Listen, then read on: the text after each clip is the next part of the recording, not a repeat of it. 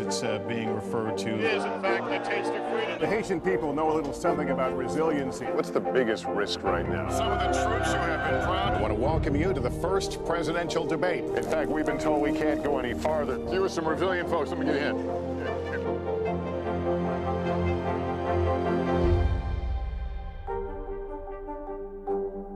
News is happening now. Look at what's making headlines around the world. We're coming on the air with breaking news. This is a significant moment. Whenever it happens, wherever you are. NBC News, streaming free now. Nearly a dozen hours after the eye roared ashore.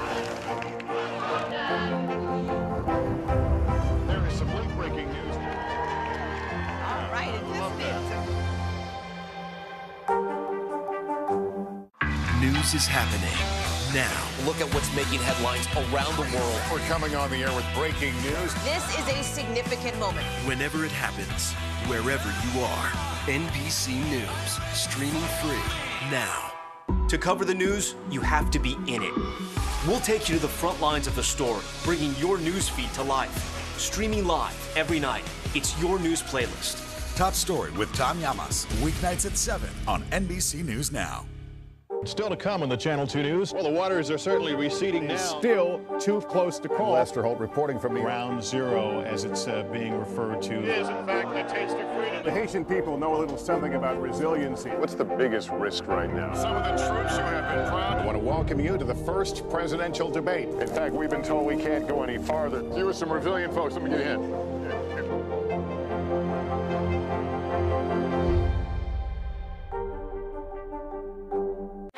What do you see right now with Putin, and do you think he's a rational actor?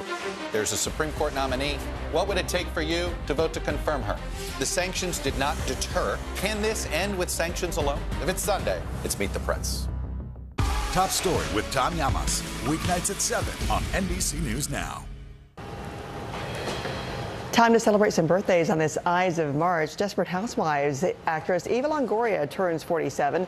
Sugar Ray lead singer Mark McGrath is 54 today, and Dee Snider of Twisted Sister is celebrating 67 years old. Rocker Sly Stone is turning 79. The legendary Mike Love from the Beach Boys is 81. Grateful Dead bassist Phil Lesh turns 82, and Taxi sitcom star actor Judd Hirsch is 87 years old today. All right, let's talk about some spring weather, especially for those of us really ready for it. Bill Cairns is tracking those warmer temperatures. Hi again, Bill. Yeah, pretty soon we'll be talking pollen levels and everything else, but I think we're okay with that because it's going to be warm, it's going to be beautiful. The grass is getting green, the flowers are coming up, and before you know it, the leaves will be out in some of the trees too. So the temperatures are really soaring, especially throughout the northern portions of the Midwest, the northern plains. We're in the 50s and 60s, pretty much area-wide. All that snow from the past weekend is gone in almost all instances. 68 today in Nashville, 69 in D.C. Boston, a little cooler, still at 55. But we're going to improve that as we go to tomorrow. 71, a pair of them, St. Louis and Cincinnati for your middle week Wednesday forecast, and even New York and D.C. should be near 70 degrees. It gets back to normal a little bit towards the end of the week and the weekend, but I think we can deal with normal. No signs of any big cold shots. We'll take it. Thanks, Bill. So you're up right now. You struggle with sleep. We got a new study for you that's ahead. Still to come on the Channel 2 News. Well, the waters are certainly receding now. Still too close to call. Lester Holt reporting from Ground Zero, as it's being referred to. It is, in fact, the taste of freedom. The Haitian people know a little something about resiliency. What's the biggest risk right now? Some of the troops who have been proud. I want to welcome you to the first presidential debate. In fact, we've been told we can't go any farther. You are some resilient folks. Let me get a hint.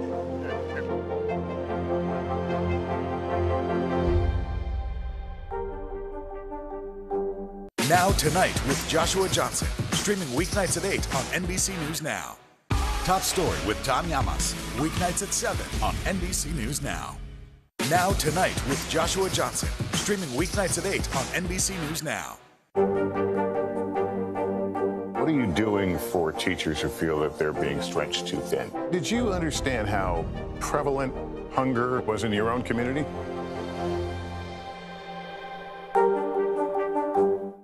This is a very different kind of program. We're here to start conversation about the big things happening in our world. Professor, I'm not asking you to predict the future, but what do we think that the new normal is going to be? Is part of this that everyone's rethinking their jobs during this pandemic and their relationship to their employers? What is your biggest tip for any parent who's concerned about this? It's not my job to tell you what to think. My job is to think about what you tell me. Now Tonight with Joshua Johnson, streaming weeknights at 8 on NBC News Now. There were residents who hung on for dear life. I've heard people say the town is gone. Do you see it that way? Absolutely not. We've lost some houses, but our community's still here. Good morning, I'm Joe Fryer. And I'm Savannah Sellers. 2022 is off to a busy start. Winter's wrath causing headaches from coast to coast. It's been really incredible to see how quickly volunteers started to help with the cleanup efforts. Morning News Now, streaming weekdays at 7. The ripple effect of the war in Ukraine continues to be felt in Russia. The Russian stock market is remaining closed through at least Friday. Trading has been halted since February 25th. Russia shut down Instagram service throughout the country on Monday. The move comes after Instagram's parent company, Meta, globally demoted content from Russian state-run media on its platforms. And a protester on Russian state TV held up a sign that read "No war" during a broadcast. The channel switched to a different report, and the protester wasn't seen on screen again. Protesters in London occupied a mansion believed to be linked to Russian oligarch Oleg Deripaska, who was recently sanctioned by the UK. Westminster police say they arrested 4 people at the scene. Scotland and Poland's national soccer teams organized an international friendly, with proceeds from the match benefiting UNICEF's humanitarian aid in Ukraine.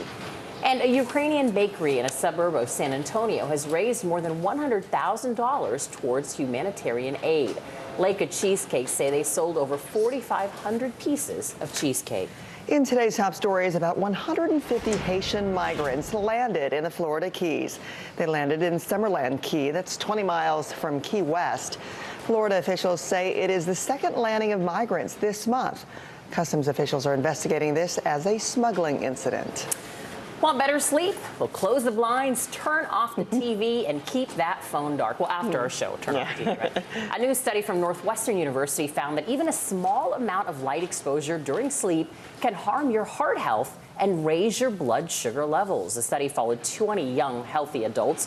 One night, they slept without the light. The next, they were exposed to light comparable to an overcast day. In a single night, heart rate increased along with insulin resistance. I mean, they should study also these phones. Yeah. So much of the blue light we hear about now. Right. The anxiety that probably builds up. And never mind the 20 people they study. There's about 20 people on our team, if not more. We all can attest to that right there. All right. Sir Rod Stewart does want to talk about it when it comes to potholes. Wearing a yellow construction vest in an Instagram video, he swapped out his microphone for a shovel, all to fix the roads near his home. The rock legend told fans he can't drive his Ferrari down the road, so he decided to take matters into his own hands after an ambulance popped a tire. Does he travel? Come up here. We got some potholes for you, too. All right, today is tip-off for the NCAA tournament, with the men's first 4 looking for a spot in the round of 64. The action starts just after 6:30 Eastern tonight, with 2 tough Texas schools battling out for a chance to play #1 seed Kansas. The women's tournament begins tomorrow with an expanded 68-team field for the first time. Incarnate World battles the Bison of Howard for a chance to take on top-seeded South Carolina.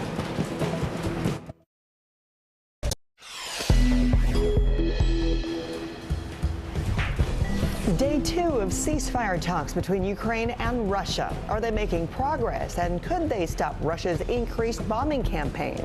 Our Jay Gray is on the border in Poland with refugee stories of Ukrainians looking for a temporary place to call home. Ukraine's President Zelensky is set to address Congress on Wednesday, but will our representatives offer more military aid and weaponry? Plus, with fuel prices through the roof, the story of one brazen thief who stole 1,000 gallons of diesel in plain sight. A busy Tuesday ahead. Early Today starts right now. Good morning. I'm Vanita Nair. I'm Francis Rivera. Russia's onslaught in Ukraine continues as more western cities are being targeted. In a video posted to his Telegram channel, Ukrainian President Volodymyr Zelensky saying the country is inflicting devastating losses on the invading Russian troops. He added that the Russian army has lost more in Ukraine than in both long and bloody Chechen wars. And in Russia, a protester interrupting the country's state television evening news broadcast, holding a sign saying no war and telling viewers not to believe this station's propaganda. According to the New York Times, the moment went viral online despite the Kremlin's efforts to block dissent on the internet. We turn now to NBC's Molly Hunter, who's live in Lviv. And Molly, peace talks between Russia and Ukraine are set to resume today after that technical pause on Monday. What can we expect? Yeah, that's right. And that's relative good news. The people watching those peace talks really, really closely, reading the tea leaves, say that actually there's clearly more runway to have these discussions. So yesterday was a technical pause. They wanted to continue those today. Now, according to the Ukrainian side, the previous 3 rounds have really focused on the humanitarian situation. Well, apparently now what's really on the table is a ceasefire, of course, securing Russian troop withdrawals from certain areas and establishing security guarantees. Now, according to President Zelensky, the previous round went, quote, pretty well. And there's suggestions, there's hints from the Russian side that they may be nearing a draft. So we will wait and see, but watching it closely today. All right. Also, what we're watching here, Molly, the sign Russia's marching the war to the west, that attack on the city of Rivne, killing at least 9 people. Yeah, that's right. So according to the Ukrainian officials in the area, the Russian strike hit a TV tower, killed 9 people, wounded an additional 9. That's the information we have at this hour. But that is the latest in kind of a succession of Western attacks. The westernmost attack was on a military base about 20 miles from me, 15 miles from the Polish country. Poland, of course, being a NATO country. That was 2 days ago. But guys, it's really changed kind of the whole mood here in Lviv. This is in the west of the country. This has been the safe haven, the destination for anyone fleeing the violence in the east and going onwards to Poland, to the rest of Europe. And now when you talk to both refugees, when you talk to residents, when you talk to other Ukrainians who just thought maybe they could wait it out safely in the west while the violence raged in the east, that risk calculation has started to change. And I think we're going to start to see a lot more people heading west across the border. I'll send it back to you. And we hope that safe haven there in Lviv where you are continues to stay safe. Molly, thank you. As the attacks on urban centers intensify across Ukraine, the refugee crisis is also growing. Nearly 3 million people have now fled their homeland in search of safety in other countries. For most, the first stop is in Poland, and that is where NBC's Jay Gray joins us live. So, Jay, you were at a border crossing in Poland. I'm sure it's been another very busy morning there. Yeah, we're at the Medyka crossing, and this is the busiest in Poland. And yeah, the pace may change at times. There may be more or less as far as refugees are concerned. But there is one simple fact here. There are still hundreds of thousands pouring through these gates and into Poland. Fire and rubble, remnants of towns and villages from attacks targeting Ukraine cities around the clock. A missile taking out this apartment building in Kyiv. Still, those on the ground in the capital city refuse to give in. We have dozens of thousands of people just in Kyiv, in Sivigard. And if they will penetrate the city, we will make hell here for them. So they could not take Kyiv. Americans and other foreign fighters joining Ukraine soldiers and citizens on the front lines. If this isn't the fight of democracy and freedom against autocracy of our generation, I don't know what is. But as warriors move in, women and children continue to rush out. Save us, children, please.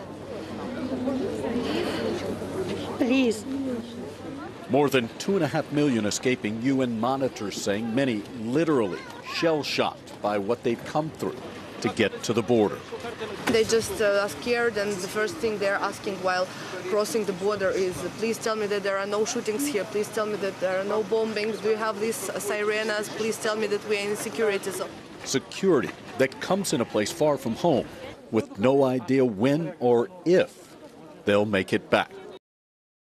With millions more expected to make this journey in the next several weeks, it's just going to be a long and difficult time as far as the refugees are concerned pouring into this country. Benita? It's a real reminder to see all those little kids and families walking in behind you. Jay, thank you. President Biden could soon head to Europe as the war in Ukraine rages on. Let's get straight to NBC's Bree Jackson in D.C. with the latest. And Bree, what do we know about this trip so far? Well, Francis, the trip could come in the next few weeks. Several sources tell NBC News that the details aren't finalized, but Brussels is under consideration. The president would focus on the war in Ukraine and work to reassure our allies in the region. Officials say the trip could coincide with a possible NATO meeting with heads of state next week, though that gathering is also not finalized. Meanwhile, China's relationship with Russia is under scrutiny this morning. Mr. Biden's national security advisor met with a top Chinese diplomat for what was described as an intense 7 hours. The U.S. voiced deep concerns about Beijing providing military equipment or financial support to the Kremlin. We have communicated very clearly to Beijing that we won't stand by if we will not allow any country to compensate Russia for its losses. And tomorrow, Ukraine's President Zelensky is scheduled to deliver a virtual address to Congress. He's expected to once again appeal for a no-fly zone or fighter jets, which some in Congress support, but the White House has rejected in favor of other defensive weapons. And while only lawmakers can attend tomorrow's speech in person, there will be a live stream for public viewing. Francis, back to you. Bree, thank you. The ripple effect of the war in Ukraine continues to be felt in Russia. The Russian stock market is remaining closed through at least Friday. Trading has been halted since February 25th. Protester on Russian state TV held up a sign that read "No war" during a broadcast. The channel switched to a different report and the protester wasn't seen on screen again. And protesters in London occupied a mansion believed to be linked to Russian oligarch Oleg Deripaska. He was recently sanctioned by the UK. Westminster police say they arrested 4 people at the scene. On the pitch, Scotland and Poland's national soccer teams organized an international friendly competition with proceeds from the match benefiting UNICEF's humanitarian aid in Ukraine. Northern Texas was rocked by a wild night of weather near the town of Leonard. This video was taken of what looks like the formation of a tornado. It is just one example of the severe weather that hit the Dallas-Fort Worth area. People were also pelted with ice, reports of hail ranging in size from dimes to quarters. The storms did leave behind some damage, but luckily there have been no reports of serious injuries. All right, what's next? Let's turn to NBC meteorologist Bill Cairns, who's tracking the extreme weather and joins us now. Hi, Bill. Good morning. Hey, good morning. On this map, you can see all of the little white spots are where we had large hail reports. That's like little, icons where if you call your National Weather Service or report it on your computer, anything usually greater than golf ball size or quarter size gets reported. And a lot of that was around the Dallas-Fort Worth area. That's where some of the more significant damage was done. A lot of little dings and dents in some cars. So this morning, that line of storms has weakened. We haven't had any severe weather reports in a while. We're watching a line of storms rolling through Louisiana. I'm sure it's been waking a lot of people up. And we also have some rain in the Pacific Northwest. This isn't severe. It's actually welcomed, and some of that has even moved through Northern California during the overnight hours, which is fantastic because California is desperate for whatever rain or snow they can get. So today's forecast, we'll watch the showers and storms passing through the south. New Orleans, your weather will improve this afternoon after a rough morning, but that rain will be moving through Mississippi, Alabama, and into areas of Florida. The Northeast, Mid-Atlantic, no problems whatsoever. Tomorrow, the rainiest spot will be through the Carolinas, but temperatures soaring in the plains and definitely down through Texas. That's a look at your national forecast. Now here's a look at the weather outside your window. We'll continue to watch these temperatures on the rise in areas of the Deep South. Texas today, 81, Corpus Christi, Brownsville, 81. Tomorrow will be much warmer in the wake of the storm system. The one spot they'll have some cold rain and snow will be northern New England. Yeah, these temperatures are going to be beautiful in so many areas of the country over the next couple of days. We'll talk about that coming up. Oh, I can't wait to get out there. All right, Bill, thank you. Up next, nearly 100 years later, a black man's death in Indiana is ruled a lynching. Find out why ahead. And then get ready for the next generation of space travel. NASA unveils Artemis. Stay with us. The fire has grown leaps and bounds. What you see behind me is typical. How you doing? Pretty bad. NBC News, streaming free now. Nearly a dozen hours after the eye roared ashore. There is some late-breaking news. All right,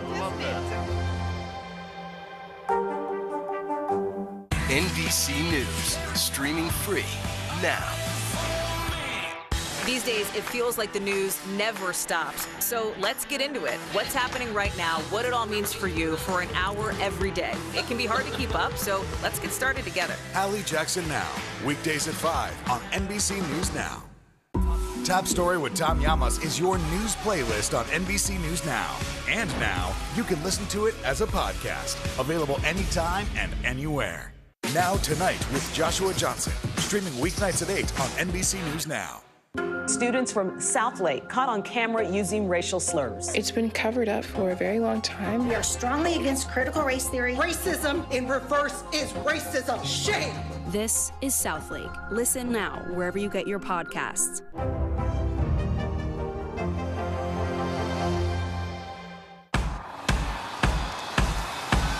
News is happening now. Look at what's making headlines around the world. Right now on Morning News Now. We're coming on the air with breaking news. And this is a significant moment. Whenever it happens, wherever you are, NBC News, streaming free now. Now Tonight with Joshua Johnson, streaming weeknights at 8 on NBC News Now. Leading the news this morning, critical race theory has been outlawed in Mississippi schools. On Monday, Governor Tate Reeves signed Senate Bill 2113 into law. The new measure, which takes effect immediately, says no school, community college, or university could teach any sex, race, ethnicity, religion, or national origin is inherently superior or inferior. In a tweet, Reeves said, in too many schools around the U.S., CRT is running amok. Mississippi Superintendent of Education said critical race theory is not taught in state schools. Now to a moment of justice 100 years in the making. A new death certificate has been issued for an Indiana man who was lynched in 1922. His death now ruled a homicide. Reporter Rachel Krause of WTHR spoke to the community. Hallelujah. We are just here trying to bring justice to the extent that we can, but also to start a dialogue. Inside Floral Park Cemetery, dozens of people crowd around the newest headstone in the ground, draping pink carnations on top of the stone, set in place to honor a man killed in Indianapolis, lynched 1 century ago. In 1922, George Tompkins did not receive justice, neither in life nor in death. George Tompkins was found hanging in the woods at Cold Spring and Lafayette Roads, March 16, 1922. His hands tied behind his back. He was only 19 years old. The county coroner said at the time the man could not have hanged himself. But when Tompkins' death certificate was finalized, the cause listed read suicide, not homicide. We will bring justice to something that was unconscionable to me. Now, 100 years later, Marion County Deputy Chief Coroner Alfie McGinty has with her a new death certificate, now listing Tompkins' death for what it was, murder. We are proud to be a part of this history some 100 years later, and we will remember George Tompkins. Karen Christensen with the Indiana Remembrance Coalition, the group helping give Tompkins justice all these years later, says by finally acknowledging what happened to Tompkins, they're hopeful they can help the community move forward on a larger path to justice together. It might look a little differently, but things like this happen today. And if we don't understand what our history is about, we will repeat it, and we are repeating it, and therefore we want to talk about this so that we can stop racial violence.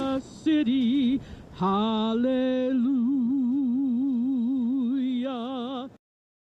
And our thanks to Rachel Krause for that report. Still to come this Tuesday morning, the Fed could tackle inflation head on in just hours. What investors are watching for today. And another giant leap for mankind. NASA sets its sights on the moon for the first time in half a century.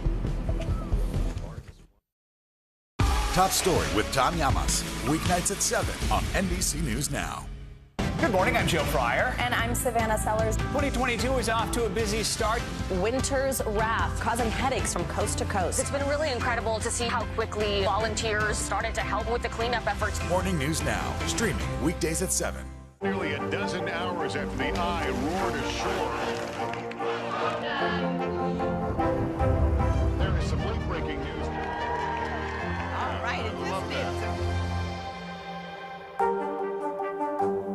students from Southlake caught on camera using racial slurs. It's been covered up for a very long time. We are strongly against critical race theory. Racism in reverse is racism. Shame! This is Southlake. Listen now wherever you get your podcasts. These days, it feels like the news never stops. So let's get into it. What's happening right now, what it all means for you for an hour every day. It can be hard to keep up, so let's get started together. Hallie Jackson Now, weekdays at 5 on NBC News Now. NBC News, streaming free now. Hallie Jackson Now, weekdays at 5 on NBC News Now. Still to come on the Channel 2 News. Well, the waters are certainly receding now. Still too close to call. Lester Holt reporting from Ground Zero, as it's being referred to. It is, in fact, a taste of freedom. The Haitian people know a little something about resiliency. What's the biggest risk right now? Some of the troops who have been proud. I want to welcome you to the first presidential debate. In fact, we've been told we can't go any farther. You are some resilient folks. Let me get in.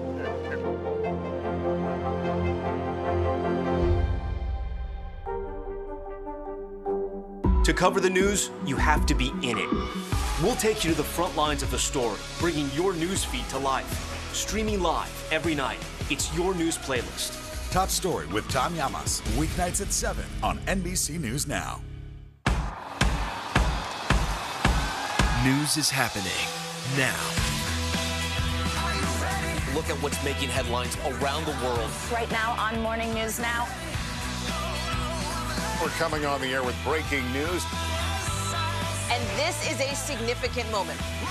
Whenever it happens, wherever you are, NBC News, streaming free now. Hallie Jackson Now, weekdays at 5 on NBC News Now. News is happening now. Look at what's making headlines around the world. Whenever it happens, wherever you are, it's here now.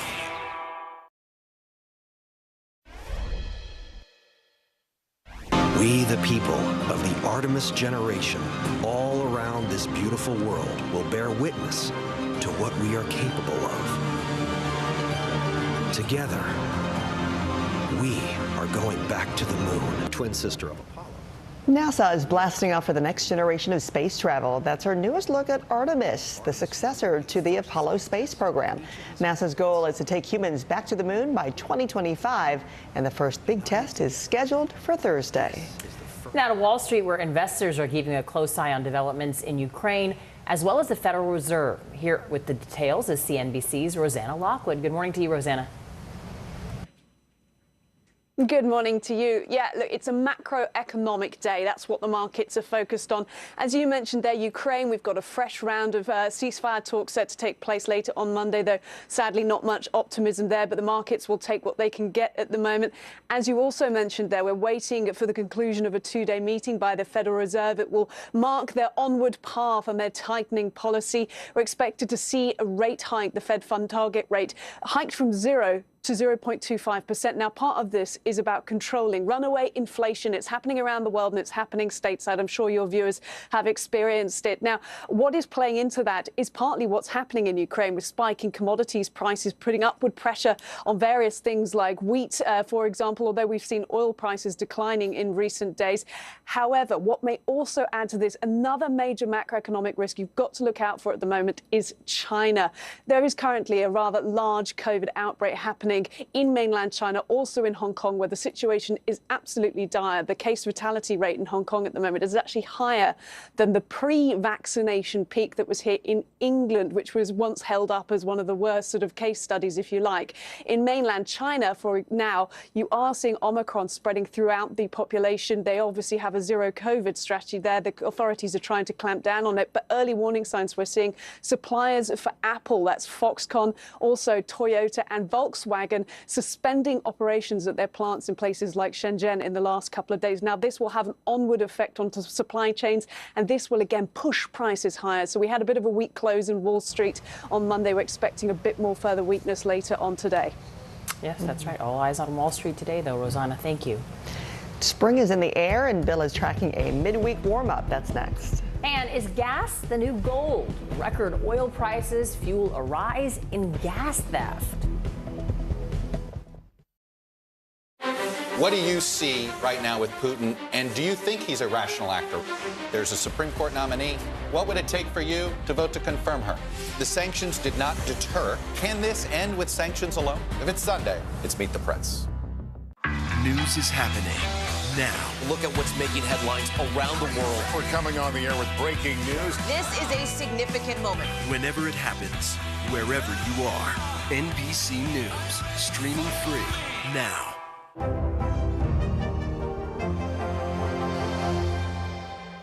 Now Tonight with Joshua Johnson, streaming weeknights at 8 on NBC News Now. Nearly a dozen hours after the eye roared ashore. There is some late breaking news. All right, it just is.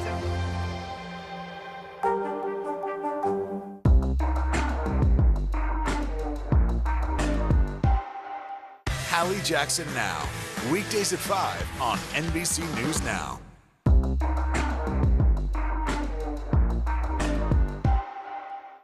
Top Story with Tom Llamas is your news playlist on NBC News Now. And now, you can listen to it as a podcast. Available anytime and anywhere. Now Tonight with Joshua Johnson, streaming weeknights at 8 on NBC News Now. Good morning, I'm Joe Fryer. And I'm Savannah Sellers. 2022 is off to a busy start. Winter's wrath causing headaches from coast to coast. It's been really incredible to see how quickly volunteers started to help with the cleanup efforts. Morning News Now, streaming weekdays at 7. Still to come on the Channel 2 News. Well, the waters are certainly receding now. Still too close to call. Lester Holt reporting from Ground Zero, as it's being referred to. It is, in fact, a taste of freedom. The Haitian people know a little something about resiliency. What's the biggest risk right now? Some of the troops who have been proud. I want to welcome you to the first presidential debate. In fact, we've been told we can't go any farther. You with some resilient folks. Let me get a hint.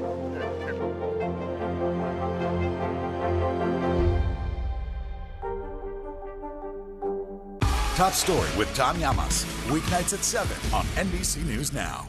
There were residents who hung on for dear life. I've heard people say the town is gone. Do you see it that way? Absolutely not. We've lost some houses, but our community's still here.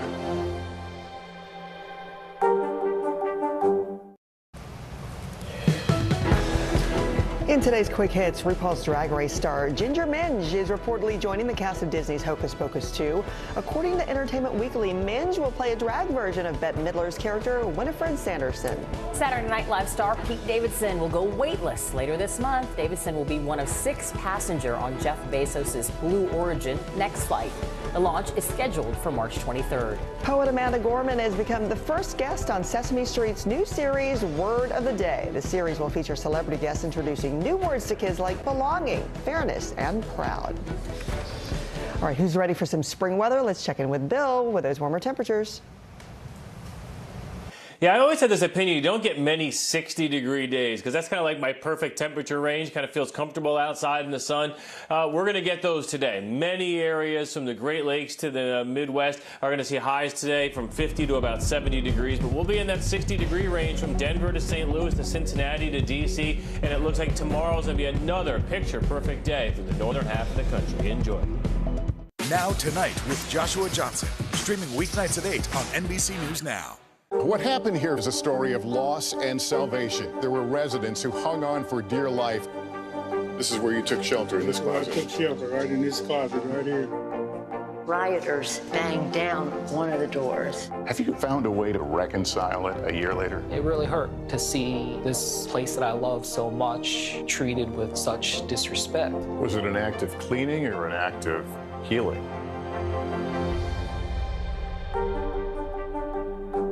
To cover the news, you have to be in it.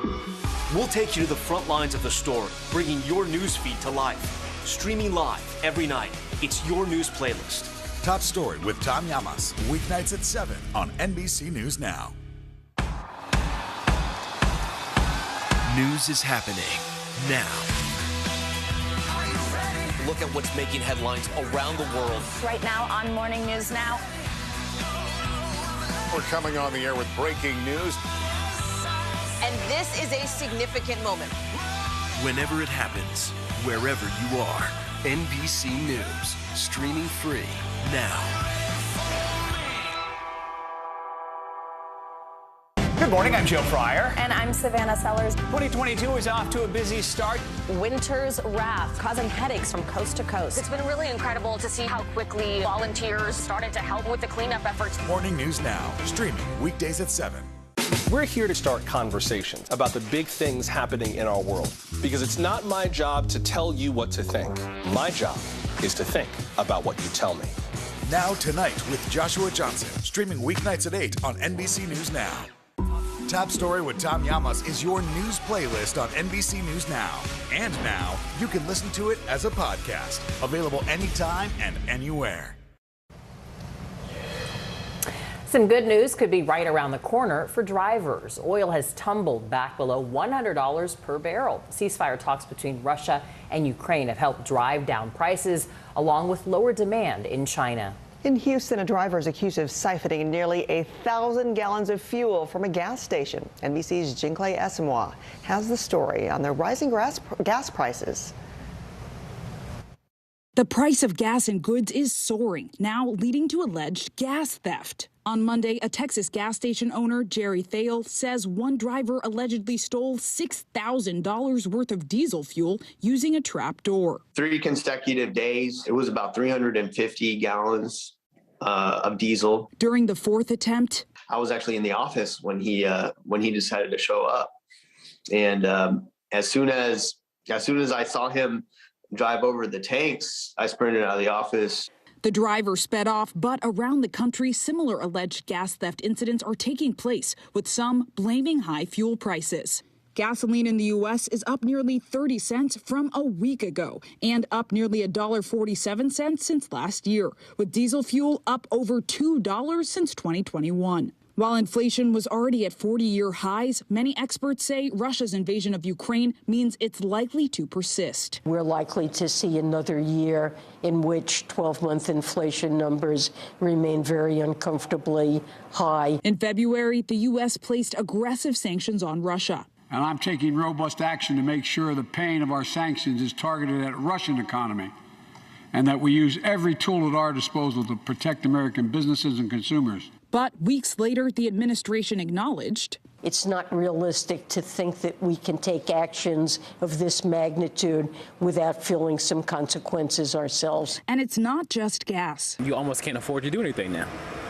And I just wish it would go down. According to experts, the cost of wheat and metal is also up. In London on Thursday, nickel prices soared so high that CEO of the London Metal Exchange suspended nickel trading. It would have been extremely difficult for some of our market participants to continue their activity.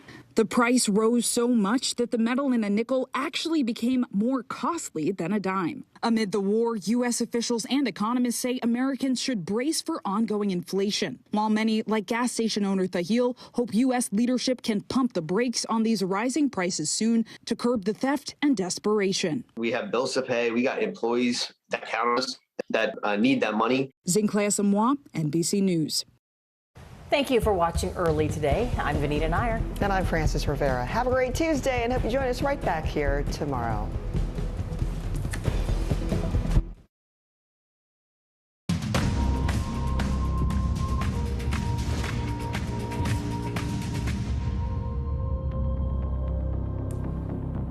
Good morning, I'm Joe Fryer. And I'm Savannah Sellers. Let's get right to the latest on the war in Ukraine this morning. Explosions, fire, and a frantic rescue effort in a residential suburb of Kyiv after Russian airstrikes hit a 15-story apartment building, trapping several people inside.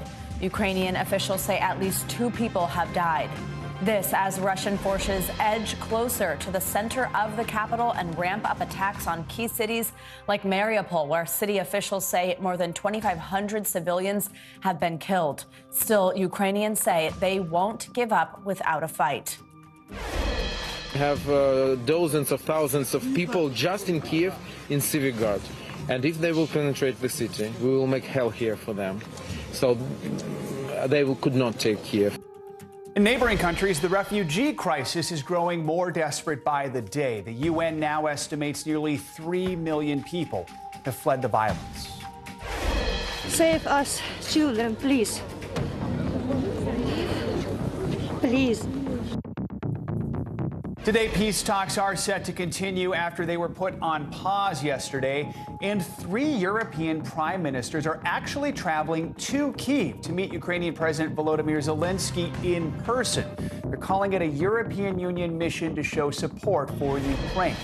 In a major moment here in the U.S. tomorrow, President Zelensky is set to address Congress virtually as he pushes for more help from America.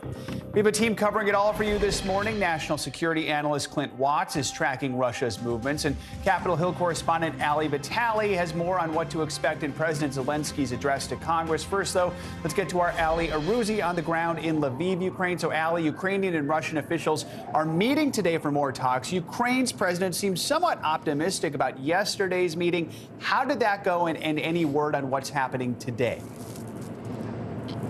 Hi, Joe. Well, yesterday's meeting, the Ukrainians outlined their position very clearly. Their demands were an immediate end to the war and the fighting and the complete withdrawal of all Russian troops from Ukraine. They said that there was no room for negotiation on those demands and that they were not going to accept any ultimatums from the Russians. But on a positive slither as well, they said that the Russians were listening. They were being more sympathetic to the Ukrainian demands.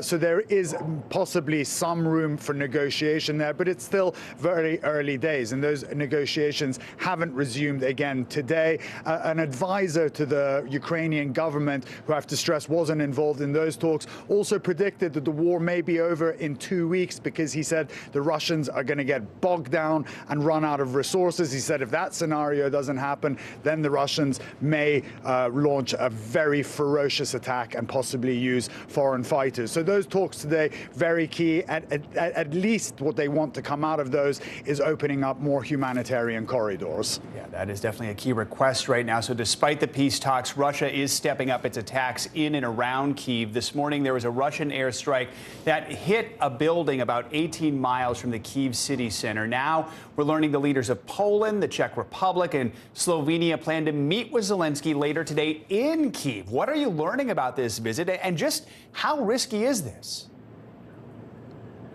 That's right. Those prime ministers you just mentioned are going to visit Kyiv later. It's, as you just described, Joe, Kyiv is a dangerous place. There was a relentless bombing campaign overnight in the early hours of the morning. Buildings were hit.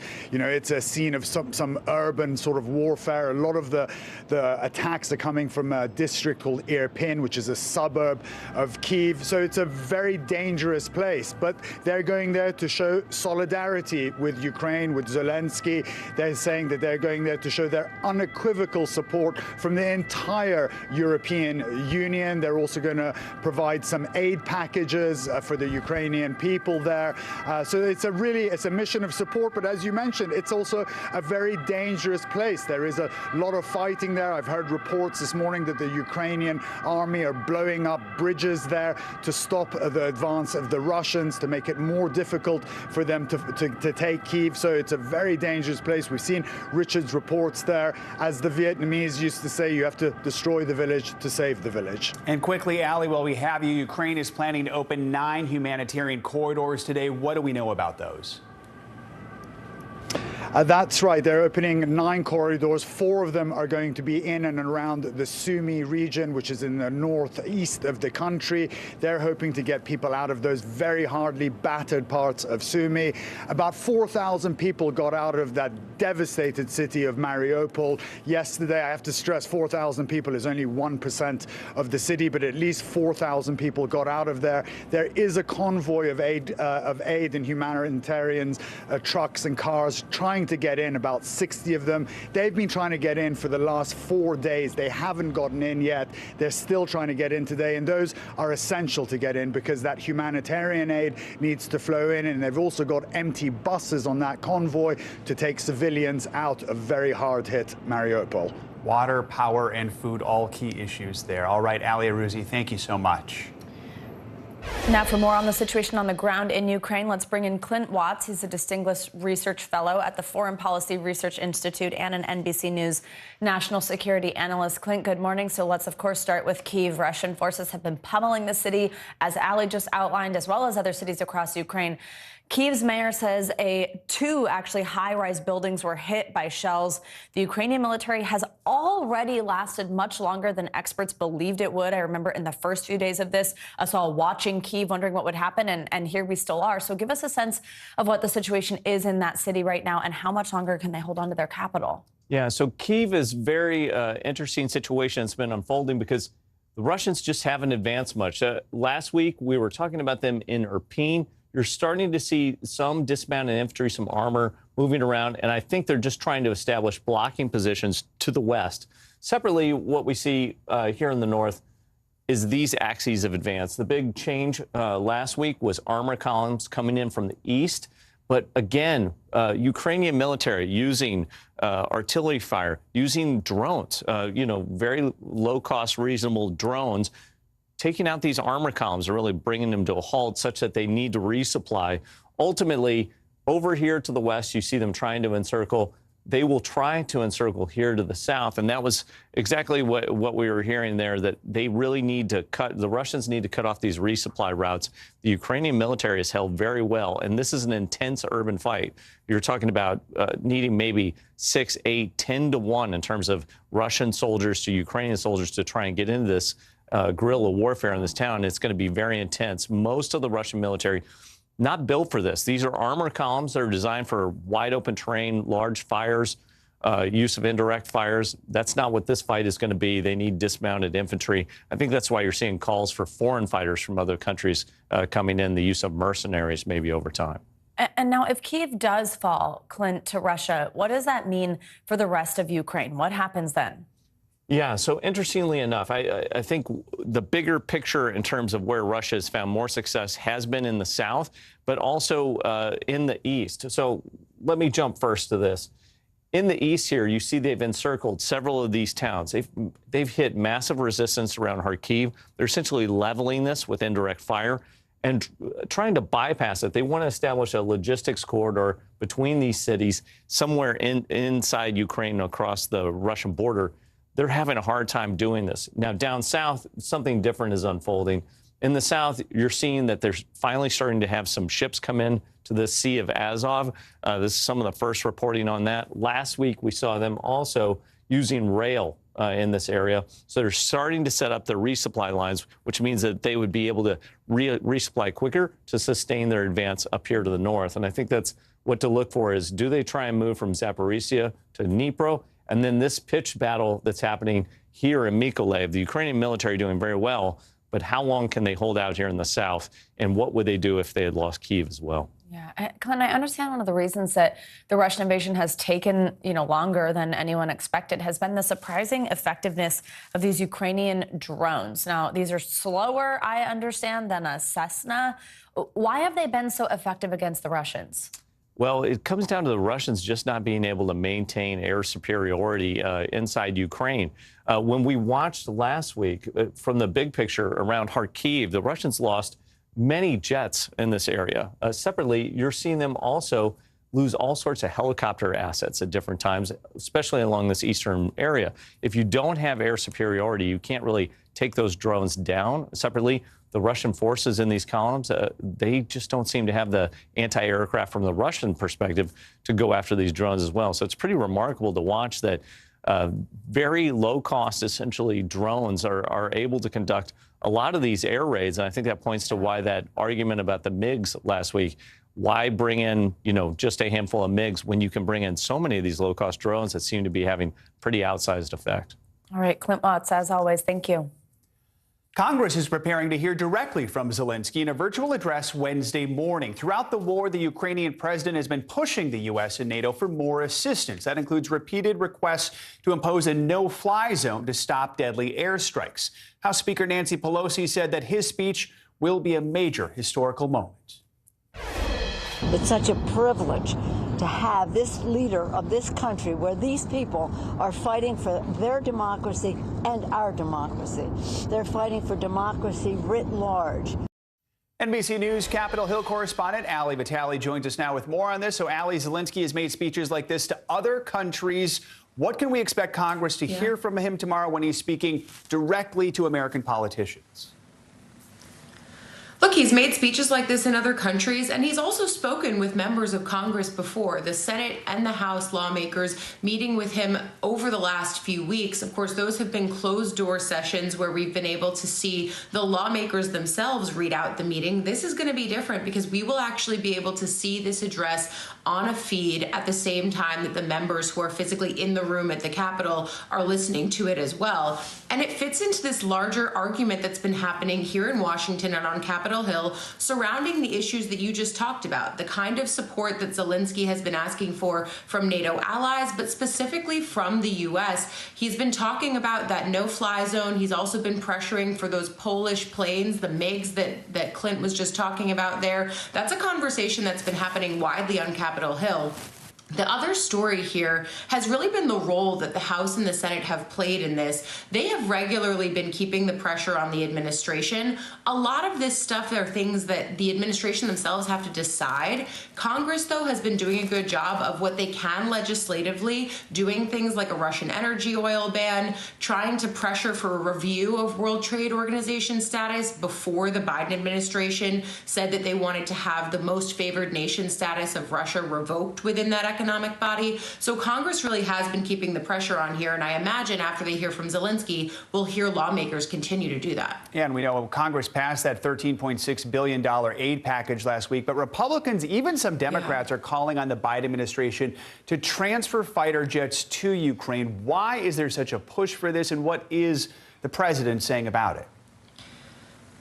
Look, there's a lot of pressure from lawmakers to the White House, but also messaging to the international community that the U.S. wants to appear as a steadfast ally to Ukraine. They are hearing the things that the Ukrainian president is asking for. Among them are, as you mentioned, those jets from Poland that the U.S. said that they are not going to support that deal. Nevertheless, that pressure campaign is still on, and there's still conversations about what setting up a no-fly zone in Ukraine would look like as well. So these conversations have frankly been happening for weeks, but what we're likely to see tomorrow is a reinvigoration of that because of Zelensky speaking to this body. That is one of the things that he's been saying consistently, and I think that that's what the White House and lawmakers alike are ready to hear from him again. And of course, Zelensky will be speaking to Congress, but I have to assume President Biden will also be listening. And do we know if there are any plans for those two to have another call anytime soon? I feel like you're right there, Joe. The White House, of course, will be listening closely to what's happening on the other side of Pennsylvania Avenue. Our colleagues, though, in the White House unit have reported that there is talk about sending the president overseas, potentially to Europe or to Brussels, to meet with allies to continue these conversations that he's been having about Ukraine and Russia, but doing so in person. There's no timeline set on that. It's in the early stages, but certainly a notable development as we watch the U.S. continue to take a leadership role on the world stage here, trying to keep allies on the same page, marking in lockstep in support of Ukraine and against Russia. We'll have to keep an eye and see if that trip comes together. All right, Ali, thank you so much. Now, the refugee crisis along Ukraine's borders with Eastern Europe is showing no signs of letting up. Nearly 3 million Ukrainians have now fled the country, and more than 1.7 million have entered Poland alone since Russia's invasion began nearly 3 weeks ago. NBC News senior national correspondent Jay Gray joins us now from the border of Poland and Ukraine. Jay, good morning. So today, what's the situation like on the ground where you are? You know what, Savannah, we talk every day, and I was prepared to tell you that things had dipped a bit, that we weren't seeing quite as many people making the walk across the border, but I want you to take a look down the line, and you can see it is packed here. The line stretches further than we can see at this point, and it's been building throughout the morning. Moms and children coming across, many saying that they've waited quite some time to get here and now are making this move. This line has been stationary for the most part for the better part of several hours. Again, I've been here for the better part of 3 weeks. I'm overwhelmed by the amount of people we're seeing, and we've seen some large lines here. Of course, they're all waiting in line to get to the bus up here, and you can see people starting to load on the bus right now. That will just, though, simply take them to a train station, and that's one of the key issues here, Savannah. So many people not sure where they're going to end up, sure that they need to get to safety, but once they get here just across the border, it becomes very difficult, really just the beginning of their journey. Yeah, Jay, I mean, this looks markedly different than yesterday morning. Has this developed just in the last few hours? Yeah, absolutely. I mean, we got here early this morning, and what we saw were waves of refugees coming through, just people coming through, families, a few families at a time, and then they started to pick up and continued to pick up. And part of the issue here is that, you know, the buses, it's hard to get buses to come through, and so they do what they can to try and move people along. But yeah, it's amazing how much it's picked up over the last, I'd say 2.5 hours, Savannah. Wow. Jay, we're learning about a new plan. Let's talk about getting a little bit further than Poland, from the United Kingdom, that will pay its citizens to house Ukrainian refugees. I mean, when you see a line like that, you understand how many homes just are needed to open up for these people. More than 43,000 British citizens have actually already signed up for the program. Do you think plans like these would help the situation? That line we're seeing behind you, these people find places to go in countries that are a little bit further than Eastern Europe? There is no question, and it's something that they've been asking for Polish officials for the last week or so. We've talked about the idea that Krakow and Warsaw are running out of places for people to stay long term. They've got plenty of shelters where people can get a couple of nights sleep and kind of plan out where they're going. But this is exactly the type of program that they've been asking for, and so it's a welcome relief to those here in Poland, but it's also something they say they're going to need much more of. It's been amazing to see the outpouring of support, but again, it's just, I mean, when you see this, it's just not enough at this point, Savannah. I know that sounds simple, but that's the way it is right now. Hey, Jay, also Mariupol, just a total humanitarian crisis there. Quickly tell us, I mean, we know they were able actually finally to evacuate civilians in a convoy of 160 cars yesterday. Have you seen any refugees there from there at this point? Yeah, not to this point. We've been asking, but remember, it's still a tough go. It's a pretty long way away, and they've got to get through other checkpoints, Russian checkpoints. The roads in some areas are destroyed, so it may be a while before we do. All right, Jay, great. Thank you so much. We'll continue checking in with you. A little more breaking news coverage on the war in Ukraine, but we're also following some other major stories this morning. Yeah, coming up, growing concerns about WNBA superstar Brittany Griner, who's been in Russian custody for several weeks. What we know about her arrest and how she's doing. Plus, anxiety unmasked. We'll tell you about the stresses of the new normal as more COVID rules are dropped in our weekly check-in, our segment on mental health. Next on Morning News Now.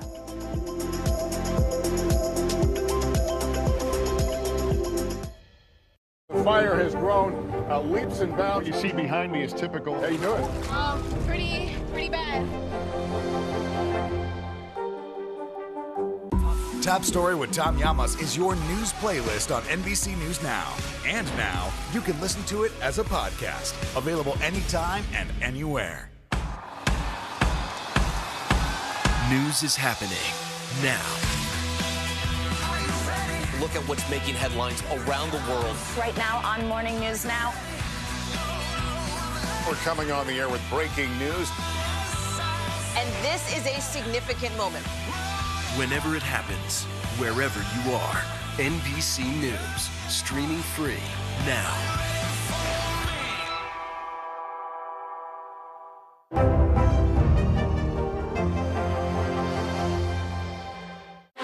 What do you see right now with Putin, and do you think he's a rational actor? There's a Supreme Court nominee. What would it take for you to vote to confirm her? The sanctions did not deter. Can this end with sanctions alone? If it's Sunday, it's Meet the Press.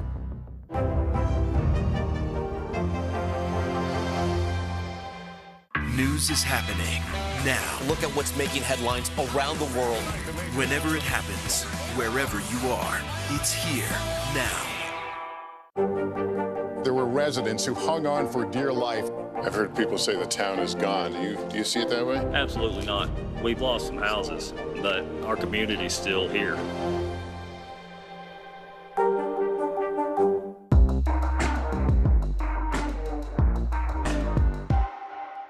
These days, it feels like the news never stops. So let's get into it. What's happening right now, what it all means for you for an hour every day. It can be hard to keep up, so let's get started together. Hallie Jackson Now, weekdays at 5 on NBC News Now. Welcome back. We'll have the latest out of Ukraine coming up, including a conversation with President Zelensky's former press secretary about his speech to Congress tomorrow and the intensifying Russian attacks. But we do have other news to get to as well. Yeah, some new news this morning. Police have made an arrest in connection with the attacks on several homeless men this month in Washington, D.C. and New York City. The suspect was taken into custody earlier this morning in Washington after being interviewed by police. He's accused of shooting 5 homeless people in D.C. and New York. 2 of them were killed. D.C. police say the description of the suspect in custody matches several of these surveillance photos you're seeing right now. They released on Monday to the public. No word yet on what charges he will face. As the war with Ukraine rages, WNBA superstar Brittany Griner remains in Russian custody several weeks after she was arrested on drug charges. Yeah, but there are many unanswered questions regarding the incident and her whereabouts. For more on this, let's now bring in Ben Pickman. He's a writer and editor for Sports Illustrated. Ben, good to have you with us. So first, bring us up to speed on the incident. What was it that happened, and what do we know about where Brittany is and how she's doing? So we know that in late January, Brittany Griner last played for this Russian club, UMMKC Ekaterinburg. And we know that in mid-February, February 17th, she was detained traveling back to Russia on what the Federal Customs Services, they saw hashish oil and have subsequently booked her on narcotics charges. That's kind of what is kind of being alleged against Brittany Griner. And in the subsequent few weeks, we've seen this video, as you're showing on screen, and a subsequent mugshot photo that has been released of Brittany Griner in kind of Russian custody. But that's about all we know publicly on the matter, and that's all that's been released on the subject as well. And what challenges lie ahead in order to actually get her back, in order to bring Griner home safely? I mean, I think it's a big challenge, right? And the question is if this is going to take a more legal route or a more diplomatic route, a more political route. And that's something we don't exactly know at this juncture, right? There's certainly, I think, 5 to 10 years. It depends on how much oil the Russian criminal services, criminal justice system actually finds, determines the length of a possible sentence from a legal perspective. And then, of course, as you all know, involving the backdrop with Ukraine and Russia and the war that's ongoing and how the U.S. is involved, there's this potential political situation that maybe involves a negotiation of some sort. That's something we really don't know, and that timeline also feels extended. Right now, at this juncture, there's just a lot of questions about Brittany Griner and very few answers, at least publicly, that we're getting. Ben, Brittany Griner is certainly not the first American athlete to compete in Russia. What is it that attracts athletes to join leagues in that country? And one of the central reasons is simply financial, right? It is simply money, that you're potentially making 3 to 4 times more playing in Russia than you are the WNBA, right? This is a team, this same club that Brittany Griner is playing for, that in 2015 actually paid Griner star Phoenix Mercury teammate Diana Taurasi not to play for the Mercury that season, right? And just sit out so she could play for her Russian club. We're talking, magnitudes of 3 or 4 times more money playing in Russia or Ukraine or Israel, France, Spain, some of the countries that other top WNBA players play for, to go overseas and basically do that in their off seasons, what we consider the off season. But in actuality, that's really where you're making the meat of your financial money in terms of salary. Of course, there are on-court endorsements and, there's brand building, so to speak, that happens in the WNBA. But the financial incentives from a salary perspective overseas, that's a huge draw for a ton of players. Really important conversation and something we will continue to stay on until we know more. Ben, thank you so much. Now, with gas prices well above $4 a gallon across the country, we're all wondering when we'll see some relief. As NBC News Now correspondent Zincle Esamoah explains, we can expect the price of gas and some other goods to remain, quote, uncomfortably high. The price of gas and goods is soaring, now leading to alleged gas theft. On Monday, a Texas gas station owner, Jerry Thale, says one driver allegedly stole $6,000 worth of diesel fuel using a trap door. 3 consecutive days, it was about 350 gallons of diesel. During the 4th attempt, I was actually in the office when he decided to show up, and as soon as I saw him drive over the tanks, I sprinted out of the office. The driver sped off, but around the country, similar alleged gas theft incidents are taking place, with some blaming high fuel prices. Gasoline in the U.S. is up nearly 30 cents from a week ago and up nearly $1.47 since last year, with diesel fuel up over $2 since 2021. While inflation was already at 40-year highs, many experts say Russia's invasion of Ukraine means it's likely to persist. We're likely to see another year in which 12-month inflation numbers remain very uncomfortably high. In February, the U.S. placed aggressive sanctions on Russia. And I'm taking robust action to make sure the pain of our sanctions is targeted at the Russian economy, and that we use every tool at our disposal to protect American businesses and consumers. But weeks later, the administration acknowledged it's not realistic to think that we can take actions of this magnitude without feeling some consequences ourselves. And it's not just gas. You almost can't afford to do anything now. And I just wish it would go down. According to experts, the cost of wheat and metal is also up. In London on Thursday, nickel prices soared so high that CEO of the London Metal Exchange suspended nickel trading. It would have been extremely difficult for some of our market participants to continue their activity. The price rose so much that the metal in a nickel actually became more costly than a dime. Amid the war, U.S. officials and economists say Americans should brace for ongoing inflation, while many, like gas station owner Thahil, hope U.S. leadership can pump the brakes on these rising prices soon to curb the theft and desperation. We have bills to pay. We got employees that count on us, that need that money. Zinclair Samoa, NBC News.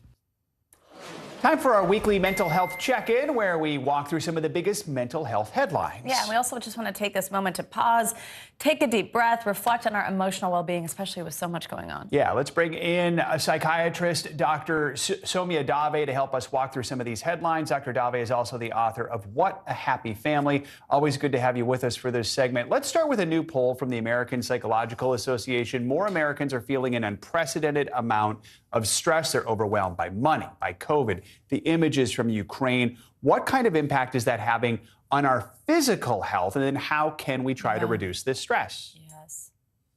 This is having such a big impact. And when we talk about the things that you listed, the gas prices going up, groceries going up, and then the horrifying scenes in Ukraine unfolding, we're seeing one crisis after another, and we're internalizing those crises. And so what that's really doing is threatening our sense of safety. Now, in the body, that can come out in a variety of factors and really does affect every system of our body. But also mentally, we're not meant to hold on to stress and uncertainty that is this prolonged. So anybody who is overwhelmed, anybody who is struggling, please just know you're not alone, because this is a lot to carry. And it feels as though every week, every month, there's something else to add to that list. So we're just piling things on.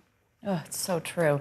Now, health experts are studying an emerging trend as a result of COVID that's being called cave syndrome. More people can probably relate to this, are finding it hard to return to their lives now that COVID restrictions are dropping, even among vaccinated people.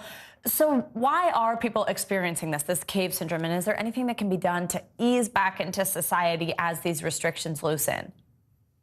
Great question. So cave syndrome or COVID stress syndrome refers to the fear that might come with re-entering the world once these COVID-19 restrictions have been lifted. Now, we have to remember that for 2 years, we had adapted to new habits to keep us safe, to help us live, to help us work. So many of us experienced isolation, stress, loss, grief, so many different things. And so after we've been living this way for 2 years, it's really hard to break habits anytime, but especially the ones that have been helping us survive every single day. So I recommend, if anybody's feeling any sort of discomfort, at all. And of course, if they're experiencing more extreme forms of fear and anxiety, to just take it slowly. It's okay for us to set our own timelines to re-enter and to do things that we may have missed. It's okay. There's no rush, and we have the right to take our time. And of course, if things really feel overwhelming and difficult, I always recommend talking to a mental health provider or someone whom you feel like you can trust, because we do need that support as things continue to change. All right, here's something that might help, and we just need an excuse to show some cute puppy pictures right now. Dogs, once again, proving why they're man's best friend. A new study shows as little as 10 minutes with a dog can have a positive effect on people literally experiencing pain in the emergency room. So why do dogs have this effect on us? And then how can they help us in our everyday lives, not just in the emergency room, not just with pain, but also with anxiety? Yeah. You know, I think there's so much that we're still learning about the human-animal bond that's really powerful and really positive. And so people with pets tend to report an increase in motivation, in routine, and a lot of the things that can help all of us. And so when we're seeing this impact happen for people with pain, we're seeing that, hey, maybe healthcare actually has more things that we can incorporate into it to help people cope and to help people heal. And I think that, you know, there's still research being done on this, onto why exactly this is happening. But I think there's something just so powerful about having that bond with an animal, and to just see that, hey, I'm not alone. I can find comfort here, and I can actually heal from being in the presence of this animal. So I'm just so excited to see more and more unfold on this front. Yeah, it's so cool when we get these actual studies that say things like this. You know, I'm like convinced Lucy's like the answer to all my, well, she has her own anxiety, but the answer to a lot of my problems. And so when you hear these studies, I'm like, okay. With a puppy with anxiety, do you give them another puppy, or do you give, what do you do with I don't that? know. I don't know. Well, yeah, that's a lot. We're thinking about that, or actually. All right, Dr. Soumya Dave, always great to have you. Thank you so much. Thank you. All right, let's get a check on your morning news now. Weather? Bill Cairns joins us. Hey, Bill, good morning. Hey, good morning. So yesterday we talked about the chance of severe weather in Texas last night, and we did see some, and we do have some pictures to show you. Thankfully, we didn't have any reports of any really bad tornadoes or anything like that. We just had reports of this one. It looks like an isolated tornado. You can see some of that debris that was flowing there off the bottom on the ground. That looks more like a funnel. You don't see any debris at the surface. Otherwise, it was mostly hail reports, and a lot near the Dallas-Fort Worth area. There was a chance, we said, at least of 2-inch hail. There's some of that damage from that tornado we're seeing, and there's some of the hail pictures too. A lot of golf ball size hail, so typically that doesn't do too much in the way of dents on cars or vehicles, so hopefully there won't be too many people calling their insurance companies today about that. So that line of storms is now weakened. It is pushing through the southeast. We're watching it over the top of New Orleans. We have lightning right now in the area. Baton Rouge had a lot of heavy rain earlier today. Now this will move through Mississippi this morning and then Alabama this afternoon. We do not have a large area of slight risk today of severe storms. We call it a marginal risk. So very isolated cases of strong storms today. All of Florida, we should see some strong winds with those storms going through Tampa later this afternoon. And then tomorrow, we'll still see a chance of isolated strong storms from Orlando all the way through South Carolina. Again, not widespread. Here's how it will play out during the day today. Expect on and off heavy rain right through the evening commute, Montgomery to Birmingham, Pensacola, Panama City. And then about 6 to 7 p.m. is when that line of storms will roll through Tampa, heading to Orlando around 8 p.m. And then tomorrow, we watch new additional storms and rain from Raleigh to Charleston. I don't think we're going to see too much in the way of flooding, but we could see isolated cases, especially from Atlanta to Charlotte. Someone could get easily 2 inches of rain. The other spot that we're happy to report is getting rain is in Northern California. Rain has moved in overnight. It's not heavy, but we'll take every little drip we can. So the forecast for today, this is a lunch outdoors day in Washington, D.C., near 70 degrees and sunny. Not bad either. Philly, D.C., New York, Chicago, 55, St. Louis at 68. And tomorrow, things get even warmer in the middle of the country. St. Louis, 71, and Chicago near 70. So spring has sprung, and with it, unfortunately, some severe weather. But last night, well, not too much damage and no injuries. So we'll always take that. That's good. Yeah. I like this map overall. I needed this map, so thank you. Yes, good. Got a nice few days. Joe, we have some walks home in our future, maybe. All right. Thank you, Bill. Thanks, Bill. Oh, and coming up on Morning News Now, Russia accused of war crimes in its invasion of Ukraine. But what is a war crime, and how hard is it to convict in these cases? When we return, more on the evidence, the outrage, and why the White House is holding back right now.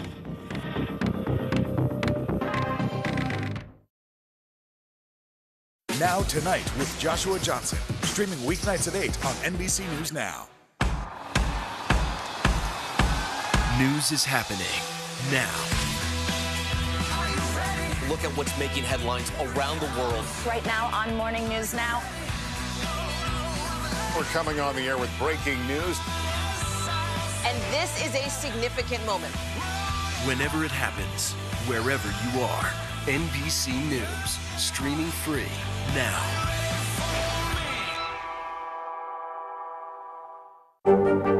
There were residents who hung on for dear life. I've heard people say the town is gone. Do you see it that way? Absolutely not.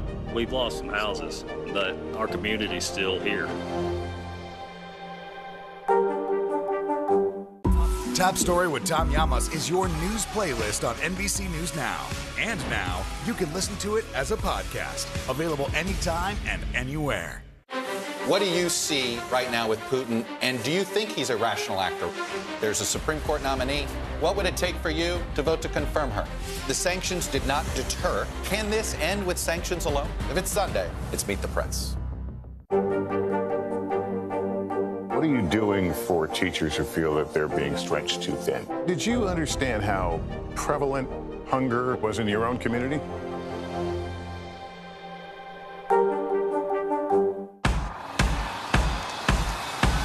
News is happening now. Look at what's making headlines around the world. Right now on Morning News Now. We're coming on the air with breaking news. And this is a significant moment. Whenever it happens, wherever you are, NBC News, streaming free now.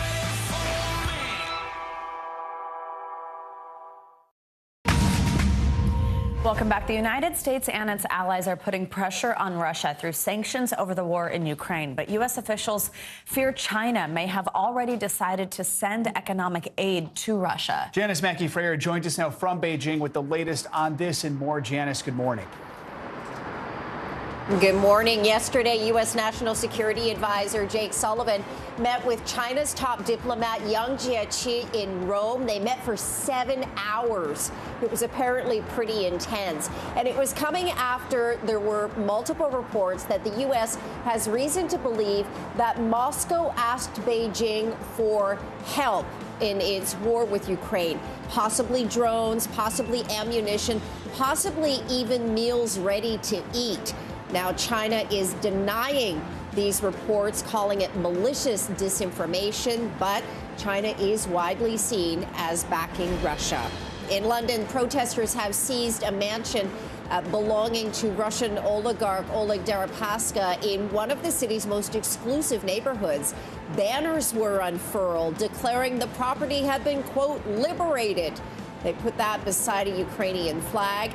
Now, when the police came, they had to use a drill to open the door and a crane to get to the balcony. Protesters insisted they weren't squatting. Deripaska had been added to a list in the UK. His assets were frozen. There is a travel ban on him and other Russian oligarchs as part of the UK's move to isolate Vladimir Putin. And finally, the geopolitics of the Russian invasion are not only limited to Earth. Up there on the International Space Station, American astronaut Mark Vande Hey is preparing to come back to Earth, getting a ride with 2 Russian cosmonauts in their Soyuz capsule. Now, it was touch and go for a while. There are some senior officials at Russia's space agency who are Putin loyalists. One of them had even posted a video showing the American flag being removed from the capsule. So there was a lot of concern that maybe Vande Hey would be abandoned there, but things have apparently worked out. The astronaut and cosmonauts will land in Kazakhstan later this month, and when he does, Mark Vande Hey will have spent 355 days in space, and that, Savannah and Joe, is a new U.S. record. All right, good for him, and good to hear that he's getting back safe and sound. Wow, what a drama. All right, Janice, thanks. Phew. Yeah. Now, in the southern Ukrainian city of Kherson, citizens are taking to the streets to confront their Russian occupiers. Hundreds gathered outside Kherson City Council building on Sunday, waving Ukrainian flags and chanting, and they're doing it in plain sight of Russian troops. We want to bring in Yulia Mendel, former press secretary to President Zelensky and a native of Kherson. Yulia, good morning. Thank you so much for joining us. So first, let's start off with that second part, a native of Kherson. You wrote this op-ed a couple days ago where you describe how these troops are essentially occupying your memories as well as your town. Just what's your reaction to the show of defiance first from your hometown? Thank you for having me. Yes, I'm following the events that are happening in Kherson and Kherson region very closely. My family, my relatives, they all stay in Kherson. They are fully occupied. They cannot leave the city and they cannot receive any help. So Kherson is now on the verge of humanitarian crisis.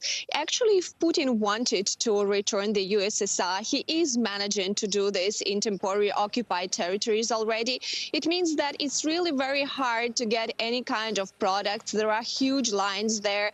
Like my father needed to wake up at 6 a.m. and to spend like 10 kilometers walking by feet just to get some butter. They eat some not very good potato already. And this is like a disaster because Russians don't allow to get Ukrainian humanitarian aid into the city. The same situation is in the villages. I was talking to my granny yesterday. Now this village where she is situated is heavily bombed because I've heard from my aunt that she hears explosions and the house of my grandparents is damaged. Right now. Also, yeah, it's very dangerous in the city, and I see that a lot of females are very afraid of eternal news about rapings in the city and everywhere. And also, to be frank, learning all this information is very difficult. Like every moment, I understand that it's dangerous to stay in the town. My mother is a pediatrician, and she always sends me the messages about how she hears shelling or how she sees a tank just near her window or how she spent several hours with newborn kids just in the bomb shelter. And despite all of this, I'm very proud of Kherson that still goes out on protesting because this is the only thing how people can show that they do not want to have Russia there. There are rumors already that Russia wants to have pseudo-referendum and to occupy the land to create another pseudo-republic that Russia has already been done in many places in post-Soviet space. Right. Like, I'm sure, yeah. And the issue is that Russia already seized 400 protesters and put them in jail. So it's really very dangerous to protest there. I know my parents were there too, and I really feel for them. We want to ask you, because we know your former boss, President Zelensky, he's going to be speaking to Congress tomorrow. I mean, what's the message you hope he gets across to lawmakers here in the U.S.? First of all, of course, it's a huge gratitude to all American people who are helping Ukraine. We really appreciate that the United States stand behind us. All the help in terms of military, in terms of financial, humanitarian aid is extremely important for us today. But there is another side of this situation, and is that we just do not have time anymore. We have thousands being killed. Yesterday, the advisor to the mayor of Mariupol named such extremely enormous a number of killed people. It was around 20,000 in Mariupol. And that President Zelensky will refer once more about the extremely need to close the sky over Ukraine. If it's not possible to make no-fly zone, then we are waiting for the aircraft so that we can close the sky by ourselves. Russia has air superiority, and it's been bombing. It's bombing our cities and towns every day. So I'm sure that he will update the American politicians, and he will ask for this help to save Ukrainian lives who are standing for the democracy now. That's what we're hoping for, too. Yes. All right. Yeah. Yulia, thank you for your time and sharing some of your experience and your family's experience with us. We appreciate it. Stay safe. Now, the international community is outraged by Russia's assault on Ukraine and the alleged indiscriminate attacks on civilians. But the Biden administration is hesitant to officially label the attacks as war crimes. NBC News chief foreign affairs correspondent Andrea Mitchell takes a look at the allegations, the evidence, and what might be holding the White House back. And a warning, her report does contain some graphic images. An air raid over Chernihiv, killing at least 47 people. Rockets striking the center of Kharkiv. And a preschool in northeastern Ukraine hit with illegal cluster bombs. Ukrainian civilians, including children, increasingly becoming the apparent target of Putin's forces. And as the world watches the death and destruction, allegations of war crimes are growing louder. With President Zelensky warning Russia's leaders. He said you will definitely be prosecuted for complicity in war crimes.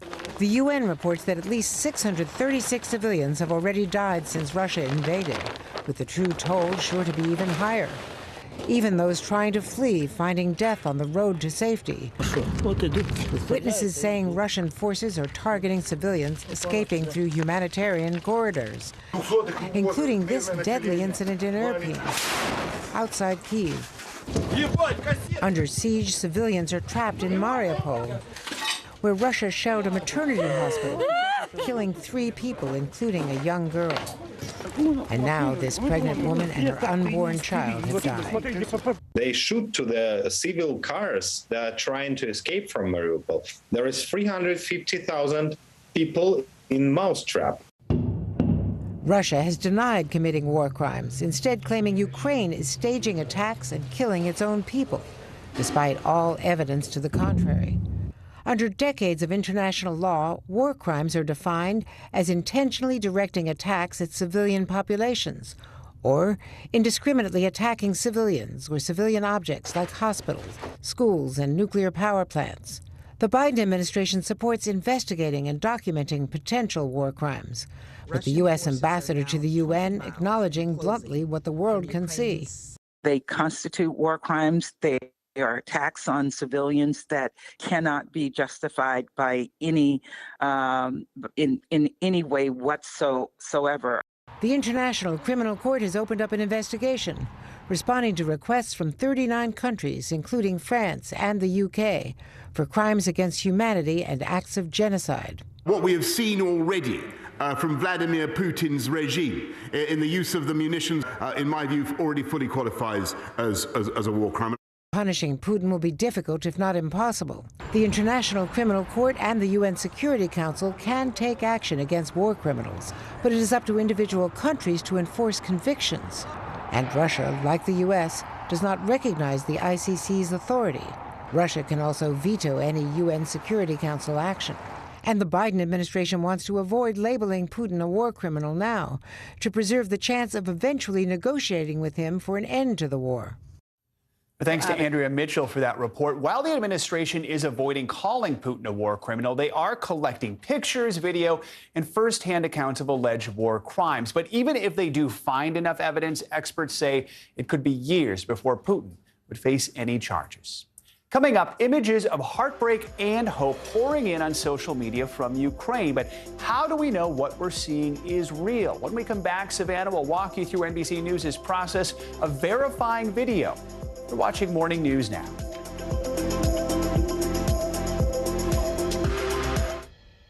Sometimes the news can be difficult and overwhelming for kids to understand, so we've created a newscast just for them. We hope your family will watch Nightly News Kids Edition. Now Tonight with Joshua Johnson, streaming weeknights at 8 on NBC News Now. NBC News, streaming free now. There were residents who hung on for dear life. I've heard people say the town is gone. Do you see it that way? Absolutely not. We've lost some houses, but our community's still here. Hallie Jackson Now, weekdays at 5 on NBC News Now. Students from Southlake caught on camera using racial slurs. It's been covered up for a very long time. We are strongly against critical race theory. Racism in reverse is racism. Shame!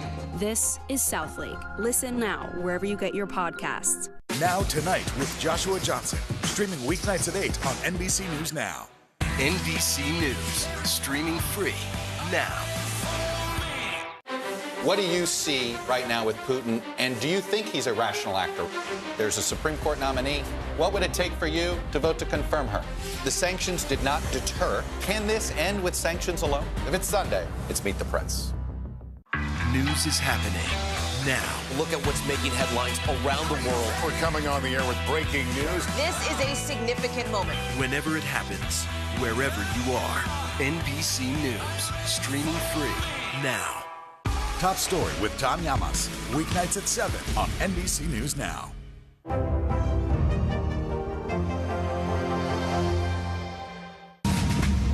Welcome back. We're doing another deep dive on videos popping up on social media from the war in Ukraine. And this time, we're taking a look at the way civilians are surviving, trying to cope with the attacks by Russia, both in Ukraine and in Russia. Let's start with this video of Ukrainian refugees. This is heartwarming. It's just kids. They're being welcomed into a school in Italy. Now, this one was verified by Matteo Maschella on our NBC News social news gathering team. This started making the rounds on March 9th. Look at this. They're all cheering for them. Matteo was able to verify this by directly contacting the family of this children. That's how we were able to make sure that this one was real. Next, we're looking at something a little bit different. This is actually a video out of Moscow. In just a moment, you're going to see a sign this woman has. This one was verified by our reporter, Bianca Britton, posted by Activatica, an online resource for activists on March 13th. You see this sign right here. It appears to show two women being detained by Russian police. One of the women, as you just saw, was holding a sign. It literally just said, it translated to 2 words. That's actually the translation. Not anything about the war, just the words 2 words. And there you see her being detained. So let's see how we verified this. We're going to first look at a freeze frame of this video. I want you to pay attention to this area and over here. I'm going to show you how our NBC News social news gathering team verified it. So you can see these green turrets on this red building, this up here, this corner in the background here. This is a major public square actually in Moscow. You can also see this building, this larger window here. We're going to swipe. This is verified, of course, just using Google Maps. You're able to geolocate that same square. And you take a look at the street view, you can see these turrets here. There's that big window I pointed out to you on this building here. That's how our team was able to make sure that this is real. Now, check out this video verified by our teammate, Ali Gustayan. You may have seen this, showing an anti-war protester interrupting a Russian news broadcast on state TV. Get this, she's actually an employee of this network. Her sign says, quote, "No to war, stop the propaganda."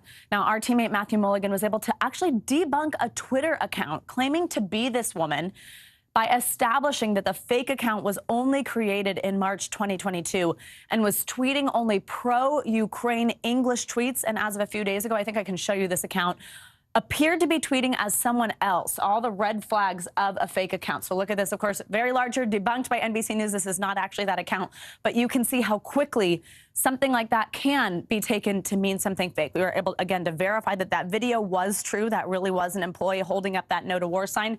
This Twitter account pops up soon after claiming to be here. Not true. That's how our social media team works. Finally, back to Ukraine. These videos shared across YouTube of young violinists in Ukraine playing an old folk song while sheltering in bunkers. Some of them are literally filming between blasts. They're joined by more than 90 players from other countries to compile this whole video here, this whole mosaic you'll see in just a moment. Now, the organizers of this moment point out in their YouTube post, quote, "More Ukrainians wanted to take part, but now have guns in their hands instead of violence." Of course, these videos just serve as this living testament to what it's been like in Russia and Ukraine during this invasion, and we will keep verifying these videos and walking you through how we did that, Joe. Good to see there's some inspiring stuff, too. All right, Savannah, thank you so much. Now, the trip for refugees fleeing Ukraine is a dangerous one, fraught with hardship. NBC News correspondent Ali Arouzi brings us the journey of one family that faced conditions far worse than they expected. On the other side, on the other side. 17-year-old Vlad and his grandmother Lubov's passage to safety turned into a desperate scramble to save her life. Their perilous, long journey took them from the battered east to the relative safety of the west, but it didn't go as planned. The strain of it all became too much. Lubov, worried for her pet cat, collapsed just after arriving in Lviv by bus. When we went out from the bus, she became bad. So she has some problems with heart. And I went to the medical center and asked for the help. An overwhelmed Vlad found that help for his grandmother from the Samaritan's Purse, an American charity with a health clinic helping the displaced at the train station in Lviv. So we ran over there, literally, and started administering aid. She had a pulse when she got there. She was weak, sweaty, No time for a stretcher. A nurse named Peter lifted her on his back and ran to the medical tent. It's not perfect, but when you're in a crisis, you do what you have to do. Vlad was already emotional. He had to leave his parents behind. I am really nervous. I hope that all will be okay. And I think that I did everything what I can to help my grandmother. He told us his grandmother's name, Lubov, means love in Ukrainian. She wants to stay at home, but it is very dangerous to last at the Sumy because every day the attacks are are bigger and bigger. We will stay here. My grandmother don't want because she thinks that in other countries she can't live because she loves Ukraine. The medics stabilized her. Where's the cat? The cat's here. Yeah. She was taken into a waiting ambulance, but it didn't drive off. From outside, we could see the vehicle bouncing up and down. The medics were working desperately on her. But again, her vitals dropped. This time, nothing could be done. She couldn't be saved. I can save. Vlad broke down. The bombs and bullets may not have killed his grandmother, but the stress of war did. What's next for you, Vlad? What are you going to do now? I don't know. I called my mother. She will come here. Lviv was meant to be a safe place for Vlad and his grandmother. The tragedy etched on his face. He clutched onto her few belongings and her cat, devastated at the loss. The future uncertain. Our thanks to Ali Arouzi for bringing us that story. Yeah. Now, beyond Russia's invasion into Ukraine, there is a dangerous and growing propaganda battle underway, and it's not just being waged overseas. Russian disinformation is now finding an enthusiastic audience here in the United States. NBC News technology correspondent Jake Ward has more. This is South by Southwest, an annual event in Austin that celebrates the idea that the internet makes it possible to create all sorts of new art and culture and commerce because of social media. But this year, it's becoming clear that social media has made possible a conspiracy theory, one that originated here in the United States and now seems to have become the cutting edge of Russia's propaganda efforts. There was a network consisting of at least 30 biological laboratories. At the UN, Russia's ambassador pushed a conspiracy theory, saying at least 30 research labs in Ukraine are actually U.S.-backed bioweapons facilities, conducting what he calls dangerous experiments. U.S. officials vehemently deny the accusations. I will say this once. Ukraine does not have a biological weapons program. And they warn Russia could be trying to justify its invasion. This influence campaign is completely consistent with long-standing Russian efforts to accuse the United States of sponsoring weapons. This is a classic move by the Russians. While Russia is amplifying this conspiracy theory now, it appears to have begun on far-right social networks in the U.S. back in February, 10 days before the invasion. And now it's gone viral in America. Far-right voices online, cable news, and public figures who are rewarded with millions of views. Facebook, Twitter, and others have banned Russian state media and its coverage of this narrative. Because they trend online, it means that mainstream media hosts or social media influencers are incentivized to essentially pick up on those narratives and amplify them because it brings more eyeballs to their content, more clicks on their platforms, and ultimately can be more dollars in their pocket. How can we solve this problem? Some of the solutions are going to involve holding the actors with disproportionate power in this conversation responsible. With independent and Western journalism shut down in Russia, citizens there are being regularly misinformed. But misinformation is finding an audience here in the wide open West as well. Now, on Monday night, Russia lost access to Instagram after the government shut it down. It shut down Facebook the week before. And here in the West, we've also deplatformed Russian state media and the narratives that it is pushing. And yet we live in a world now where a conspiracy theory that seems to have originated on American social media has been adopted as part of Russia's misinformation tactics and then moved back to the United States, being amplified all the way up and down the chain in our media ecosystem. All of this part of this increasingly fractious political moment we are in and this world of wide open social media interaction. Back to you. All right, Jake Ward, fascinating look there. Thank you so much. That does it for this hour of Morning News Now. But the news continues right now.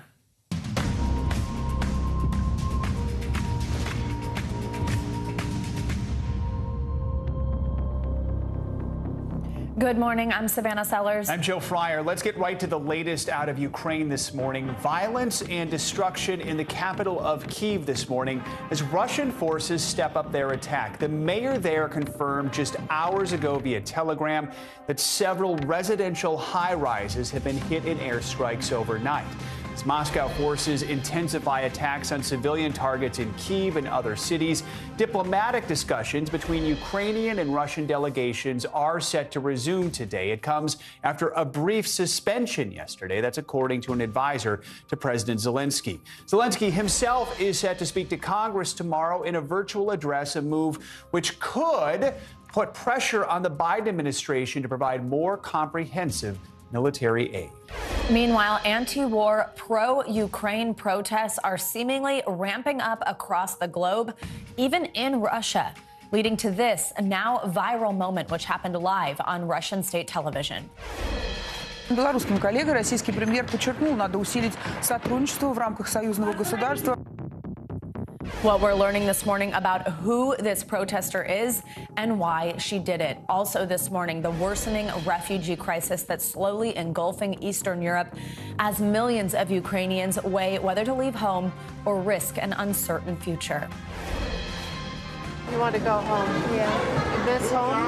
Yeah, miss it. I want to play with dogs and cats and playing games. Friends, yeah. Our coverage this hour begins with NBC News chief foreign correspondent Richard Engel in the Ukrainian capital of Kyiv. This is the aftermath of one of several Russian strikes now in the center of Kyiv. And despite all of this, 3 prime ministers from the Czech Republic, Slovenia, and Poland are coming here in person to meet with President Zelensky and show solidarity for Ukraine as Russia is now attacking cities all across this country. The southern city of Mariupol looks almost post-apocalyptic. Columns of smoke rising from dozens of fires. Russia has been firing into the captive city of 400,000 like shooting at hostages. A few hundred packed cars were able to get out through a humanitarian corridor. While overnight in Kyiv, there were more apparently random attacks. Missiles fired at the city, hitting a subway station. This morning here, volunteers were sweeping up. In the collective spirit, no one called them. They just came from the neighborhood to help. This strike hit a subway station in central Kyiv. The Russians are no longer just picking off targets on the outskirts of the city, but now hitting the commercial and residential center of the city. Up above, the station is extensively damaged. But these subways were dug during Soviet times to be deep, in case the United States back then attacked with nuclear weapons.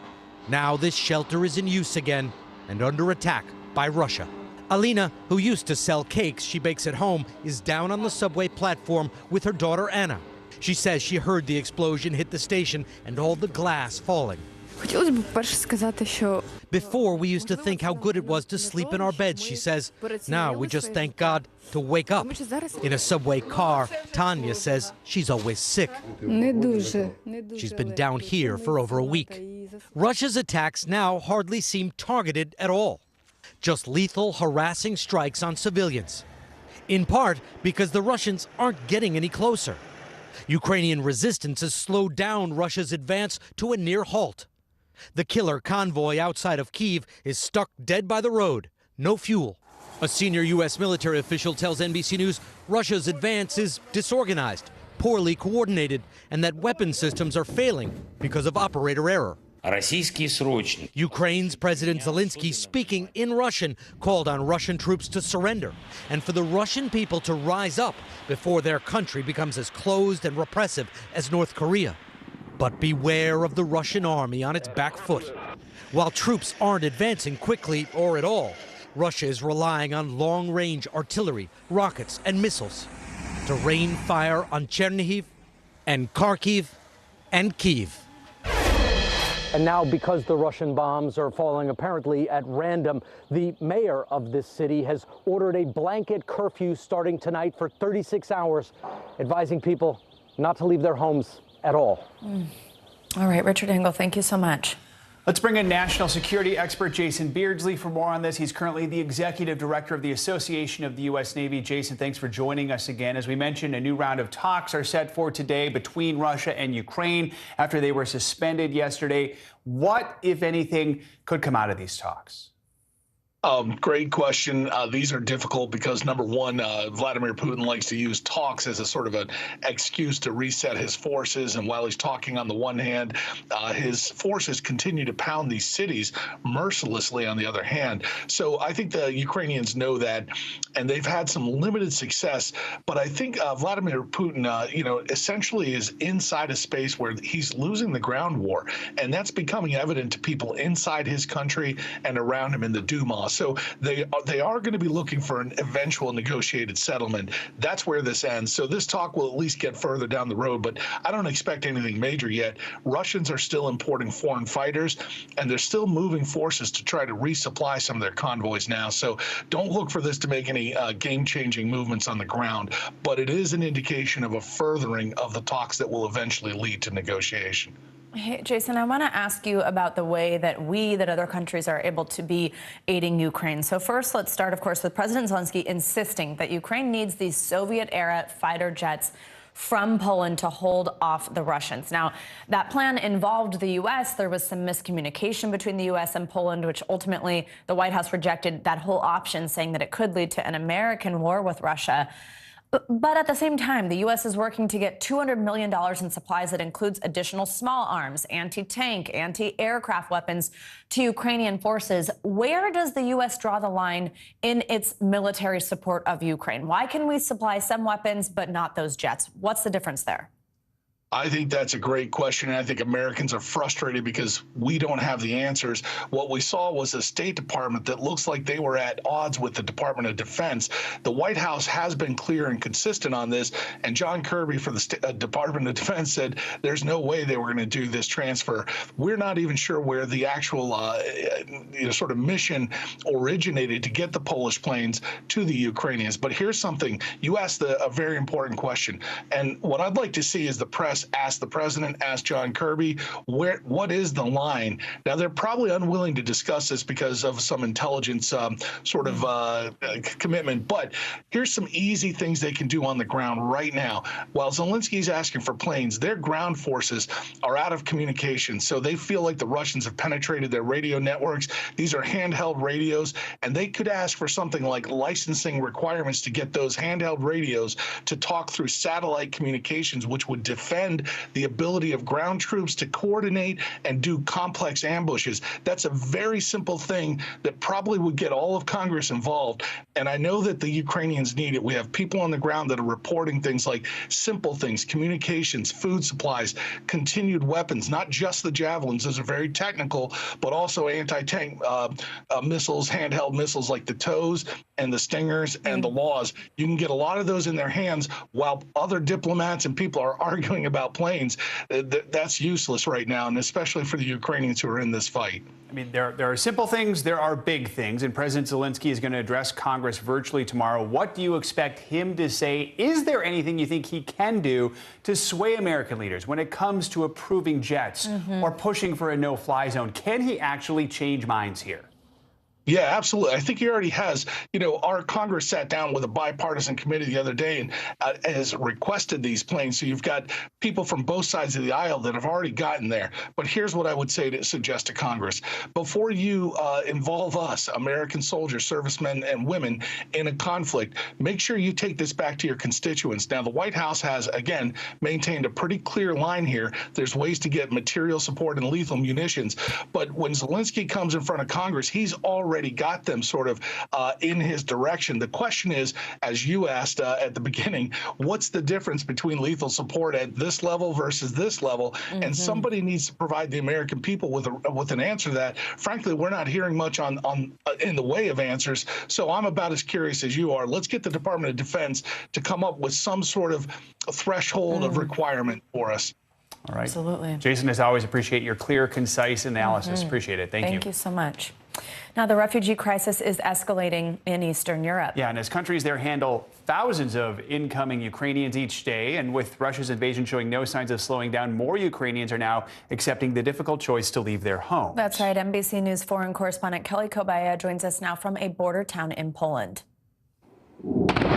Nearly 3 weeks after Russian bombs started falling on Ukraine, tens of thousands determined to stay at the beginning of the invasion are now making the dangerous trek out. 3 days ago, in our village started bombing. Yes.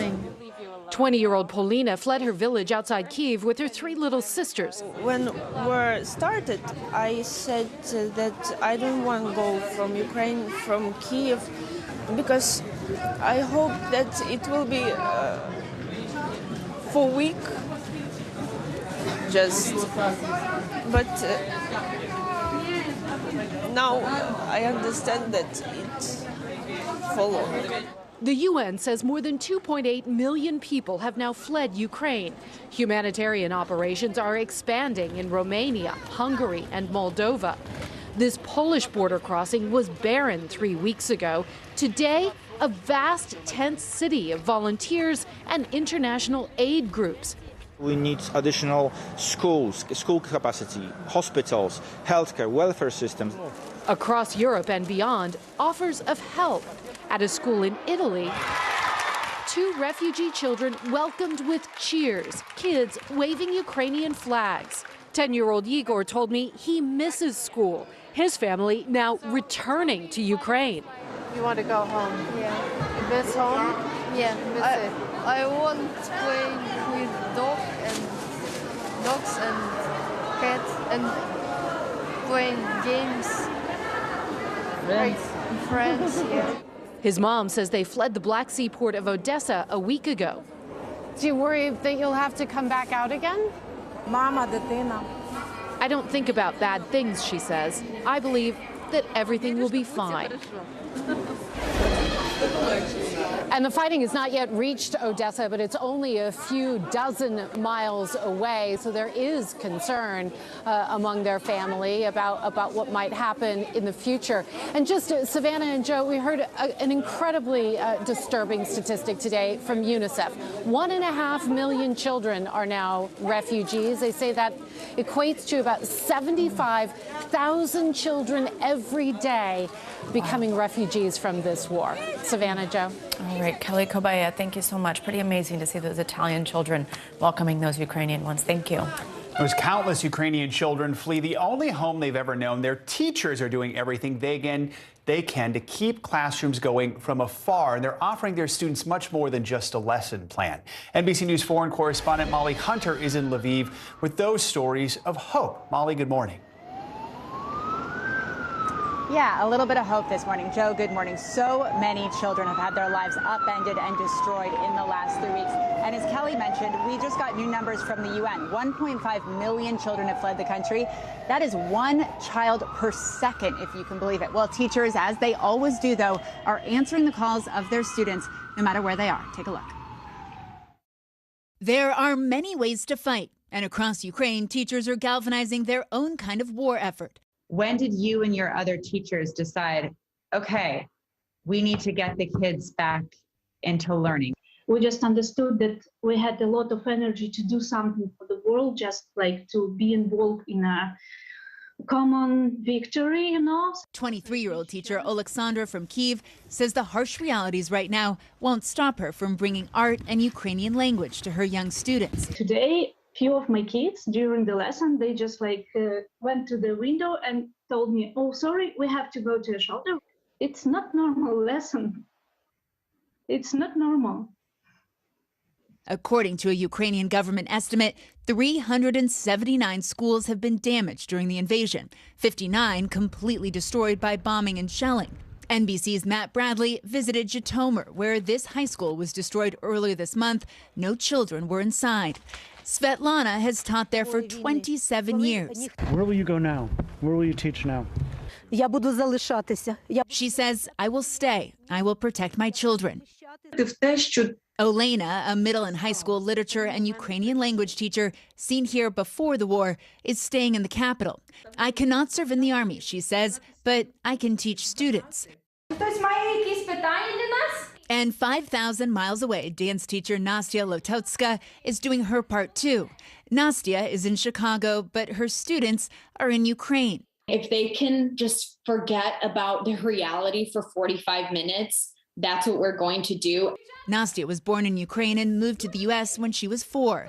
She's helped teach at least 5 sessions so far and will keep it going so long as kids keep showing up. If you wouldn't know what situation that they are in, you would never, ever believe it. And that's the resilience of Ukrainian kids to be able to show up and participate and dance and smile. They bring us laughter all the time. I love that. Now, Olena in Kyiv, the woman we spoke with who is sitting in front of that Ukrainian flag, says she meets with her children, her students, every single night on Telegram. And Oleksandra says she's not actually focused on her curriculum. Even for the youngest kids, she's starting to introduce media literacy. She really wants to help her students understand this barrage of information and try to make sense of what's happening around them. Guys, I'll send it back to you. Love to see all the ways these teachers and everyone are helping these kids who are so resilient. Molly, thank you so much. Now we'll have more of our continuing coverage of the war in Ukraine coming up, plus the stories that are making headlines here at home. Just ahead, breaking overnight, a suspect is now in custody in connection with those attacks on homeless people in Washington, D.C. and here in New York. We'll bring you what we know about the investigation this morning next.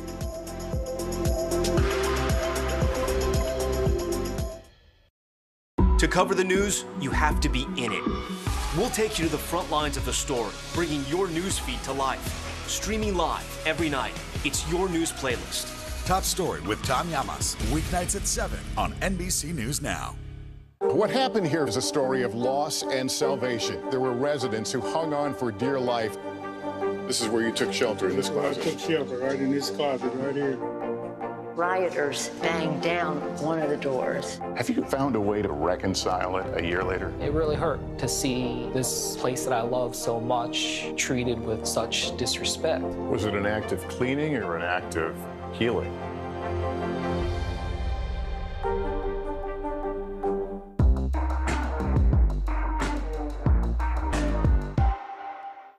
Top Story with Tom Llamas is your news playlist on NBC News Now.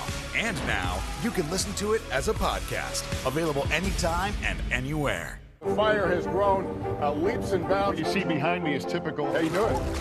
Pretty bad. Hallie Jackson Now. Weekdays at 5 on NBC News Now. There were residents who hung on for dear life. I've heard people say the town is gone. Do you see it that way? Absolutely not. We've lost some houses, but our community's still here. Now Tonight with Joshua Johnson. Streaming weeknights at 8 on NBC News Now. Students from Southlake caught on camera using racial slurs. It's been covered up for a very long time. We are strongly against critical race theory. Racism in reverse is racism. Shame! This is Southlake. Listen now wherever you get your podcasts. NBC News, streaming free now. Hallie Jackson Now. Weekdays at 5 on NBC News Now. Let's go. This is a critical choke point for this fire.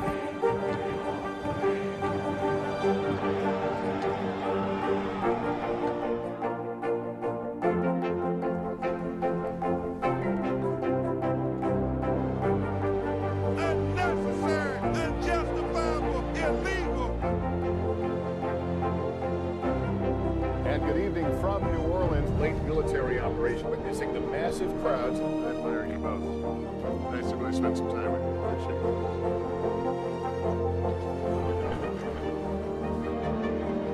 At any moment now,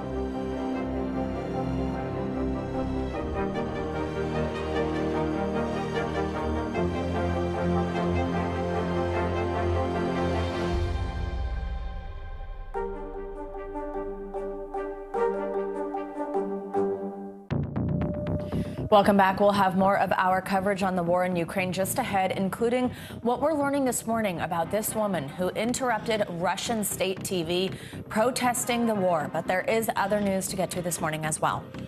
New overnight, an arrest in Washington, D.C. in connection with the recent shootings of several homeless men, both in Washington and New York City. NBC News senior congressional correspondent Garrett Haake joins us now with the latest on this. Garrett, good morning. Hey, Joe, good morning. Yeah, it was just last night. D.C.'s mayor offered a $70,000 reward for information in this case, and the district's police chief offered a message to the killer. We're coming for you. Now, his department says they've made an arrest overnight in this string of shootings that shook two major cities and left two people dead.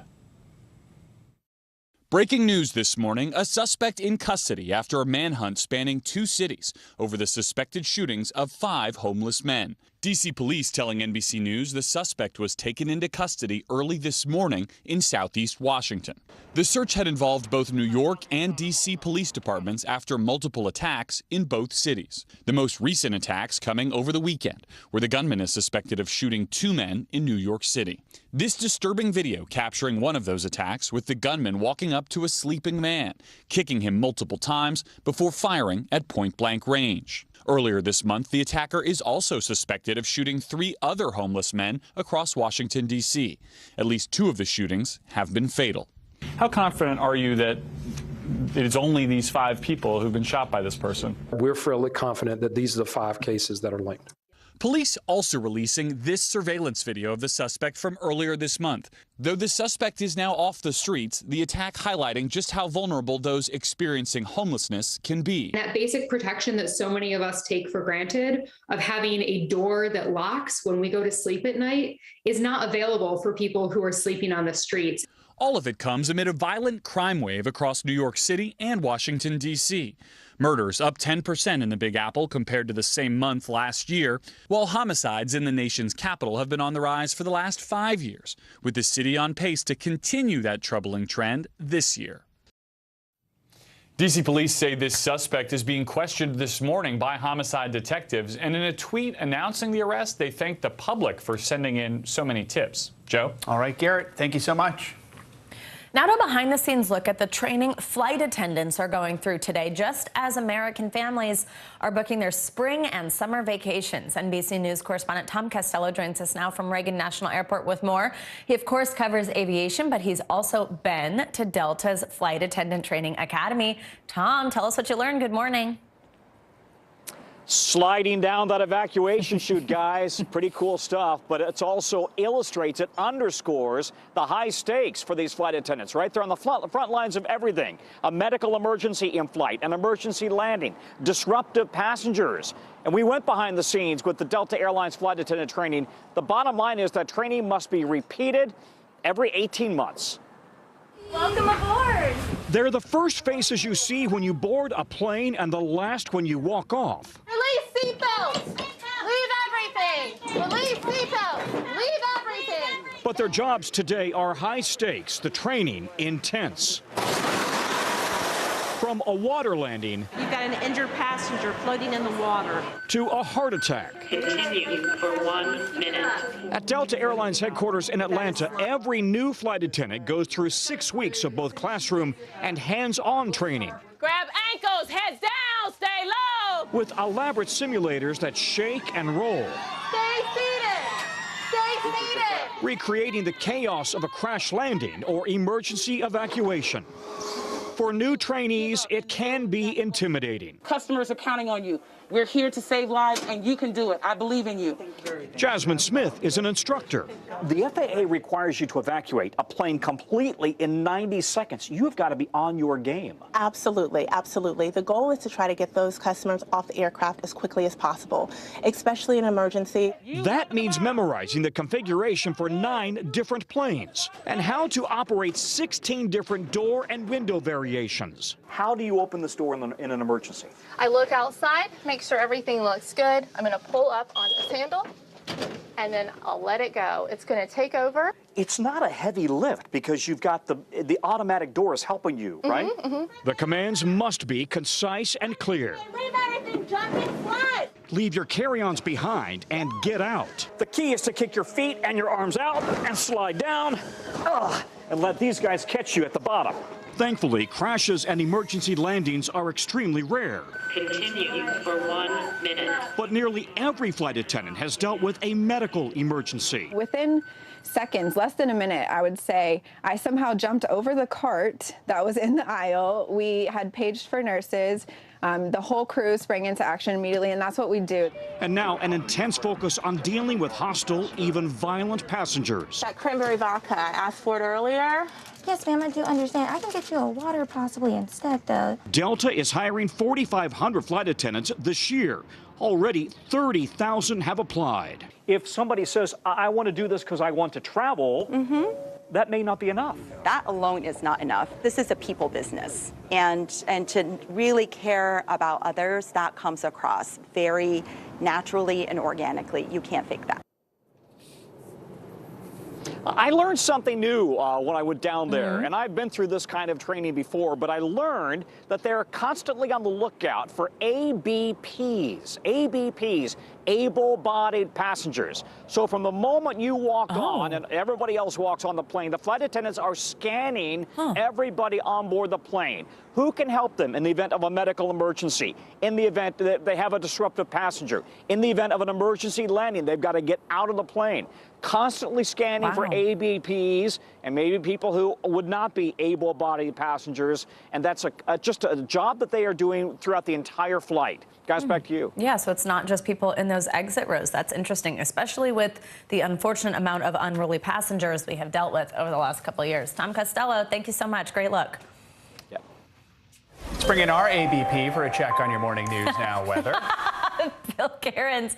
Wow, what a compliment. Able-bodied. Hey, all right. So how much studying did you guys do for the Anchor Pop quiz? Oh, no. Oh, here we go. Oh, God, what? All right, so here's the rules for this one. We are just looking at which city has had the all-time warmest St. Patrick's Day. Now, don't outthink the room on this one. You know, sometimes I trick you. Just go with your gut, all right? So, luck of the Irish. Who's had the warmer record high on St. Patrick's Day? You guys want to go Boston or Philadelphia? I'm going to go Boston. Me too. All right, let's not outthink the room. I just told you not to outthink the room. Philadelphia, 63. Boston, 62. Let's go to the next one. Yeah. Louisville or Buffalo? Which one? Buffalo. I'm going to go Louisville then. All right, let's see. Whoa. Savannah, I'm getting a little worried. See, Savannah is so Savannah, you don't trust me so much that you just think that I'm going to trick you. What it is. So let's get to our last one. Kansas City or Nashville? Savannah, let Joe go first so you can think this out. So I don't want you to go over 3. I'm going to go Nashville. Okay, same, I guess, since I'm losing bad today. All right, so you're hoping you could at least get one correct. And you did! Very good. And we're going to say Joe got 100% because I agreed. Sure. Number 1 was a tie. Yeah. Okay, so 63 equals 62 now. So we're just going to confuse all the young kids, so that's fine. So let me get to just a little bit of forecast stuff. And this all just brings us to the fact that we could set record highs on St. Patrick's Day because it is so warm out there. And overall, we are watching the trend of springs getting warmer in our country because of global warming. And it's not equal. It's not just like, it's not, if it's 2 degrees warmer, it's not widespread everywhere. Some areas are actually warmer than that. Like Vegas is going up by 6 degrees, Phoenix 5. And some of that has to do with the urban development and the amount of pavement in the cities, too. But you notice that almost everywhere in our country, besides the Dakotas over the last 50 years, has gotten warmer. And that's going to be the case. I mean, this is going to be an extremely warm day today, 50s, 60s, and 70s widespread. And by the time we get to St. Patrick's Eve, is that even a thing? We will be watching temperatures getting very mild in the middle of the country, 70s and even 80s, and that'll spread to the east. The forecast for the Boston area, the New York parade, it looks mild, guys. Temperatures are going to be in the 60s, near 70 degrees. So no complaints. I think everyone will be enjoying that. And Savannah, we'll have a study session the next time we do this beforehand. Hey, give us a heads up, man. Yeah, and you know what? I can't handle you. It's a pop quiz. Yeah, but you going, the straight and narrow, obviously Buffalo's colder. That's just not like you. So I'm sorry. I couldn't keep up. I know. He did warn us. Next time. All right. Thanks, Bill. All right, coming up, much more on the evolving war in Ukraine, including this now viral moment from Russian state television. Коллега, российский премьер подчеркнул, надо усилить сотрудничество в рамках союзного государства, а на совещании... An anti-war protester taking to Moscow's airwaves, calling on viewers to reject the station's propaganda. What we're learning this morning about who she is and why she did it. Plus, we'll introduce you to the 2 Harvard students making an impact on Ukraine's refugee crisis from thousands of miles away. That is all up next on Morning News Now.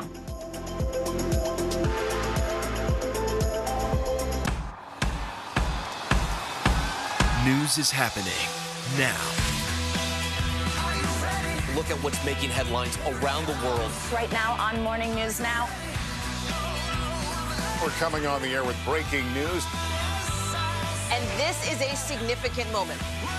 Whenever it happens, wherever you are, NBC News, streaming free now.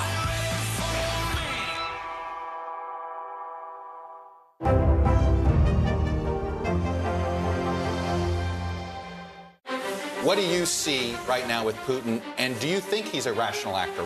There's a Supreme Court nominee. What would it take for you to vote to confirm her? The sanctions did not deter. Can this end with sanctions alone? If it's Sunday, it's Meet the Press. Now Tonight with Joshua Johnson, streaming weeknights at 8 on NBC News Now.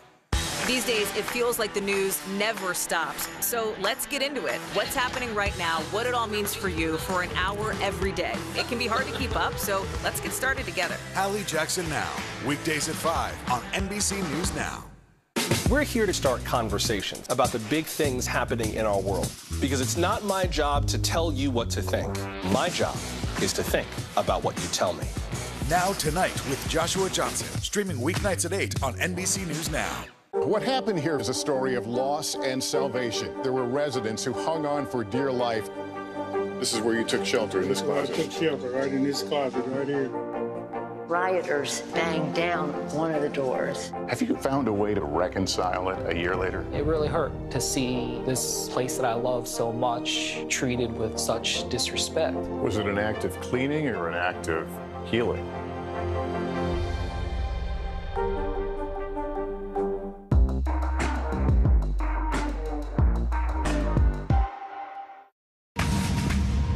Sanctions on Russia have negatively impacted its aviation industry. On Monday, President Putin signed a law to try to lessen the blow. Janice Mackey-Freyer joins us now from Beijing with the latest on this and more. Hey, Janice, good morning.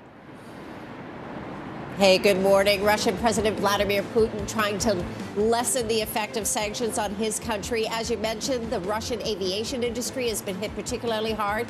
So he has signed a law to seize foreign-owned aircraft. Basically what it does, it allows the airlines to take about 500 planes that are owned by foreign leasing companies and redeploy them for domestic flights. Now, the companies, of course, would like their planes back. The Western sanctions have meant that multiple countries, including the U.S., have closed their airspace to Russian aircraft. The UN Food and Agriculture Organization is warning that the invasion of Ukraine could lead to severe worldwide food shortages because of threats to key staple crops. Now, Russia and Ukraine, as we know, they grow a lot. They grow a lot of wheat, barley. They produce sunflower and rapeseed oils. Nearly 50 countries get about a third of their wheat supply from those two countries. Now, for now, they're saying that the price increases that we're experiencing are more so the problem, but that down the road we could be seeing severe shortages as well. And finally, remember that UK refugee scheme that we talked about yesterday? The one where UK families can sponsor Ukrainian refugees? Well, the website went live today and it crashed because so many people are scrambling to help. They apparently had 89,000 people sign up in the first few hours. And they're saying that they're going to try and get things back online and that the response has been overwhelming. Now, the UK is saying that for Ukrainian refugee families, they're allowed to stay up to 3 years. They get work permits, they get health care, and they get schooling, all part of showing that they are welcome in the United Kingdom. And that, guys, is a look at your headlines. All right, heartwarming to see how many people have signed up for that, Janice. Thank you so much. An anti-war protester interrupted Russia's main TV broadcast overnight, urging viewers not to believe the station's claims about the war in Ukraine. This morning, we're learning more about who that protester is and why she did it. Here's NBC News senior Washington correspondent Hallie Jackson.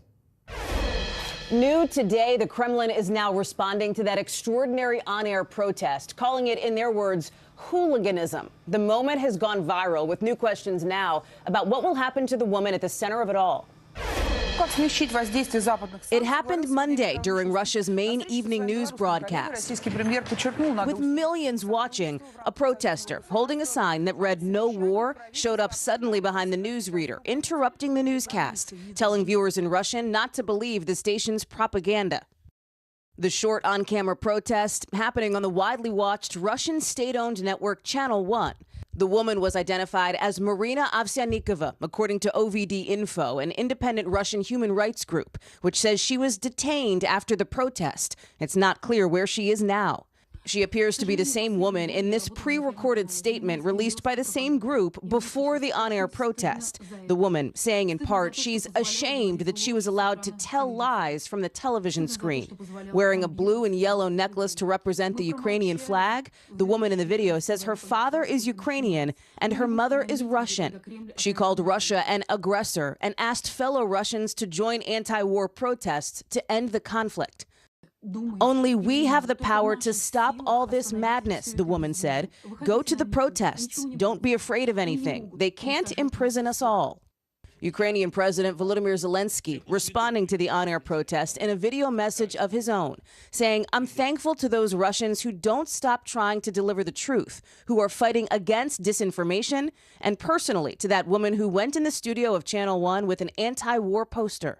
Former U.S. Ambassador to Russia, Michael McFaul, calling it unprecedented. This is not supposed to happen in authoritarian regimes. Earlier this month, the Kremlin made it a crime for people to spread what it called fake news. The punishment? Up to 15 years in prison. I think it sends a very inspirational signal that there are people willing to risk years in jail to try to stop Putin's war inside Russia.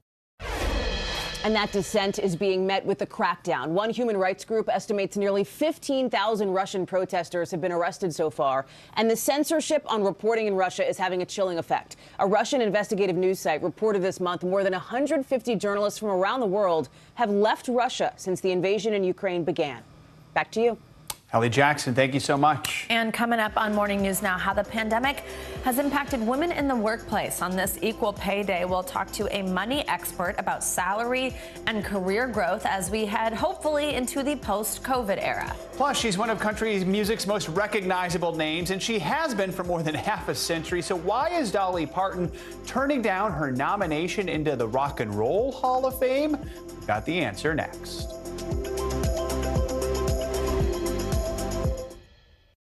Sometimes the news can be difficult and overwhelming for kids to understand, so we've created a newscast just for them.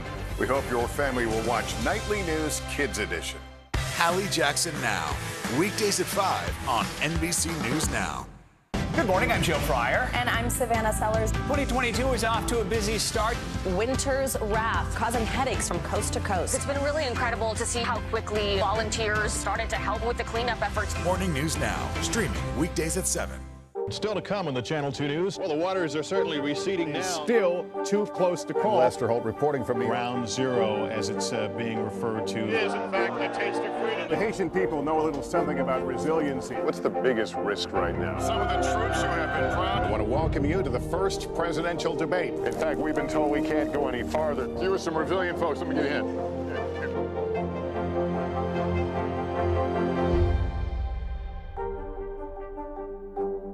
These days, it feels like the news never stops. So let's get into it. What's happening right now, what it all means for you for an hour every day. It can be hard to keep up, so let's get started together. Hallie Jackson Now, weekdays at 5 on NBC News Now.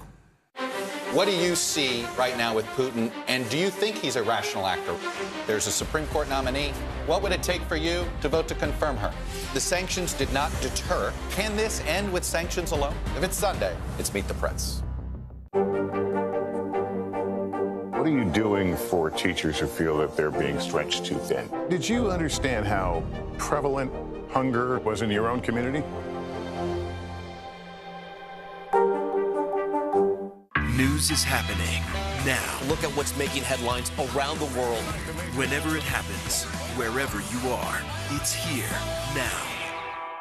Hallie Jackson Now, weekdays at 5 on NBC News Now. News is more than a headline. It informs, it inspires, and it still matters. To cover it, you have to be in it. And that's what we're gonna do. Every night, we take you to the front lines of the story, where it's actually happening, with NBC News journalists on the ground from all over the world.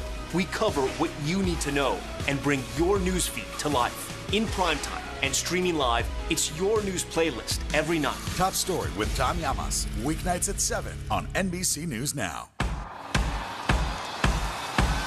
News is happening now.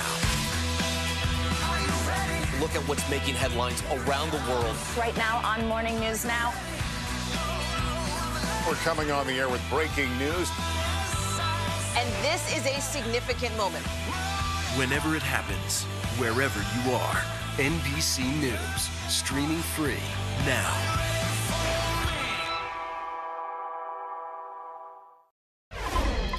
Welcome back. Nearly 3 million refugees have fled Ukraine since the war began, pushing resources to the brink in neighboring countries like Poland and Hungary. The crisis led 2 Harvard students to ask how they could help. And just 3 days later, they created a website, Ukraine Take Shelter. It links refugees with potential hosts and housing around the world. Thousands have already signed up. Yeah, we're joined now by one of the creators of that site, Marco Burstein. Good morning, Marco. Thanks for joining us. So many of us are watching this unfold and wondering, what can we do to help? You guys had that thought and actually came up with this idea. We're able to put it into practice as a computer programmer. Tell us how you did all that and how the site's working out.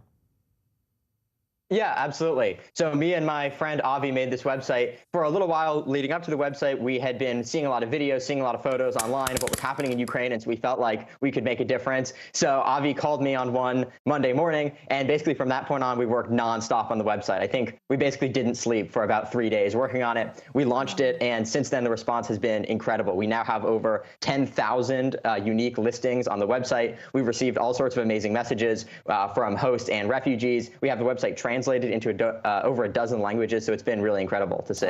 Your buddy in this is Avi Schiffman. Tell us exactly, how does it work? So if people need to use it, how can they use it? What does it do? Yeah, absolutely. So on the host side, hosts can click this big button that says become a host, and then they can enter in any details that they want to, whether that's a title, a description. They can add labels for things like whether they offer first aid, what languages they speak. And then on the refugee side, we have this box where they can type in their current location, and they can add additional filters for things that they might need, how many guests they're looking to have housed, information like that. It's all really intuitive and really simple because at the end of the day, Avi and I are really not the target users for this website. We're trying to make this extremely streamlined because if you're a refugee who's in a dangerous situation, you want the website to load as quickly and as efficiently as possible. I mean, we've heard nearly 4,000 hosts have signed up in the first week alone. How surprised are you by that response? We've been blown away by the response, and it's currently over 10,000 hosts. We recently reached that milestone, and we're just incredibly grateful for all of the help that we've received, both on the hosting side as well as all the people who have helped us with translations. We've had user experience testers. We've had cybersecurity experts reach out. People from all over the world have been contributing, which is really amazing to see. Yeah, tell us about who the people are that are contributing. I mean, just who's offering to host. I mean, that's a big deal. People opening up their homes to people that they don't know. What are you learning just from looking at the postings, from seeing these messages? Have you heard any stories from people who have connected with refugees at this point? Yeah, we've heard a lot of incredible stories. We get emails at this point multiple times every day from both hosts and refugees telling us their stories. It's amazing to see in the descriptions. People will often write why they chose to become a host, things like that. I think for both Avi and I, it's been really incredible because you can look at Ukraine and you can see it as a crisis and you can see it as something that's terrifying. But seeing all the messages that we've received and seeing the sheer number of people from every country you can imagine, from Canada to Australia, Hungary, Romania, every country signing up to help and reaching out to give their support has been really amazing. The site hasn't even been up for 2 weeks yet. There's more potential here. How do you want to see it grow? We have all sorts of ideas. We're working on a new resources page to potentially help refugees get government assistance, things like that. We're always working on more translations. I think the most important thing for us is just spreading the word more. If any viewers watching this have relatives or connections in Eastern Europe, we're always trying to get this into more hands, get this into, on the ground where people are. We're working with aid organizations as well to help achieve that mission. So that's the biggest goal, is to connect hosts and refugees. Yeah, Marco, are you hearing any stories about how people are making their way to some of these homes? I mean, right now we know people are crossing the border right at Poland, but that's where resources are maxed out. So just how far are some refugees traveling by connecting with people on your website? We've seen that people are increasingly moving west. So at the beginning, like you mentioned, most of the traffic was focused on very eastern countries, so Poland, Hungary, things like that. We've increasingly been seeing listings in Spain, in the UK, in other more Western countries, as capacity in Poland and places like that have been filling up. We've received stories from all over. Oh, so neat. Marco, thank you to you for what you're doing and for joining us this Amazing morning, work. and your buddy Avi. We wish you all the best. And I feel like we'll be hearing a lot about you in the years to come. So Absolutely. Thank you. Amazing to see. Thanks. The war in Ukraine is proving to be a major liability for the global economy, keeping Wall Street on edge and, of course, impacting oil prices. Yeah, Bertha Coombs joins us now with the latest updates on all that. Hey, Bertha, good morning. Hey, good morning, Savannah and Joe. We're looking at Wall Street opening a little bit higher. We just got a read on wholesale inflation, producer prices. That was a little bit better than expected. We're seeing oil prices pull back. But as you mentioned, investors have been on edge watching the developments in Ukraine. The Dow ending flat yesterday after having been up by as much as 450 points. The S&P 500 and NASDAQ closing down for the seventh time in the past 8 sessions. The S&P is now down over 12% year to date. That's the fourth worst start to a year in the S&P's history, going back to 1928. It trails only the 1935 first quarter during the Depression, 2020 during the pandemic, and 2009 during the financial crisis. In focus today, the Fed is starting a 2-day meeting and is widely expected to raise interest rates for the first time since 2018 at the end of that meeting tomorrow. Oil prices, as I mentioned, are sliding to a more than 2-week low, but WTI is still hovering just below $100 a barrel. That's the lowest since March 1st. New COVID lockdowns in China are raising concerns about global demand. The International Energy Agency is urging all oil-producing countries to pump more crude to help stabilize markets impacted by the war of Ukraine. And speaking of rising prices, although producer prices today came in a little better than expected, Tesla says it's hiking prices in the U.S. and China for the second time in the past week now. CEO Elon Musk has said the electric vehicle maker is facing significant pressures from inflation. The price increases come as costs of raw materials have just surged, made worse by Russia's invasion of Ukraine. Tesla is raising prices for all models in the U.S., according to its website, and some Model 3 and Model Ys in China by about 5%. So if you thought an electric vehicle could help you with high gas prices, you're going to have to pay more upfront. Right. There's just no winning right now. Yeah, no kidding. Yeah. Thank you, Bertha. Appreciate it. Thank you.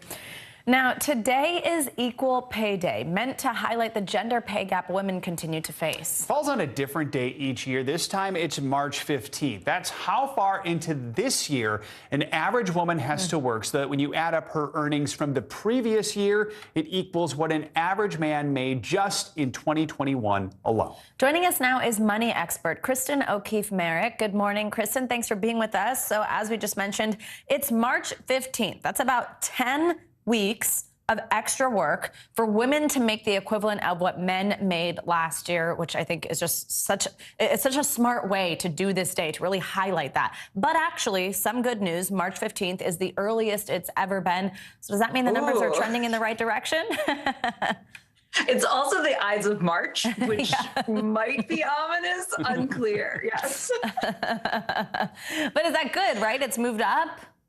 It's good. I mean, listen, the fact that we are actually having a day every year in which we talk about this, I mean, the bad news is that we have this day 3 times a year. We have one day for women, we have one day for Black women, and we have one day for Latina women. And the day for Latina and Black women are way further out in the year, which is bad news. But the good news is that we're having this day. We're discussing this day. I mean, this was not talked about at all 5 or 6 years ago. When I was a trader on Wall Street 15 years ago, you couldn't talk about this at all. Otherwise you might get fired. So the fact that we're having this conversation is a really important thing, in my opinion.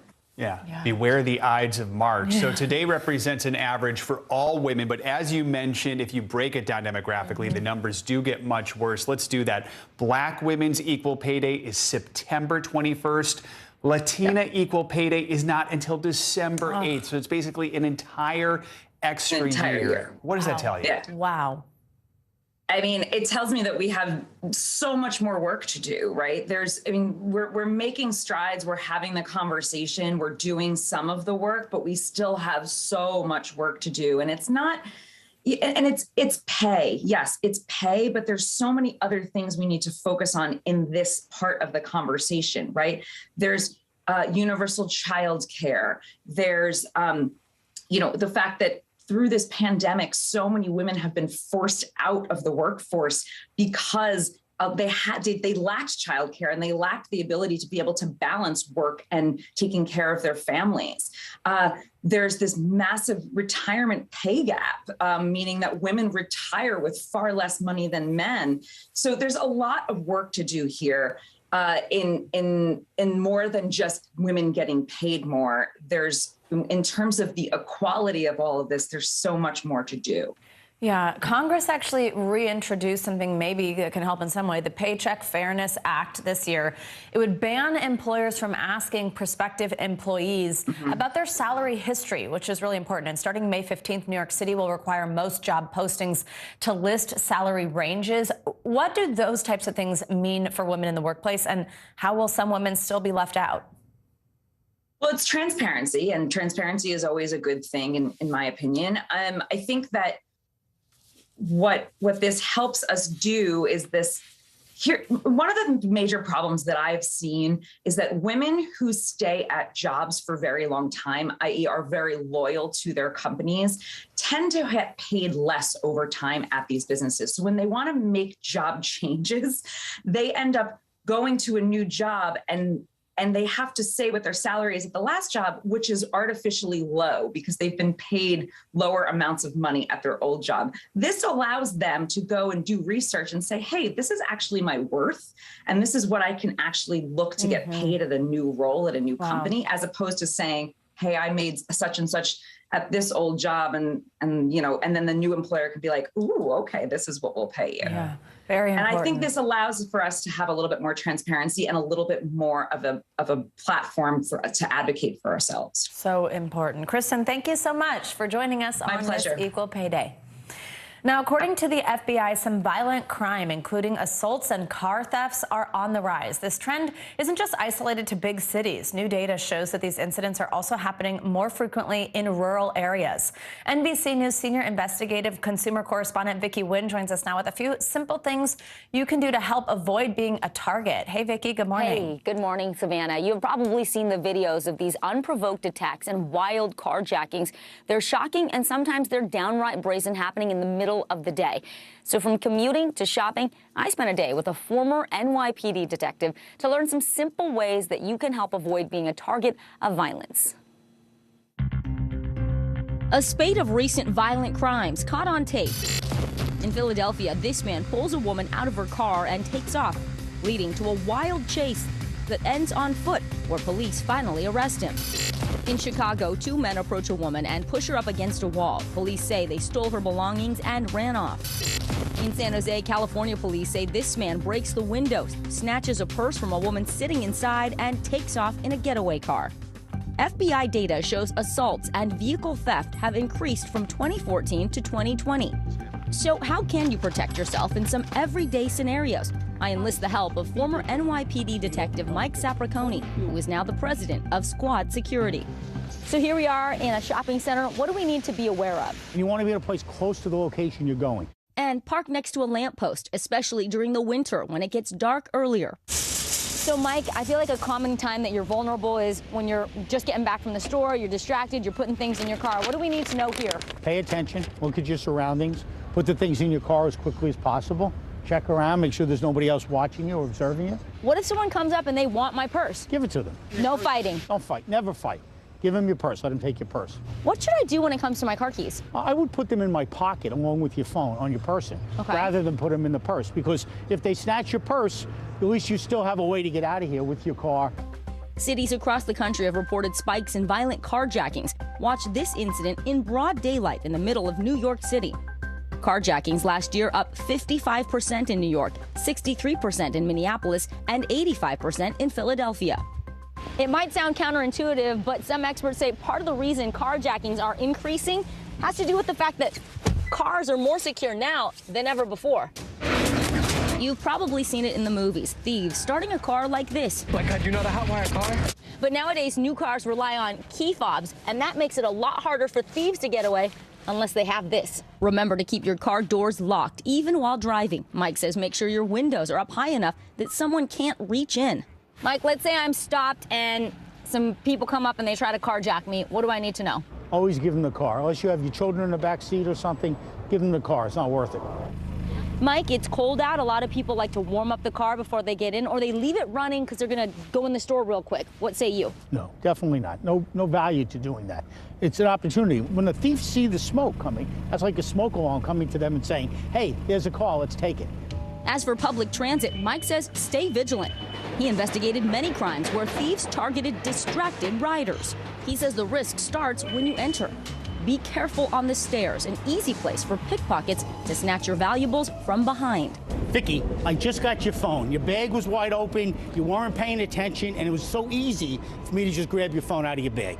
So what should I do? Pay attention, move your bag to the front, lock your bag, and be aware of somebody walking behind you on the steps. Mike, what about this? A lot of times people are commuting, they put earbuds in. Bad idea. It just takes away one of your senses. You should never have something that can't let you hear everything that's going around you. Avoid the temptation to stand near the track and pay attention to anyone coming into your personal space. You know, people have a tendency, they want to see when the train's coming, they get close to the edge. What do you say about that? Step aside. Always step back. Stay 6 feet off the yellow. The yellow's there for a reason. When it's time to board, try to ride in the car with the conductor. In New York City, they always pull up to these zebra stripes. All right, Mike, so we get on the train. Where's the safest place to sit? I would always think the middle is the safest place, not by a door. Okay. Because if you sit by a door, somebody can be lingering or they're watching you as the door's open, they could snatch your bag. What if the train's crowded, there's no seats? Hold a pole, get by a pole in the middle of the train, and put your purse between your body and the pole. Oh, okay. Some good reminders to help you stay alert and safe. And a bonus tip, if you are riding public transit in most cities, you want to sit in the front car. That's usually where the train operator is also sitting. And if you're parking at the mall, look for the security booth in the parking lot and try to find a spot near that guard shack. It just gives you a couple extra eyes. Savannah? Vicki, great tips there. Thank you so much. Love the demonstration. Dolly Parton shocked her fans when she bowed out of the running to be inducted into the Rock and Roll Hall of Fame, an announcement that's rocking the music world.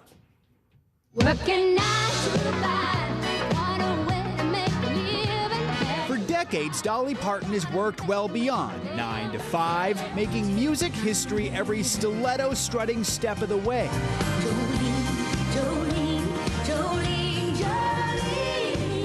The 11-time Grammy winner's epic career spans nearly 50 solo studio albums with a lengthy list of accomplishments. But this morning, the Queen of Country says she's declining her nomination to the Rock and Roll Hall of Fame.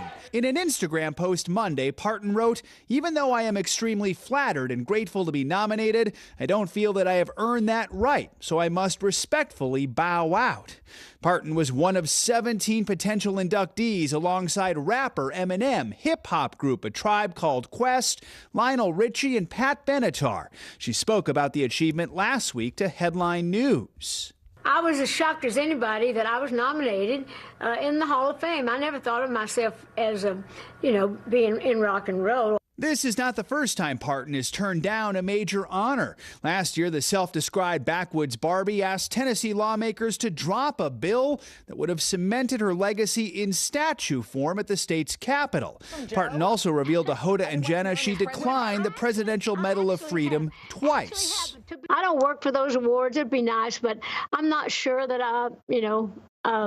that I even deserve it. Word of Dolly's latest decision garnered swift reaction online, with many calling the move gracious. In Dolly's many appearances on Today, she has certainly rocked the plaza.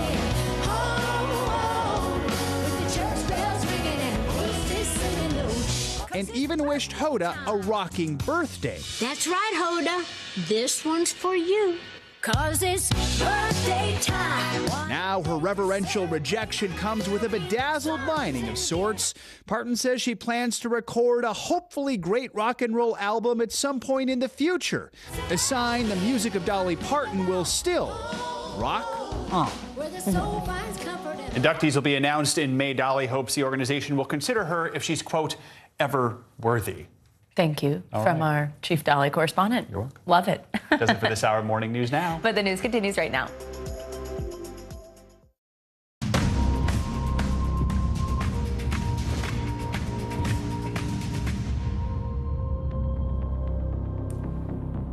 Good morning, I'm Joe Fryer. And I'm Savannah Sellers. Let's get right to the latest on the war in Ukraine this morning. Explosions, fire, and a frantic rescue effort in a residential suburb of Kyiv after Russian airstrikes hit a 15-story apartment building, trapping several people inside. Ukrainian officials say at least 2 people have died. This as Russian forces edge closer to the center of the capital and ramp up attacks on key cities like Mariupol, where city officials say more than 2,500 civilians have been killed. Still, Ukrainians say they won't give up without a fight. We have dozens of thousands of people just in Kyiv, in Civic Guard. And if they will penetrate the city, we will make hell here for them. So they could not take Kyiv. In neighboring countries, the refugee crisis is growing more desperate by the day. The UN now estimates nearly 3 million people have fled the violence. Save us, children, please. Please. Today, peace talks are set to continue after they were put on pause yesterday, and 3 European prime ministers are actually traveling to Kyiv to meet Ukrainian President Volodymyr Zelensky in person. They're calling it a European Union mission to show support for Ukraine. In a major moment here in the U.S. tomorrow, President Zelensky is set to address Congress virtually as he pushes for more help from America. We have a team covering it all for you this morning. National security analyst Clint Watts is tracking Russia's movements, and Capitol Hill correspondent Ali Vitale has more on what to expect in President Zelensky's address to Congress. First, though, let's get to our Ali Arouzi on the ground in Lviv, Ukraine. So, Ali, Ukrainian and Russian officials are meeting today for more talks. Ukraine's president seems somewhat optimistic about yesterday's meeting. How did that go, and any word on what's happening today? Hi, Joe. Well, yesterday's meeting, the Ukrainians outlined their position very clearly. Their demands were an immediate end to the war and the fighting and the complete withdrawal of all Russian troops from Ukraine. They said that there was no room for negotiation on those demands and that they were not going to accept any ultimatums from the Russians. But on a positive slither as well, they said that the Russians were listening. They were being more sympathetic to the Ukrainian demands. So there is possibly some room for negotiation there, but it's still very early days, and those negotiations haven't resumed again today. An advisor to the Ukrainian government, who I have to stress wasn't involved in those talks, also predicted that the war may be over in 2 weeks because he said the Russians are going to get bogged down and run out of resources. He said if that scenario doesn't happen, then the Russians may launch a very ferocious attack and possibly use foreign fighters. So those talks today, very key. At least what they want to come out of those is opening up more humanitarian corridors. Yeah, that is definitely a key request right now. So despite the peace talks, Russia Russia is stepping up its attacks in and around Kyiv. This morning, there was a Russian airstrike that hit a building about 18 miles from the Kyiv city center. Now, we're learning the leaders of Poland, the Czech Republic, and Slovenia plan to meet with Zelensky later today in Kyiv. What are you learning about this visit, and just how risky is this? That's right. Those prime ministers you just mentioned are going to visit Kyiv later. It's, as you just described, Joe, Kyiv is a dangerous place. There was a relentless bombing campaign overnight in the early hours of the morning. Buildings were hit. It's a scene of some urban sort of warfare. A lot of the attacks are coming from a district called Irpin, which is a suburb of Kyiv. So it's a very dangerous place. But they're going there to show solidarity with Ukraine, with Zelensky. They're saying that they're going there to show their unequivocal support from the entire European Union. They're also going to provide some aid packages for the Ukrainian people there. So it's a mission of support. But as you mentioned, it's also a very dangerous place. There is a lot of fighting there. I've heard reports this morning that the Ukrainian army are blowing up bridges there to stop the advance of the Russians, to make it more difficult for them to take Kyiv. So it's a very dangerous place. We've seen Richard's reports there. As the Vietnamese used to say, you have to destroy the village to save the village. And quickly, Ali, while we have you, Ukraine is planning to open 9 humanitarian corridors today. What do we know about those? That's right. They're opening 9 corridors. 4 of them are going to be in and around the Sumy region, which is in the northeast of the country. They're hoping to get people out of those very hardly battered parts of Sumy.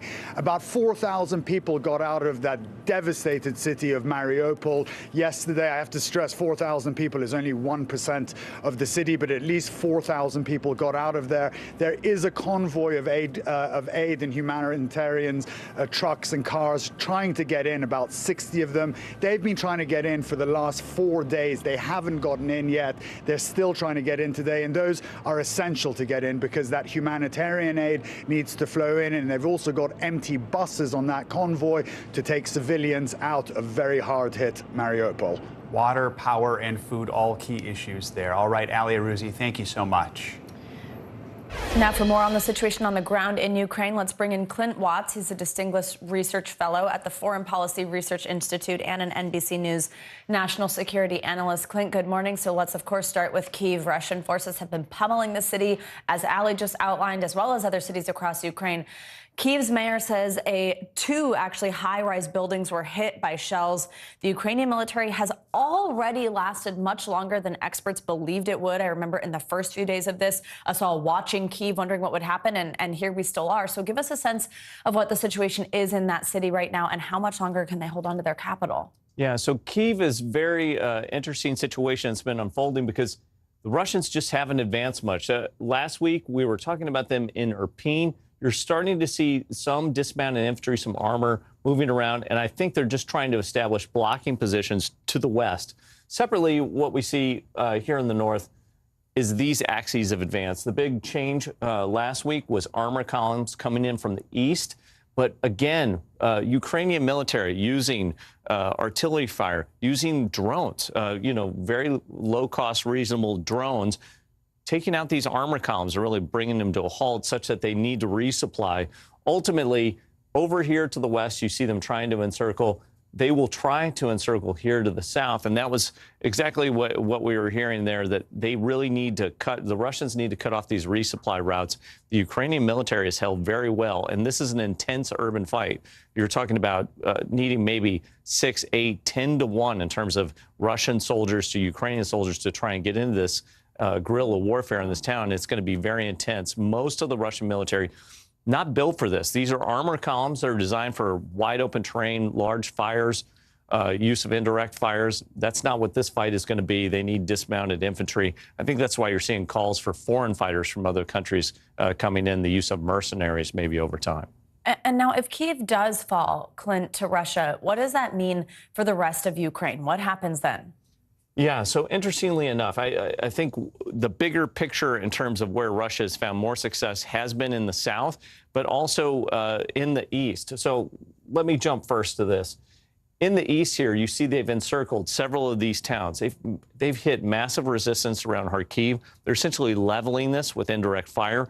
and trying to bypass it. They want to establish a logistics corridor between these cities somewhere inside Ukraine across the Russian border. They're having a hard time doing this. Now, down south, something different is unfolding. In the south, you're seeing that they're finally starting to have some ships come in to the Sea of Azov. This is some of the first reporting on that. Last week, we saw them also using rail in this area. So they're starting to set up their resupply lines, which means that they would be able to resupply quicker to sustain their advance up here to the north. And I think that's what to look for is, do they try and move from Zaporizhia to Dnipro? And then this pitched battle that's happening here in Mykolaiv, the Ukrainian military doing very well, but how long can they hold out here in the south? And what would they do if they had lost Kyiv as well? Yeah, Glenn, I understand one of the reasons that the Russian invasion has taken, longer than anyone expected has been the surprising effectiveness of these Ukrainian drones. Now, these are slower, I understand, than a Cessna. Why have they been so effective against the Russians? Well, it comes down to the Russians just not being able to maintain air superiority inside Ukraine. When we watched last week from the big picture around Kharkiv, the Russians lost many jets in this area. Separately, you're seeing them also lose all sorts of helicopter assets at different times, especially along this eastern area. If you don't have air superiority, you can't really take those drones down. Separately, the Russian forces in these columns, they just don't seem to have the anti-aircraft from the Russian perspective to go after these drones as well. So it's pretty remarkable to watch that very low-cost, essentially, drones are able to conduct a lot of these air raids. And I think that points to why that argument about the MiGs last week, why bring in, just a handful of MiGs when you can bring in so many of these low-cost drones that seem to be having pretty outsized effect. All right, Clint Watts, as always, thank you. Congress is preparing to hear directly from Zelensky in a virtual address Wednesday morning. Throughout the war, the Ukrainian president has been pushing the U.S. and NATO for more assistance. That includes repeated requests to impose a no-fly zone to stop deadly airstrikes. House Speaker Nancy Pelosi said that his speech will be a major historical moment. It's such a privilege to have this leader of this country where these people are fighting for their democracy and our democracy. They're fighting for democracy writ large. NBC News Capitol Hill correspondent Ali Vitale joins us now with more on this. So, Ali, Zelensky has made speeches like this to other countries. What can we expect Congress to hear from him tomorrow when he's speaking directly to American politicians? Look, he's made speeches like this in other countries, and he's also spoken with members of Congress before, the Senate and the House lawmakers meeting with him over the last few weeks. Of course, those have been closed-door sessions where we've been able to see the lawmakers themselves read out the meeting. This is going to be different because we will actually be able to see this address on a feed at the same time that the members who are physically in the room at the Capitol are listening to it as well. And it fits into this larger argument that's been happening here in Washington and on Capitol Hill surrounding the issues that you just talked about, the kind of support that Zelensky has been asking for from NATO allies, but specifically from the U.S. He's been talking about that no-fly zone. He's also been pressuring for those Polish planes, the MiGs that Clint was just talking about there. That's a conversation that's been happening widely on Capitol Hill. The other story here has really been the role that the House and the Senate have played in this. They have regularly been keeping the pressure on the administration. A lot of this stuff are things that the administration themselves have to decide. Congress, though, has been doing a good job of what they can legislatively, doing things like a Russian energy oil ban, trying to pressure for a review of World Trade Organization status before the Biden administration said that they wanted to have the most favored nation status of Russia revoked within that economic body. So Congress really has been keeping the pressure on here, and I imagine after they hear from Zelensky, we'll hear lawmakers continue to do that. Yeah, and we know Congress passed that $13.6 billion aid package last week, but Republicans, even some Democrats, are calling on the Biden administration to transfer fighter jets to Ukraine. Why is there such a push for this, and what is the president saying about it? Look, there's a lot of pressure from lawmakers to the White House, but also messaging to the international community that the U.S. wants to appear as a steadfast ally to Ukraine. They are hearing the things that the Ukrainian president is asking for. Among them are, as you mentioned, those jets from Poland that the U.S. said that they are not going to support that deal. Nevertheless, that pressure campaign is still on, and there's still conversations about what setting up a no-fly zone in Ukraine would look like as well. So these conversations have frankly been happening for weeks, but what we're likely to see tomorrow is a reinvigoration of that because of Zelensky speaking to this body. That is one of the things that he's been saying consistently, and I think that that's what the White House and lawmakers alike are ready to hear from him again. And of course, Zelensky will be speaking to Congress, but I have to assume President Biden will also be listening. And do we know if there are any plans for those two to have another call anytime soon?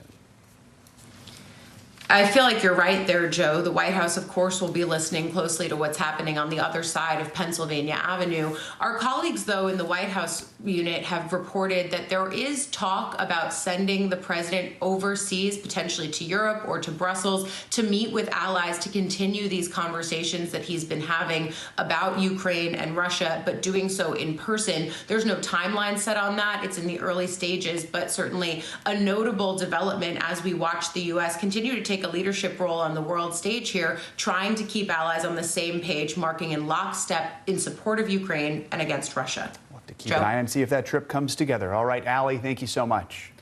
Now, the refugee crisis along Ukraine's borders with Eastern Europe is showing no signs of letting up. Nearly 3 million Ukrainians have now fled the country, and more than 1.7 million have entered Poland alone since Russia's invasion began nearly 3 weeks ago. NBC News senior national correspondent Jay Gray joins us now from the border of Poland and Ukraine. Jay, good morning. So today, what's the situation like on the ground where you are? You know what, Savannah, we talk every day, and I was prepared to tell you that things had dipped a bit, that we weren't seeing quite as many people making the walk across the border, but I want you to take a look down the line, and you can see it is packed here. The line stretches further than we can see at this point, and it's been building throughout the morning. Moms and children coming across, many saying that they've waited quite some time to get here and now are making this move. This line has been stationary for the most part for the better part of several hours. Again, I've been here for the better part of 3 weeks. I'm overwhelmed by the amount of people we're seeing, and we've seen some large lines here. Of course, they're all waiting in line to get to the bus up here, and you can see people starting to load on the bus right now. That will just, though, simply take them to a train station, and that's one of the key issues here, Savannah. So many people not sure where they're going to end up, sure that they need to get to safety, but once they get here just across the border, it becomes very difficult, really just the beginning of their journey. Yeah, Jay, I mean, this looks markedly different than yesterday morning. Has this developed just in the last few hours? Yeah, absolutely. I mean, we got here early this morning, and what we saw were waves of refugees coming through, just people coming through, families, a few families at a time, and then they started to pick up and continued to pick up. And part of the issue here is that, the buses, it's hard to get buses to come through, and so they do what they can to try and move people along. But yeah, it's amazing how much it's picked up over the last, I'd say 2.5 hours, Savannah. Wow. Jay, we're learning about a new plan. Let's talk about getting a little bit further than Poland, from the United Kingdom, that will pay its citizens to house Ukrainian refugees. I mean, when you see a line like that, you understand how many homes just are needed to open up for these people. More than 43,000 British citizens have actually already signed up for the program. Do you think plans like these would help the situation? That line we're seeing behind you, these people find places to go in countries that are a little bit further than Eastern Europe? There is no question, and it's something that they've been asking for Polish officials for the last week or so. We've talked about the idea that Krakow and Warsaw are running out of places for people to stay long term. They've got plenty of shelters where people can get a couple of nights sleep and kind of plan out where they're going.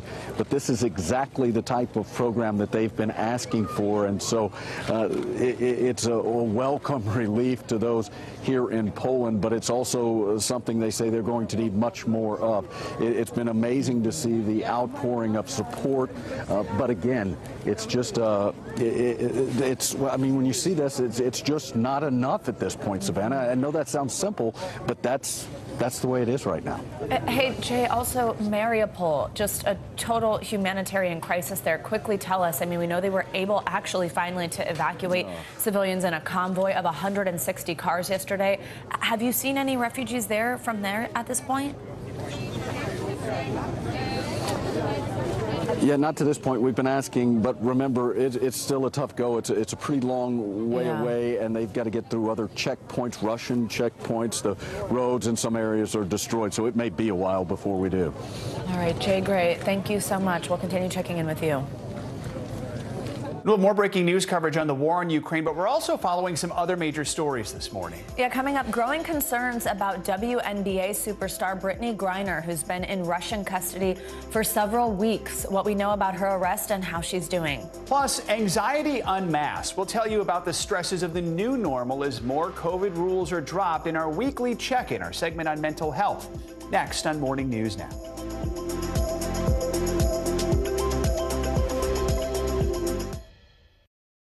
News is happening now. Look at what's making headlines around the world. Whenever it happens, wherever you are, it's here now. Sometimes the news can be difficult and overwhelming for kids to understand, so we've created a newscast just for them. We hope your family will watch Nightly News Kids Edition. Let's go. This is a critical choke point for this fire.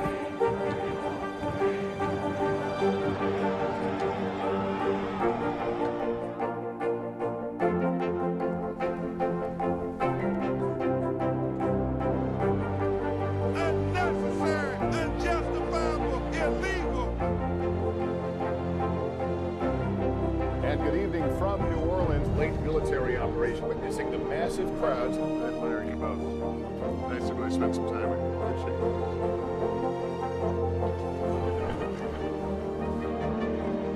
At any moment now.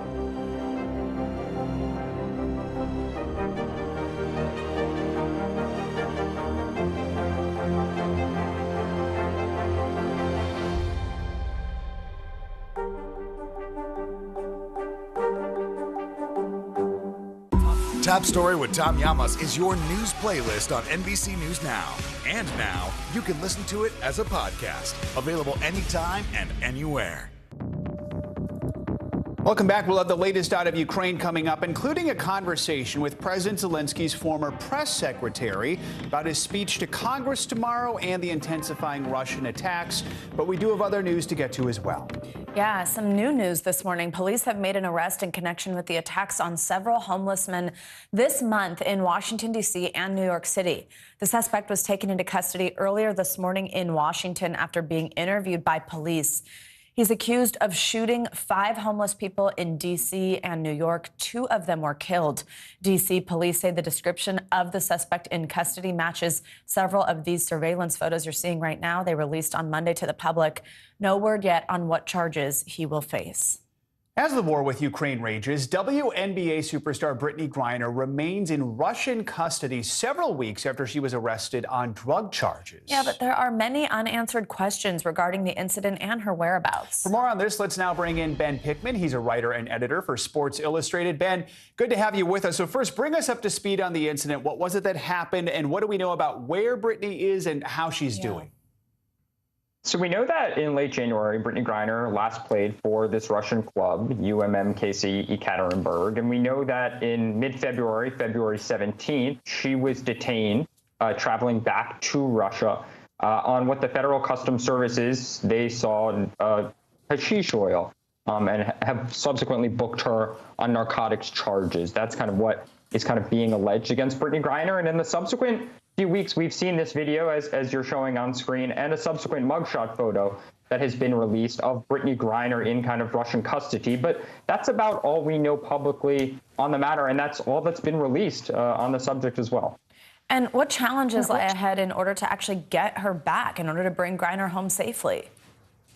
I mean, I think it's a big challenge, right? And the question is if this is going to take a more legal route or a more diplomatic route, a more political route. And that's something we don't exactly know at this juncture, right? There's certainly, I think, 5 to 10 years. It depends on how much oil the Russian criminal services, criminal justice system actually finds, determines the length of a possible sentence from a legal perspective. And then, of course, as you all know, involving the backdrop with Ukraine and Russia and the war that's ongoing and how the U.S. is involved, there's this potential political situation that maybe involves a negotiation of some sort. That's something we really don't know, and that timeline also feels extended. Right now, at this juncture, there's just a lot of questions about Brittany Griner and very few answers, at least publicly, that we're getting. Ben, Brittany Griner is certainly not the first American athlete to compete in Russia. What is it that attracts athletes to join leagues in that country? And one of the central reasons is simply financial, right? It is simply money, that you're potentially making 3 to 4 times more playing in Russia than you are the WNBA, right? This is a team, this same club that Brittany Griner is playing for, that in 2015 actually paid Griner star Phoenix Mercury teammate Diana Taurasi not to play for the Mercury that season, right? And just sit out so she could play for her Russian club. We're talking, magnitudes of 3 or 4 times more money playing in Russia or Ukraine or Israel, France, Spain, some of the countries that other top WNBA players play for, to go overseas and basically do that in their off seasons, what we consider the off season. But in actuality, that's really where you're making the meat of your financial money in terms of salary. Of course, there are on-court endorsements and, there's brand building, so to speak, that happens in the WNBA. But the financial incentives from a salary perspective overseas, that's a huge draw for a ton of players. Really important conversation and something we will continue to stay on until we know more. Ben, thank you so much. Now, with gas prices well above $4 a gallon across the country, we're all wondering when we'll see some relief. As NBC News Now correspondent Zincle Esamoah explains, we can expect the price of gas and some other goods to remain, quote, uncomfortably high. The price of gas and goods is soaring, now leading to alleged gas theft. On Monday, a Texas gas station owner, Jerry Thale, says one driver allegedly stole $6,000 worth of diesel fuel using a trap door. 3 consecutive days, it was about 350 gallons of diesel. During the 4th attempt, I was actually in the office when he decided to show up. And as soon as I saw him drive over the tanks, I sprinted out of the office. The driver sped off, but around the country, similar alleged gas theft incidents are taking place, with some blaming high fuel prices. Gasoline in the U.S. is up nearly 30 cents from a week ago and up nearly $1.47 since last year, with diesel fuel up over $2 since 2021. While inflation was already at 40-year highs, many experts say Russia's invasion of Ukraine means it's likely to persist. We're likely to see another year in which 12-month inflation numbers remain very uncomfortably high. In February, the U.S. placed aggressive sanctions on Russia. And I'm taking robust action to make sure the pain of our sanctions is targeted at the Russian economy, and that we use every tool at our disposal to protect American businesses and consumers. But weeks later, the administration acknowledged it's not realistic to think that we can take actions of this magnitude without feeling some consequences ourselves. And it's not just gas. You almost can't afford to do anything now. And I just wish it would go down. According to experts, the cost of wheat and metal is also up. In London on Thursday, nickel prices soared so high that CEO of the London Metal Exchange suspended nickel trading. It would have been extremely difficult for some of our market participants to continue their activity. The price rose so much that the metal in a nickel actually became more costly than a dime. Amid the war, U.S. officials and economists say Americans should brace for ongoing inflation, while many, like gas station owner Thahil, hope U.S. leadership can pump the brakes on these rising prices soon to curb the theft and desperation. We have bills to pay. We got employees that count on us, that need that money. Zincle Esamoah, NBC News. Time for our weekly mental health check-in, where we walk through some of the biggest mental health headlines. Yeah, and we also just want to take this moment to pause, take a deep breath, reflect on our emotional well-being, especially with so much going on. Yeah, let's bring in a psychiatrist, Dr. Soumya Dave, to help us walk through some of these headlines. Dr. Dave is also the author of What a Happy Family. Always good to have you with us for this segment. Let's start with a new poll from the American Psychological Association. More Americans are feeling an unprecedented amount of stress. They're overwhelmed by money, by COVID, the images from Ukraine. What kind of impact is that having on our physical health? And then how can we try to reduce this stress? This is having such a big impact. And when we talk about the things that you listed, the gas prices going up, groceries going up, and then the horrifying scenes in Ukraine unfolding, we're seeing one crisis after another, and we're internalizing those crises. And so what that's really doing is threatening our sense of safety. Now, in the body, that can come out in a variety of factors and really does affect every system of our body. But also mentally, we're not meant to hold on to stress and uncertainty that is this prolonged. So anybody who is overwhelmed, anybody who is struggling, please just know you're not alone, because this is a lot to carry. And it feels as though every week, every month, there's something else to add to that list. So we're just piling things on. Oh, it's so true. Now, health experts are studying an emerging trend as a result of COVID that's being called cave syndrome. More people can probably relate to this, are finding it hard to return to their lives now that COVID restrictions are dropping, even among vaccinated people. So why are people experiencing this cave syndrome? And is there anything that can be done to ease back into society as these restrictions loosen? Great question. So cave syndrome or COVID stress syndrome refers to the fear that might come with re-entering the world once these COVID-19 restrictions have been lifted. Now, we have to remember that for 2 years, we had adapted to new habits to keep us safe, to help us live, to help us work. So many of us experienced isolation, stress, loss, grief, so many different things. And so after we've been living this way for 2 years, it's really hard to break habits anytime, but especially the ones that have been helping us survive every single day. So I recommend, if anybody's feeling any sort of discomfort at all, and of course, if they're experiencing more extreme forms of fear and anxiety, to just take it slowly. It's okay for us to set our own timelines to re-enter and to do things that we may have missed. It's okay. There's no rush, and we have the right to take our time. And of course, if things really feel overwhelming and difficult, I always recommend talking to a mental health provider or someone whom you feel like you can trust, because we do need that support as things continue to change. All right, here's something that might help, and we just need an excuse to show some cute puppy pictures right now. Dogs, once again, proving why they're man's best friend. A new study shows as little as 10 minutes with a dog can have a positive effect on people literally experiencing pain in the emergency room. So why do dogs have this effect on us? And then how can they help us in our everyday lives, not just in the emergency room, not just with pain, but also with anxiety? Yeah. I think there's so much that we're still learning about the human-animal bond that's really powerful and really positive. And so people with pets tend to report an increase in motivation, in routine, and a lot of the things that can help all of us. And so when we're seeing this impact happen for people with pain, we're seeing that, hey, maybe healthcare actually has more things that we can incorporate into it to help people cope and to help people heal. And I think that, there's still research being done on this, onto why exactly this is happening. But I think there's something just so powerful about having that bond with an animal, and to just see that, hey, I'm not alone. I can find comfort here, and I can actually heal from being in the presence of this animal. So I'm just so excited to see more and more unfold on this front. Yeah, it's so cool when we get these actual studies that say things like this. I'm like convinced Lucy's like the answer to all my, well, she has her own anxiety, but the answer to a lot of my problems. And so when you hear these studies, I'm like, okay. With a puppy with anxiety, do you give them another puppy, or do you give, what do you do with I don't that? know. I don't know. Well, yeah, that's a lot. We're thinking about that, actually. All right, Dr. Soumya Dave, always great to have you. Thank you so much. Thank you. All right, let's get a check on your morning news now. Weather? Bill Cairns joins us. Hey, Bill, good morning. Hey, good morning. So yesterday we talked about the chance of severe weather in Texas last night, and we did see some, and we do have some pictures to show you. Thankfully, we didn't have any reports of any really bad tornadoes or anything like that. We just had reports of this one. It looks like an isolated tornado. You can see some of that debris that was flowing there off the bottom on the ground. That looks more like a funnel. You don't see any debris at the surface. Otherwise, it was mostly hail reports, and a lot near the Dallas-Fort Worth area.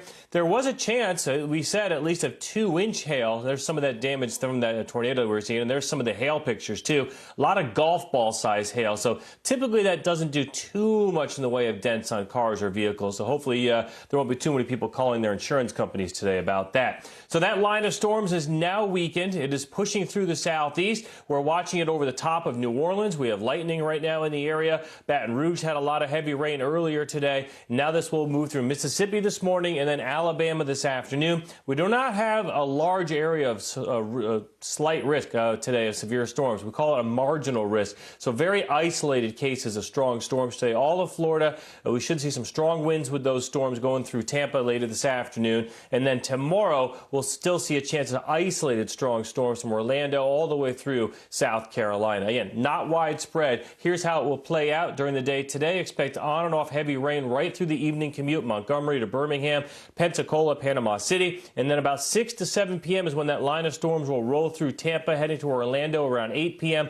And then tomorrow, we watch new additional storms and rain from Raleigh to Charleston. I don't think we're going to see too much in the way of flooding, but we could see isolated cases, especially from Atlanta to Charlotte. Someone could get easily 2 inches of rain. The other spot that we're happy to report is getting rain is in Northern California. Rain has moved in overnight. It's not heavy, but we'll take every little drip we can. So the forecast for today, this is a lunch outdoors day in Washington, D.C., near 70 degrees and sunny. Not bad either. Philly, D.C., New York, Chicago, 55, St. Louis at 68. And tomorrow, things get even warmer in the middle of the country. St. Louis, 71, and Chicago near 70. So spring has sprung, and with it, unfortunately, some severe weather.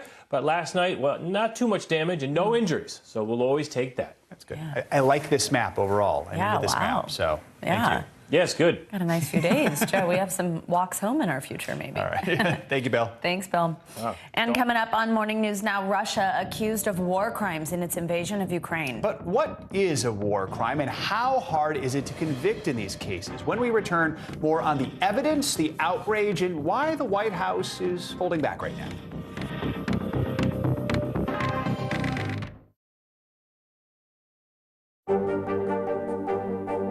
What are you doing for teachers who feel that they're being stretched too thin? Did you understand how prevalent hunger was in your own community?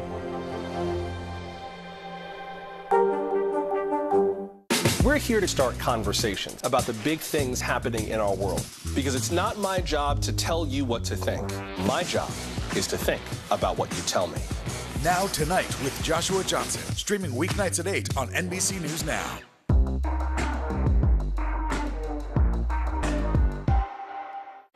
What do you see right now with Putin, and do you think he's a rational actor? There's a Supreme Court nominee. What would it take for you to vote to confirm her? The sanctions did not deter. Can this end with sanctions alone? If it's Sunday, it's Meet the Press. These days, it feels like the news never stops. So let's get into it. What's happening right now, what it all means for you for an hour every day. It can be hard to keep up, so let's get started together. Hallie Jackson Now, weekdays at 5 on NBC News Now. Now Tonight with Joshua Johnson, streaming weeknights at 8 on NBC News Now.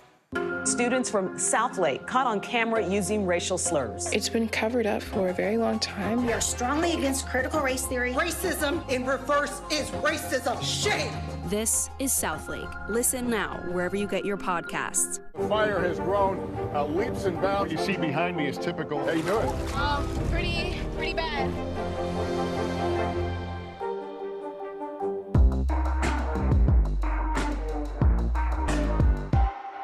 Nearly a dozen hours after the eye roared ashore. There is some late-breaking news. All right, it just is.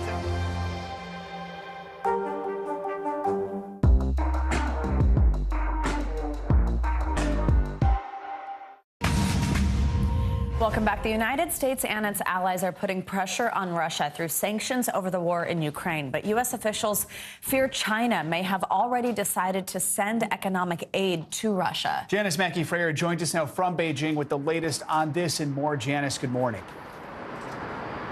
Good morning. Yesterday, U.S. National Security Advisor Jake Sullivan met with China's top diplomat Yang Jiechi in Rome. They met for 7 hours. It was apparently pretty intense. And it was coming after there were multiple reports that the U.S. has reason to believe that Moscow asked Beijing for help in its war with Ukraine. Possibly drones, possibly ammunition, possibly even meals ready to eat. Now, China is denying these reports, calling it malicious disinformation, but China is widely seen as backing Russia. In London, protesters have seized a mansion belonging to Russian oligarch Oleg Deripaska in one of the city's most exclusive neighborhoods. Banners were unfurled declaring the property had been, quote, liberated. They put that beside a Ukrainian flag. Now, when the police came, they had to use a drill to open the door and a crane to get to the balcony. Protesters insisted they weren't squatting. Deripaska had been added to a list in the UK. His assets were frozen. There is a travel ban on him and other Russian oligarchs as part of the UK's move to isolate Vladimir Putin. And finally, the geopolitics of the Russian invasion are not only limited to Earth. Up there on the International Space Station, American astronaut Mark Vande Hey is preparing to come back to Earth, getting a ride with 2 Russian cosmonauts in their Soyuz capsule. Now, it was touch and go for a while. There are some senior officials at Russia's space agency who are Putin loyalists. One of them had even posted a video showing the American flag being removed from the capsule. So there was a lot of concern that maybe Vande Hey would be abandoned there, but things have apparently worked out. The astronaut and cosmonauts will land in Kazakhstan later this month, and when he does, Mark Vande Hey will have spent 355 days in space, and that, Savannah and Joe, is a new U.S. record. All right, good for him, and good to hear that he's getting back safe and sound. Wow, what a drama. All right, Janice, thanks. Phew. Yeah. Now, in the southern Ukrainian city of Kherson, citizens are taking to the streets to confront their Russian occupiers. Hundreds gathered outside Kherson City Council building on Sunday, waving Ukrainian flags and chanting, and they're doing it in plain sight of Russian troops. We want to bring in Yulia Mendel, former press secretary to President Zelensky and a native of Kherson. Yulia, good morning. Thank you so much for joining us. So first, let's start off with that second part, a native of Kherson. You wrote this op-ed a couple days ago where you describe how these troops are essentially occupying your memories as well as your town. Just what's your reaction to the show of defiance first from your hometown? Thank you for having me. Yes, I'm following the events that are happening in Kherson and Kherson region very closely. My family, my relatives, they all stay in Kherson. They are fully occupied. They cannot leave the city and they cannot receive any help.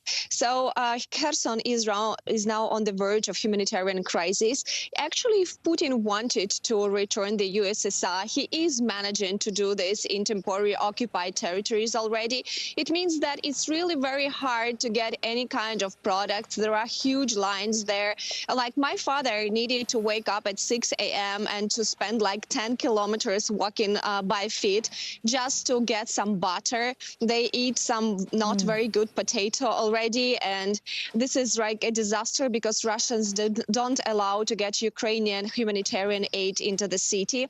The same situation is in the villages. I was talking to my granny yesterday. Now this village where she is situated is heavily bombed because I've heard from my aunt that she hears explosions and the house of my grandparents is damaged.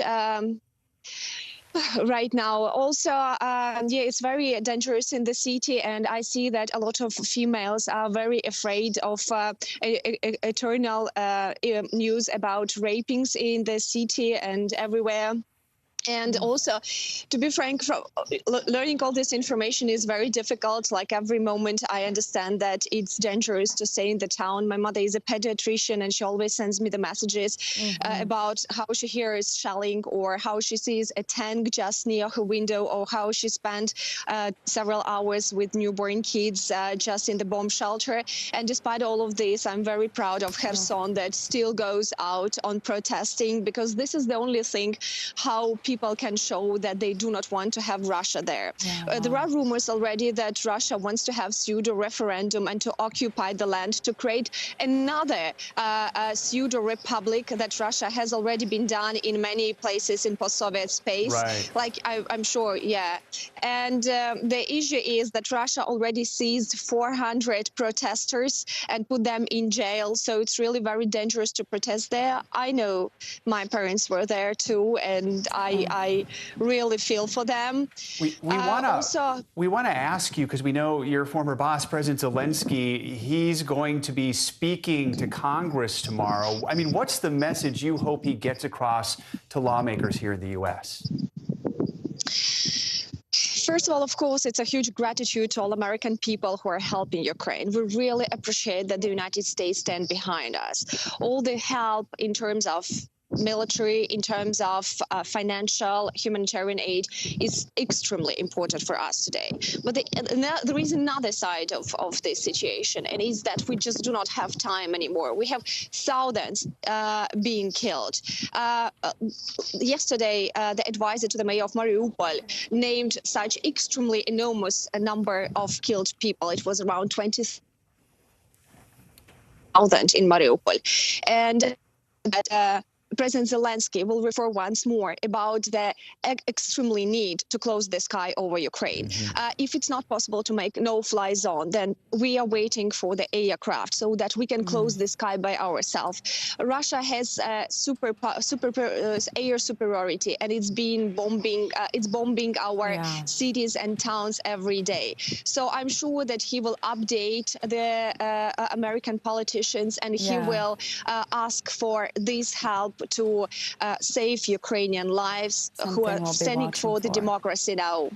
That's what we're hoping for, too. Yes. All right. Yeah. Yulia, thank you for your time and sharing some of your experience and your family's experience with us. We appreciate it. Stay safe. Now, the international community is outraged by Russia's assault on Ukraine and the alleged indiscriminate attacks on civilians. But the Biden administration is hesitant to officially label the attacks as war crimes. NBC News chief foreign affairs correspondent Andrea Mitchell takes a look at the allegations, the evidence, and what might be holding the White House back. And a warning, her report does contain some graphic images. An air raid over Chernihiv, killing at least 47 people. Rockets striking the center of Kharkiv. And a preschool in northeastern Ukraine hit with illegal cluster bombs. Ukrainian civilians, including children, increasingly becoming the apparent target of Putin's forces. And as the world watches the death and destruction, allegations of war crimes are growing louder. With President Zelensky warning Russia's leaders, he said you will definitely be prosecuted for complicity in war crimes. The UN reports that at least 636 civilians have already died since Russia invaded, with the true toll sure to be even higher. Even those trying to flee finding death on the road to safety, with witnesses saying Russian forces are targeting civilians escaping through humanitarian corridors, including this deadly incident in Irpin, outside Kyiv. Under siege, civilians are trapped in Mariupol, where Russia shelled a maternity hospital, killing 3 people, including a young girl. And now this pregnant woman and her unborn child have died. They shoot to the civil cars that are trying to escape from Mariupol. There is 350,000 people in mousetrap. Russia has denied committing war crimes, instead claiming Ukraine is staging attacks and killing its own people, despite all evidence to the contrary. Under decades of international law, war crimes are defined as intentionally directing attacks at civilian populations, or indiscriminately attacking civilians or civilian objects like hospitals, schools, and nuclear power plants. The Biden administration supports investigating and documenting potential war crimes, with the U.S. ambassador to the UN acknowledging bluntly what the world can see. They constitute war crimes. They are attacks on civilians that cannot be justified by any in any way whatsoever. The International Criminal Court has opened up an investigation, responding to requests from 39 countries, including France and the UK, for crimes against humanity and acts of genocide. What we have seen already from Vladimir Putin's regime in the use of the munitions, in my view, already fully qualifies as a war crime. Punishing Putin will be difficult, if not impossible. The International Criminal Court and the UN Security Council can take action against war criminals, but it is up to individual countries to enforce convictions. And Russia, like the US, does not recognize the ICC's authority. Russia can also veto any UN Security Council action. And the Biden administration wants to avoid labeling Putin a war criminal now, to preserve the chance of eventually negotiating with him for an end to the war. Thanks to Andrea Mitchell for that report. While the administration is avoiding calling Putin a war criminal, they are collecting pictures, video, and firsthand accounts of alleged war crimes. But even if they do find enough evidence, experts say it could be years before Putin would face any charges. Coming up, images of heartbreak and hope pouring in on social media from Ukraine. But how do we know what we're seeing is real? When we come back, Savannah will walk you through NBC News' process of verifying video. You're watching Morning News Now.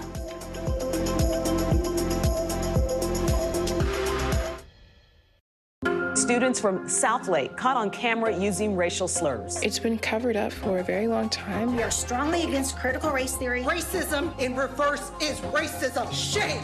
This is Southlake. Listen now wherever you get your podcasts. News is happening now. Look at what's making headlines around the world. We're coming on the air with breaking news. This is a significant moment. Whenever it happens, wherever you are. NBC News, streaming free now. We're here to start conversations about the big things happening in our world, because it's not my job to tell you what to think. My job is to think about what you tell me. Now Tonight with Joshua Johnson, streaming weeknights at 8 on NBC News Now. News is happening now. Look at what's making headlines around the world. Right now on Morning News Now. We're coming on the air with breaking news. And this is a significant moment. Whenever it happens, wherever you are. NBC News, streaming free now. To cover the news, you have to be in it. We'll take you to the front lines of the story, bringing your news feed to life. Streaming live every night. It's your news playlist. Top Story with Tom Llamas, weeknights at 7 on NBC News Now. What do you see right now with Putin, and do you think he's a rational actor? There's a Supreme Court nominee. What would it take for you to vote to confirm her? The sanctions did not deter. Can this end with sanctions alone? If it's Sunday, it's Meet the Press. Hallie Jackson Now, weekdays at 5 on NBC News Now. Top Story with Tom Llamas is your news playlist on NBC News Now. And now, you can listen to it as a podcast, available anytime and anywhere. Welcome back. We're doing another deep dive on videos popping up on social media from the war in Ukraine. And this time, we're taking a look at the ways civilians are surviving, trying to cope with the attacks by Russia, both in Ukraine and in Russia. Let's start with this video of Ukrainian refugees. This is heartwarming. It's just kids. They're being welcomed into a school in Italy. Now, this one was verified by Matteo Maschella on our NBC News social news gathering team. This started making the rounds on March 9th. Look at this. They're all cheering for them. Matteo was able to verify this by directly contacting the family of this children. That's how we were able to make sure that this one was real. Next, we're looking at something a little bit different. This is actually a video out of Moscow. In just a moment, you're going to see a sign this woman has. This one was verified by our reporter, Bianca Britton, posted by Activatica, an online resource for activists on March 13th. You see this sign right here. It appears to show two women being detained by Russian police. One of the women, as you just saw, was holding a sign. It literally just said, it translated to 2 words. That's actually the translation. Not anything about the war, just the words 2 words. And there you see her being detained. So let's see how we verified this. We're going to first look at a freeze frame of this video. I want you to pay attention to this area and over here. I'm going to show you how our NBC News social news gathering team verified it. So you can see these green turrets on this red building, this up here, this corner in the background here. This is a major public square actually in Moscow. You can also see this building, this larger window here. We're going to swipe This is verified, of course, just using Google Maps. You're able to geolocate that same square. And you take a look at the street view, you can see these turrets here. There's that big window I pointed out to you on this building here. That's how our team was able to make sure that this is real.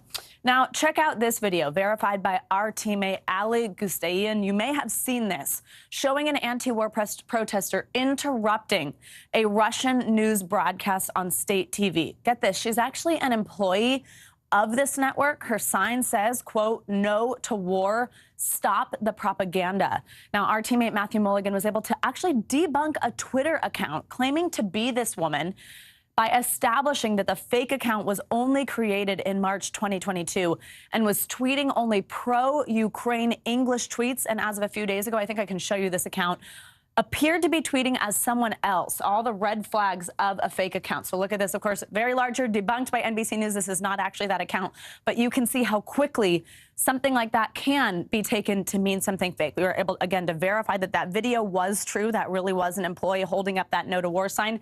This Twitter account pops up soon after claiming to be here. Not true. That's how our social media team works. Finally, back to Ukraine. These videos shared across YouTube of young violinists in Ukraine playing an old folk song while sheltering in bunkers. Some of them are literally filming between blasts. They're joined by more than 90 players from other countries to compile this whole video here, this whole mosaic you'll see in just a moment. Now, the organizers of this moment point out in their YouTube post, quote, "More Ukrainians wanted to take part, but now have guns in their hands instead of violence." Of course, these videos just serve as this living testament to what it's been like in Russia and Ukraine during this invasion, and we will keep verifying these videos and walking you through how we did that, Joe. Good to see there's some inspiring stuff, too. All right, Savannah, thank you so much. Now, the trip for refugees fleeing Ukraine is a dangerous one, fraught with hardship. NBC News correspondent Ali Arouzi brings us the journey of one family that faced conditions far worse than they expected. On the other side, on the other side. 17-year-old Vlad and his grandmother Lubov's passage to safety turned into a desperate scramble to save her life. Their perilous, long journey took them from the battered east to the relative safety of the west, but it didn't go as planned. The strain of it all became too much. Lubov, worried for her pet cat, collapsed just after arriving in Lviv by bus. When we went out from the bus, she became bad. So she has some problems with heart.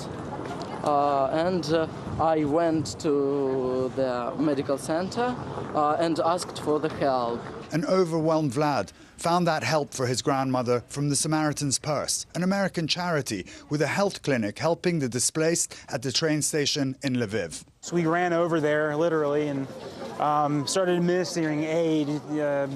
She had a pulse when she got there. She was weak, sweaty. No time for a stretcher. A nurse named Peter lifted her on his back and ran to the medical tent. It's not perfect, but when you're in a crisis, you do what you have to do. Vlad was already emotional. He had to leave his parents behind. I am really nervous. I hope that all will be okay. And I think that I did everything what I can to help my grandmother. He told us his grandmother's name, Lubov, means love in Ukrainian. She wants to stay at home, but it is very dangerous to last at the Sumy because every day the attacks are bigger and bigger. We will stay here. My grandmother don't want because she thinks that in other countries she can't live because she loves Ukraine. The medics stabilized her. Where's the cat? The cat's here. She was taken into a waiting ambulance, but it didn't drive off. From outside, we could see the vehicle bouncing up and down. The medics were working desperately on her. But again, her vitals dropped. This time, nothing could be done. She couldn't be saved. I can save. Vlad broke down. The bombs and bullets may not have killed his grandmother, but the stress of war did. What's next for you, Vlad? What are you going to do now? I don't know. I called my mother. She will come here. Lviv was meant to be a safe place for Vlad and his grandmother. the tragedy etched on his face. He clutched onto her few belongings and her cat, devastated at the loss. The future uncertain. Our thanks to Ali Arouzi for bringing us that story. Yeah. Now, beyond Russia's invasion into Ukraine, there is a dangerous and growing propaganda battle underway, and it's not just being waged overseas. Russian disinformation is now finding an enthusiastic audience here in the United States. NBC News technology correspondent Jake Ward has more. This is South by Southwest, an annual event in Austin that celebrates the idea that the internet makes it possible to create all sorts of new art and culture and commerce because of social media. But this year, it's becoming clear that social media has made possible a conspiracy theory, one that originated here in the United States and now seems to have become the cutting edge of Russia's propaganda efforts. There was a network consisting of at least 30 biological laboratories. At the UN, Russia's ambassador pushed a conspiracy theory, saying at least 30 research labs in Ukraine are actually U.S.-backed bioweapons facilities, conducting what he calls dangerous experiments. U.S. officials vehemently deny the accusations. I will say this once. Ukraine does not have a biological weapons program. And they warn Russia could be trying to justify its invasion. This influence campaign is completely consistent with long-standing Russian efforts to accuse the United States of sponsoring weapons. This is a classic move by the Russians. While Russia is amplifying this conspiracy theory now, it appears to have begun on far-right social networks in the U.S. back in February, 10 days before the invasion. And now it's gone viral in America. Far-right voices online, cable news, and public figures who are rewarded with millions of views. Facebook, Twitter, and others have banned Russian state media and its coverage of this narrative. Because they trend online, it means that mainstream media hosts or social media influencers are incentivized to essentially pick up on those narratives and amplify them because it brings more eyeballs to their content, more clicks on their platforms, and ultimately can be more dollars in their pocket. How can we solve this problem? Some of the solutions are going to involve holding the actors with disproportionate power in this conversation responsible. With independent and Western journalism shut down in Russia, citizens there are being regularly misinformed. But misinformation is finding an audience here in the wide open West as well. Now, on Monday night, Russia lost access to Instagram after the government shut it down. It shut down Facebook the week before. And here in the West, we've also deplatformed Russian state media and the narratives that it is pushing.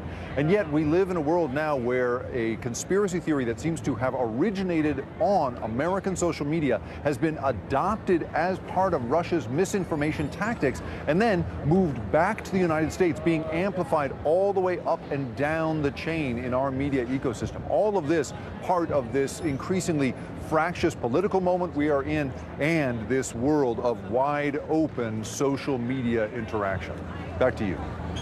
All right, Jake Ward, fascinating look there. Thank you so much. That does it for this hour of Morning News Now. But the news continues right now.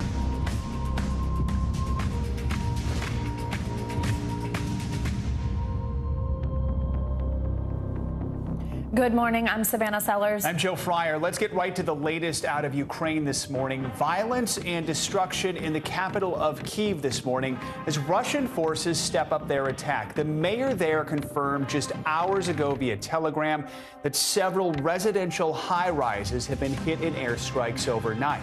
As Moscow forces intensify attacks on civilian targets in Kyiv and other cities, diplomatic discussions between Ukrainian and Russian delegations are set to resume today. It comes after a brief suspension yesterday. That's according to an advisor to President Zelensky. Zelensky himself is set to speak to Congress tomorrow in a virtual address, a move which could put pressure on the Biden administration to provide more comprehensive military aid.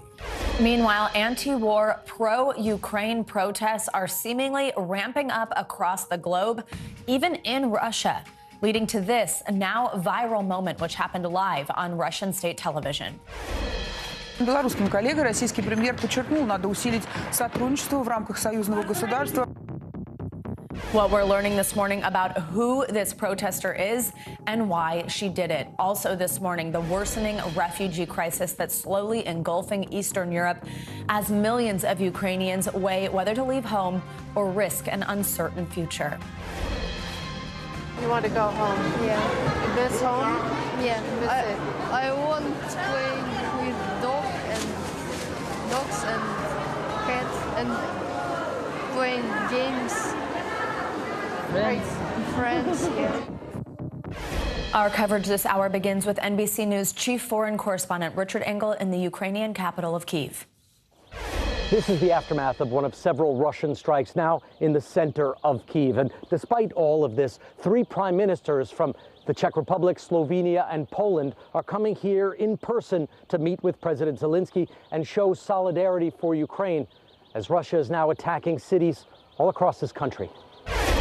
The southern city of Mariupol looks almost post-apocalyptic. Columns of smoke rising from dozens of fires. Russia has been firing into the captive city of 400,000 like shooting at hostages. A few hundred packed cars were able to get out through a humanitarian corridor. While overnight in Kyiv, there were more apparently random attacks. Missiles fired at the city, hitting a subway station. This morning here, volunteers were sweeping up. In the collective spirit, no one called them. They just came from the neighborhood to help. This strike hit a subway station in central Kyiv. The Russians are no longer just picking off targets on the outskirts of the city, but now hitting the commercial and residential center of the city. Up above, the station is extensively damaged. But these subways were dug during Soviet times to be deep, in case the United States back then attacked with nuclear weapons. Now this shelter is in use again and under attack by Russia. Alina, who used to sell cakes she bakes at home, is down on the subway platform with her daughter Anna. She says she heard the explosion hit the station and all the glass falling. Before, we used to think how good it was to sleep in our beds, she says. Now we just thank God to wake up. In a subway car, Tanya says she's always sick. She's been down here for over a week. Russia's attacks now hardly seem targeted at all. Just lethal, harassing strikes on civilians. In part because the Russians aren't getting any closer. Ukrainian resistance has slowed down Russia's advance to a near halt. The killer convoy outside of Kyiv is stuck dead by the road, no fuel.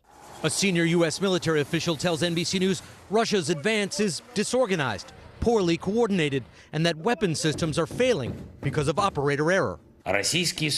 Ukraine's President Zelensky, speaking in Russian, called on Russian troops to surrender and for the Russian people to rise up before their country becomes as closed and repressive as North Korea.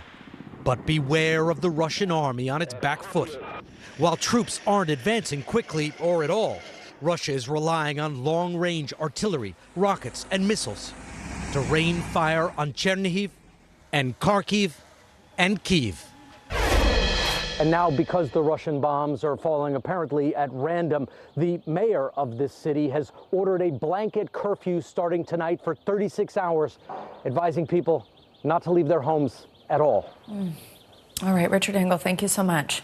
Let's bring in national security expert Jason Beardsley for more on this. He's currently the executive director of the Association of the U.S. Navy. Jason, thanks for joining us again. As we mentioned, a new round of talks are set for today between Russia and Ukraine after they were suspended yesterday. What, if anything, could come out of these talks? Great question. These are difficult because, number one, Vladimir Putin likes to use talks as a sort of an excuse to reset his forces. And while he's talking on the one hand, his forces continue to pound these cities mercilessly on the other hand. So I think the Ukrainians know that, and they've had some limited success. But I think Vladimir Putin, essentially is inside a space where he's losing the ground war. And that's becoming evident to people inside his country and around him in the Duma. So they are going to be looking for an eventual negotiated settlement. That's where this ends. So this talk will at least get further down the road, but I don't expect anything major yet. Russians are still importing foreign fighters, and they're still moving forces to try to resupply some of their convoys now. So don't look for this to make any game-changing movements on the ground, but it is an indication of a furthering of the talks that will eventually lead to negotiation.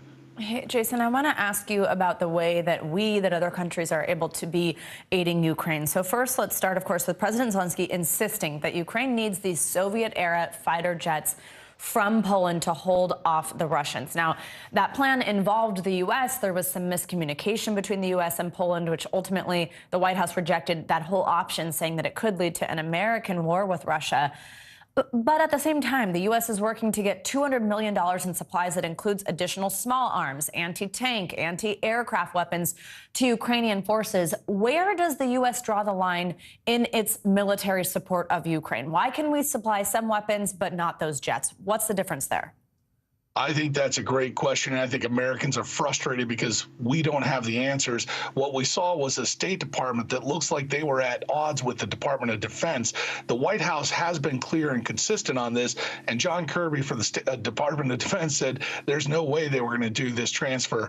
We're not even sure where the actual sort of mission originated to get the Polish planes to the Ukrainians. But here's something. You asked a very important question, and what I'd like to see is the press ask the president, ask John Kirby, what is the line? Now, they're probably unwilling to discuss this because of some intelligence commitment, but here's some easy things they can do on the ground right now. While Zelensky's asking for planes, their ground forces are out of communication, so they feel like the Russians have penetrated their radio networks. These are handheld radios, and they could ask for something like licensing requirements to get those handheld radios to talk through satellite communications, which would defend the ability of ground troops to coordinate and do complex ambushes. That's a very simple thing that probably would get all of Congress involved.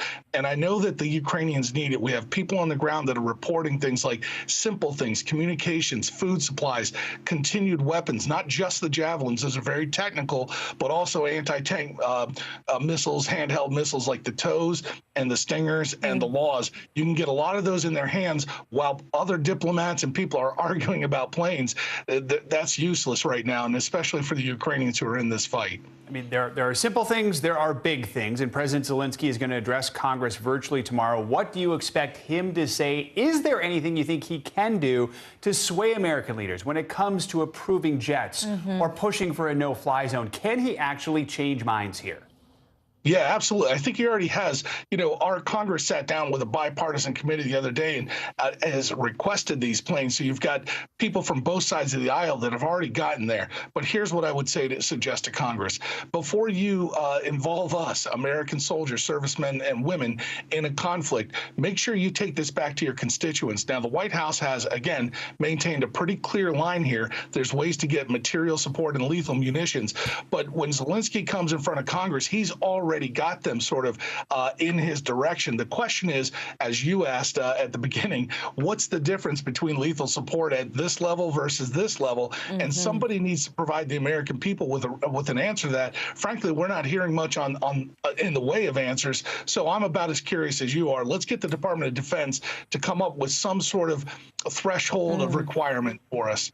All right. Absolutely. Jason, as always, appreciate your clear, concise analysis. Appreciate it. Thank you. Thank you so much. The refugee crisis is escalating in Eastern Europe as countries there handle thousands of incoming Ukrainians each day. And with Russia's invasion showing no signs of slowing down, more Ukrainians are now accepting the difficult choice to leave their homes. NBC News foreign correspondent Kelly Kobaya has more from a border town in Poland.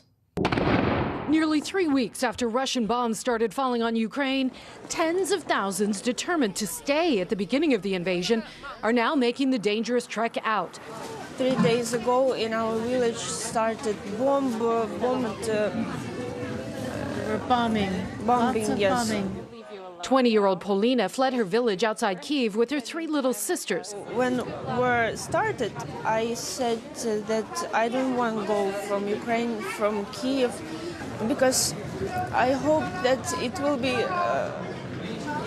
for a week, just. But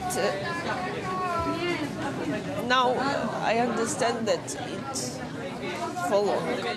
The UN says more than 2.8 million people have now fled Ukraine. Humanitarian operations are expanding in Romania, Hungary, and Moldova. This Polish border crossing was barren 3 weeks ago. Today, a vast tent city of volunteers and international aid groups. We need additional schools, school capacity, hospitals, healthcare, welfare systems. Across Europe and beyond, offers of help. At a school in Italy, 2 refugee children welcomed with cheers, kids waving Ukrainian flags. 10-year-old Igor told me he misses school. His family now returning to Ukraine. You want to go home? Yeah. You miss home? Yeah. Miss it. I want to play with dogs and cats and playing games. Friends, yeah. His mom says they fled the Black Sea port of Odessa a week ago. Do you worry that you'll have to come back out again? Mama, дитина. I don't think about bad things, she says. I believe that everything will be fine. And the fighting has not yet reached Odessa, but it's only a few dozen miles away. So there is concern among their family about what might happen in the future. And just Savannah and Joe, we heard an incredibly disturbing statistic today from UNICEF. 1.5 million children are now refugees. They say that equates to about 75,000 children every day becoming refugees from this war. Savannah, Joe. All right, Kelly Kobaya, thank you so much. Pretty amazing to see those Italian children welcoming those Ukrainian ones. Thank you. Those countless Ukrainian children flee the only home they've ever known. Their teachers are doing everything they can to keep classrooms going from afar, and they're offering their students much more than just a lesson plan. NBC News foreign correspondent Molly Hunter is in Lviv with those stories of hope. Molly, good morning. Yeah, a little bit of hope this morning. Joe, good morning. So many children have had their lives upended and destroyed in the last 3 weeks. And as Kelly mentioned, we just got new numbers from the UN. 1.5 million children have fled the country. That is 1 child per second, if you can believe it. Well, teachers, as they always do, though, are answering the calls of their students, no matter where they are. Take a look. There are many ways to fight. And across Ukraine, teachers are galvanizing their own kind of war effort. When did you and your other teachers decide, okay, we need to get the kids back into learning? We just understood that we had a lot of energy to do something for the world, just like to be involved in a common victory, you know. 23-year-old teacher Alexandra from Kyiv says the harsh realities right now won't stop her from bringing art and Ukrainian language to her young students. Today, few of my kids during the lesson, they just went to the window and told me, oh, sorry, we have to go to a shelter. It's not normal lesson. It's not normal. According to a Ukrainian government estimate, 379 schools have been damaged during the invasion, 59 completely destroyed by bombing and shelling. NBC's Matt Bradley visited Zhytomyr, where this high school was destroyed earlier this month. No children were inside. Svetlana has taught there for 27 years. Where will you go now? Where will you teach now? She says, I will stay. I will protect my children. Olena, a middle and high school literature and Ukrainian language teacher seen here before the war, is staying in the capital. I cannot serve in the army, she says, but I can teach students. And 5,000 miles away, dance teacher Nastya Lototska is doing her part too. Nastya is in Chicago, but her students are in Ukraine. If they can just forget about the reality for 45 minutes, that's what we're going to do. Nastya was born in Ukraine and moved to the U.S. when she was 4. She's helped teach at least 5 sessions so far and will keep it going so long as kids keep showing up. If you wouldn't know what situation that they are in, you would never, ever believe it. And that's the resilience of Ukrainian kids to be able to show up and participate and dance and smile. They bring us laughter all the time.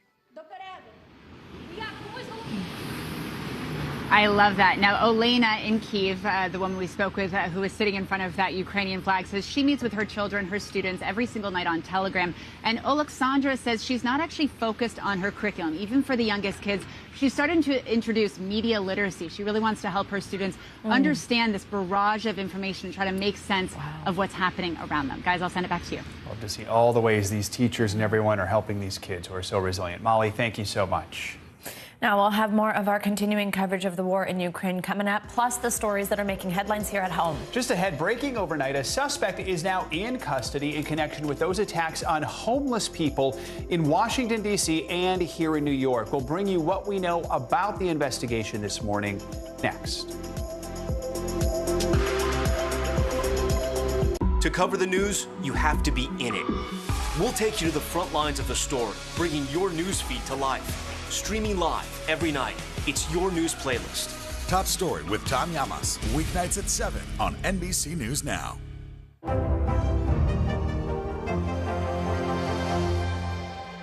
Sometimes the news can be difficult and overwhelming for kids to understand, so we've created a newscast just for them. We hope your family will watch Nightly News Kids Edition. Nearly a dozen hours after the eye roared ashore. There is some late-breaking news. All right, Good morning, I'm Joe Fryer. And I'm Savannah Sellers. 2022 is off to a busy start. Winter's wrath causing headaches from coast to coast. It's been really incredible to see how quickly volunteers started to help with the cleanup efforts. Morning News Now, streaming weekdays at 7. NBC News, streaming free now. Still to come on the Channel 2 News. Well, the waters are certainly receding now. Still too close to call. Lester Holt reporting from the Ground Zero, as it's being referred to. It is, in fact, a taste of freedom. The Haitian people know a little something about resiliency. What's the biggest risk right now? Some of the troops who have been proud. I want to welcome you to the first presidential debate. In fact, we've been told we can't go any farther. You with some resilient folks. Let me get a hint.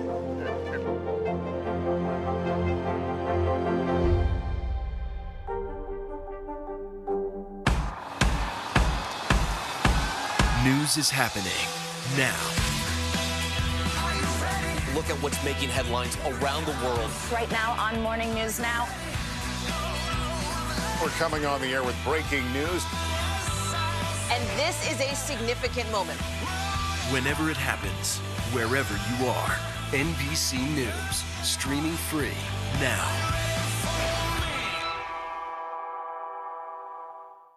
News is more than a headline. It informs, it inspires, and it still matters. To cover it, you have to be in it. And that's what we're gonna do. Every night, we take you to the front lines of the story, where it's actually happening, with NBC News journalists on the ground from all over the world. We cover what you need to know and bring your news feed to life. In primetime and streaming live, it's your news playlist every night. Top Story with Tom Llamas, weeknights at 7 on NBC News Now. Hallie Jackson Now, weekdays at 5 on NBC News Now.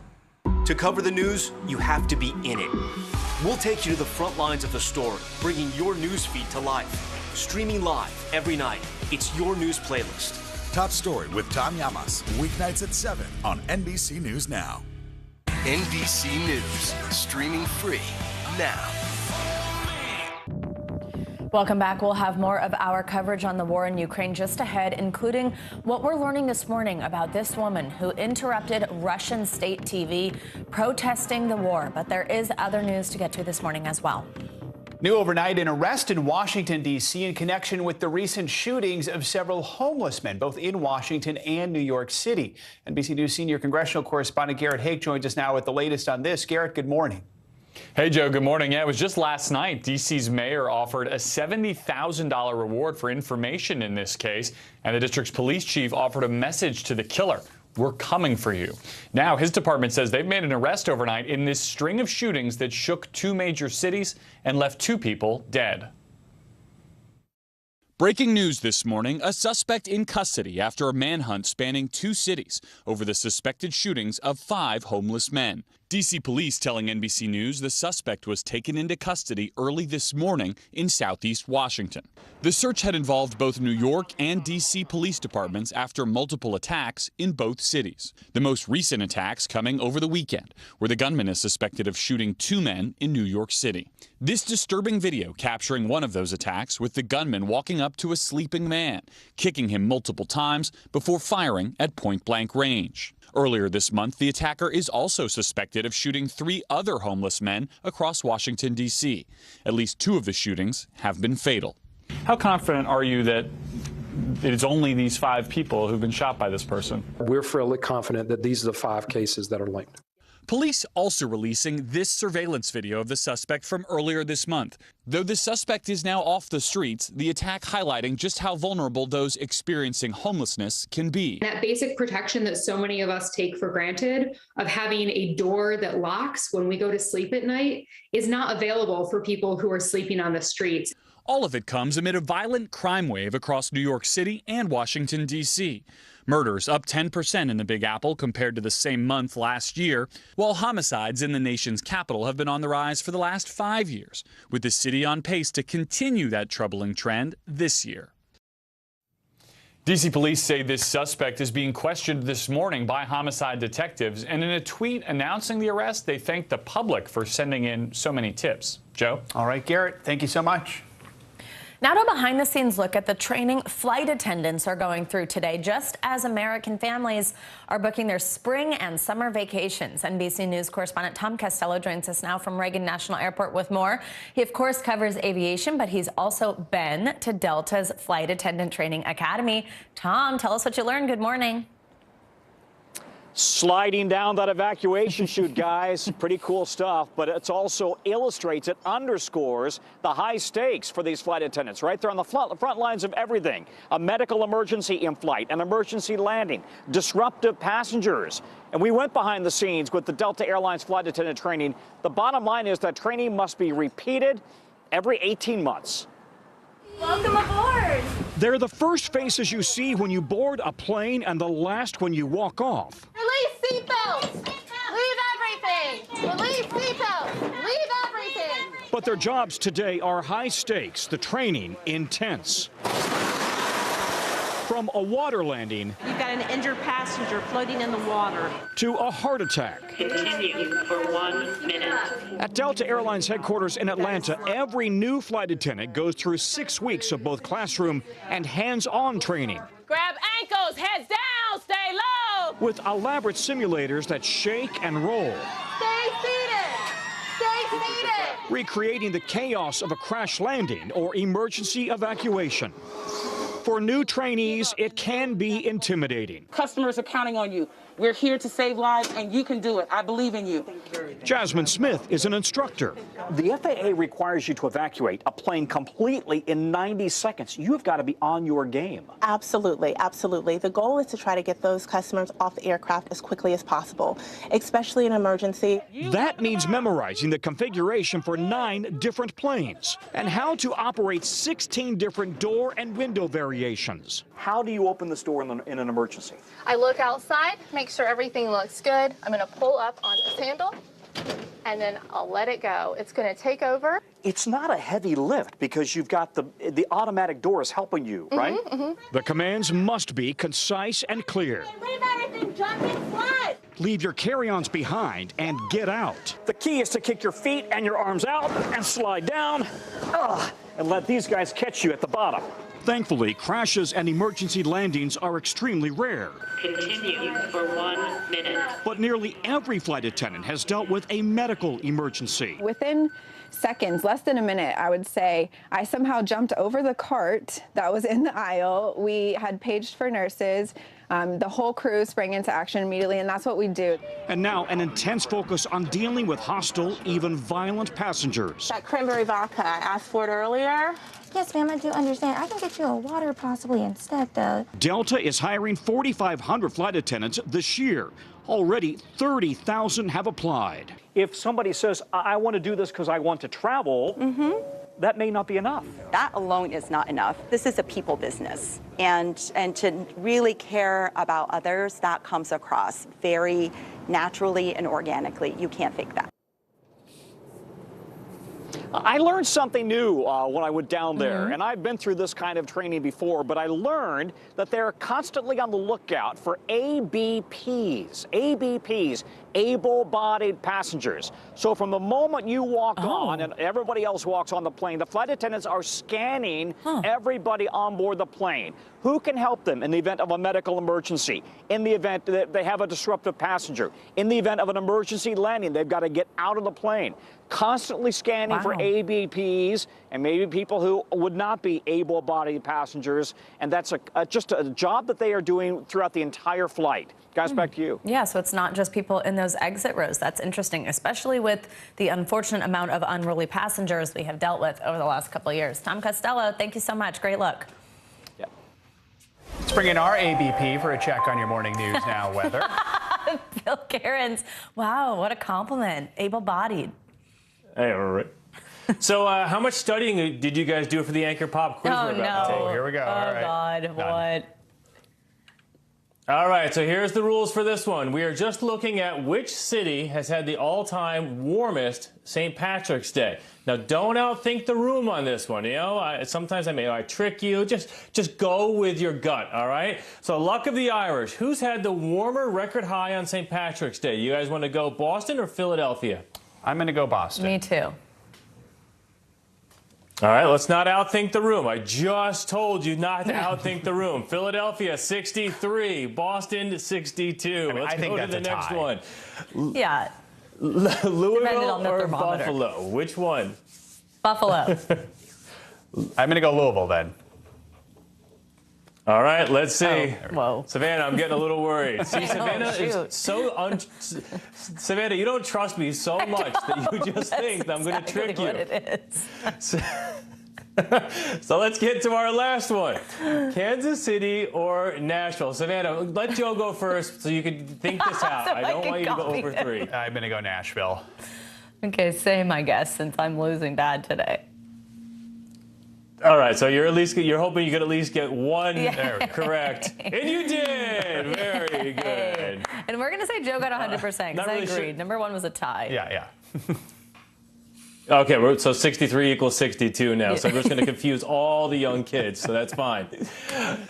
So let me get to just a little bit of forecast stuff. And this all just brings us to the fact that we could set record highs on St. Patrick's Day because it is so warm out there.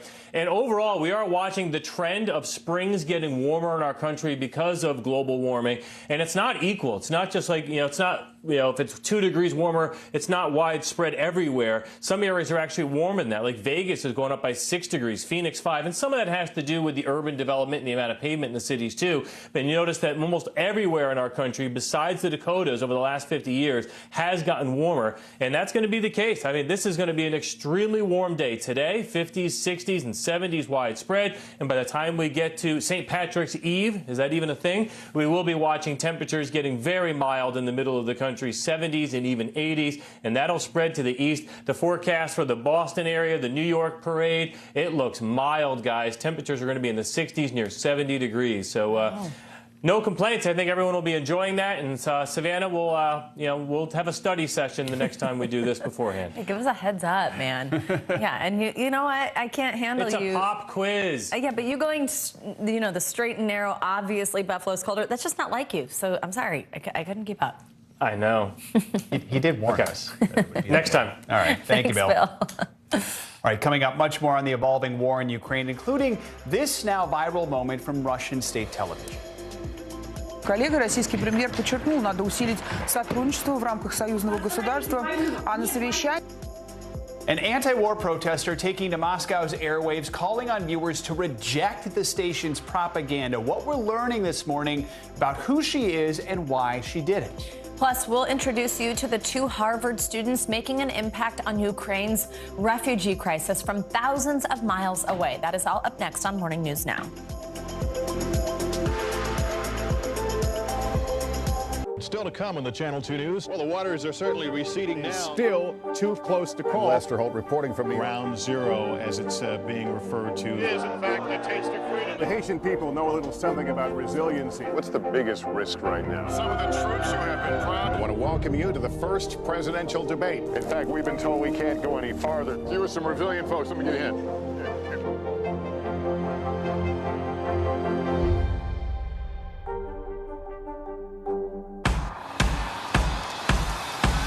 News is happening now. Look at what's making headlines around the world. Right now on Morning News Now. We're coming on the air with breaking news. And this is a significant moment. Whenever it happens, wherever you are, NBC News, streaming free now. Students from Southlake caught on camera using racial slurs. It's been covered up for a very long time. We are strongly against critical race theory. Racism in reverse is racism. Shame! This is Southlake. Listen now wherever you get your podcasts. What do you see right now with Putin, and do you think he's a rational actor? There's a Supreme Court nominee. What would it take for you to vote to confirm her? The sanctions did not deter. Can this end with sanctions alone? If it's Sunday, it's Meet the Press.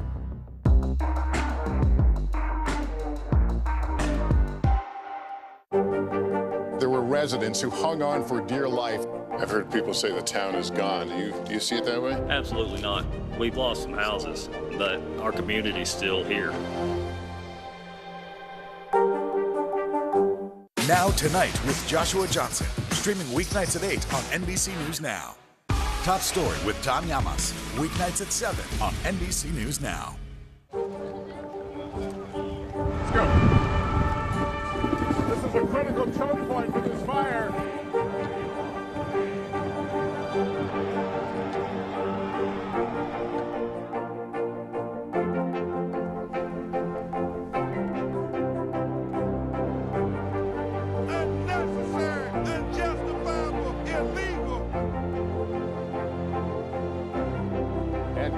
From New Orleans, late military operation, witnessing the massive crowds. I admire you both.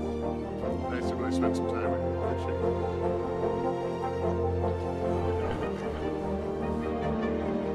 At any moment now.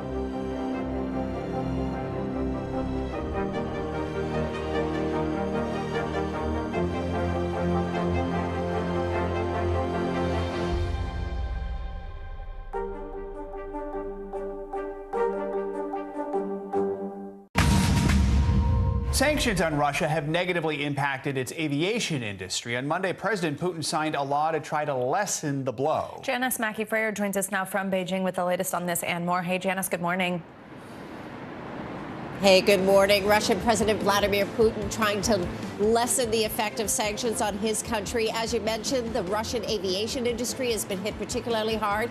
So he has signed a law to seize foreign-owned aircraft. Basically what it does, it allows the airlines to take about 500 planes that are owned by foreign leasing companies and redeploy them for domestic flights. Now, the companies, of course, would like their planes back. The Western sanctions have meant that multiple countries, including the U.S., have closed their airspace to Russian aircraft. The UN Food and Agriculture Organization is warning that the invasion of Ukraine could lead to severe worldwide food shortages because of threats to key staple crops. Now, Russia and Ukraine, as we know, they grow a lot. They grow a lot of wheat, barley. They produce sunflower and rapeseed oils. Nearly 50 countries get about a third of their wheat supply from those two countries. Now, for now, they're saying that the price increases that we're experiencing are more so the problem, but that down the road we could be seeing severe shortages as well. And finally, remember that UK refugee scheme that we talked about yesterday? The one where UK families can sponsor Ukrainian refugees? Well, the website went live today and it crashed because so many people are scrambling to help. They apparently had 89,000 people sign up in the first few hours. And they're saying that they're going to try and get things back online and that the response has been overwhelming. Now, the UK is saying that for Ukrainian refugee families, they're allowed to stay up to 3 years. They get work permits, they get health care, and they get schooling, all part of showing that they are welcome in the United Kingdom. And that, guys, is a look at your headlines. All right, heartwarming to see how many people have signed up for that, Janice. Thank you so much. An anti-war protester interrupted Russia's main TV broadcast overnight, urging viewers not to believe the station's claims about the war in Ukraine. This morning, we're learning more about who that protester is and why she did it. Here's NBC News senior Washington correspondent Hallie Jackson. New today, the Kremlin is now responding to that extraordinary on-air protest, calling it, in their words, hooliganism. The moment has gone viral with new questions now about what will happen to the woman at the center of it all. It happened Monday during Russia's main evening news broadcast. With millions watching, a protester holding a sign that read "No War" showed up suddenly behind the newsreader, interrupting the newscast, telling viewers in Russian not to believe the station's propaganda. The short on-camera protest happening on the widely watched Russian state-owned network Channel 1. The woman was identified as Marina Ovsyannikova, according to OVD Info, an independent Russian human rights group, which says she was detained after the protest. It's not clear where she is now. She appears to be the same woman in this pre-recorded statement released by the same group before the on-air protest. The woman saying in part she's ashamed that she was allowed to tell lies from the television screen. Wearing a blue and yellow necklace to represent the Ukrainian flag, the woman in the video says her father is Ukrainian and her mother is Russian. She called Russia an aggressor and asked fellow Russians to join anti-war protests to end the conflict. Only we have the power to stop all this madness, the woman said. Go to the protests. Don't be afraid of anything. They can't imprison us all. Ukrainian President Volodymyr Zelensky responding to the on-air protest in a video message of his own, saying, "I'm thankful to those Russians who don't stop trying to deliver the truth, who are fighting against disinformation, and personally to that woman who went in the studio of Channel 1 with an anti-war poster." Former U.S. Ambassador to Russia, Michael McFaul, calling it unprecedented. This is not supposed to happen in authoritarian regimes. Earlier this month, the Kremlin made it a crime for people to spread what it called fake news. The punishment? Up to 15 years in prison. I think it sends a very inspirational signal that there are people willing to risk years in jail to try to stop Putin's war inside Russia.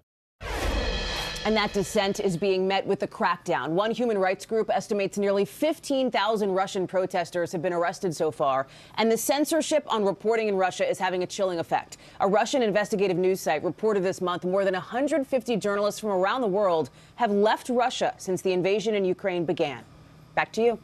Ellie Jackson, thank you so much. And coming up on Morning News Now, how the pandemic has impacted women in the workplace. On this Equal Pay Day, we'll talk to a money expert about salary and career growth as we head, hopefully, into the post-COVID era. Plus, she's one of country music's most recognizable names, and she has been for more than half a century. So why is Dolly Parton turning down her nomination into the Rock and Roll Hall of Fame? We've got the answer next.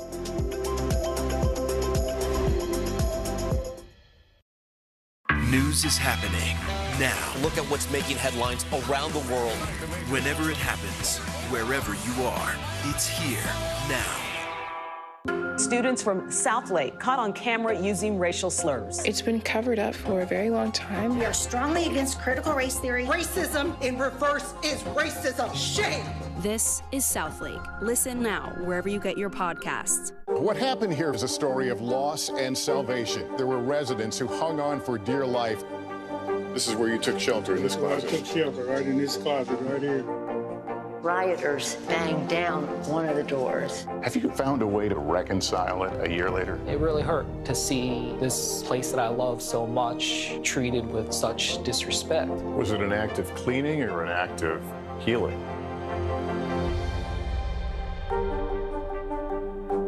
Now Tonight with Joshua Johnson, streaming weeknights at 8 on NBC News Now.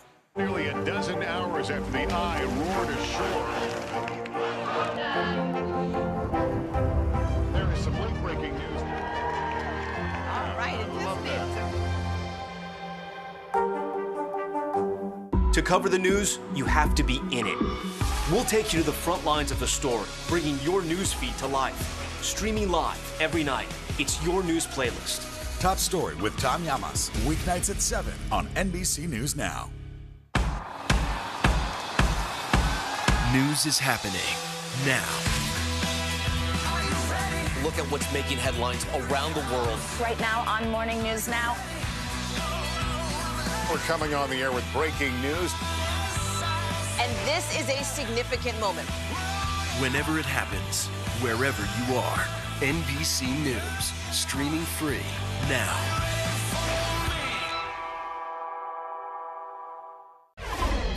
Welcome back. Nearly 3 million refugees have fled Ukraine since the war began, pushing resources to the brink in neighboring countries like Poland and Hungary. The crisis led 2 Harvard students to ask how they could help. And just 3 days later, they created a website, Ukraine Take Shelter. It links refugees with potential hosts and housing around the world. Thousands have already signed up. Yeah, we're joined now by one of the creators of that site, Marco Burstein. Good morning, Marco. Thanks for joining us. So, so many of us are watching this unfold and wondering, what can we do to help? You guys had that thought and actually came up with this idea. We're able to put it into practice as a computer programmer. Tell us how you did all that and how the site's working out. Yeah, absolutely. So me and my friend Avi made this website. For a little while leading up to the website, we had been seeing a lot of videos, seeing a lot of photos online of what was happening in Ukraine, and so we felt like we could make a difference. So Avi called me on one Monday morning, and basically from that point on, we worked nonstop on the website. I think we basically didn't sleep for about 3 days working on it. We launched it, and since then the response has been incredible. We now have over 10,000 unique listings on the website. We've received all sorts of amazing messages from hosts and refugees. We have the website translated into over a dozen languages, so it's been really incredible to see. Your buddy in this is Avi Schiffman. Tell us exactly, how does it work? So if people need to use it, how can they use it? What does it do?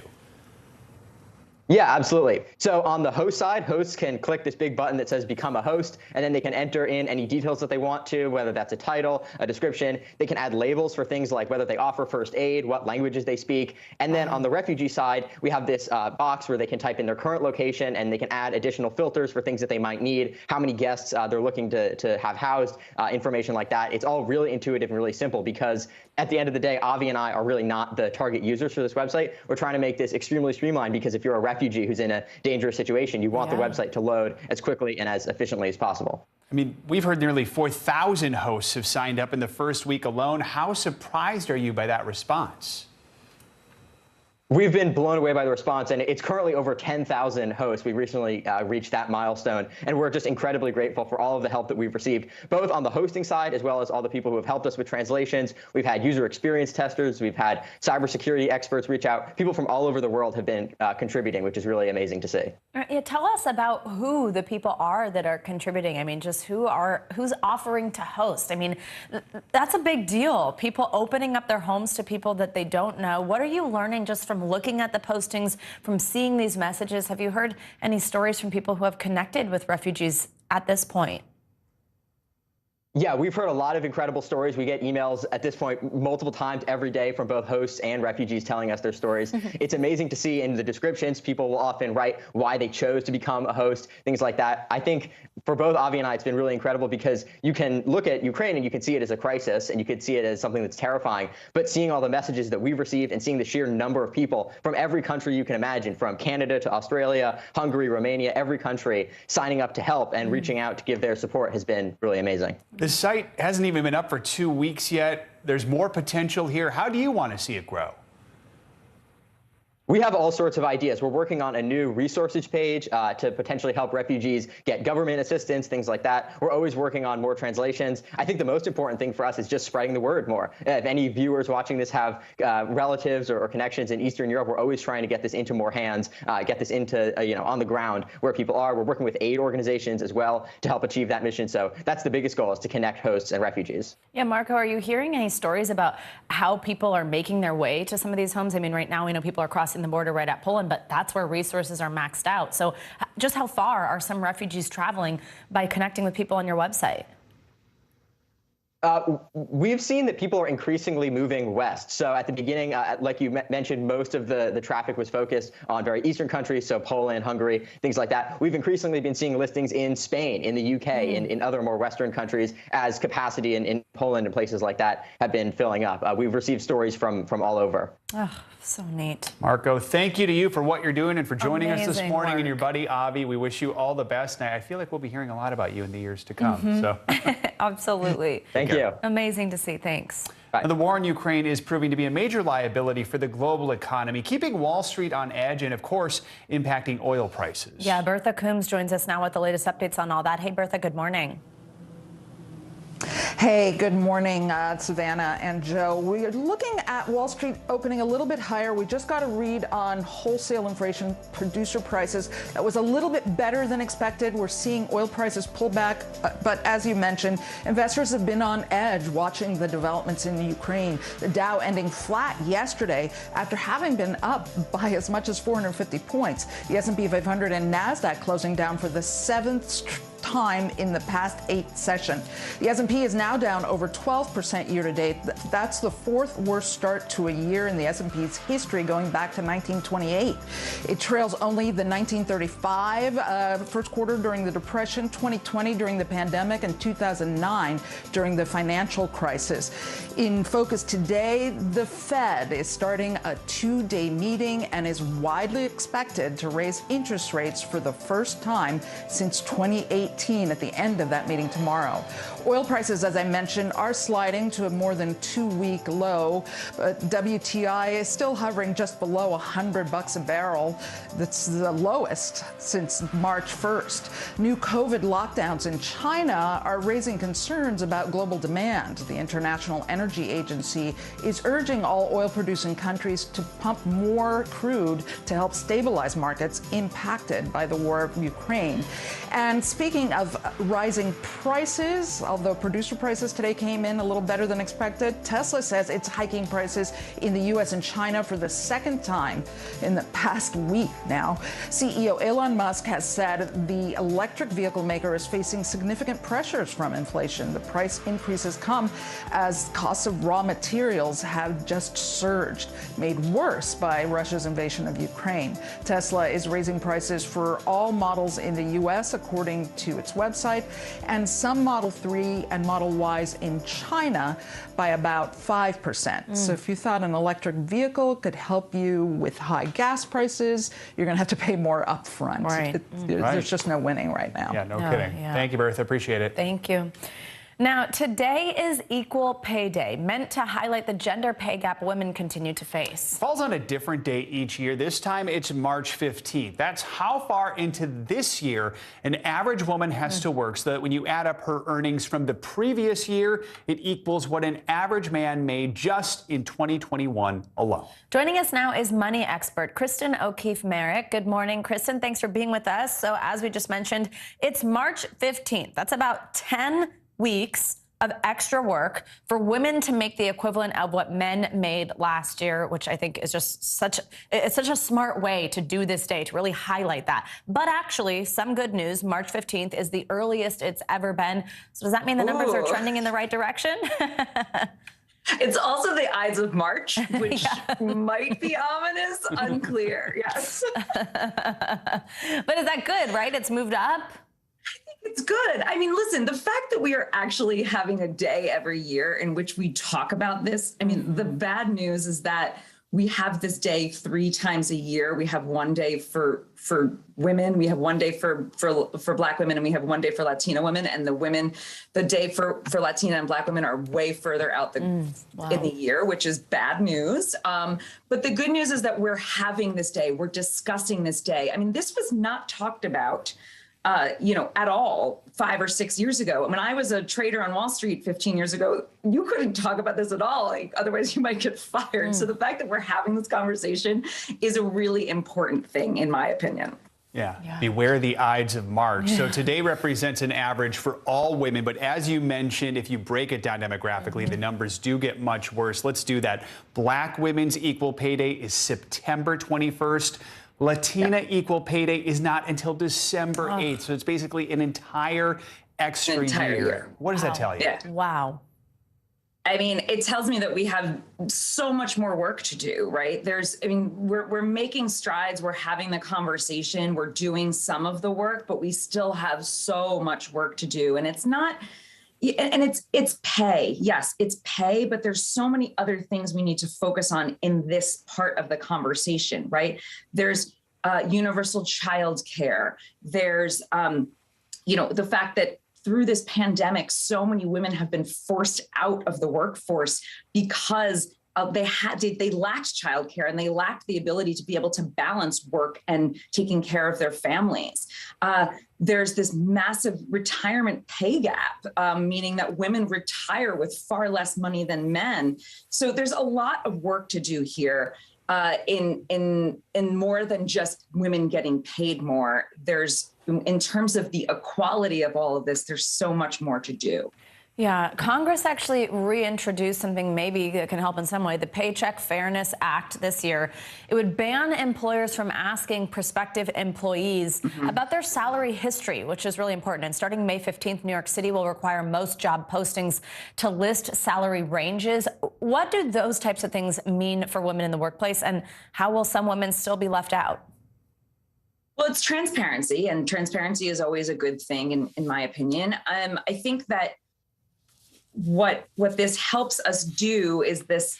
Here, one of the major problems that I've seen is that women who stay at jobs for a very long time, i.e. are very loyal to their companies, tend to get paid less over time at these businesses. So when they want to make job changes, they end up going to a new job and they have to say what their salary is at the last job, which is artificially low because they've been paid lower amounts of money at their old job. This allows them to go and do research and say, hey, this is actually my worth, and this is what I can actually look to get paid at a new role at a new company, as opposed to saying, hey, I made such and such at this old job, and then the new employer can be like, ooh, okay, this is what we'll pay you. Yeah, very important. And I think this allows for us to have a little bit more transparency and a little bit more of a platform for us to advocate for ourselves. So important. Kristen, thank you so much for joining us on this Equal Pay Day.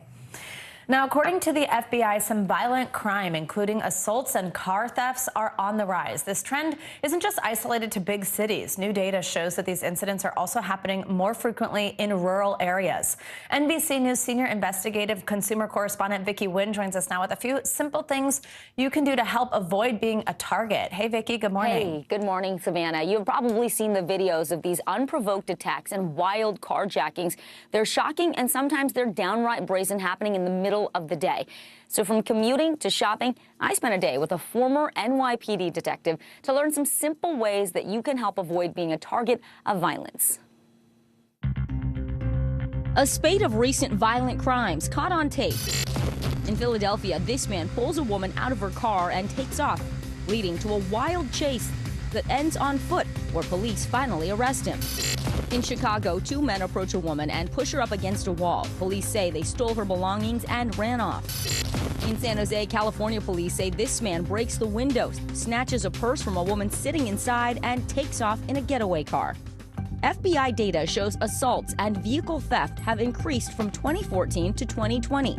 So how can you protect yourself in some everyday scenarios? I enlist the help of former NYPD detective Mike Sapriconi, who is now the president of Squad Security. So here we are in a shopping center. What do we need to be aware of? You want to be in a place close to the location you're going. And park next to a lamppost, especially during the winter when it gets dark earlier. So, Mike, I feel like a common time that you're vulnerable is when you're just getting back from the store, you're distracted, you're putting things in your car. What do we need to know here? Pay attention, look at your surroundings, put the things in your car as quickly as possible. Check around, make sure there's nobody else watching you or observing you. What if someone comes up and they want my purse? Give it to them. No fighting. Don't fight, never fight. Give them your purse, let them take your purse. What should I do when it comes to my car keys? I would put them in my pocket along with your phone on your person, rather than put them in the purse, because if they snatch your purse, at least you still have a way to get out of here with your car. Cities across the country have reported spikes in violent carjackings. Watch this incident in broad daylight in the middle of New York City. Carjackings last year up 55% in New York, 63% in Minneapolis, and 85% in Philadelphia. It might sound counterintuitive, but some experts say part of the reason carjackings are increasing has to do with the fact that cars are more secure now than ever before. You've probably seen it in the movies. Thieves starting a car like this. Like I do not a hotwire car. But nowadays, new cars rely on key fobs, and that makes it a lot harder for thieves to get away unless they have this. Remember to keep your car doors locked, even while driving. Mike says make sure your windows are up high enough that someone can't reach in. Mike, let's say I'm stopped and some people come up and they try to carjack me. What do I need to know? Always give them the car. Unless you have your children in the back seat or something, give them the car. It's not worth it. Mike, it's cold out. A lot of people like to warm up the car before they get in, or they leave it running because they're going to go in the store real quick. What say you? No, definitely not. No value to doing that. It's an opportunity. When the thieves see the smoke coming, that's like a smoke alarm coming to them and saying, hey, there's a call, let's take it. As for public transit, Mike says stay vigilant. He investigated many crimes where thieves targeted distracted riders. He says the risk starts when you enter. Be careful on the stairs, an easy place for pickpockets to snatch your valuables from behind. Vicky, I just got your phone. Your bag was wide open, you weren't paying attention, and it was so easy for me to just grab your phone out of your bag. So what should I do? Pay attention, move your bag to the front, lock your bag, and be aware of somebody walking behind you on the steps. Mike, what about this? A lot of times people are commuting, they put earbuds in. Bad idea.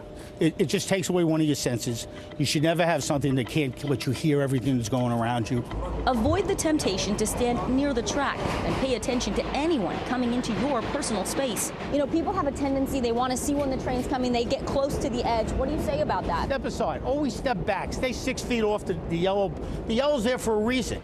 When it's time to board, try to ride in the car with the conductor. In New York City, they always pull up to these zebra stripes. All right, Mike, so we get on the train. Where's the safest place to sit? I would always think the middle is the safest place, not by a door. Okay. Because if you sit by a door, somebody can be lingering or they're watching you as the door's open, they could snatch your bag.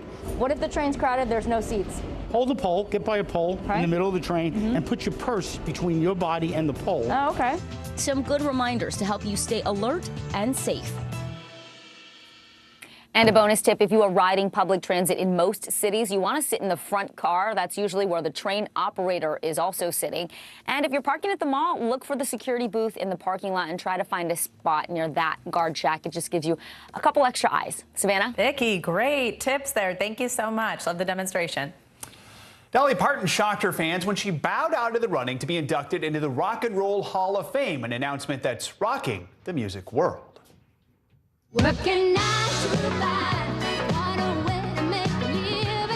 For decades, Dolly Parton has worked well beyond 9 to 5, making music history every stiletto strutting step of the way.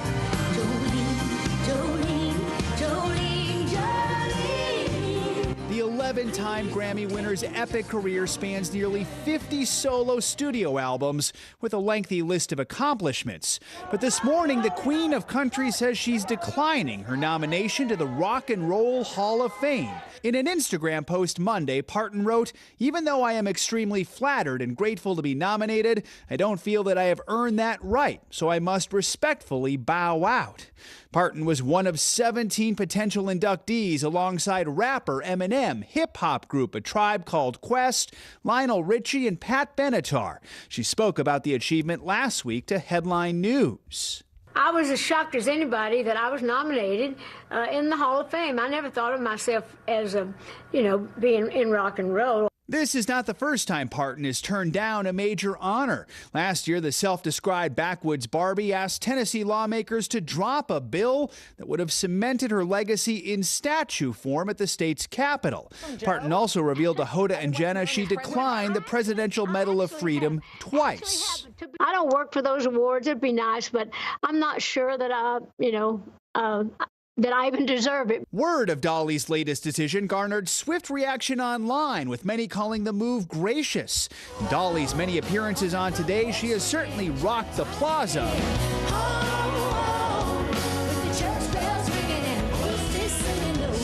And even wished Hoda a rocking birthday. That's right, Hoda. This one's for you. 'Cause it's birthday time. Now her reverential rejection comes with a bedazzled lining of sorts. Parton says she plans to record a hopefully great rock and roll album at some point in the future, a sign the music of Dolly Parton will still rock on. Inductees will be announced in May. Dolly hopes the organization will consider her if she's, quote, ever worthy. Thank you from our Chief Dolly correspondent. You're welcome. Love it. Does it for this hour of Morning News Now. But the news continues right now.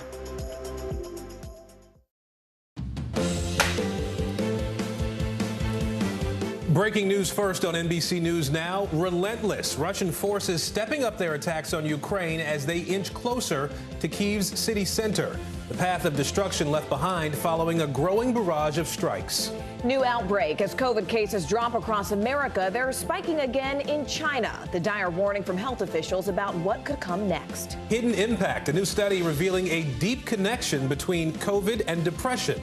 Why researchers say the pandemic could have long-term impacts on your mental health. And lessons under fire as the war in Ukraine rages on, so does school. The teachers trying to keep their students learning as a crisis explodes all around them.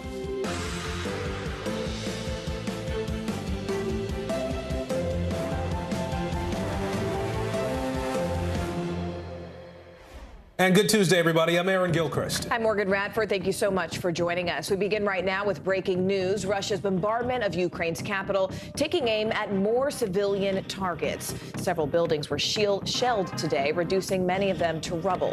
Kyiv's mayor says at least 4 people died in those attacks. Now, the refugee crisis, meanwhile, is also on pace to surpass a very grim milestone: 3 million people fleeing Ukraine. The UN says the total as of now, 2.95 million. That's more than half of those are children. At the same time, there is increased economic pressure from the world on Russia. The EU has released a 4th round of sanctions, one targeting the steel industry could slash more than $3 billion in revenue. The UK, Japan, and Canada also sanctioned more than a dozen individuals. The UK saying more than 1,000 people and businesses' assets have now been impacted, and there are new U.S. sanctions as well. Our team has it all covered for you at this hour. Let's begin with NBC News correspondent Ali Arouzi in Lviv, Ukraine today. Ali, Russia's assault on Kyiv is intensifying at this point. Talk to us about what's happening on the ground there today. Hey, Aaron. Well, it's been a relentless attack on Kyiv overnight and in the early hours of the morning. And the civilians of that capital city are feeling this sharp touch of war very acutely as the Russians unleash their firepower on them. Large explosions rocked the capital throughout the night and early in the morning. As you mentioned, it destroyed some apartment buildings. It hit part of the metro station. At least 3 people have been killed. Dozens more have been injured. But the death toll could have been much higher, Aaron, had the residents of those buildings not taken shelter just before those attacks. But still a devastating situation on the ground there. But according to U.S. officials, much of the Russian advances on the capital have stalled, and that's raised speculation and fears that they may then attack the city mercilessly like they have other cities and reduce it to rubble. But of course, Kyiv has a lot of symbolic importance to the Russians, not to mention all of those Orthodox churches in there. But just to show how bad the situation is in the city, the mayor of Kyiv, Vitaly Klitschko, has enforced a 35-hour curfew to try and keep the residents there safe. And of course, the prime ministers of the Czech Republic, Poland, and Slovenia are traveling into Kyiv today by train to meet with Zelensky and show their unequivocal support from the European Union. And I want to talk a little bit more about that. We'll bring in our global security reporter, Dan DeLuce, in Washington. For that, Dan, as Ali just mentioned, several European leaders stood with Ukraine's president today in the capital city. What do we know about their meeting, and what's this mean for Ukraine? I think this was a tremendous symbolic gesture, really full of meaning and significance, just in terms of the symbolism to have heads of state traveling by train to the capital of Ukraine, even as these shelling attacks continue all around the city. It was an act of solidarity with Ukraine. They were supposed to be sort of representing the entire European Union. And of course, these countries, Poland, the Czech Republic, and Slovenia, there to not only deliver a message of solidarity, but also to provide whatever assistance they can to Ukraine. And in the discussion, of course, as Ukraine is asking for some Soviet-era weapons that those Eastern European countries still have in their stocks. And that's something the U.S. is discussing with them, and that'll be coming up in a NATO meeting next week as well. And at the same time, of course, the European Union was announcing new sanctions against Russia. And just a few minutes ago, we had the Treasury Department here in Washington announcing yet more sanctions against Russian individuals that were linked to the death of a prominent whistleblower, and also sanctions against the wife of the ruler of Belarus, Alexander Lukashenko. I want to bring in NBC News White House correspondent Mike Memoli quickly here. Mike, you broke the news that the White House is considering a trip overseas for President Biden. What more are we learning about that potential trip? Yeah, Aaron, we reported yesterday that the White House was considering sending President Biden to Europe in the next several weeks. We just learned some more potential specifics about what that trip could look like. Two sources familiar with the matter tell NBC News, my colleagues Josh Letterman, Carol Lee, and myself, that the president could attend an in-person summit of NATO leaders in Brussels next Thursday or Friday. Biden's participation in that summit is still under consideration. The NATO Secretary General, Jens Stoltenberg, just spoke at a news conference a short time ago, and he did confirm that they were going to convene a leaders meeting in person, as he put it, on short notice, but he didn't provide additional details on dates or specifics. Now, our White House sources were telling us that the president could make multiple stops in Europe, so this could potentially just be one of them. This meeting tomorrow comes ahead of a meeting tomorrow of NATO defense ministers that will also include the defense minister from Ukraine as our allies continue to plot their next steps. All right, Mike Memoli, Ali Aruzzi, Dan DeLuce, gentlemen, thank you all. As sanctions on Russia settle in, the country is becoming increasingly isolated. But propaganda, however, is becoming even more widespread. This disinformation is being consumed all around the world, including by American citizens. Here's NBC News technology correspondent Jake Ward. This is South by Southwest, an annual event in Austin that celebrates the idea that the internet makes it possible to create all sorts of new art and culture and commerce because of social media. But this year, it's becoming clear that social media has made possible a conspiracy theory, one that originated here in the United States and now seems to have become the cutting edge of Russia's propaganda efforts. There was a network consisting of at least 30 biological laboratories. At the UN, Russia's ambassador pushed a conspiracy theory Friday, saying at least 30 research labs in Ukraine are actually U.S.-backed bioweapons facilities, conducting what he calls dangerous experiments. U.S. officials vehemently deny the accusations. I will say this once. Ukraine does not have a biological weapons program. And they warn Russia could be trying to justify its invasion. This influence campaign is completely consistent with long-standing Russian efforts to accuse the United States of sponsoring bioweapons. This is a classic move by the Russians. While Russia is amplifying this conspiracy theory now, it appears to have begun on far-right social networks in the U.S. back in February, 10 days before the invasion. And now it's gone viral in America. Far-right voices online, cable news, and public figures who are rewarded with millions of views. Facebook, Twitter, and others have banned Russian state media and its coverage of this narrative. Because they trend online, it means that mainstream media hosts or social media influencers are incentivized to essentially pick up on those narratives and amplify them because it brings more eyeballs to their content, more clicks on their platforms, and ultimately can be more dollars in their pocket. How can we solve this problem?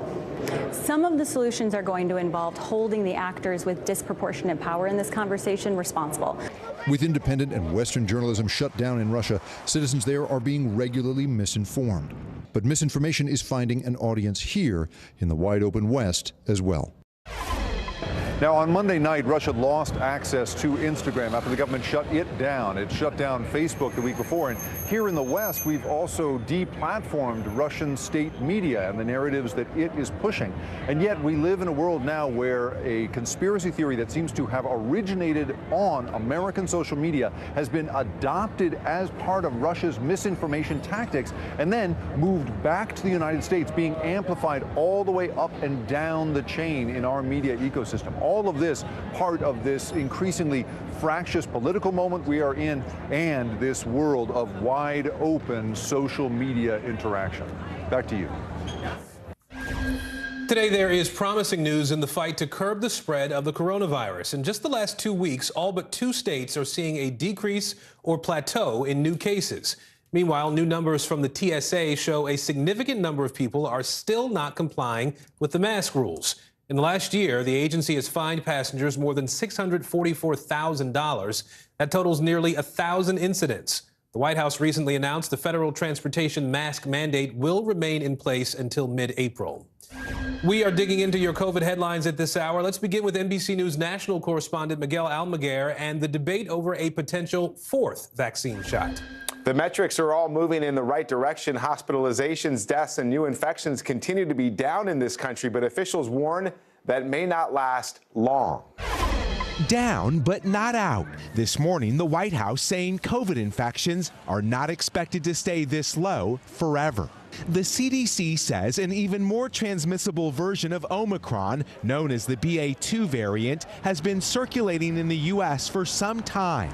That variant may be partly responsible for a recent rise in cases abroad, but whether everyone will need a fourth shot is an open question. Pfizer CEO Albert Bourla telling CBS a second booster shot is necessary.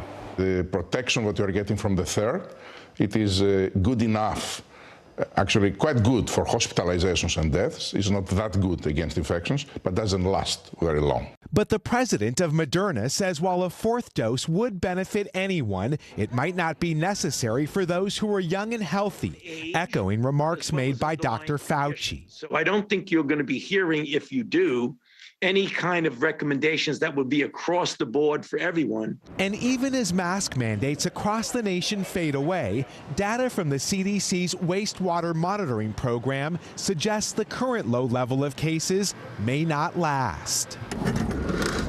The number of monitoring sites with rising COVID cases is nearly twice what it was in February, when the Omicron wave was receding. It is, in fact, a very useful tool in terms of potentially predicting when we might see a bump in cases. With infections on the rise again in China, where the so-called stealth Omicron variant is fueling that nation's worst outbreak in 2 years, the debate in this country growing over whether or not to get yet another booster to fight a virus that isn't going away anytime soon. For now, the CDC says Americans do not need a second booster. They say they are constantly looking at data, though, and will update the public if they determine one is needed. Back to you. China is facing its worst outbreak of COVID since the start of the pandemic. The country reported more than 3,500 new cases on Monday alone. That's actually a very high number for China. Scientists are now warning the number of new cases per day could grow to 10 times that before we start to see a decline. NBC News foreign correspondent Janice Mackey-Freyer is in Beijing. Aaron and Morgan, the worry here is the pace of this surge. Cases are doubling each day. The numbers are at a 2-year high. And there's also concern about the economic cost of all the restrictions that China puts in place to get the virus under control. The biggest caseload is in the northeastern province of Jilin, along the border with North Korea. The whole province has been locked down. But the scale of this outbreak is unlike anything we've seen before. It's pretty much across China. There are millions of people being affected by lockdowns, and the rest of the world is also going to feel it eventually down the global supply chain. In Shenzhen, the high-tech hub, companies like Foxconn, it's a major supplier for Apple, they're idling production lines. Public transit has been shut down, and people are being told to stay at home. Shenzhen also has the 4th largest port in the world that does a lot of trade with the U.S. 90% of Chinese electronic goods goes through the Yantian port. So far, it's okay, but the worry is that it could get shut down by COVID. In Shanghai as well, there are tightening restrictions. International flights have been diverted. Schools are closed, and there are travel bans in place. Now, the caseload overall is small by global standards, but for China, it's quite big. The zero COVID policy here has kept the pandemic largely under control, but what it's also done is create a country that doesn't have a lot of experience with having to test immunity. So it's why officials are concerned that the system, the hospital system, is going to get overwhelmed. China's approach is to isolate every positive case and to quarantine every close contact. There are also signs of strain on the testing system, so they're now trying to introduce rapid tests that people can use at home. But these are challenging days for the zero COVID policy. Nearly 70 million people are affected by lockdowns or partial lockdowns, and the rest of the country is being told to stay put. Aaron and Morgan. New research is out highlighting the connection between severe cases of COVID and depression. NBC News medical reporter Erica Edwards has been looking into this and joins us now. Erica, first off, this was a study out of Europe. What did those researchers find? Because this is a pretty interesting and, if not telling, connection.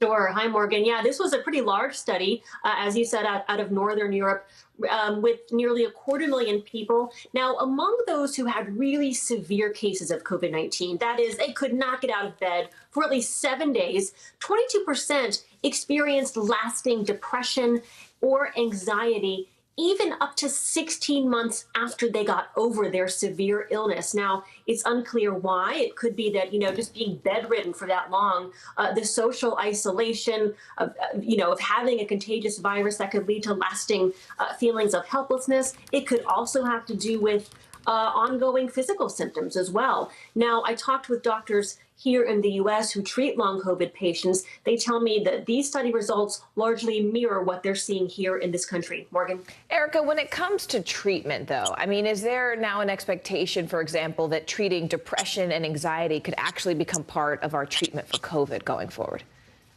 I think they see this as more of a tool, a way that physicians can sort of flag patients who may need additional support and care moving forward over the next at least, year and a half after COVID-19. One bit of caution, doctors really want to make sure that people with long COVID are not stigmatized. And the results should not be interpreted to mean that, long COVID symptoms are simply manifestations of depression or anxiety. It is true that some may need that kind of treatment for depression or anxiety, but certainly that would not be appropriate for all long COVID patients. Morgan? All right. NBC's Erica Edwards. Erica, always a pleasure to talk to you. Thank you. And on Capitol Hill today, Supreme Court nominee Judge Ketanji Brown Jackson is meeting with senators ahead of her confirmation hearings next week. NBC News Capitol Hill correspondent Ali Vitale joins us now. Ali, first off, who is Ketanji Brown Jackson meeting with today? And really, how are the senators she's already met with responding to her? Well, look, Morgan, these have been bipartisan meetings that have been going on for several weeks now as Ketanji Brown Jackson has been making her rounds around the Hill, doing what all Supreme Court justice nominees do, which is talk to members of both sides of the aisle, trying to explain to them their judicial philosophy, the ways that they have thought about the role of the courts and the justices that sit on it. But then also these meetings have veered into the personal. Several senators saying that they've shared their views of family and how important a priority that is to them. So these meetings really do take on a broad tone. In terms of today, she's got several Republicans and Democrats on her agenda, including Shelley Moore Capito of West Virginia, who she met with this morning, Senator Marco Rubio as well. And those meetings will go until later into the afternoon. What we've heard from multiple lawmakers, though, and of course we pay attention to what the Republicans say on this, but Democrats as well, is they speak to her qualifications. The note with Republicans, though, is that even as they speak to her qualifications, they continue to bring up this idea of what is her judicial philosophy. And then recently we've seen them start to point to some of the more progressive groups who back her, and they might use that as reason to validate why they ultimately won't vote for her. But we are still looking to see if this is going to be a bipartisan confirmation at all, Morgan. Speaking of that confirmation, though, Ali, can you give us a sense of timeline? Because the Senate Judiciary Committee announced the schedule for her hearings. What does it look like? Yeah, we're finally getting a sense of what that's going to look like next week, and it's going to be a jam-packed 4 days. You can pull it up on the screen because it starts off on Monday. We will hear on that day from Ketanji Brown Jackson herself. Senators will also speak on that day, giving their opening statements. She will speak on that day for the last 10 minutes or so for her opener, and then the next day is really when things get into it. Questions from committee members. Brown Jackson will be fielding a lot of those, and then on Wednesday as well, we'll continue to hear testimony, but really it's going to be jam-packed as Democrats try to do this in as speedy a fashion as possible, while also making sure that all questions are answered and all senators feel that they've gotten enough time to consider who she is on paper as well as who she is in person during those hearings, Morgan. All right, NBC's Ali Vitale for us live from Capitol Hill. Ali, thank you. Thanks. President Biden's pick for the board of the Federal Reserve is in jeopardy. Senator Joe Manchin says he will not support Sarah Bloom Raskin's nomination to the Fed's board. Manchin's vote is critical in the evenly split Senate, as Raskin seems to have no Republican support. Let's bring in NBC News senior national political reporter Sahil Kapoor now. Sahil, Raskin held appointed positions in the past. Why is Senator Manchin against her nomination now to the Fed's board?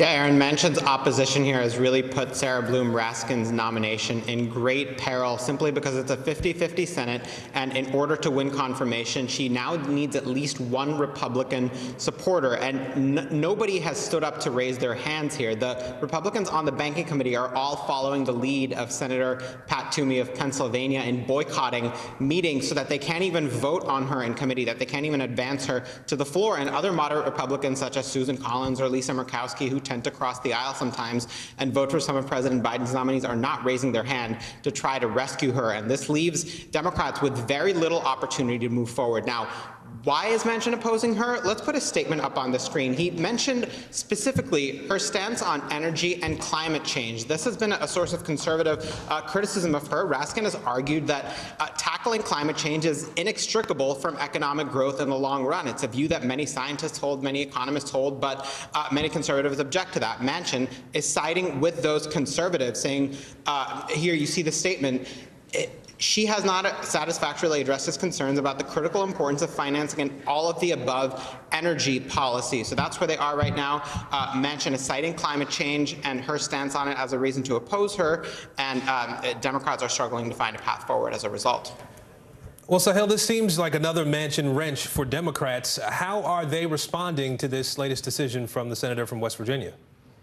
They're unhappy about it. I spoke yesterday to Senator Sherrod Brown, the chairman of the Banking Committee, who had scathing criticism for Senator Pat Toomey, the Pennsylvania Republican, who is his counterpart, as well as other Republicans who are refusing to even allow a vote. He says he's not giving up. He says he insists that there should at least be a vote on this, and that he believes she has a bipartisan path forward. The White House also believes she has a bipartisan path forward. They put out a statement yesterday calling Raskin one of the most qualified people to have ever been nominated for Federal Reserve Board of Governors. She's earned widespread support in the face of an unprecedented, baseless campaign led by oil and gas companies that sought to distinguish her, tarnish her distinguished career. So the White House also not giving up. Now, Aaron, this reminds me a little bit of one previous nomination that had a bit of a similar trajectory, Neera Tanden for OMB. She had Republican criticism at the outset, then Manchin came out against her, and ultimately the nomination fizzled. It's unclear if this is going to go, end the same way, but so far,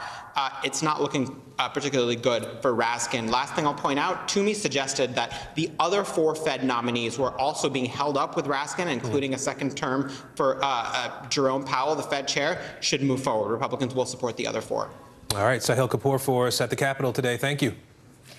New documents now revealing a Russian oligarch with ties to 2 associates of Rudy Giuliani has been charged with making illegal political donations right here in the U.S. Andrei Muravyev is accused of conspiring with Lev Parnas and Igor Fruman to secure retail marijuana licenses. Now, to do so, the indictment says that he actually donated $1 million to political candidates. NBC News correspondent for investigations Tom Winter has been following this for us. Tom, what exactly is going on here? I mean, who is this guy? What exactly is he being charged with?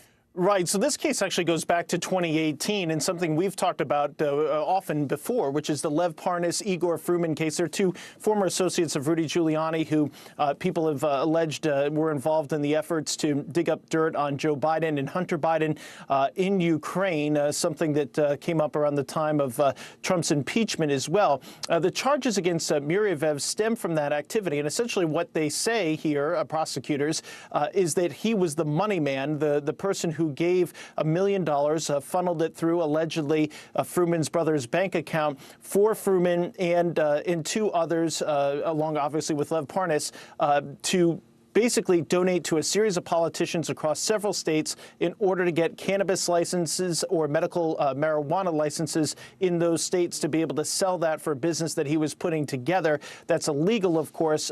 It's one thing for us to donate to people. It's another thing if we're funneling that money through from somebody overseas. Right. And speaking of overseas, I mean, this man is not in custody, and he's actually believed to be in Russia right now. So where does this all go from here?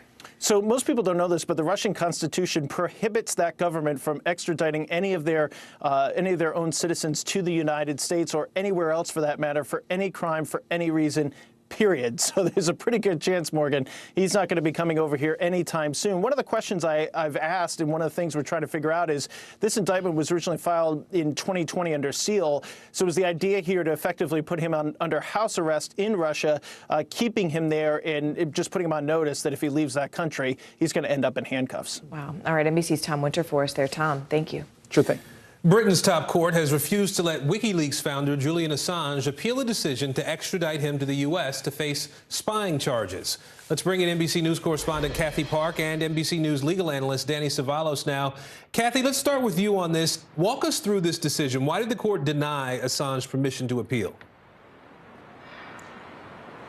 Hey there, Aaron. Good morning to you. Well, this certainly was a big development that came down yesterday from UK's highest court, essentially denying this request from Julian Assange, writing in part the request didn't raise an arguable point of law. So this certainly is a major setback for Assange, who has been trying to fight extradition to the United States for quite some time now. As you know, he's the founder of WikiLeaks, published thousands of classified documents online when it comes to the war in Iraq and Afghanistan, and arguably put lives at risk. And he has been holed up in a London prison since 2019 and kind of been embroiled in this legal battle in the UK and in the US. And initially, a lower court judge ruled that he was not mentally fit to be extradited to the United States and be held up in a prison and possibly commit suicide there. But then shortly after that, a higher court judge reversed that decision once they received some assurances from the US that he would receive proper care if he were to be extradited and then also detained in the prison system. So that is kind of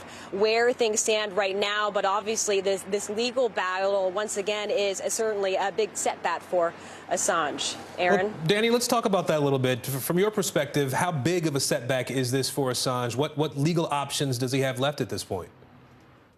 He can potentially take it up with the European Court of Human Rights, but if you look at the history of these decisions, it doesn't seem like Assange really has a strong shot. Courts have allowed him to appeal, but essentially his argument is that he's too mentally unfit or too fragile, and there aren't enough assurances in the United States that he won't, say, commit suicide.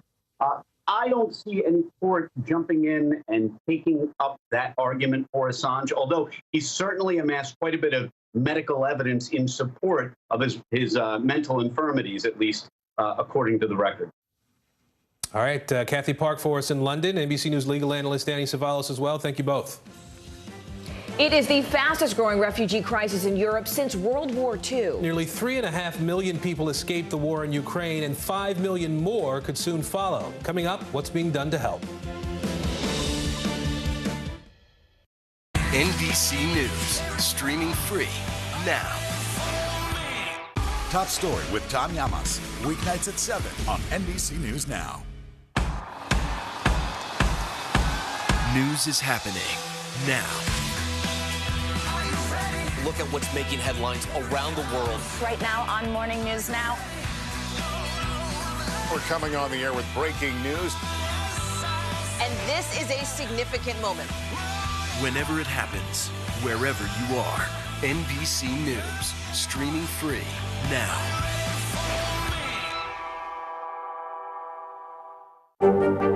There were residents who hung on for dear life. I've heard people say the town is gone. Do you see it that way? Absolutely not. We've lost some houses, but our community's still here. What do you see right now with Putin, and do you think he's a rational actor?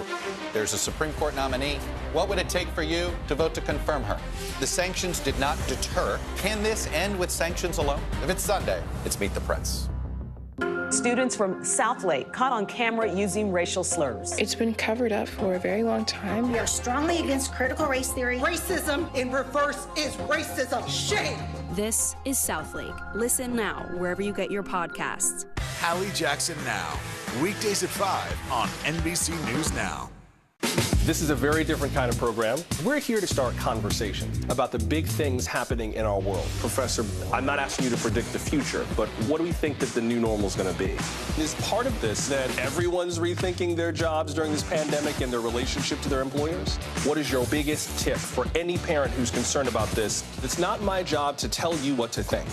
My job is to think about what you tell me. Now Tonight with Joshua Johnson, streaming weeknights at 8 on NBC News Now. Making news right now, a massive explosion at a beachside restaurant in Mexico killed 2 people. This happened at the Playa del Carmen resort just south of Cancun. Authorities believe the explosion was triggered by a gas leak. 18 people were hurt. The cause is under investigation. And take a look at this. A container ship is stuck in the Chesapeake Bay. That ship ran aground off the coast of Maryland on Sunday. It's roughly 1,000 feet long. It's actually the sister ship of another freighter that got stuck in the Suez Canal last year. And the queen of country music, Dolly Parton, has declined a nomination to the Rock and Roll Hall of Fame. The 76-year-old took to Twitter to explain her decision. She wrote, quote, "I really do not want votes to be split because of me, so I must respectfully bow out." She also said she's now inspired to make a rock and roll album in the future. Now to our top story, the war in Ukraine. Overnight, Russian troops pounded the capital city of Kyiv with a new round of airstrikes, shelling civilian targets yet again, but this time hitting not just the outskirts, but right in the city center. This all comes as the leaders of 3 European countries head into Kyiv to meet with President Zelensky in a pretty stunning show of support. Across Ukraine, cities have been devastated by Russian forces. Scenes from the city of Mariupol are apocalyptic. That's after 2 weeks of bombardment there. The people still have been without food, water, and power for weeks. Still, thousands are getting out every day. The UN now says more than 3 million Ukrainians have escaped. We have every angle of this breaking story covered for you right now. So let's go ahead and begin with NBC News correspondent Jay Gray, who joins us now live from Poland. Jay, what is the latest there? I mean, are humanitarian operations really expanding at a rate that's fast enough to accommodate this influx of refugees? Yeah, Morgan, I want to show you. We've been talking to you from the footpath where people walk across the border from Ukraine into Poland. Obviously, this is where you drive across the border, and we do see people on occasion coming across, some buses on occasion bringing people across. But this is what you don't see very often. I want you to look at this line of cars, and you asked about people making sure that these refugees have what they need.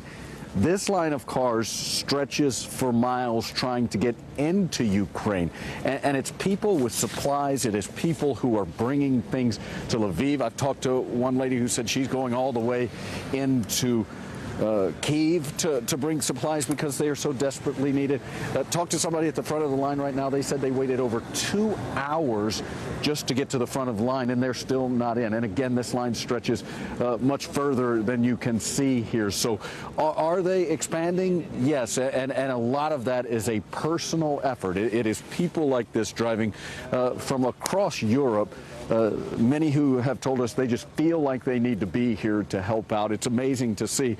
As the sun's setting, a lot of these people won't get in until well after dark, and still they're committed to get in, drive to the war to make sure they have the supplies they need. It's amazing. NBC's Jay Gray for us there live on the ground. Jay, as always, thank you. Experts call them World War I era aircraft and clay pigeons. Ukrainian drones are small, they're cheap and slow, but they deploy devastatingly accurate missile fire. So what is it exactly about these Ukrainian drones that makes them so successful against Russian targets? NBC News national security correspondent Ken Delaney is joining us from Washington. He's been looking into this. Ken, so what is it about these drones that makes them so effective? Well, Aaron, much like the Reaper and Predator drones that the U.S. military and the CIA fly, they can hover over a target and launch devastatingly accurate missile fire right on a Russian tank or armored vehicle or missile emplacement. And U.S. officials said that the Ukrainians have been using these to great effect against the Russians, and one expert has tracked at least 30 direct hits on Russian vehicles, including on the kinds of missile launchers that are, in theory, supposed to be able to shoot it down. And these are far cheaper than the American Reaper. In fact, the Reaper goes for about $30 million. And these drones, these Turkish-made drones, are about $1 million to $2 million apiece. They fire missiles. They've been an incredibly useful weapon for Ukrainian forces, Aaron. So why haven't the Russians been able to target these drones? Why haven't they been able to shoot these drones down? That's the big question, because when I talked to military experts before the invasion about this, they said, oh, the Russians will make quick work of this weapon system. They can jam it and they can shoot it down. But Russia has failed to establish air superiority, so they're not flying the kind of combat air patrols that they could use to shoot these things down. A U.S. official yesterday said that the Ukrainians have been flying them low to avoid a radar signature, but it's really a mystery. It's really a case where experts have overestimated the competence of the Russian military, because they should be able to shoot these things down. They fly very slowly. They've been decisive in some regional conflicts, but against a modern military, they should not be this effective, Aaron. And Ken, how is the U.S. or other countries helping Ukraine keep these drones in the air, to keep them flying?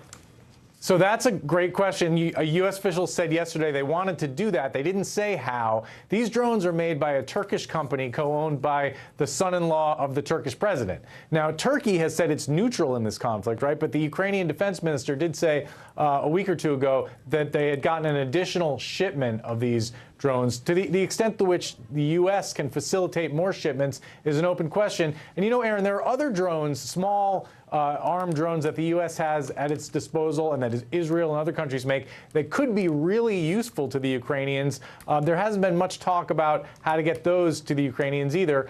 Perhaps there will be as this conflict goes forward. All right, Ken Delaney for us in Washington. Ken, thank you.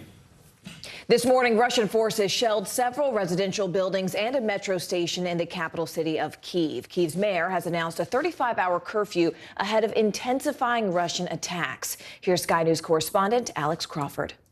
It was before dawn when terror struck the capital city. The residents of this 9-story block were all still sleeping when the attack happened. The apartments are next to a school and playing fields. There are no military targets here. The explosion tore down the block stairwell, making the way out impossible for some. Fire crews had to stretcher residents to safety. Russian officials have insisted they're not targeting civilians, but try telling these people that. I was woken by this huge explosion and everything in the room was on the floor. Windows, the TV, everything. My television had been smashed into the wall in front of the window. I climbed out of the rubble and then I saw my neighbors were also alive. They got out through my window because they couldn't get out any other way. This was a real step up in the Russian attacks inside the capital. A terrifying development for its residents, many of whom have insisted they'll fight to the end. Yet more homes destroyed and shattered lives packed into suitcases. But there's real anger too at what's happening here. I'll kill Russians whenever I see them. I carried my mother out with my bare hands. She's 84 years old. She was cut by glass, but she's alive. For what? You need to close the skies. Within the space of a morning, the capital had suffered several attacks. This was the Antonov aircraft plant, Ukraine's largest. At this stage, it seemed to the city's residents they were facing multiple strikes in Kyiv, as well as heavy fighting on at least 3 fronts in the city's suburbs. Look at this CCTV. It's the city's 3rd attack in hours, only a couple of miles from the district hit earlier. The missile was intercepted by Ukraine's air defences, but the debris showered down on another heavily built-up residential area, destroying a tram and taxi, devastating lives and homes, and filling residents with fear. I feel terrible, he says, and then breaks down. He's full of rage and emotion. He apologises. He can barely talk, but tells us this is the result of what he calls the West's policy of appeasement. He means the rest of the world's reluctance to get directly involved, and Ukrainian politicians insist hitting homes is deliberate by the Russian leader. He can't win at our army. Our army is holding the ground. So he started to fight with unarmed people, with pregnant women, like in Mariupol, with children, with just civilians who just live. So that's a genocide in 21st century in the middle of Europe. And this while peace negotiations are ongoing to try to find a way out of this. But talk of ceasefires and troop withdrawals seem a very long way off right now as residents pick through their broken homes. They are going to extraordinary lengths because many of their possessions and everything they own are still in these flats. So they're having to use the fire trucks to get entrance. Russia's been accused of targeting hospitals, schools and homes for weeks now. Attacking civilian areas and non-combatants is a war crime, and Ukrainian lawyers who are gathering evidence say the Russian troops are also specifically focusing on food supply chains. There's a bread factory very close to here, and they could have been trying to attack the food supply chain for the city. It wouldn't have been the first time. The tactic of surrounding cities, starving the citizens of supplies and bombarding them with airstrikes is one favoured by the Russians. They've used it in Syria. Now Ukraine, and specifically Kiev, is in their sights, but they didn't reckon on this defiance and patriotism. They have to know we're strong, he shouts down. The world probably knows that by now. Alex Crawford, Sky News in Kiev. Let's bring in Colonel Mark Hansian for some analysis, senior advisor at the Center for Strategic and International Studies there in Washington. Colonel, thank you first for making time and being with us this hour. U.S. officials are saying that Russia's advances toward Kyiv have now stalled. Is there a diplomatic off-ramp for Russia to stop its invasion, in your opinion? I mean, do you think the Russians, though, are committed to taking over the entire country no matter what the cost? I think the answer to those questions is yes and yes. There's a deal to be made. Zelensky has essentially put that on the table, and that would be a neutral Ukraine, an independent Ukraine with a democratic government, but neutral, probably breaking its ties with NATO. Doesn't look like Russia's ready to accept that yet. Putin has said that he wants victory. Last week he talked to French President Macron, didn't indicate any flexibility. I think the Russians are going to have to be stalled for a while longer before they're ready to talk about a ceasefire.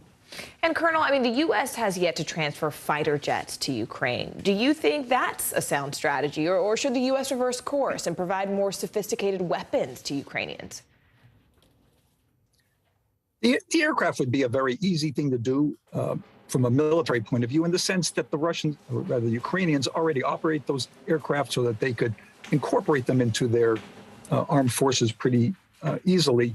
Giving them some piece of equipment that they've never seen before would take months, even years, for them to build the logistics and training to operate them. The problem with the aircraft transfer is that the United States doesn't want to have aircraft leave from NATO territory and fly directly to Ukraine. I think that they may be able to find some way to get these aircraft through a third party or something like that and get them to the Ukrainians. Colonel, Poland, Czech Republic, Slovakia, all sending their leaders to really show this pretty incredible demonstration of support to President Zelensky. What do you make of that, and how effective do you think that will actually be? Well, the most extraordinary thing is that they're going to the city, which indicates that the city is still open enough that foreign delegations can get in there. That's a very encouraging sign. It's also a good sign that Ukraine's neighbors are standing with them and willing to take the risk and going into a war zone to express that solidarity. Colonel Hansian, thank you so much for your time and your expertise, and I really hope that you'll come back and lend it to us again. Thank you so much. Thanks for having me on the show. Of course. The Florida legislative session has ended, but Governor Ron DeSantis says he has some unfinished business. Still ahead, the Democratic seat he's planning to dismantle in a looming legal battle over redistricting.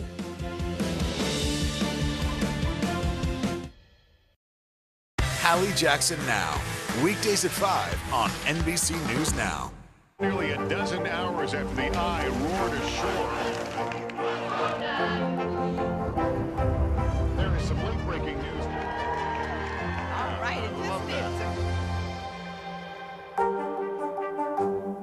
Top Story with Tom Llamas, weeknights at 7 on NBC News Now. Now Tonight with Joshua Johnson, streaming weeknights at 8 on NBC News Now. Let's go. This is a critical choke point for this fire.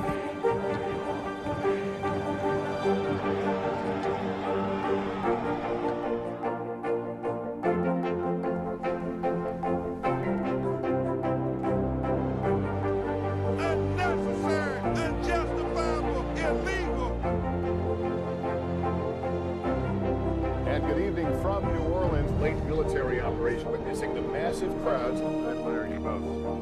Nice to really spend some time with you. Appreciate it.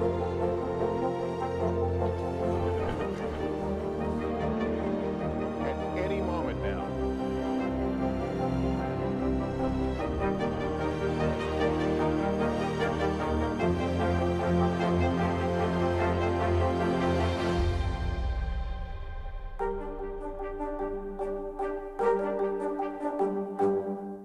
News is more than a headline. It informs, it inspires, and it still matters.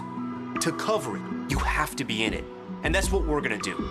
Every night, we take you to the front lines of the story, where it's actually happening, with NBC News journalists on the ground from all over the world. We cover what you need to know and bring your newsfeed to life. In primetime and streaming live, it's your news playlist every night. Top Story with Tom Llamas, weeknights at 7 on NBC News Now. Let's go. This is a critical choke point for this fire.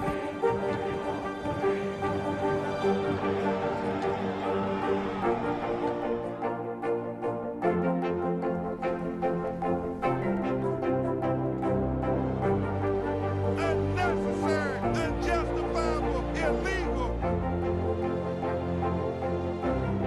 And good evening from New Orleans, late military operation, witnessing the massive crowds. I admire you both. Nice to really spend some time with you. Appreciate it.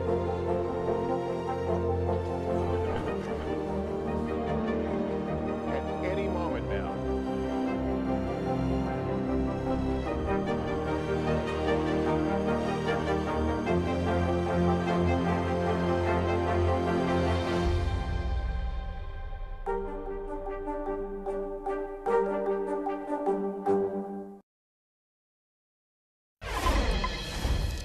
Well, after proposing his own congressional maps, Florida Governor Ron DeSantis is being accused of targeting 2 congressional seats held by black lawmakers. These seats are known as minority access congressional seats. NBC News national political reporter Mark Caputo has been following this story. He joins us now. Mark, how is DeSantis targeting these black-held congressional seats? Well, he's promised to veto maps that his own Republican-led legislature has proposed. And in those maps is mainly one, what's called a minority access seat that is kind of long and sprawling. And DeSantis, perhaps not without foundation, he might be right, that is, has said, look, there's recent U.S. Supreme Court rulings that could hold that districts such as these, which are drawn solely on the basis of race and are not compact, could violate the U.S. Constitution. And therefore, he wants his own maps approved, a rarity for a governor to propose them and also to threaten a veto from maps drawn by his own party. And we're waiting for those maps to get to him so that he can then veto, and then we don't know what he's going to do after that. Is he going to hold them back in a special session, or is he just going to fight it straight up through the courts? But the bottom line is that this is going to end up in the courts. Which ones, the state courts or the federal courts, we don't know. But those who are familiar with his thinking say, ultimately, he'd like this to go to the U.S. Supreme Court for them to throw out this type of district, which could endanger all similar districts that are drawn. Now, this is really complicated stuff. So understand, this isn't all majority. This is not majority minority districts. These are what are called minority access seats, ones in which there's a plurality, say, of African-American or Hispanic voters that are drawn in this way. Right. Nevertheless, it would set a precedent in case law, and it would cost Florida one, if not both, of the seats that are currently held by black lawmakers who happen to be Democrats. So very quickly, and you suggested that this is an unusual thing to see happen with a governor. Yeah. How are these actions of Governor DeSantis putting him at odds with his own party in Florida? You just don't see this. Normally, governors just kind of sign off on maps, especially if they're drawn by their own party. They normally don't say, hey, I'm going to veto these things, and they normally don't propose their own maps. But DeSantis is sort of not your typical politician here, and he's interested in having this fight. And this happens after a legislative session where he got everything he wanted and perhaps even more, but that's not enough for him. All right, Mark Caputo for us in Florida today. Mark, thank you. Thank you. After hauling in more than $14 million, the Democratic National Committee has broken its own fundraising record for the month of February. That's according to new data obtained by NBC News. This all coming as President Biden hosted his first in-person fundraiser of his entire presidency just last night. NBC News Deputy Political Editor Ben Camisar joins us now with the latest. Ben, it's great to see you. First off, what is the driving force behind these huge donations? What's happening now that wasn't happening before?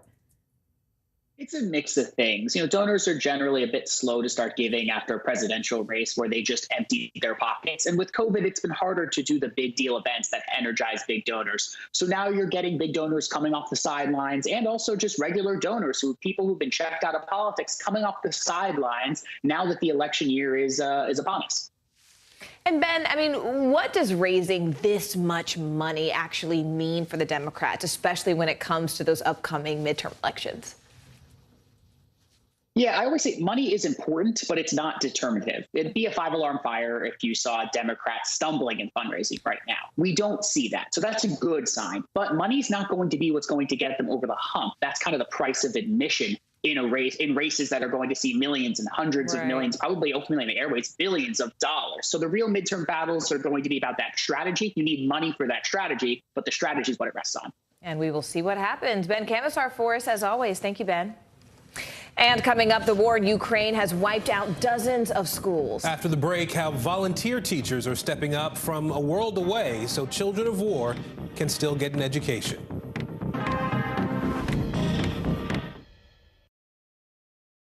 News is happening now. Look at what's making headlines around the world. We're coming on the air with breaking news. This is a significant moment. Whenever it happens, wherever you are, NBC News, streaming free now. This is a very different kind of program. We're here to start conversation about the big things happening in our world. Professor, I'm not asking you to predict the future, but what do we think that the new normal is going to be? Is part of this that everyone's rethinking their jobs during this pandemic and their relationship to their employers? What is your biggest tip for any parent who's concerned about this? It's not my job to tell you what to think. My job is to think about what you tell me. Now Tonight with Joshua Johnson, streaming weeknights at 8 on NBC News Now. Students from Southlake caught on camera using racial slurs. It's been covered up for a very long time. We are strongly against critical race theory. Racism in reverse is racism. Shame! This is Southlake. Listen now wherever you get your podcasts. What are you doing for teachers who feel that they're being stretched too thin? Did you understand how prevalent hunger was in your own community? Good morning, I'm Joe Fryer. And I'm Savannah Sellers. 2022 is off to a busy start. Winter's wrath causing headaches from coast to coast. It's been really incredible to see how quickly volunteers started to help with the cleanup efforts. Morning News Now, streaming weekdays at 7. What happened here is a story of loss and salvation. There were residents who hung on for dear life. This is where you took shelter, in this closet. I took shelter right in this closet right here. Rioters banged down one of the doors. Have you found a way to reconcile it a year later? It really hurt to see this place that I love so much treated with such disrespect. Was it an act of cleaning or an act of healing?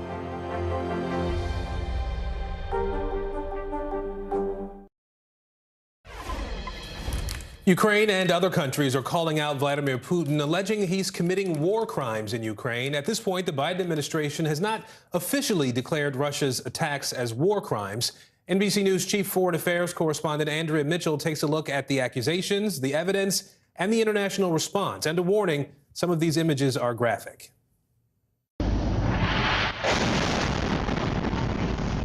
An air raid over Chernihiv, killing at least 47 people. Rockets striking the center of Kharkiv, and a preschool in northeastern Ukraine hit with illegal cluster bombs. Ukrainian civilians, including children, increasingly becoming the apparent target of Putin's forces. And as the world watches the death and destruction, allegations of war crimes are growing louder. with President Zelensky warning Russia's leaders. He said you will definitely be prosecuted for complicity in war crimes. The UN reports that at least 636 civilians have already died since Russia invaded, with the true toll sure to be even higher. Even those trying to flee finding death on the road to safety. With witnesses saying Russian forces are targeting civilians escaping through humanitarian corridors, including this deadly incident in Irpin, outside Kyiv. Under siege, civilians are trapped in Mariupol, where Russia shelled a maternity hospital, killing 3 people, including a young girl. And now this pregnant woman and her unborn child have died. They shoot to the civil cars that are trying to escape from Mariupol. There is 350,000 people in mousetrap.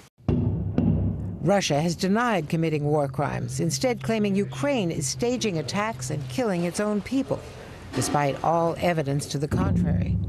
Under decades of international law, war crimes are defined as intentionally directing attacks at civilian populations, or indiscriminately attacking civilians or civilian objects like hospitals, schools, and nuclear power plants. The Biden administration supports investigating and documenting potential war crimes, with the U.S. ambassador to the UN acknowledging bluntly what the world can see. They constitute war crimes. They are attacks on civilians that cannot be justified by any in any way whatsoever. The International Criminal Court has opened up an investigation, responding to requests from 39 countries, including France and the UK, for crimes against humanity and acts of genocide. What we have seen already from Vladimir Putin's regime in the use of the munitions, in my view, already fully qualifies as a war crime. Punishing Putin will be difficult, if not impossible. The International Criminal Court and the UN Security Council can take action against war criminals, but it is up to individual countries to enforce convictions. And Russia, like the US, does not recognize the ICC's authority. Russia can also veto any UN Security Council action. Why is the U.S. so reluctant to call a spade a spade? Officials say the administration wants to avoid labeling Putin a war criminal to preserve the possibility, at least, of negotiating with him to end the war. So for now, the U.S. is collecting pictures, video, and first-hand accounts of war crimes, but it could be months or years before any charges are brought, let alone putting Vladimir Putin on trial for crimes against humanity. Back to you. For Ukrainian families escaping the violence, their children's education may be difficult to prioritize in the height of the crisis. That's where the country's teachers come in. Despite hundreds of school buildings being damaged or even just completely destroyed, these educators are still determined to hold class right in the middle of the conflict. Here's NBC News foreign correspondent Molly Hunter. The lives of so many Ukrainian children have been upended, destroyed in the last 3 weeks of war. According to the UN, 1.5 million children have fled the country. That is one child every single second, if you can believe it. Well, teachers, as they always do, are rising to the occasion and answering the call of their students, no matter where they are. There are many ways to fight, and across Ukraine, teachers are galvanizing their own kind of war effort. When did you and your other teachers decide, okay, we need to get the kids back into learning? We just understood that we had a lot of energy to do something for the world, just like to be involved in a common victory, you know. 23-year-old teacher Alexandra from Kyiv says the harsh realities right now won't stop her from bringing art and Ukrainian language to her young students. Today, few of my kids during the lesson, they just went to the window and told me, oh, sorry, we have to go to a shelter. It's not normal lesson. It's not normal. According to a Ukrainian government estimate, 379 schools have been damaged during the invasion, 59 completely destroyed by bombing and shelling. NBC's Matt Bradley visited Zhytomyr, where this high school was destroyed earlier this month. No children were inside. Svetlana has taught there for 27 years. Where will you go now? Where will you teach now? She says, I will stay. I will protect my children. Olena, a middle and high school literature and Ukrainian language teacher seen here before the war, is staying in the capital. I cannot serve in the army, she says, but I can teach students. And 5,000 miles away, dance teacher Nastya Lototska is doing her part too. Nastya is in Chicago, but her students are in Ukraine. If they can just forget about the reality for 45 minutes, that's what we're going to do. Nastya was born in Ukraine and moved to the U.S. when she was 4. She's helped teach at least 5 sessions so far and will keep it going so long as kids keep showing up.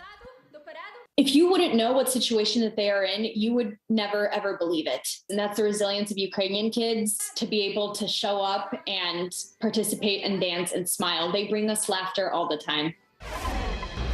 Now, Elena says she meets with her students on Telegram every night. Alexandra says she's not actually focusing on her normal curriculum. She's not pushing to a test or really pushing to a program. She's actually starting to include some media literacy for her children of all ages to really help them understand what's happening and how to understand all the information that's coming their way. I'll send it back to you. Breaking news first on NBC News Now. The rush to escape. Thousands of Ukrainians forced to leave their homes as Russia steps up its attack. The difficult journey many are now facing while trying to seek safety. A message received. A Russian state television employee interrupts a news broadcast. That sign you see there reads, "They're lying to you."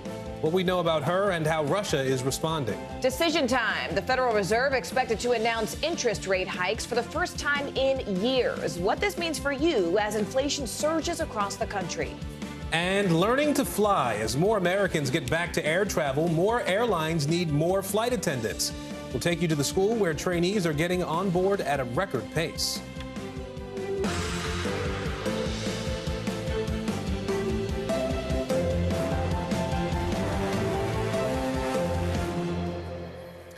Good Tuesday, everybody. I'm Aaron Gilchrist. And I'm Morgan Radford. Thank you so much for joining us. We begin this hour with a new look from above at the besieged city of Mariupol. You can see the entire buildings just blown out there. One city leader saying 2,000 cars are now being used to help people get away from that violence. Apartment buildings are also the targets of shellings in Kyiv. Russia's air attacks are now moving closer to the city's center. And just moments ago, Ukraine's president addressed Canada's parliament, sending an urgent message to lawmakers. I am grateful to Canadian people, and I am confident that together we will overcome and will be victorious. Glory to Ukraine. Thank you to Canada.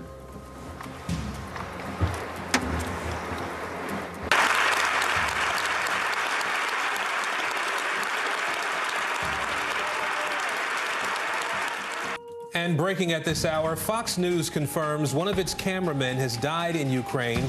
He was injured along with a correspondent in an attack outside Kyiv on Monday. Our NBC News correspondents are monitoring the latest developments for us. So let's go ahead and begin with Ali Arouzi, who's live for us in Lviv, Ukraine. Ali, what do we know about Russia's targets today? Well, they have had a relentless attack on the capital, Kiev, last night, and the residents, the civilian residents of Kiev, are feeling the sharp brunt of war very acutely now that the Russians have unleashed all of their firepower on them. Their explosions rocked the capital this morning. It wrecked two residential buildings.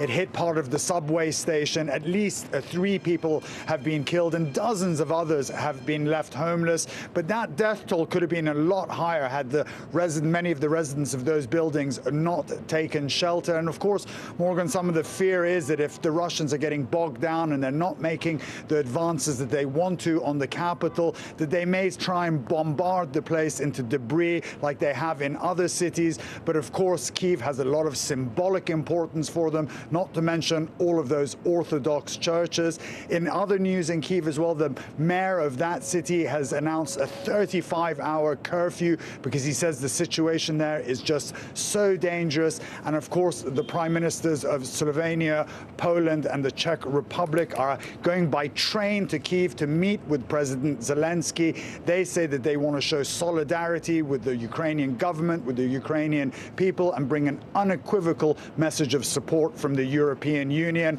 But nonetheless, it's still being pounded. I want to go ahead and bring in NBC News correspondent Josh Lederman, who joins us live from Vienna, Austria. Josh, look, there have been mounting concerns about nuclear plants in Ukraine, especially at Chernobyl, which is occupied by Russian forces. So what more do we know about that?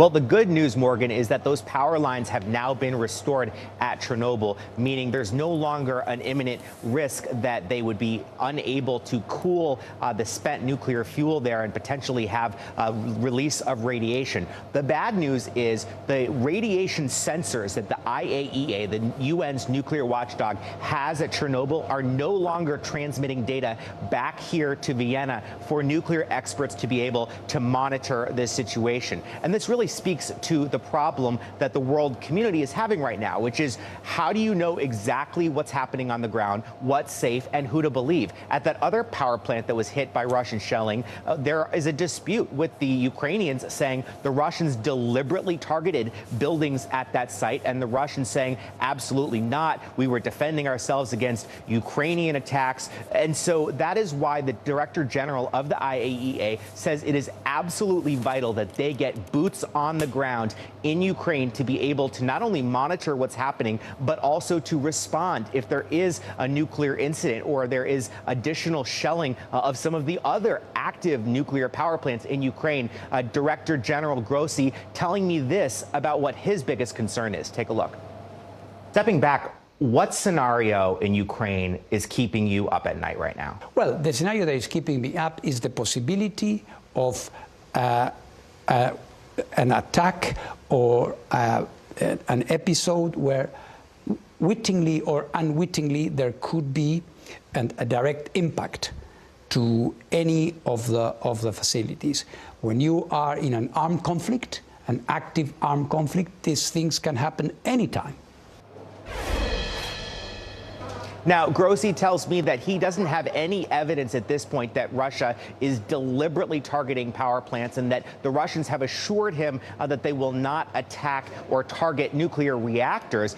But he says it's really difficult to predict what's going to happen and that is exactly why they need more information, more people on the ground to be able to try to prevent what could be a real catastrophe, that if there were a massive incident, he says it's possible you could even see radiation leaking and then moving across borders into other countries in Europe, Morgan. That is such a horrifying prospect. I want to turn actually for more to NBC's Mike Memoli, who's live for us right now at the White House. Mike, we've also just learned that Russia is actually now sanctioning President Biden as well as a few others. So what does that actually mean, Mike? I mean, what actually will change for the president?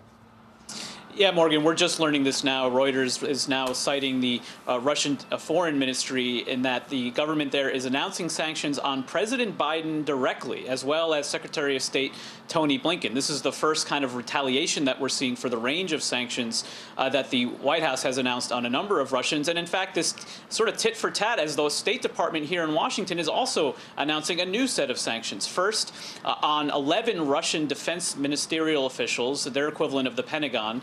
And we're also seeing that they're sanctioning and issuing a travel ban on the Belarusian president, Lukashenko, as well as his wife and family members, 25 other Belarusian nationals as well. So this, as we continue to see the White House scrambling for more answers about what they can do to further punish not just Russia, but members of the Belarusian government who have obviously been supporting Russia's efforts throughout this process. And it's also interesting that the State Department sanctions target Russian defense ministerial officials because we're seeing a number of reporting about potential cracks in Russia's government, cracks within Putin's inner circle, potentially a break between members of his defense team and the intelligence services as well. Ali Arouzi, Josh Letterman, Mike Memoli, we could not ask for a better team on the ground. Thank you so much for everything you brought us today with your reporting. An anti-war protest seen on TVs across Russia is drawing praise from Ukraine's president. Take a look here. You see a woman walks behind a news anchor in Russia during a live broadcast. She held a sign telling people not to believe the station's, quote, propaganda. NBC News Now anchor Hallie Jackson tells us who this protester is and why she did what she did. New today, the Kremlin is now responding to that extraordinary on-air protest, calling it, in their words, hooliganism. The moment has gone viral with new questions now about what will happen to the woman at the center of it all. It happened Monday during Russia's main evening news broadcast. With millions watching, a protester holding a sign that read "No War" showed up suddenly behind the newsreader, interrupting the newscast, telling viewers in Russian not to believe the station's propaganda. The short on-camera protest happening on the widely watched Russian state-owned network Channel 1. The woman was identified as Marina Ovsyannikova, according to OVD Info, an independent Russian human rights group, which says she was detained after the protest. It's not clear where she is now. She appears to be the same woman in this pre-recorded statement released by the same group before the on-air protest. The woman saying in part she's ashamed that she was allowed to tell lies from the television screen. Wearing a blue and yellow necklace to represent the Ukrainian flag, the woman in the video says her father is Ukrainian and her mother is Russian. She called Russia an aggressor and asked fellow Russians to join anti-war protests to end the conflict. Only we have the power to stop all this madness, the woman said. Go to the protests. Don't be afraid of anything. They can't imprison us all. Ukrainian President Volodymyr Zelensky responding to the on-air protest in a video message of his own, saying, "I'm thankful to those Russians who don't stop trying to deliver the truth, who are fighting against disinformation, and personally to that woman who went in the studio of Channel 1 with an anti-war poster." Former U.S. Ambassador to Russia, Michael McFaul, calling it unprecedented. This is not supposed to happen in authoritarian regimes. Earlier this month, the Kremlin made it a crime for people to spread what it called fake news. The punishment? Up to 15 years in prison. I think it sends a very inspirational signal that there are people willing to risk years in jail to try to stop Putin's war inside Russia. And that dissent is being met with a crackdown. One human rights group estimates nearly 15,000 Russian protesters have been arrested so far. And the censorship on reporting in Russia is having a chilling effect. A Russian investigative news site reported this month more than 150 journalists from around the world have left Russia since the invasion in Ukraine began. Back to you. Police in Washington, D.C. have now arrested a man linked to a series of attacks against people experiencing homelessness. Investigators believe the 5 attacks across both New York City and D.C. are all linked. NBC's Garrett Hake is following that investigation from Washington. Garrett, what did they find? Hey, Morgan. Well, it was really just last night that Mayor Bowser offered a $70,000 reward for information in this case, and D.C.'s police chief offered a warning to the suspect, telling him, "We are coming for you." Now, overnight, we have this arrest that is on a suspect who has shaken 2 cities and left 2 people dead. A suspect in custody after a manhunt spanning 2 cities over the suspected shootings of 5 homeless men. D.C. police telling NBC News the suspect was taken into custody early this morning in southeast Washington. The search had involved both New York and D.C. police departments after multiple attacks in both cities. The most recent attacks coming over the weekend, where the gunman is suspected of shooting 2 men in New York City. This disturbing video capturing one of those attacks with the gunman walking up to a sleeping man, kicking him multiple times before firing at point-blank range. Earlier this month, the attacker is also suspected of shooting 3 other homeless men across Washington, D.C. At least 2 of the shootings have been fatal. How confident are you that it is only these 5 people who've been shot by this person? We're fairly confident that these are the 5 cases that are linked. Police also releasing this surveillance video of the suspect from earlier this month. Though the suspect is now off the streets, the attack highlighting just how vulnerable those experiencing homelessness can be. That basic protection that so many of us take for granted of having a door that locks when we go to sleep at night is not available for people who are sleeping on the streets. All of it comes amid a violent crime wave across New York City and Washington, D.C. Murders up 10% in the Big Apple compared to the same month last year, while homicides in the nation's capital have been on the rise for the last 5 years, with the city on pace to continue that troubling trend this year. And Morgan, it appears that the photo released by police last night, which was apparently taken from an ATM camera, may have been the key that unlocked this whole thing. Police say they got tips from both New York and from Washington, D.C. that gave them a name, then an address. It led to an overnight stakeout and then the arrest of this suspect by federal agents here in Washington this morning. If you see something, say something. Garrett Hake for us there in Washington. Thank you so much.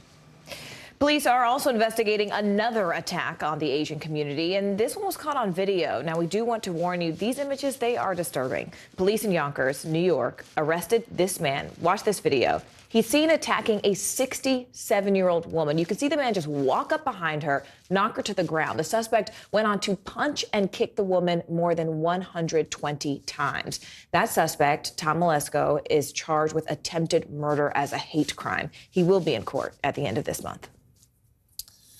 A fake heiress who was convicted of stealing millions from wealthy New Yorkers could soon be deported from the U.S. NBC News correspondent Steve Patterson is following the case of Anna Sorokin. Steve, what's the latest? Aaron, well into the middle of the day, and the question remains, where in the world is Anna Sorokin? We spoke to her attorney, who's asking the same question. Here's what he said. The world's most infamous imposter may be forced to reinvent herself yet again, this time halfway across the world. It's a 50-50 shot whether she's here or gone. 31-year-old convicted con artist Anna Sorokin may have been deported back to Germany overnight from a detention center in upstate New York. Her criminal attorney, Manny Aurora, says her status is unclear. But since he hasn't been able to contact Sorokin, he says it's possible she's already across the Atlantic. I think there's an equal chance she's here just as much as she may be gone. It's just hard to say since we can't get a definitive answer from anybody at the facility. I do not have time for this.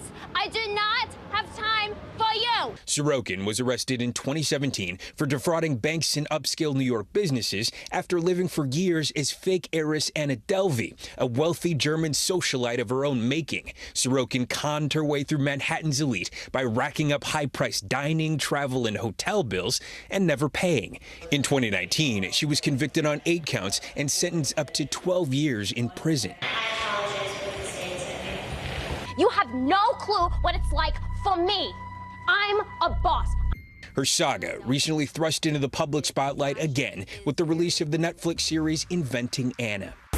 Give me back that money, please. Why are you being like this? So dramatic. Sorokin was released from prison last year on good behavior. 6 weeks later, she was picked up by immigration agents for overstaying her visa. She spent the last year in an ICE detention center, fighting to stay in the States. She recently gave a podcast interview from behind bars where she criticized the correctional system. I'm just trying to make the best out of it. I just don't understand how they're supposed to correct anybody. And on the portrayal of her character on Netflix, where she was reportedly paid $320,000 as a consultant. It was tough to watch it. Like some pieces, I had to look away. It's so hard, like to see how people perceive you. So I'm like, is that how I come across, or is it just like a fictionalized version of me? Sorokin's legal team says that if she were to be deported to Germany, she would be free. Meanwhile, we reached out to officials from Immigration's Customs Enforcement. They have yet to return our request for an interview or any information as to where Sorokin may be. And the question still remains, where in the world is she? We don't know at this hour. Aaron? Interesting character indeed. Steve Patterson for us in L.A. Thanks, Steve. Meanwhile, new details are emerging about decades of disturbing behavior from a man who opened fire inside a Florida yoga studio back in 2018. Scott Beerley killed 2 women and injured 5 others in that attack. Well, now a new report from the Secret Service says he actually consistently exhibited warning signs beforehand. NBC News Justice correspondent Pete Williams joins us now with more. Pete, what kind of warning signs is the Secret Service talking about here?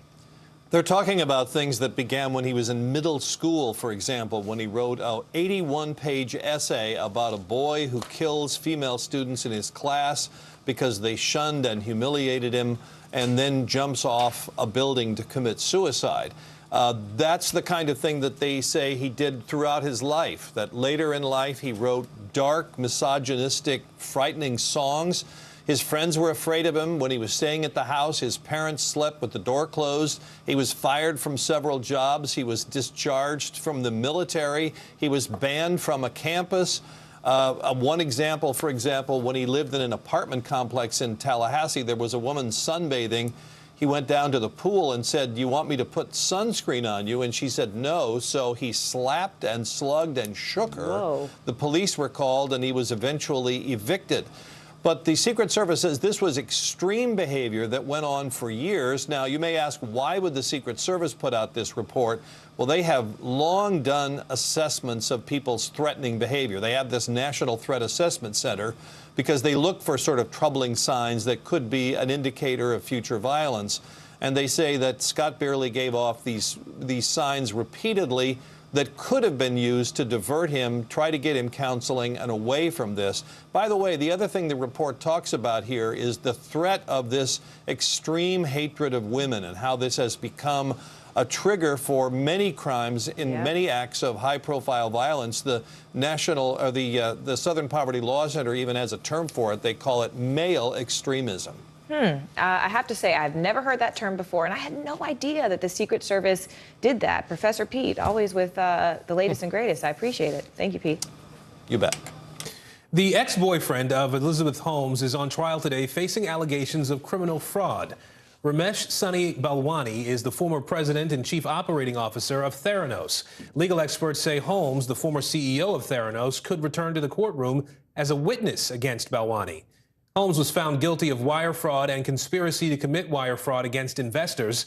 Theranos shut down in 2018 after claims it would revolutionize blood testing proved to be false. CNBC's Yasmin Khorram joins us now. She's been following the Theranos story. Yasmin, what can we expect from today's opening arguments?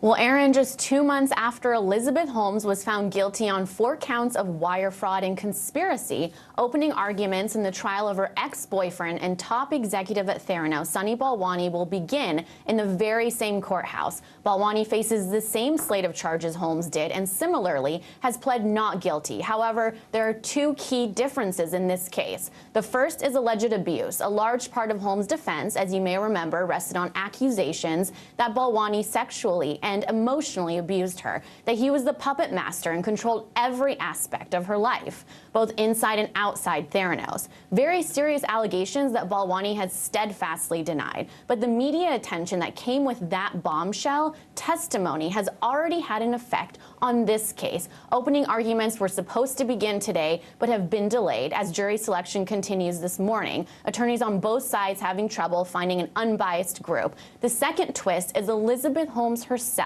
Sources tell me Balwani is not expected to testify. Perhaps the most interesting part of this all is speculation that she could, this time as a government witness. Aaron, you'll remember that most legal experts I spoke to during the Holmes trial were pretty shocked she took the stand in her own defense.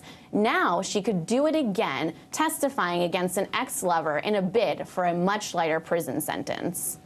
All right, Yasmin Khorram for us today, tracking this new Theranos trial. Yasmin, thanks. And on the money this hour, oil prices have hit record levels since Russia's invasion of Ukraine. But for the second day in a row, oil prices are below $100 a barrel. So the question is, how likely are we to see prices drop at the pump? Let's go in and bring in CNBC senior markets correspondent Dom Chu. Dom, can we expect to see a little dip in these pretty astronomical gas prices? I mean, maybe, but it might take a while. But like you point out, I mean, these energy prices are so volatile, the second day in a row below 100, but we're already seeing some near-term pullback in prices, as you point out, and a significant one at that. U.S. benchmark West Texas Intermediate crude oil, the U.S. benchmark for prices, was below $94 earlier today. Now, some viewers and listeners might remember we actually hit a high of over $130 a barrel, and believe it or not, that was a little over a week ago. So in 1 week, we've gone from 130 to 94. The quick and dirty math is a drop of more than a quarter of its value, and it only took 6 trading days to get there.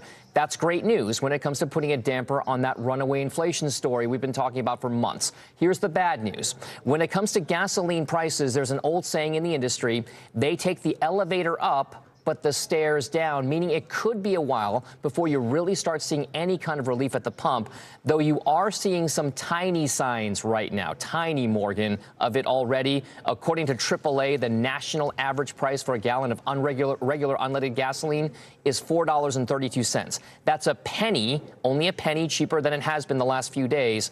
But it's fair to say that a lot of consumers hope, Morgan, this is the beginning of that new downtrend in prices. At least they're not going higher right now. Yeah, we talk about how volatile these prices have been. But Dom, I mean, for the past few weeks, I've been hearing this term that analysts have been using, talking about energy independence. Can you explain what that actually means and why it's so important to this particular conversation about oil? No doubt, especially with the geopolitical issues in Ukraine and Russia right now. I mean, it's not more complicated than it really sounds, Morgan. It really is about America not being beholden to anyone else when it comes to running our own economy, fueling it. That's the ultimate goal. But getting there is where it gets really complicated. America is already the world's biggest producer of oil and gas. A lot of folks maybe don't realize that. We're bigger than Saudi Arabia. We are bigger than Russia. So you'd think we wouldn't care about the supply of the rest of the world because we can just make more of it on our own. The problem is this: prices for oil and gas are beholden to what happens everywhere around the world. So the markets set the price. Also, because there's more of a focus in places like Europe and here at home towards moving out of fossil fuels and more towards green energy, there's less incentive for big oil and gas companies to actually spend money to look for more oil, let alone extract it and refine it into things like gasoline and jet fuel. So in the end, Morgan, energy independence in America is likely going to look more like a period where both you have a hybrid of fossil fuels and investment in alternative energy like solar and everything else. That's where it gets more complicated. Well, at least there would be some options there. Dom Chu for us. Dom, thank you. Well, if you're getting tired of paying more than $4 a gallon for gas, you'll be happy to learn the Federal Reserve is working on a fix. For the first time in more than 3 years, the Fed is set to raise interest rates. It's a move that's meant to help curb inflation. NBC News Now anchor Allison Morris covers business and economy issues for us. She's joining us now with a closer look at what might be coming from the Fed. Hey, Allison. Aaron, can you believe it? It's finally here. The Fed meeting we have been talking about for so darn long. So we just wanted to make sure, well, the Fed meets today before its rate hike tomorrow, that you understand what the Fed is and what it does. Take a look.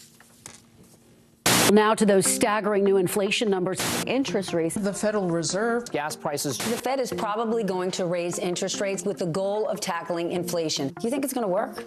Inflation is at a 40-year high. It's beef prices, it's produce, it's avocados. Gas prices are the most expensive they've ever been. I don't even want to know right now. I don't even look. I just swiped the card. The pandemic isn't over yet, and a war is raging in Ukraine. It seems that nothing is now off limits. The Federal Reserve dealing with a lot right now, but it's meeting today and tomorrow to try and get some of those things under control. But first, let's talk about what the Federal Reserve is and why a dozen of its members are meeting today. The Federal Reserve, or the Fed, is the United States central bank. It's been around for over 100 years, and think of it like a lasagna with a bunch of layers. There's the Board of Governors, 12 regional Federal Reserve banks, and the Federal Open Market Committee, which meets 8 times a year, including today. The FOMC is expected to raise its Fed funds rate, what we typically call interest rates, a quarter point tomorrow, its first hike in 3 years. Now, that doesn't sound great, but if you're tired of paying so much for everything from gas to groceries, it can help. So what happens when interest rates start going up? Inflation starts coming down, stock prices can come down too, and the cost to borrow money starts to go up. Think mortgages, car loans, student loans, credit cards, all more expensive. Let's look at mortgages, since so many people are buying homes these days. If you have a fixed rate mortgage, nothing changes. If you have an adjustable rate mortgage or an ARM, expect that rate to go up at its next reset. And if you're looking to get a mortgage, those rates should tick higher too. Now, you might have noticed over the last 2 years with interest rates near zero that your savings account basically gets pennies on all your hard-earned dollars. Expect that to improve. Certificates of deposit or CDs will pay better interest too. So how does that Fed rate hike then help with inflation? It encourages people to save money by making borrowing more expensive. We spend less, things cost a little less. Supply and demand. So what happens tomorrow? Well, the Fed will wrap up its meeting and announce its rate decision at 2 p.m. in a statement that explains the decision and gives an outlook on the economy. At 2:30, Fed Chair Jerome Powell will give a press conference. Inflation is too high, but we're going to get it back under control. He goes by Jay, and he's had that job since February of 2018, appointed by President Trump. Chair Powell will read that policy statement and take some questions from reporters, and our 2 years of zero interest rates will be over. So, Allison, you walked us through this. We understand inflation is at this 40-year high. We've been reporting that. What is it that makes this quarter point increase the right increment to raise rates tomorrow? You know, Aaron, some people might argue that it isn't, but there's one word that the Fed is taking into account here, and that is Ukraine. You've heard the expression fog of war. There is so much uncertainty about what is going on in Ukraine with our global economy that the Fed doesn't want to do anything too dramatic tomorrow that could send our economy into a tailspin and perhaps even encourage a recession. So it looks like they're going to go with a quarter point. If you don't believe me, just look at the CME group, forgive me. They have something called the Fed Watch tool. It basically tells you what the likelihood likelihood is of the Fed increase, and they are saying right now that there is a 98% chance that the Fed will hike rates a quarter point tomorrow. There it is. So everyone pretty much thinking that's what's going to happen tomorrow. The Fed doesn't like surprises, so we're not expecting any changes or for them to deviate too much from that. All right, Allison Morris, thank you. Thanks, Aaron. Deadly strikes bombard Ukraine, forcing nearly 3 million people out of their homes. Coming up, a new warning from the United Nations about how bad this refugee crisis could actually get. You're watching NBC News Now. Here's what's happening. Right now on NBC News Now. We've got all the angles covered tonight. Look at what's making headlines around the world. President Biden making news tonight on several fronts. We're answering the questions you want answered. There's a lot to talk about this evening. Let's start breaking all this down. We begin with breaking news. Now to an NBC News exclusive interview. We'll get right to that breaking news, the desperate search and rescue. Our team is live all across the path of destruction tonight. Nearly 200 firefighters responded to the scene. What you see on the tablet here is what we see in real life on the street. You know I got your back, right? Keep going.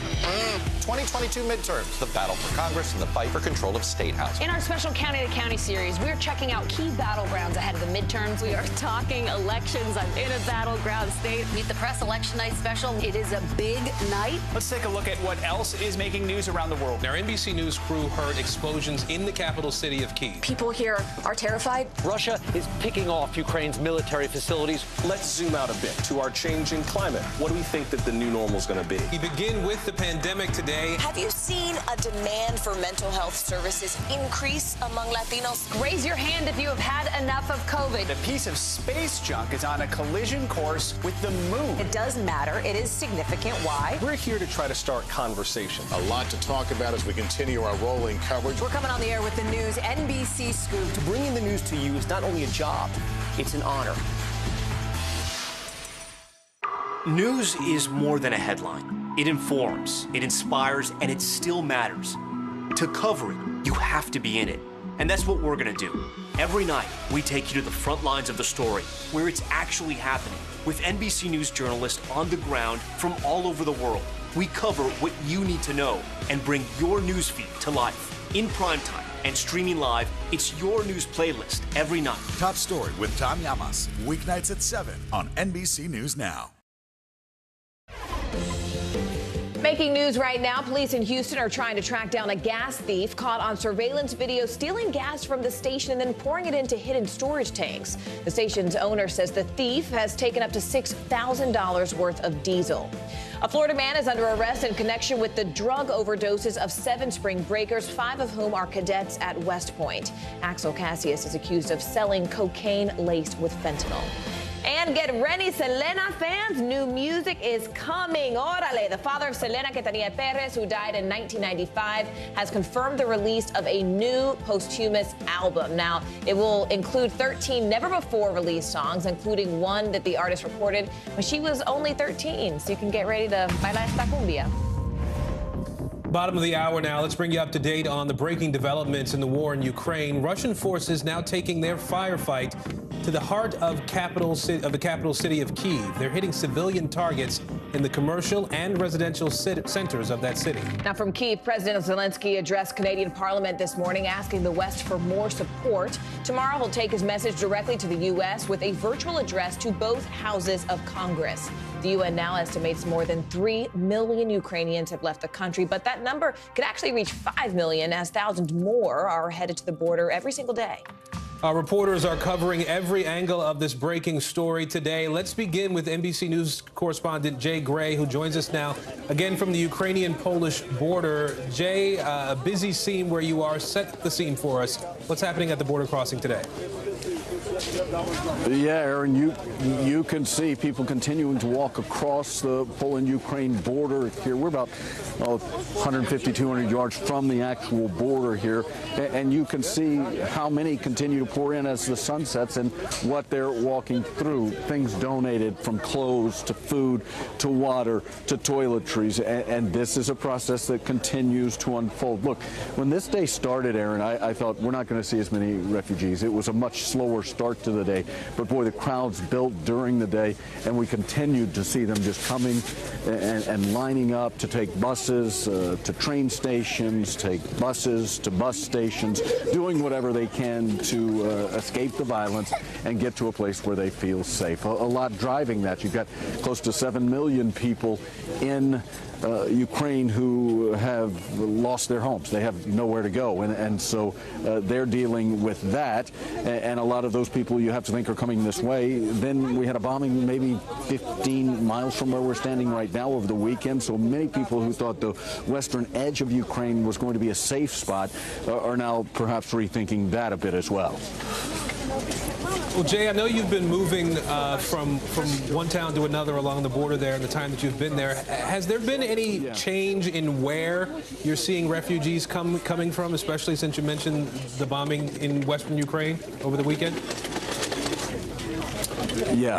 Yeah, we have. We've seen a lot more people coming from regions that have had to deal with actual fighting. You know, initially we saw people just moving early and trying to get out after the invasion started, but now we've seen people from the east, from Kharkiv, from Kyiv, making their way to this border crossing. It's the busiest in Poland, so we've seen people here who have been through that. And today, yeah, we've talked to people who have come in from Lviv, people who are aware of what's happened in between Lviv and this border crossing. That's where the attack on the military installation took place there. And so we're seeing everyone from both sides of this country trying to get out, and many of them doing it right here. All right, NBC's Jay Gray for us in Poland again today. Jay, thank you. Ukrainian President Zelensky will virtually address both houses of Congress on Wednesday, and he's pressing America and its allies for additional support. This as Russia intensifies its military assault. NBC News Capitol Hill correspondent Leanne Caldwell joins us now. Leanne, do we have a sense of what President Zelensky might specifically ask for tomorrow? Hey, Morgan. So this is a highly anticipated speech. I have not yet spoken to a member of Congress who says that they are not going to attend. So you should be assured that there's going to be a full House.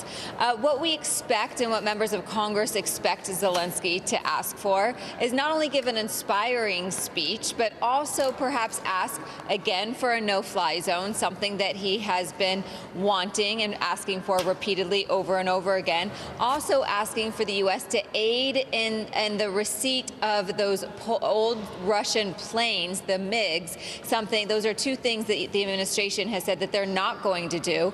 Now, there's some members of Congress who say that a no-fly zone is what the U.S. should absolutely do. Here's Senator Roger Wicker, a Republican of Mississippi. We have a moral obligation, a humanitarian obligation to stop the slaughter and to figure out some way, some nuance, where we can protect the airspace in Ukraine and prevent the carnage.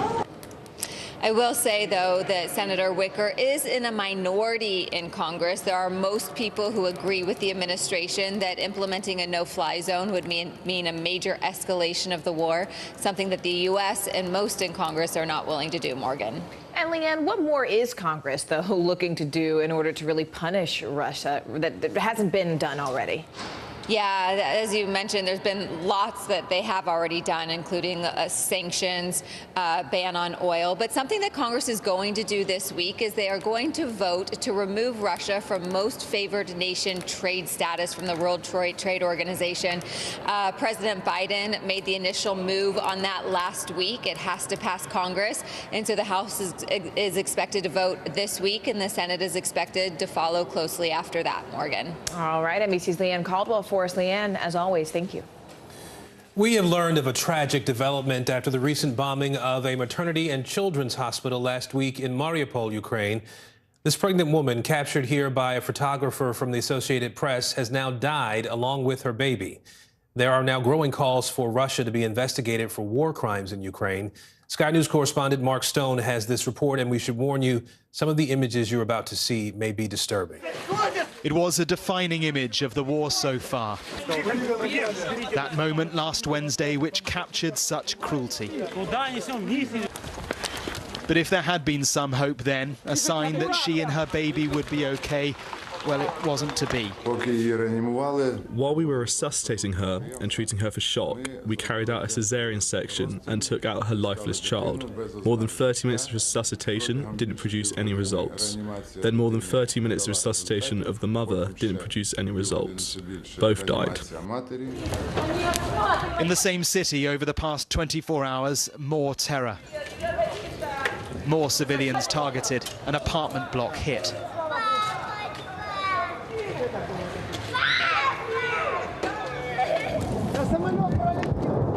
Then the sound of another plane. The only place for cover is the place they'd just escaped.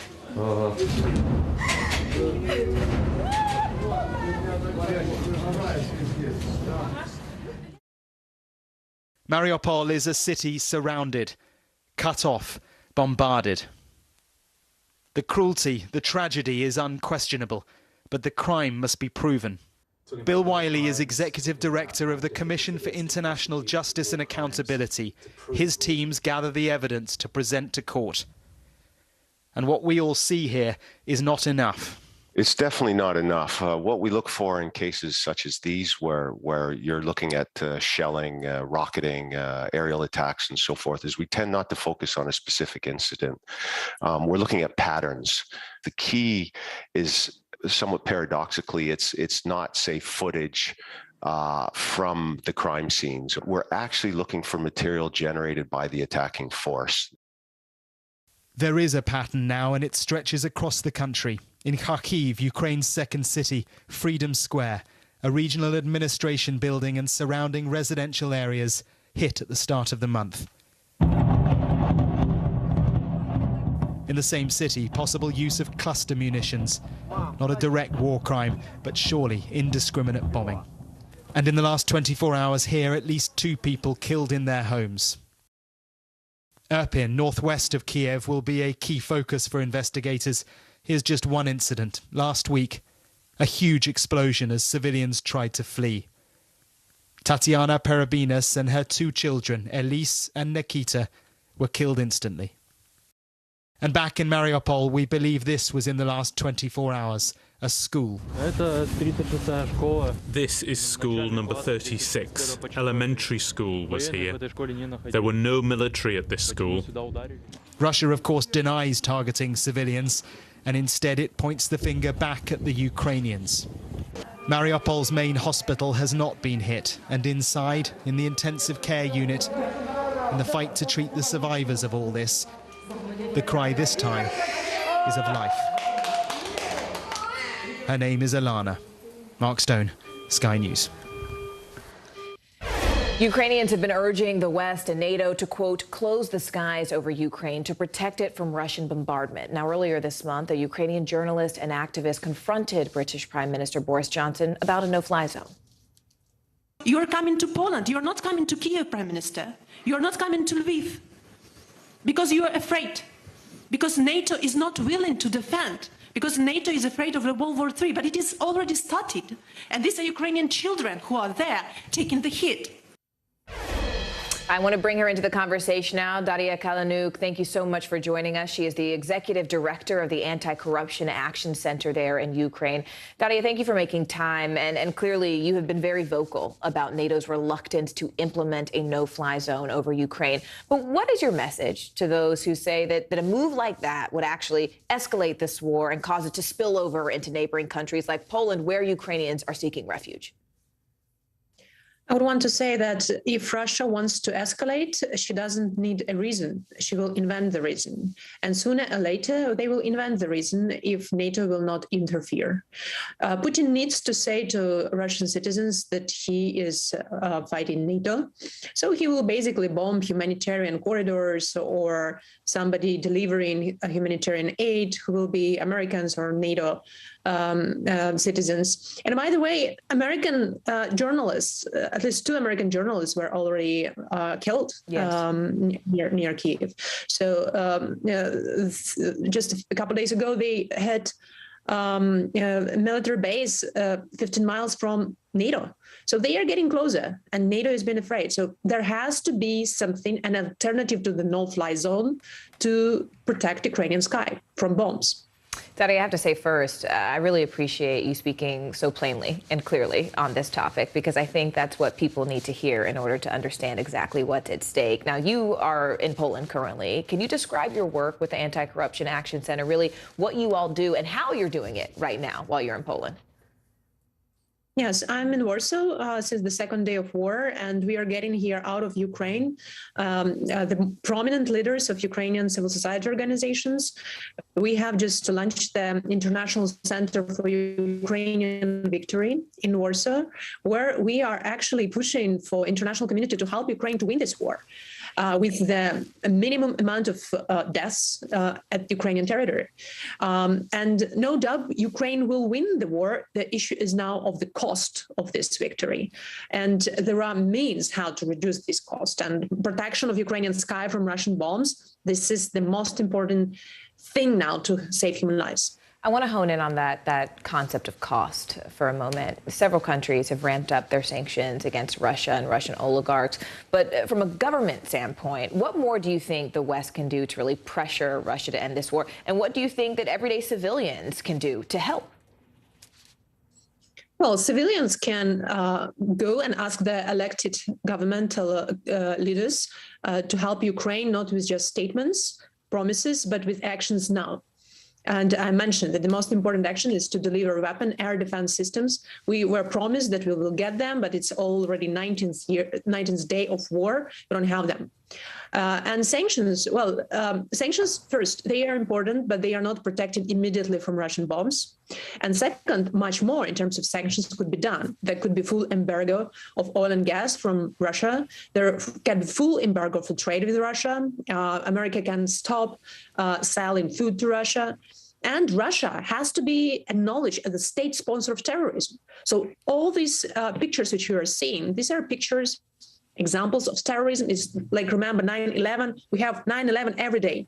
And it is terrorism. So it means that Russia has to be blacklisted by international intergovernmental body, FATF, as a blacklist country. And it would mean full isolation of Russia from international financial system.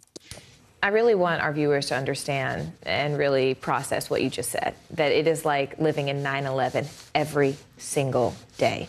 Thank you so much for the nuance so that people understand not only the urgency, but the timeline, that it takes time for some of these sanctions to really kick in and people to feel the effects of them. Daria, thank you. Thank you for your time and for your work and sharing it with us. And stay with us, because women have to work 14 and a half months to make what men earn in just 12 months. Still ahead, how the pandemic has made things even worse for working mothers. Sometimes the news can be difficult and overwhelming for kids to understand, so we've created a newscast just for them. We hope your family will watch Nightly News Kids Edition. News is happening now. Look at what's making headlines around the world. We're coming on the air with breaking news. This is a significant moment. Whenever it happens, wherever you are, NBC News, streaming free now. What are you doing for teachers who feel that they're being stretched too thin? Did you understand how prevalent hunger was in your own community?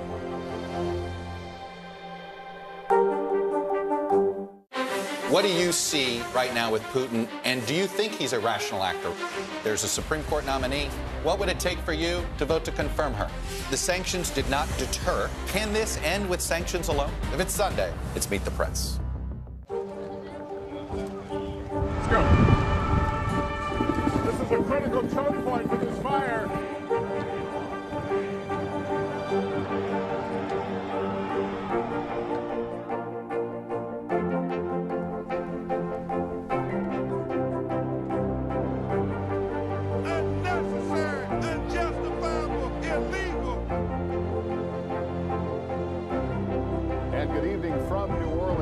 Military operation, witnessing the massive crowds. I admire you both. Nice to really spend some time with you. Appreciate it.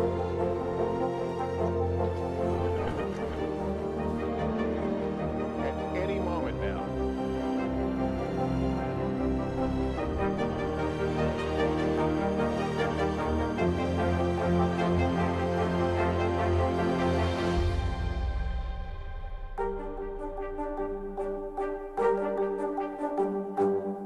NBC News, streaming free now. Let's go.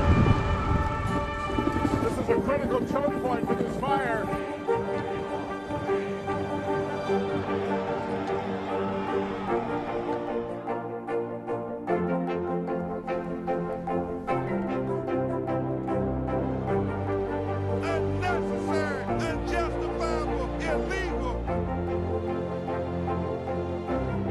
And good evening from New Orleans. Late military operation witnessing the massive crowds. I admire you both. Nice to really spend some time with you. Appreciate it.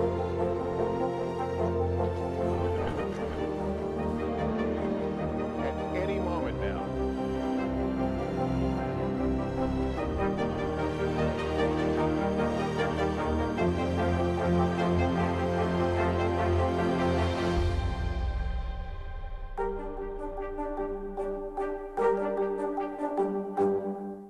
Me both.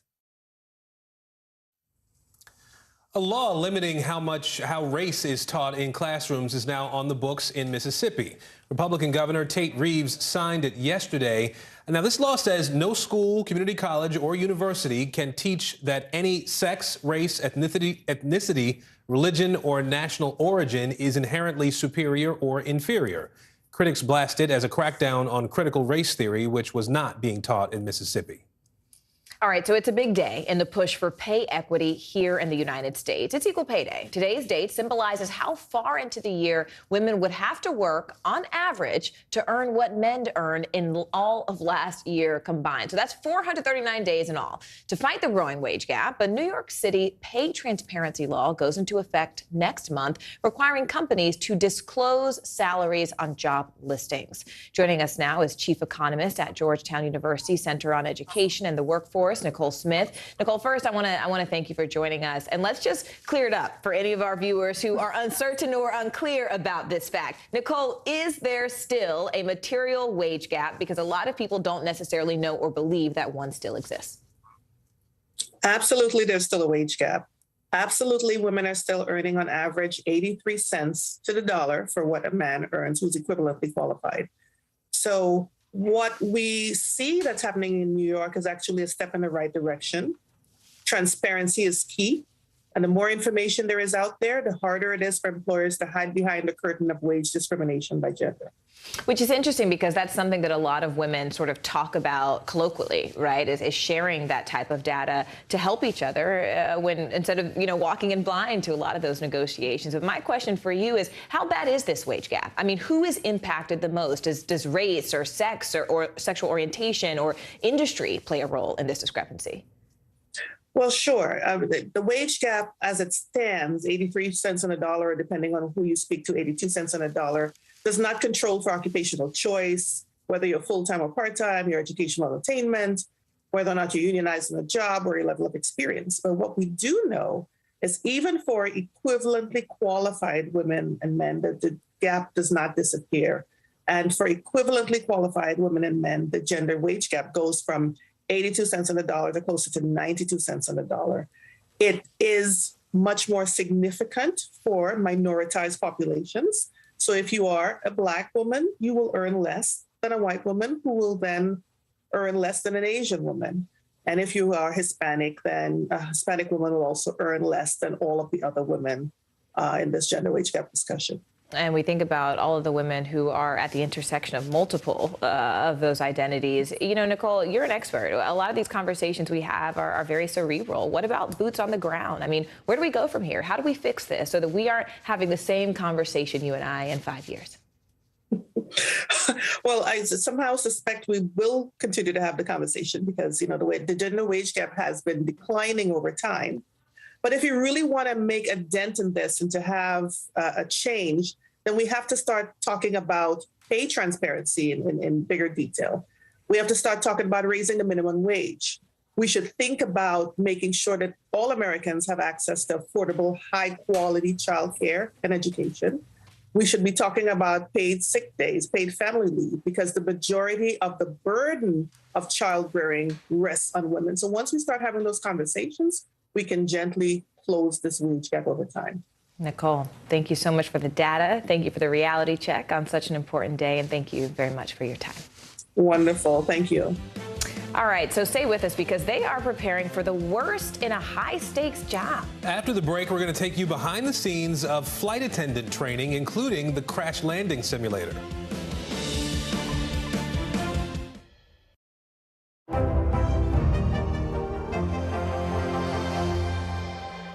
Hallie Jackson Now, weekdays at 5 on NBC News Now. News is happening now. Look at what's making headlines around the world. Right now on Morning News Now. We're coming on the air with breaking news. And this is a significant moment. Whenever it happens, wherever you are, NBC News, streaming free now. To cover the news, you have to be in it. We'll take you to the front lines of the story, bringing your news feed to life. Streaming live every night. It's your news playlist. Top Story with Tom Llamas, weeknights at 7 on NBC News Now. These days, it feels like the news never stops. So let's get into it. What's happening right now, what it all means for you for an hour every day. It can be hard to keep up, so let's get started together. Hallie Jackson Now, weekdays at 5 on NBC News Now. News is happening now. Look at what's making headlines around the world. Right now on Morning News Now. We're coming on the air with breaking news. And this is a significant moment. Whenever it happens, wherever you are, NBC News, streaming free now. Top Story with Tom Llamas, weeknights at 7 on NBC News Now. News is happening now. Look at what's making headlines around the world. Whenever it happens, wherever you are, it's here now. Top Story with Tom Llamas, weeknights at 7 on NBC News Now. To cover the news, you have to be in it. We'll take you to the front lines of the story, bringing your news feed to life. Streaming live every night. It's your news playlist. Top Story with Tom Llamas, weeknights at 7 on NBC News Now. These days, it feels like the news never stops. So let's get into it. What's happening right now, what it all means for you for an hour every day. It can be hard to keep up, so let's get started together. Hallie Jackson Now, weekdays at 5 on NBC News Now. News is happening now. Look at what's making headlines around the world. Right now on Morning News Now. We're coming on the air with breaking news. And this is a significant moment. Whenever it happens, wherever you are, NBC News, streaming free now.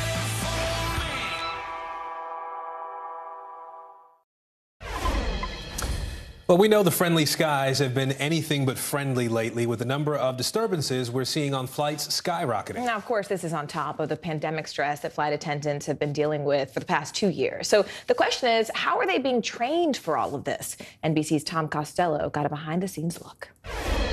Good day. You know, flight attendants are always on the front lines of everything that happens on board a plane. A medical emergency, an in-flight emergency landing. It could also be a violent passenger these days. So flight attendant training is constantly adapting and changing. And every 18 months, a refresher course.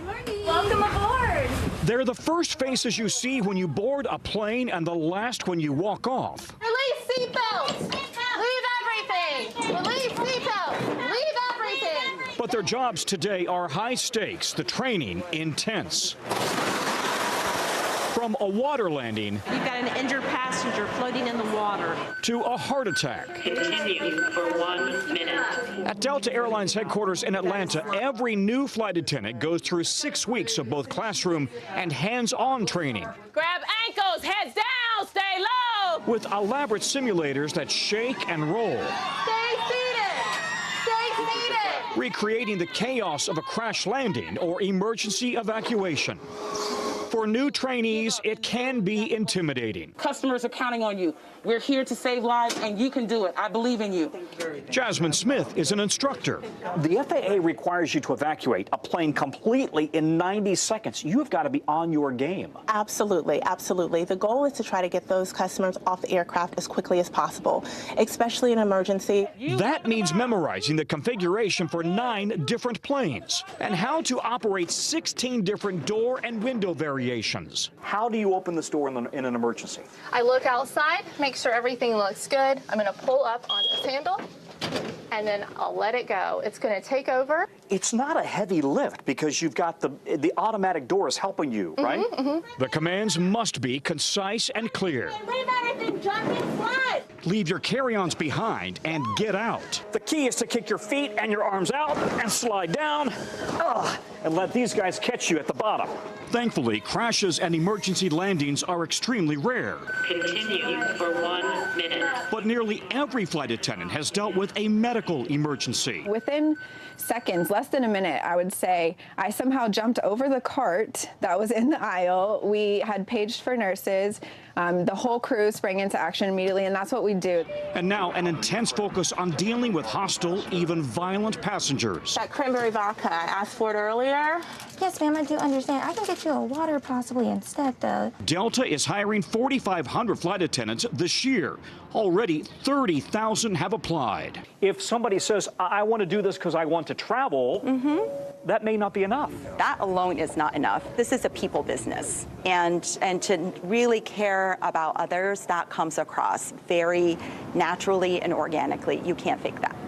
I learned something new also while I was at Delta Airlines. They are constantly looking for somebody or people that they refer to as ABPs, able-bodied passengers. Passengers that can help them in the event of an emergency, maybe help them with a disabled passenger, but also somebody who may be acting up or even turning violent. They need these ABPs, able-bodied passengers, and that's why the flight attendants are constantly scanning all of the passengers on board and watching and looking for people that they know they might be able to turn to in the event of an emergency. Back to you.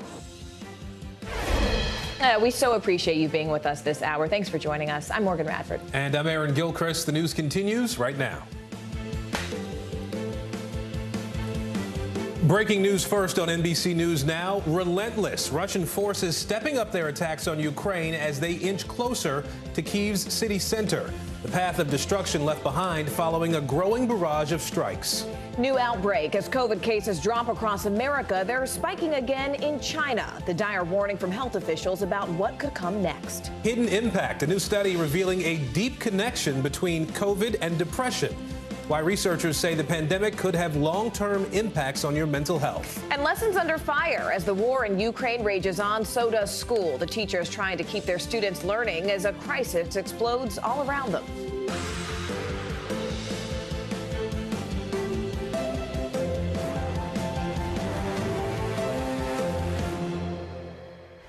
And good Tuesday, everybody. I'm Aaron Gilchrist. I'm Morgan Radford. Thank you so much for joining us. We begin right now with breaking news. Russia's bombardment of Ukraine's capital taking aim at more civilian targets. Several buildings were shelled today, reducing many of them to rubble.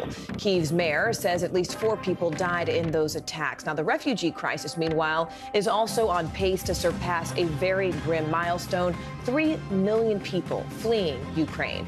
The UN says the total, as of now, 2.95 million. That's more than half of those are children. At the same time, there is increased economic pressure from the world on Russia. The EU has released a 4th round of sanctions, one targeting the steel industry could slash more than $3 billion in revenue. The UK, Japan, and Canada also sanctioned more than a dozen individuals. The UK saying more than 1,000 people and businesses' assets have now been impacted, and there are new U.S. sanctions as well. Our team has it all covered for you at this hour. Let's begin with NBC News correspondent Ali Arouzi in Lviv, Ukraine today. Ali, Russia's assault on Kyiv is intensifying at this point. Talk to us about what's happening on the ground there today. Hey, Aaron. Well, it's been a relentless attack on Kyiv overnight and in the early hours of the morning. And the civilians of that capital city are feeling the sharp touch of war very acutely as the Russians unleash their firepower on them. Large explosions rocked the capital throughout the night and early in the morning. As you mentioned, it destroyed some apartment buildings. It hit part of the metro station. At least 3 people have been killed. Dozens more have been injured. But the death toll could have been much higher, Aaron, had the residents of those buildings not taken shelter just before those attacks. But still a devastating situation on the ground there. But according to U.S. officials, much of the Russian advances on the capital have stalled, and that's raised speculation and fears that they may then attack the city mercilessly like they have other cities and reduce it to rubble. But of course, Kyiv has a lot of symbolic importance to the Russians, not to mention all of those Orthodox churches in there. But just to show how bad the situation is in the city, the mayor of Kyiv, Vitaly Klitschko, has enforced a 35-hour curfew to try and keep the residents there safe. And of course, the prime ministers of the Czech Republic, Poland, and Slovenia are traveling into Kyiv today by train to meet with Zelensky and show their unequivocal support from the European Union. And I want to talk a little bit more about that. We'll bring in our global security reporter, Dan DeLuce, in Washington. For that, Dan, as Ali just mentioned, several European leaders stood with Ukraine's president today in the capital city. What do we know about their meeting, and what's this mean for Ukraine? I think this was a tremendous symbolic gesture, really full of meaning and significance, just in terms of the symbolism to have heads of state traveling by train to the capital of Ukraine, even as these shelling attacks continue all around the city. It was an act of solidarity with Ukraine. They were supposed to be sort of representing the entire European Union. And of course, these countries, Poland, the Czech Republic, and Slovenia, there to not only deliver a message of solidarity, but also to provide whatever assistance they can to Ukraine. And in the discussion, of course, as Ukraine is asking for some Soviet-era weapons that those Eastern European countries still have in their stocks. And that's something the U.S. is discussing with them, and that'll be coming up in a NATO meeting next week as well. And at the same time, of course, the European Union was announcing new sanctions against Russia. And just a few minutes ago, we had the Treasury Department here in Washington announcing yet more sanctions against Russian individuals that were linked to the death of a prominent whistleblower, and also sanctions against the wife of the ruler of Belarus, Alexander Lukashenko. I want to bring in NBC News White House correspondent Mike Memoli quickly here. Mike, you broke the news that the White House is considering a trip overseas for President Biden. What more are we learning about that potential trip? Yeah, Aaron, we reported yesterday that the White House was considering sending President Biden to Europe in the next several weeks. We just learned some more potential specifics about what that trip could look like. 2 sources familiar with the matter tell NBC News, my colleagues Josh Letterman, Carol Lee, and myself, that the president could attend an in-person summit of NATO leaders in Brussels next Thursday or Friday. Biden's participation in that summit is still under consideration. The NATO Secretary General, Jens Stoltenberg, just spoke at a news conference a short time ago, and he did confirm that they were going to convene a leaders meeting in person, as he put it, on short notice, but he didn't provide additional details on dates or specifics. Now, our White House sources were telling us that the president could make multiple stops in Europe, so this could potentially just be one of them. This meeting tomorrow comes ahead of a meeting tomorrow of NATO defense ministers that will also include the defense minister from Ukraine as our allies continue to plot their next steps. All right, Mike Memoli, Ali Arouzi, Dan DeLuce, gentlemen, thank you all. As sanctions on Russia settle in, the country is becoming increasingly isolated. But propaganda, however, is becoming even more widespread. This disinformation is being consumed all around the world, including by American citizens. Here's NBC News technology correspondent Jake Ward. This is South by Southwest, an annual event in Austin that celebrates the idea that the internet makes it possible to create all sorts of new art and culture and commerce because of social media. But this year, it's becoming clear that social media has made possible a conspiracy theory, one that originated here in the United States and now seems to have become the cutting edge of Russia's propaganda efforts. There was a network consisting of at least 30 biological laboratories. At the UN, Russia's ambassador pushed a conspiracy theory Friday, saying at least 30 research labs in Ukraine are actually U.S.-backed bioweapons facilities, conducting what he calls dangerous experiments. U.S. officials vehemently deny the accusations. I will say this once. Ukraine does not have a biological weapons program. And they warn Russia could be trying to justify its invasion. This influence campaign is completely consistent with long-standing Russian efforts to accuse the United States of sponsoring weapons. This is a classic move by the Russians. While Russia is amplifying this conspiracy theory now, it appears to have begun on far-right social networks in the U.S. back in February, 10 days before the invasion. And now it's gone viral in America. Far-right voices online, cable news, and public figures who are rewarded with millions of views. Facebook, Twitter, and others have banned Russian state media and its coverage of this narrative. Because they trend online, it means that mainstream media hosts or social media influencers are incentivized to essentially pick up on those narratives and amplify them because it brings more eyeballs to their content, more clicks on their platforms, and ultimately can be more dollars in their pocket. How can we solve this problem? Some of the solutions are going to involve holding the actors with disproportionate power in this conversation responsible. With independent and Western journalism shut down in Russia, citizens there are being regularly misinformed. But misinformation is finding an audience here in the wide open West as well. Now, on Monday night, Russia lost access to Instagram after the government shut it down. It shut down Facebook the week before. And here in the West, we've also deplatformed Russian state media and the narratives that it is pushing.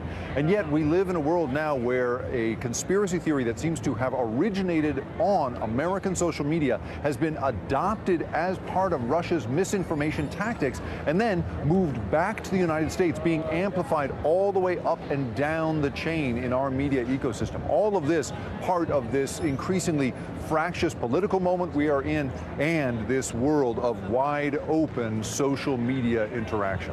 Back to you.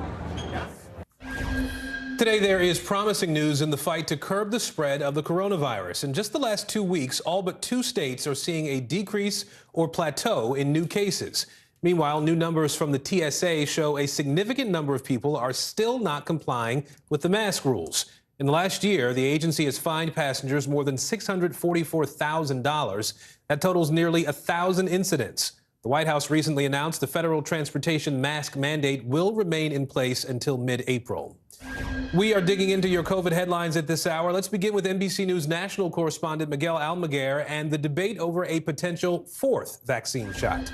The metrics are all moving in the right direction. Hospitalizations, deaths, and new infections continue to be down in this country, but officials warn that it may not last long. Down, but not out. This morning, the White House saying COVID infections are not expected to stay this low forever.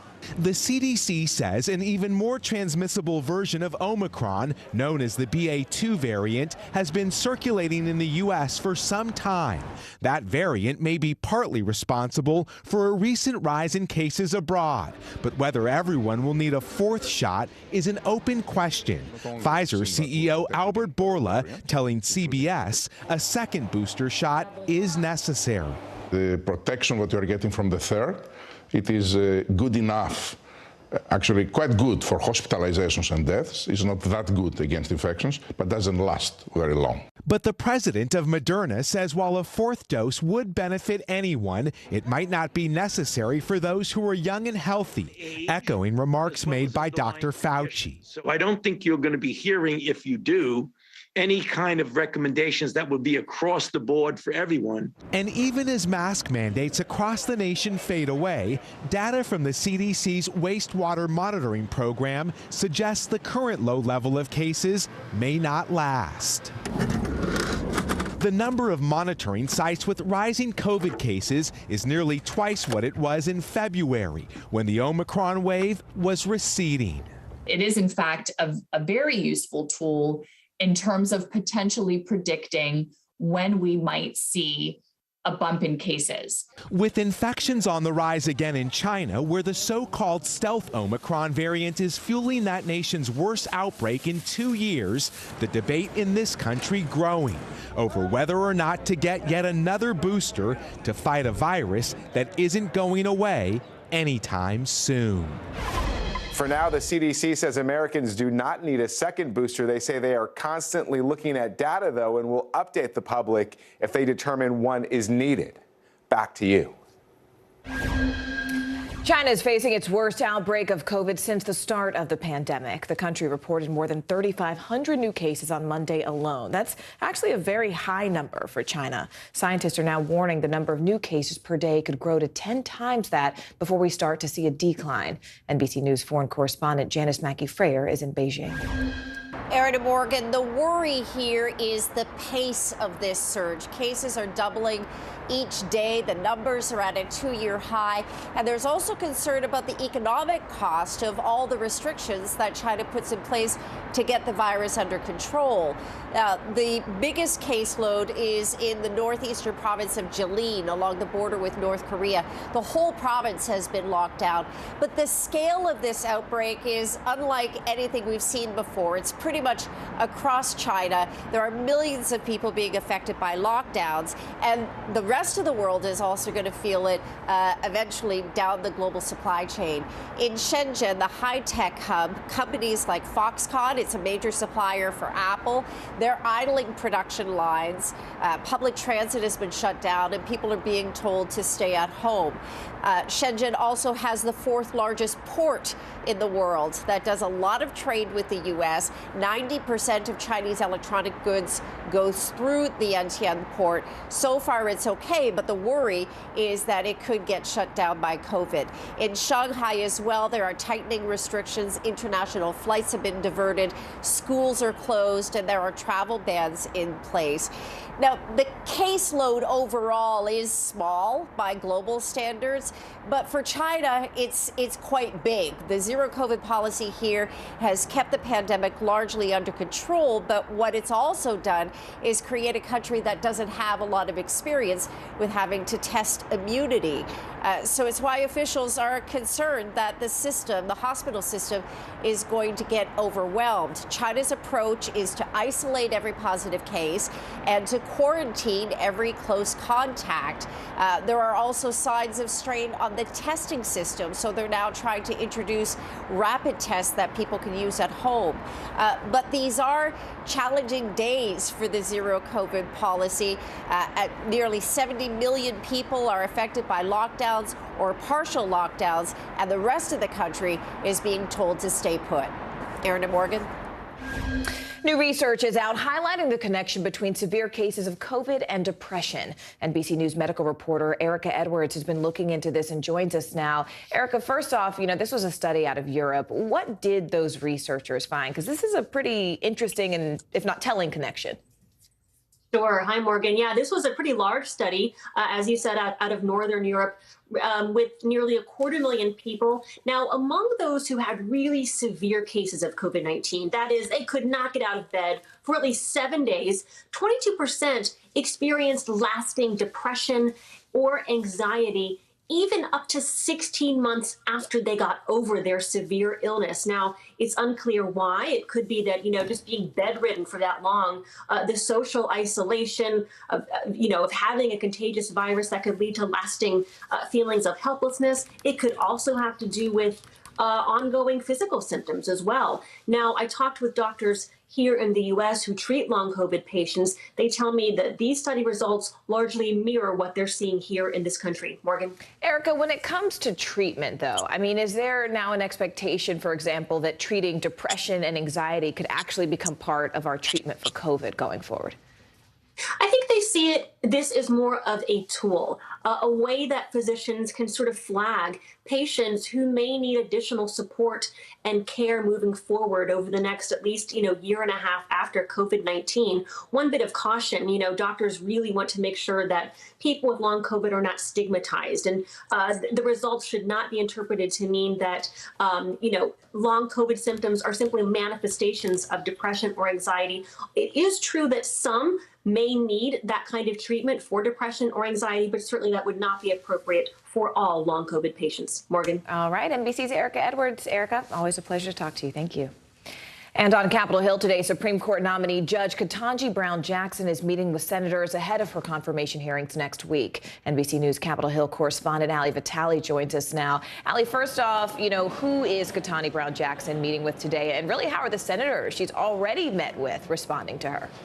Well, look, Morgan, these have been bipartisan meetings that have been going on for several weeks now as Ketanji Brown Jackson has been making her rounds around the Hill, doing what all Supreme Court justice nominees do, which is talk to members of both sides of the aisle, trying to explain to them their judicial philosophy, the ways that they have thought about the role of the courts and the justices that sit on it. But then also these meetings have veered into the personal. Several senators saying that they've shared their views of family and how important a priority that is to them. So these meetings really do take on a broad tone. In terms of today, she's got several Republicans and Democrats on her agenda, including Shelley Moore Capito of West Virginia, who she met with this morning, Senator Marco Rubio as well.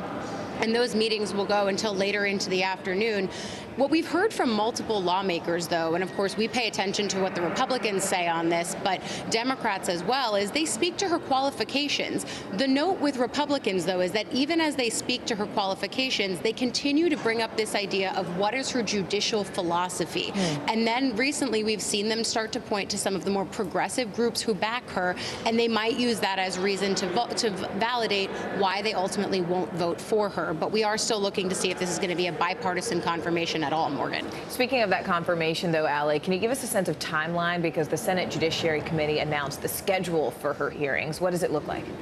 Yeah, we're finally getting a sense of what that's going to look like next week, and it's going to be a jam-packed 4 days. You can pull it up on the screen because it starts off on Monday. We will hear on that day from Ketanji Brown Jackson herself. Senators will also speak on that day, giving their opening statements. She will speak on that day for the last 10 minutes or so for her opener, and then the next day is really when things get into it. Questions from committee members. Brown Jackson will be fielding a lot of those, and then on Wednesday as well, we'll continue to hear testimony, but really it's going to be jam-packed as Democrats try to do this in as speedy a fashion as possible, while also making sure that all questions are answered and all senators feel that they've gotten enough time to consider who she is on paper as well as who she is in person during those hearings, Morgan. All right, NBC's Ali Vitale for us live from Capitol Hill. Ali, thank you. Thanks. President Biden's pick for the board of the Federal Reserve is in jeopardy. Senator Joe Manchin says he will not support Sarah Bloom Raskin's nomination to the Fed's board. Manchin's vote is critical in the evenly split Senate, as Raskin seems to have no Republican support. Let's bring in NBC News senior national political reporter Sahil Kapoor now. Sahil, Raskin held appointed positions in the past. Why is Senator Manchin against her nomination now to the Fed's board? Yeah, Aaron, Manchin's opposition here has really put Sarah Bloom Raskin's nomination in great peril simply because it's a 50-50 Senate, and in order to win confirmation, she now needs at least one Republican supporter, and nobody has stood up to raise their hands here. The Republicans on the Banking Committee are all following the lead of Senator Pat Toomey of Pennsylvania in boycotting meetings so that they can't even vote on her in committee, that they can't even advance her to the floor, and other moderate Republicans such as Susan Collins or Lisa Murkowski, who tend to cross the aisle sometimes and vote for some of President Biden's nominees, are not raising their hand to try to rescue her. And this leaves Democrats with very little opportunity to move forward. Now, why is Manchin opposing her? Let's put a statement up on the screen. He mentioned specifically her stance on energy and climate change. This has been a source of conservative criticism of her. Raskin has argued that tackling climate change is inextricable from economic growth in the long run. It's a view that many scientists hold, many economists hold, but many conservatives object to that. Manchin is siding with those conservatives, saying, here you see the statement, she has not satisfactorily addressed his concerns about the critical importance of financing and all of the above energy policy. So that's where they are right now. Manchin is citing climate change and her stance on it as a reason to oppose her, and Democrats are struggling to find a path forward as a result. Well, Sahil, this seems like another Manchin wrench for Democrats. How are they responding to this latest decision from the senator from West Virginia? They're unhappy about it. I spoke yesterday to Senator Sherrod Brown, the chairman of the Banking Committee, who had scathing criticism for Senator Pat Toomey, the Pennsylvania Republican, who is his counterpart, as well as other Republicans who are refusing to even allow a vote. He says he's not giving up. He says he insists that there should at least be a vote on this, and that he believes she has a bipartisan path forward. The White House also believes she has a bipartisan path forward. They put out a statement yesterday calling Raskin one of the most qualified people to have ever been nominated for Federal Reserve Board of Governors. She's earned widespread support in the face of an unprecedented, baseless campaign led by oil and gas companies that sought to distinguish her, tarnish her distinguished career. So the White House also not giving up. Now, Aaron, this reminds me a little bit of one previous nomination that had a bit of a similar trajectory, Neera Tanden for OMB. She had Republican criticism at the outset. Then Manchin came out against her, and ultimately the nomination fizzled. It's unclear if this is going to go, end the same way, but so far, it's not looking particularly good for Raskin. Last thing I'll point out, Toomey suggested that the other 4 Fed nominees were also being held up with Raskin, including a second term for Jerome Powell, the Fed chair, should move forward. Republicans will support the other 4. All right, Sahil Kapoor for us at the Capitol today. Thank you. New documents now revealing a Russian oligarch with ties to 2 associates of Rudy Giuliani has been charged with making illegal political donations right here in the U.S. Andrei Muravyev is accused of conspiring with Lev Parnas and Igor Fruman to secure retail marijuana licenses. Now, to do so, the indictment says that he actually donated $1 million to political candidates. NBC News correspondent for investigations Tom Winter has been following this for us. Tom, what exactly is going on here? I mean, who is this guy? What exactly is he being charged with? Right. So this case actually goes back to 2018 and something we've talked about often before, which is the Lev Parnas, Igor Fruman case. They're 2 former associates of Rudy Giuliani who people have alleged were involved in the efforts to dig up dirt on Joe Biden and Hunter Biden in Ukraine, something that came up around the time of Trump's impeachment as well. The charges against Muravyev stem from that activity. And essentially what they say here, prosecutors, is that he was the money man, the person who gave $1 million, funneled it through allegedly Fruman's brother's bank account for Fruman and 2 others, along obviously with Lev Parnas, to basically donate to a series of politicians across several states in order to get cannabis licenses or medical marijuana licenses in those states to be able to sell that for a business that he was putting together. That's illegal, of course. It's one thing for us to donate to people. It's another thing if we're funneling that money through from somebody overseas. Right. And speaking of overseas, I mean, this man is not in custody, and he's actually believed to be in Russia right now. So where does this all go from here? So most people don't know this, but the Russian Constitution prohibits that government from extraditing any of their own citizens to the United States or anywhere else for that matter for any crime, for any reason. Period. So there's a pretty good chance, Morgan, he's not going to be coming over here anytime soon. One of the questions I've asked, and one of the things we're trying to figure out, is this indictment was originally filed in 2020 under seal. So was the idea here to effectively put him under house arrest in Russia, keeping him there and just putting him on notice that if he leaves that country, he's going to end up in handcuffs. Wow. All right. NBC's Tom Winter for us there. Tom, thank you. Sure thing. Britain's top court has refused to let WikiLeaks founder Julian Assange appeal a decision to extradite him to the U.S. to face spying charges. Let's bring in NBC News correspondent Kathy Park and NBC News legal analyst Danny Savalos now.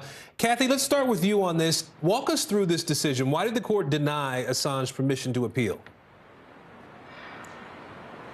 Hey there, Aaron. Good morning to you. Well, this certainly was a big development that came down yesterday from UK's highest court, essentially denying this request from Julian Assange, writing in part the request didn't raise an arguable point of law. So this certainly is a major setback for Assange, who has been trying to fight extradition to the United States for quite some time now. As you know, he's the founder of WikiLeaks, published thousands of classified documents online when it comes to the war in Iraq and Afghanistan, and arguably put lives at risk. And he has been holed up in a London prison since 2019 and kind of been embroiled in this legal battle in the UK and in the US. And initially, a lower court judge ruled that he was not mentally fit to be extradited to the United States and be held up in a prison and possibly commit suicide there. But then shortly after that, a higher court judge reversed that decision once they received some assurances from the US that he would receive proper care if he were to be extradited, and then also detained detained in the prison system. So that is kind of where things stand right now. But obviously, this legal battle, once again, is certainly a big setback for Assange. Aaron? Well, Danny, let's talk about that a little bit. From your perspective, how big of a setback is this for Assange? What legal options does he have left at this point? He can potentially take it up with the European Court of Human Rights, but if you look at the history of these decisions, it doesn't seem like Assange really has a strong shot. Courts have allowed him to appeal, but essentially his argument is that he's too mentally unfit or too fragile, and there aren't enough assurances in the United States that he won't, say, commit suicide. I don't see any court jumping in and taking up that argument for Assange, although he's certainly amassed quite a bit of medical evidence in support of his mental infirmities, at least according to the record. All right, Kathy Park for us in London, NBC News legal analyst Danny Savalos as well. Thank you both. It is the fastest growing refugee crisis in Europe since World War II. Nearly 3.5 million people escaped the war in Ukraine, and 5 million more could soon follow. Coming up, what's being done to help?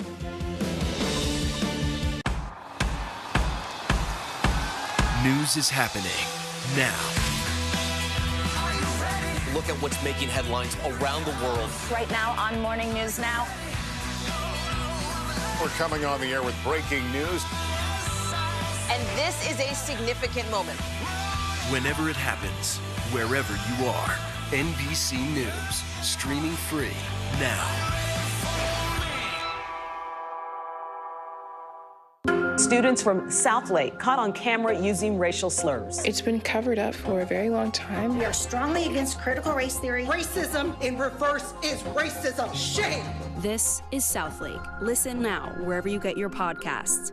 Top Story with Tom Llamas, weeknights at 7 on NBC News Now. Now Tonight with Joshua Johnson, streaming weeknights at 8 on NBC News Now. NBC News, streaming free now. Let's go. This is a critical choke point for this fire.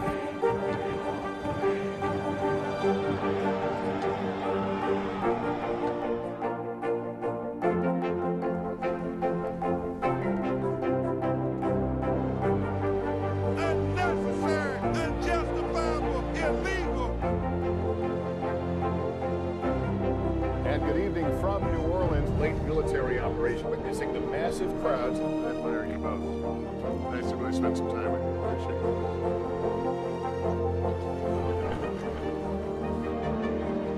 At any moment now.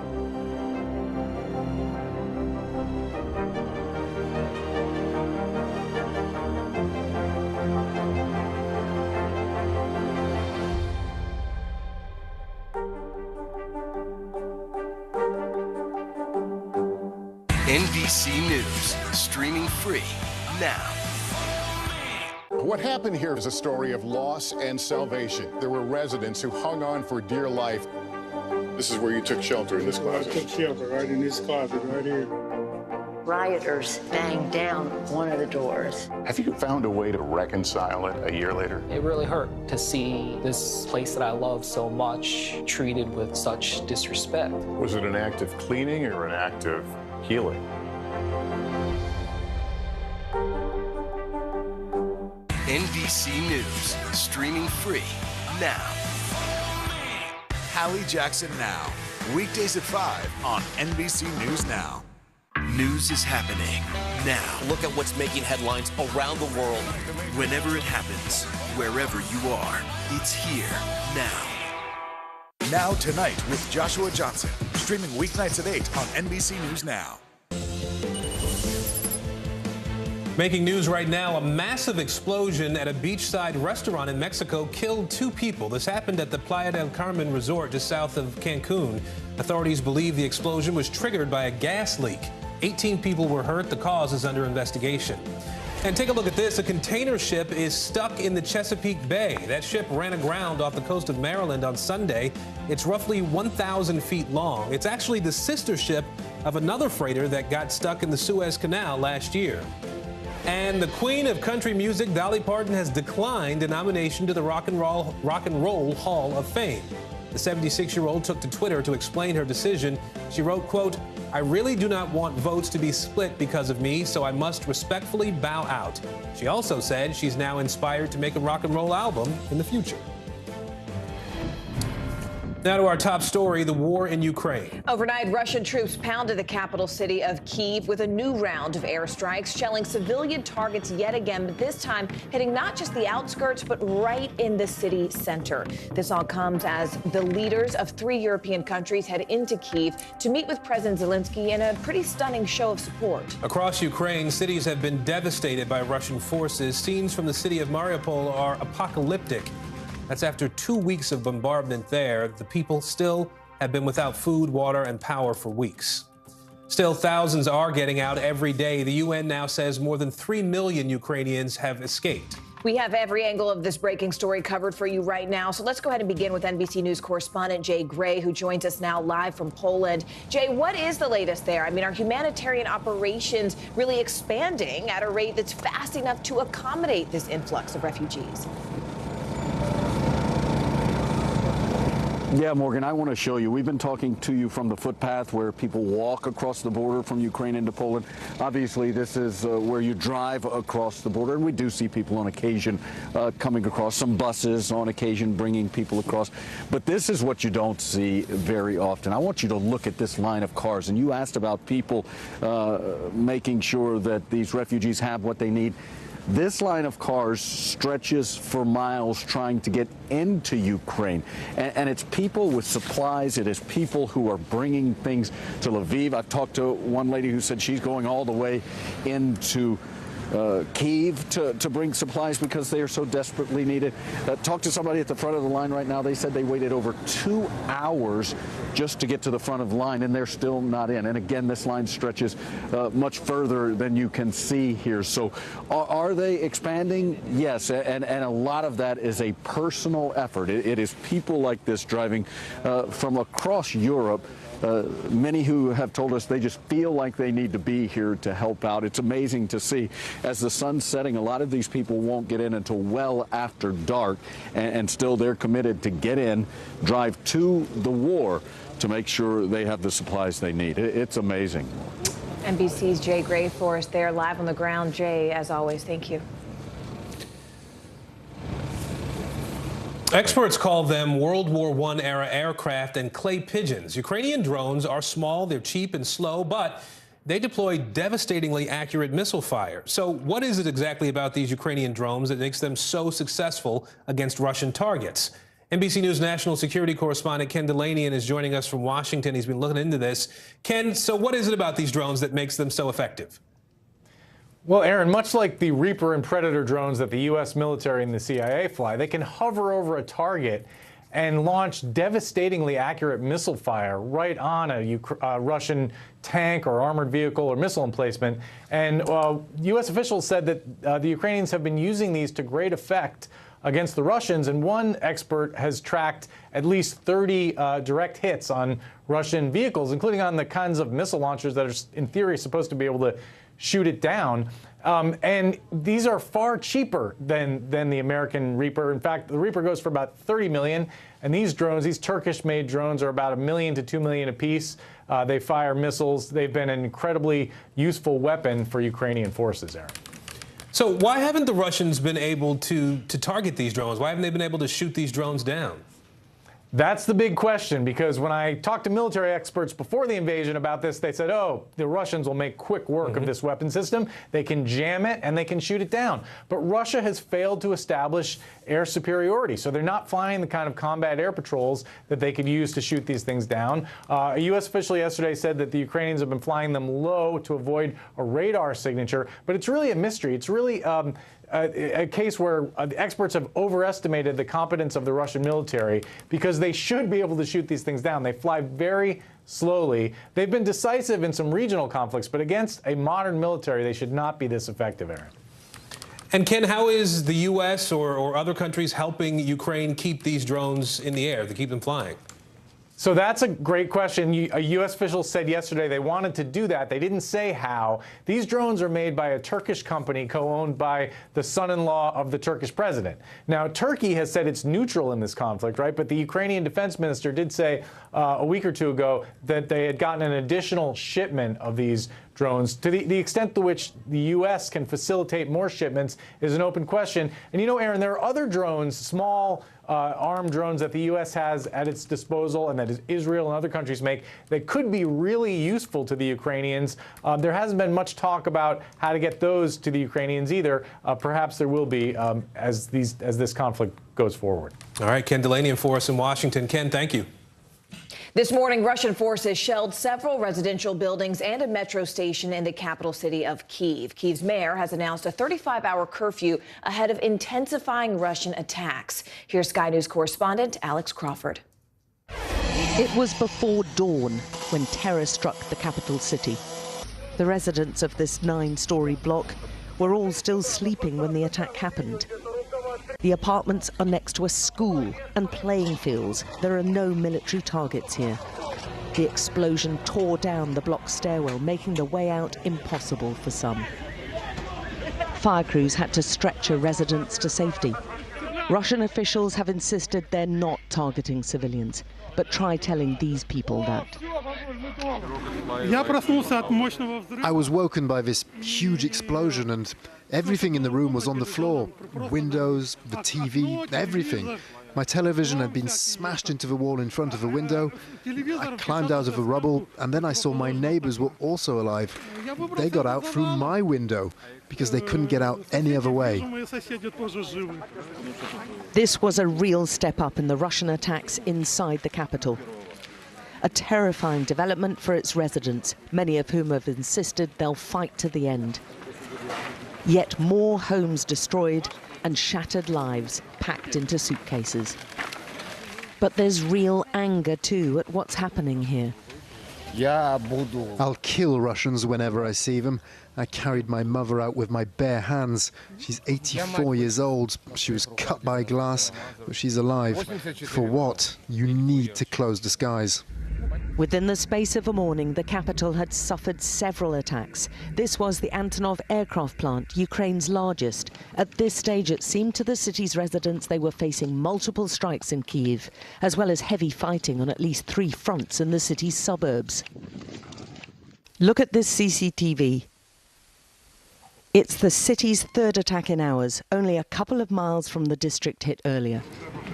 The missile was intercepted by Ukraine's air defences, but the debris showered down on another heavily built-up residential area, destroying a tram and taxi, devastating lives and homes, and filling residents with fear.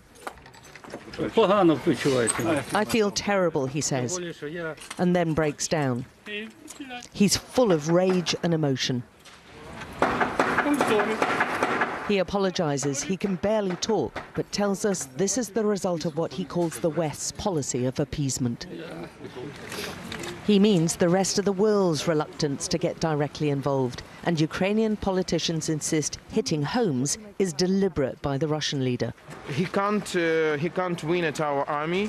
Our army is holding the ground, so he started to fight with unarmed people, with pregnant women like in Mariupol, with children, with just civilians who just live. So that's a genocide in 21st century in the middle of Europe. And this while peace negotiations are ongoing to try to find a way out of this. But talk of ceasefires and troop withdrawals seem a very long way off right now as residents pick through their broken homes. They are going to extraordinary lengths because many of their possessions and everything they own are still in these flats. So they're having to use the fire trucks to get entrance. Russia's been accused of targeting hospitals, schools and homes for weeks now. Attacking civilian areas and non-combatants is a war crime, and Ukrainian lawyers who are gathering evidence say the Russian troops are also specifically focusing on food supply chains. There's a bread factory very close to here, and they could have been trying to attack the food supply chain for the city. It wouldn't have been the first time. The tactic of surrounding cities, starving the citizens of supplies and bombarding them with airstrikes is one favoured by the Russians. They've used it in Syria. Now Ukraine, and specifically Kiev, is in their sights, but they didn't reckon on this defiance and patriotism. They have to know we're strong, he shouts down. The world probably knows that by now. Alex Crawford, Sky News in Kiev. Let's bring in Colonel Mark Hansian for some analysis, senior advisor at the Center for Strategic and International Studies there in Washington. Colonel, thank you first for making time and being with us this hour. U.S. officials are saying that Russia's advances toward Kyiv have now stalled. Is there a diplomatic off-ramp for Russia to stop its invasion, in your opinion? I mean, do you think the Russians, though, are committed to taking over the entire country no matter what the cost? I think the answer to those questions is yes and yes. There's a deal to be made. Zelensky has essentially put that on the table, and that would be a neutral Ukraine, an independent Ukraine with a democratic government, but neutral, probably breaking its ties with NATO. Doesn't look like Russia's ready to accept that yet. Putin has said that he wants victory. Last week he talked to French President Macron, didn't indicate any flexibility. I think the Russians are going to have to be stalled for a while longer before they're ready to talk about a ceasefire. And Colonel, I mean, the U.S. has yet to transfer fighter jets to Ukraine. Do you think that's a sound strategy, or should the U.S. reverse course and provide more sophisticated weapons to Ukrainians? The aircraft would be a very easy thing to do from a military point of view, in the sense that the Russians, or rather the Ukrainians, already operate those aircraft so that they could incorporate them into their armed forces pretty easily. Giving them some piece of equipment that they've never seen before would take months, even years, for them to build the logistics and training to operate them. The problem with the aircraft transfer is that the United States doesn't want to have aircraft leave from NATO territory and fly directly to Ukraine. I think that they may be able to find some way to get these aircraft through a third party or something like that and get them to the Ukrainians. Colonel, Poland, Czech Republic, Slovakia, all sending their leaders to really show this pretty incredible demonstration of support to President Zelensky. What do you make of that, and how effective do you think that will actually be? Well, the most extraordinary thing is that they're going to the city, which indicates that the city is still open enough that foreign delegations can get in there. That's a very encouraging sign. It's also a good sign that Ukraine's neighbors are standing with them and willing to take the risk and going into a war zone to express that solidarity. Colonel Hansian, thank you so much for your time and your expertise, and I really hope that you'll come back and lend it to us again. Thank you so much. Thanks for having me on the show. Of course. The Florida legislative session has ended, but Governor Ron DeSantis says he has some unfinished business. Still ahead, the Democratic seat he's planning to dismantle in a looming legal battle over redistricting.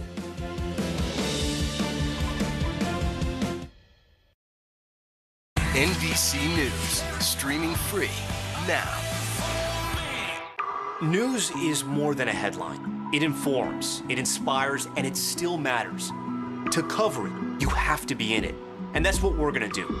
Every night, we take you to the front lines of the story, where it's actually happening, with NBC News journalists on the ground from all over the world. We cover what you need to know and bring your newsfeed to life. In primetime and streaming live, it's your news playlist every night. Top Story with Tom Llamas, weeknights at 7 on NBC News Now. Hallie Jackson Now, weekdays at 5 on NBC News Now. News is happening now. Look at what's making headlines around the world. We're coming on the air with breaking news. This is a significant moment. Whenever it happens, wherever you are. NBC News, streaming free now. The fire has grown leaps and bounds. What you see behind me is typical. How you doing? Pretty bad. Top Story with Tom Llamas, weeknights at 7 on NBC News Now. What happened here is a story of loss and salvation. There were residents who hung on for dear life. This is where you took shelter, in this closet. I took shelter right in this closet right here. Rioters banged down one of the doors. Have you found a way to reconcile it a year later? It really hurt to see this place that I love so much treated with such disrespect. Was it an act of cleaning or an act of healing?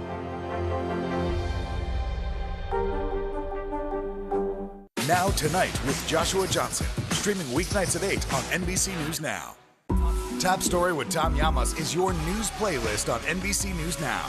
And now, you can listen to it as a podcast, available anytime and anywhere. NBC News, streaming free now. News is more than a headline. It informs, it inspires, and it still matters. To cover it, you have to be in it. And that's what we're going to do. Every night, we take you to the front lines of the story, where it's actually happening, with NBC News journalists on the ground from all over the world. We cover what you need to know and bring your newsfeed to life. In primetime and streaming live, it's your news playlist every night. Top Story with Tom Llamas, weeknights at 7 on NBC News Now.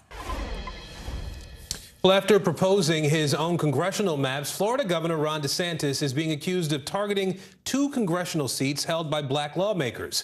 These seats are known as minority access congressional seats. NBC News national political reporter Mark Caputo has been following this story. He joins us now. Mark, how is DeSantis targeting these black-held congressional seats? Well, he's promised to veto maps that his own Republican-led legislature has proposed. And in those maps is mainly one, what's called a minority access seat that is kind of long and sprawling. And DeSantis, perhaps not without foundation, he might be right, that is, has said, look, there's recent U.S. Supreme Court rulings that could hold that districts such as these, which are drawn solely on the basis of race and are not compact, could violate the U.S. Constitution. And therefore, he wants his own maps approved, a rarity for a governor to propose them and also to threaten a veto from maps drawn by his own party. And we're waiting for those maps to get to him so that he can then veto, and then we don't know what he's going to do after that. Is he going to hold them back in a special session, or is he just going to fight it straight up through the courts? But the bottom line is that this is going to end up in the courts. Which ones, the state courts or the federal courts, we don't know. But those who are familiar with his thinking say, ultimately, he'd like this to go to the U.S. Supreme Court for them to throw out this type of district, which could endanger all similar districts that are drawn. Now, this is really complicated stuff. So understand, this isn't all majority. This is not majority minority districts. These are what are called minority access seats, ones in which there's a plurality, say, of African-American or Hispanic voters that are drawn in this way. Right. Nevertheless, it would set a precedent in case law, and it would cost Florida one, if not both, of the seats that are currently held by black lawmakers who happen to be Democrats. So very quickly, and you suggested that this is an unusual thing to see happen with a governor. Yeah. How are these actions of Governor DeSantis putting him at odds with his own party in Florida? You just don't see this. Normally, governors just kind of sign off on maps, especially if they're drawn by their own party. They normally don't say, hey, I'm going to veto these things, and they normally don't propose their own maps. But DeSantis is sort of not your typical politician here, and he's interested in having this fight. And this happens after a legislative session where he got everything he wanted and perhaps even more, but that's not enough for him. All right, Mark Caputo for us in Florida today. Mark, thank you. Thank you. After hauling in more than $14 million, the Democratic National Committee has broken its own fundraising record for the month of February. That's according to new data obtained by NBC News. This all coming as President Biden hosted his first in-person fundraiser of his entire presidency just last night. NBC News deputy political editor Ben Camisar joins us now at the latest. Ben, it's great to see you. First off, what is the driving force behind these huge donations? What's happening now that wasn't happening before? It's a mix of things. Donors are generally a bit slow to start giving after a presidential race where they just empty their pockets. And with COVID, it's been harder to do the big deal events that energize big donors. So now you're getting big donors coming off the sidelines, and also just regular donors, people who've been checked out of politics coming off the sidelines now that the election year is upon us. And Ben, what does raising this much money actually mean for the Democrats, especially when it comes to those upcoming midterm elections? Yeah, I always say money is important, but it's not determinative. It'd be a 5-alarm fire if you saw Democrats stumbling in fundraising right now. We don't see that. So that's a good sign. But money's not going to be what's going to get them over the hump. That's kind of the price of admission in a race, in races that are going to see millions and hundreds of millions, probably ultimately in the airways, billions of dollars. So the real midterm battles are going to be about that strategy. You need money for that strategy, but the strategy is what it rests on. And we will see what happens. Ben Camisar for us, as always. Thank you, Ben. And coming up, the war in Ukraine has wiped out dozens of schools. After the break, how volunteer teachers are stepping up from a world away so children of war can still get an education.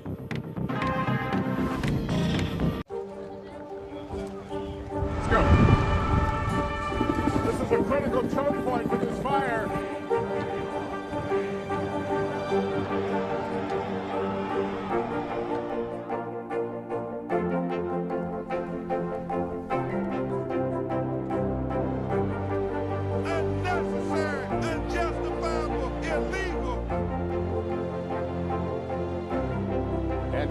From New Orleans, late military operation, witnessing the massive crowds. I admire you both.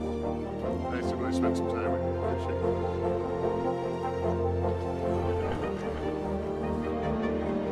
At any moment now.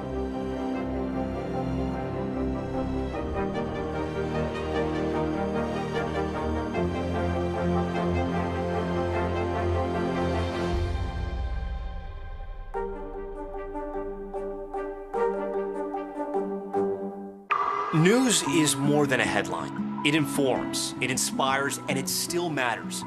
To cover it, you have to be in it. And that's what we're gonna do.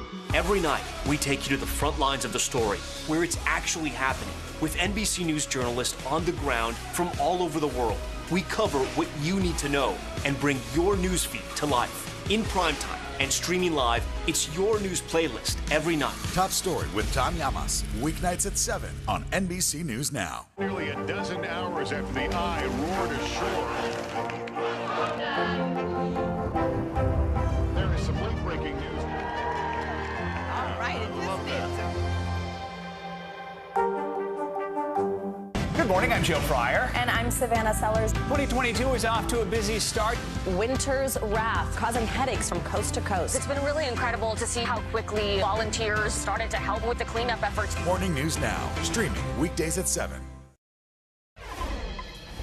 Ukraine and other countries are calling out Vladimir Putin, alleging he's committing war crimes in Ukraine. At this point, the Biden administration has not officially declared Russia's attacks as war crimes.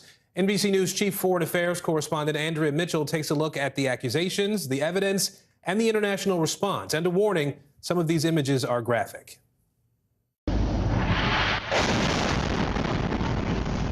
An air raid over Chernihiv, killing at least 47 people. Rockets striking the center of Kharkiv.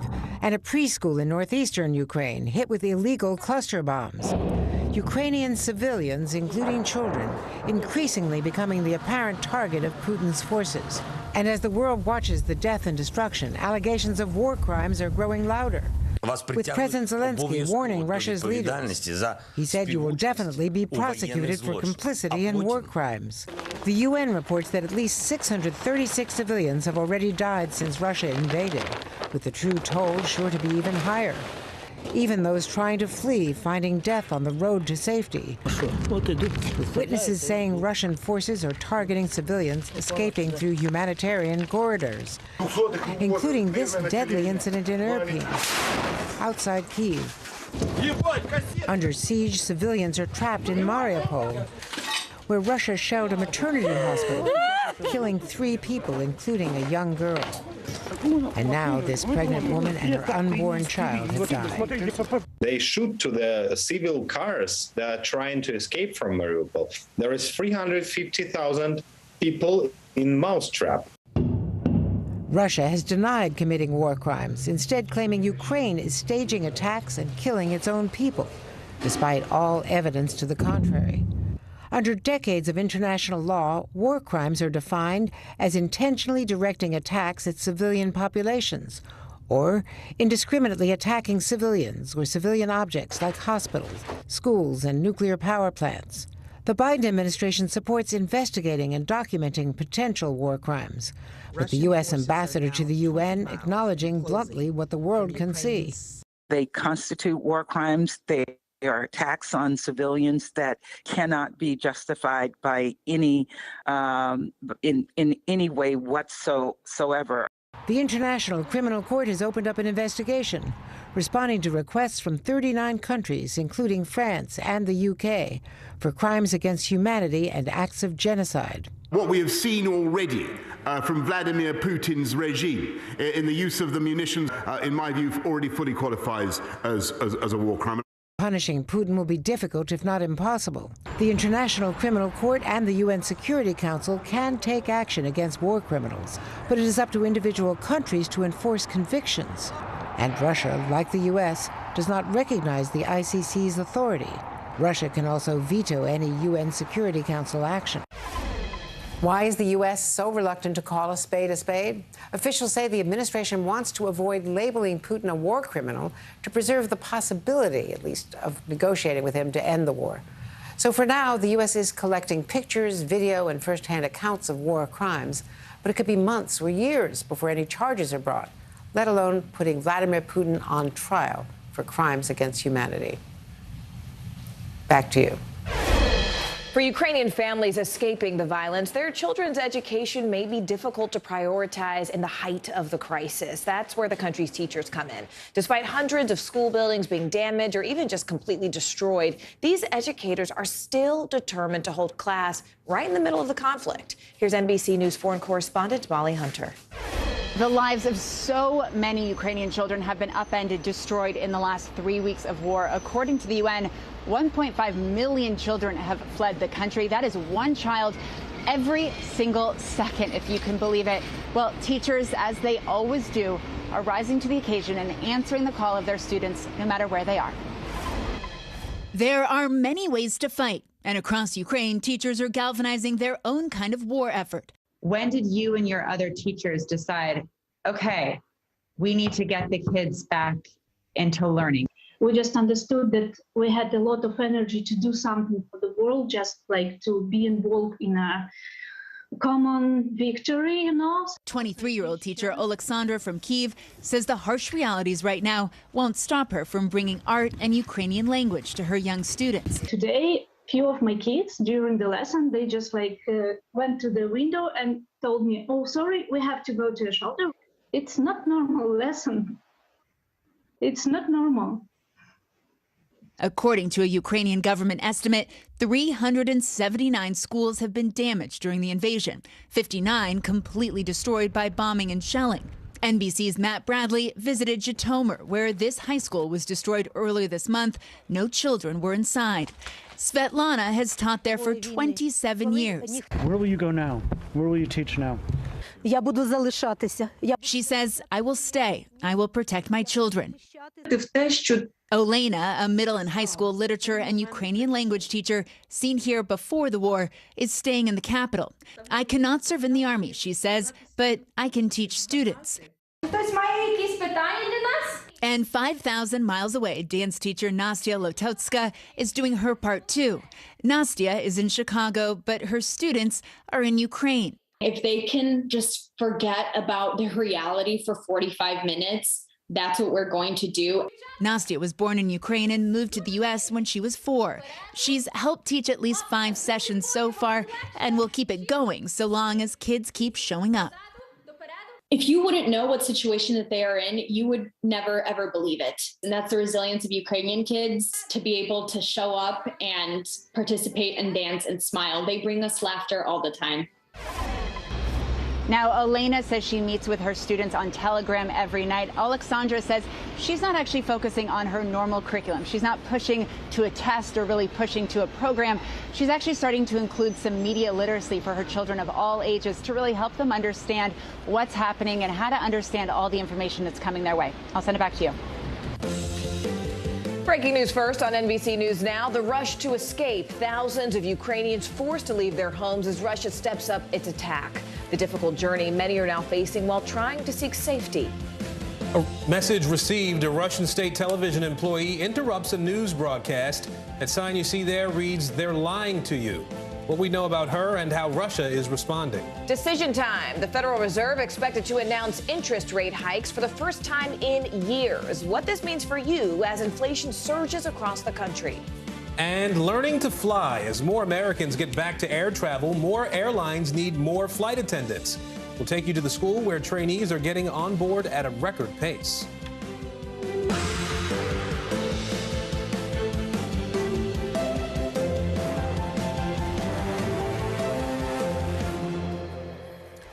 Good Tuesday, everybody. I'm Aaron Gilchrist. And I'm Morgan Radford. Thank you so much for joining us. We begin this hour with a new look from above at the besieged city of Mariupol. You can see the entire buildings just blown out there. One city leader saying 2,000 cars are now being used to help people get away from that violence. Apartment buildings are also the targets of shellings in Kyiv.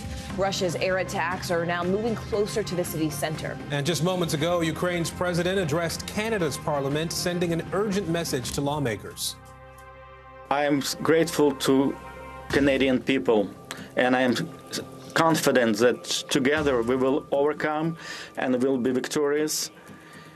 Glory to Ukraine. Thank you to Canada.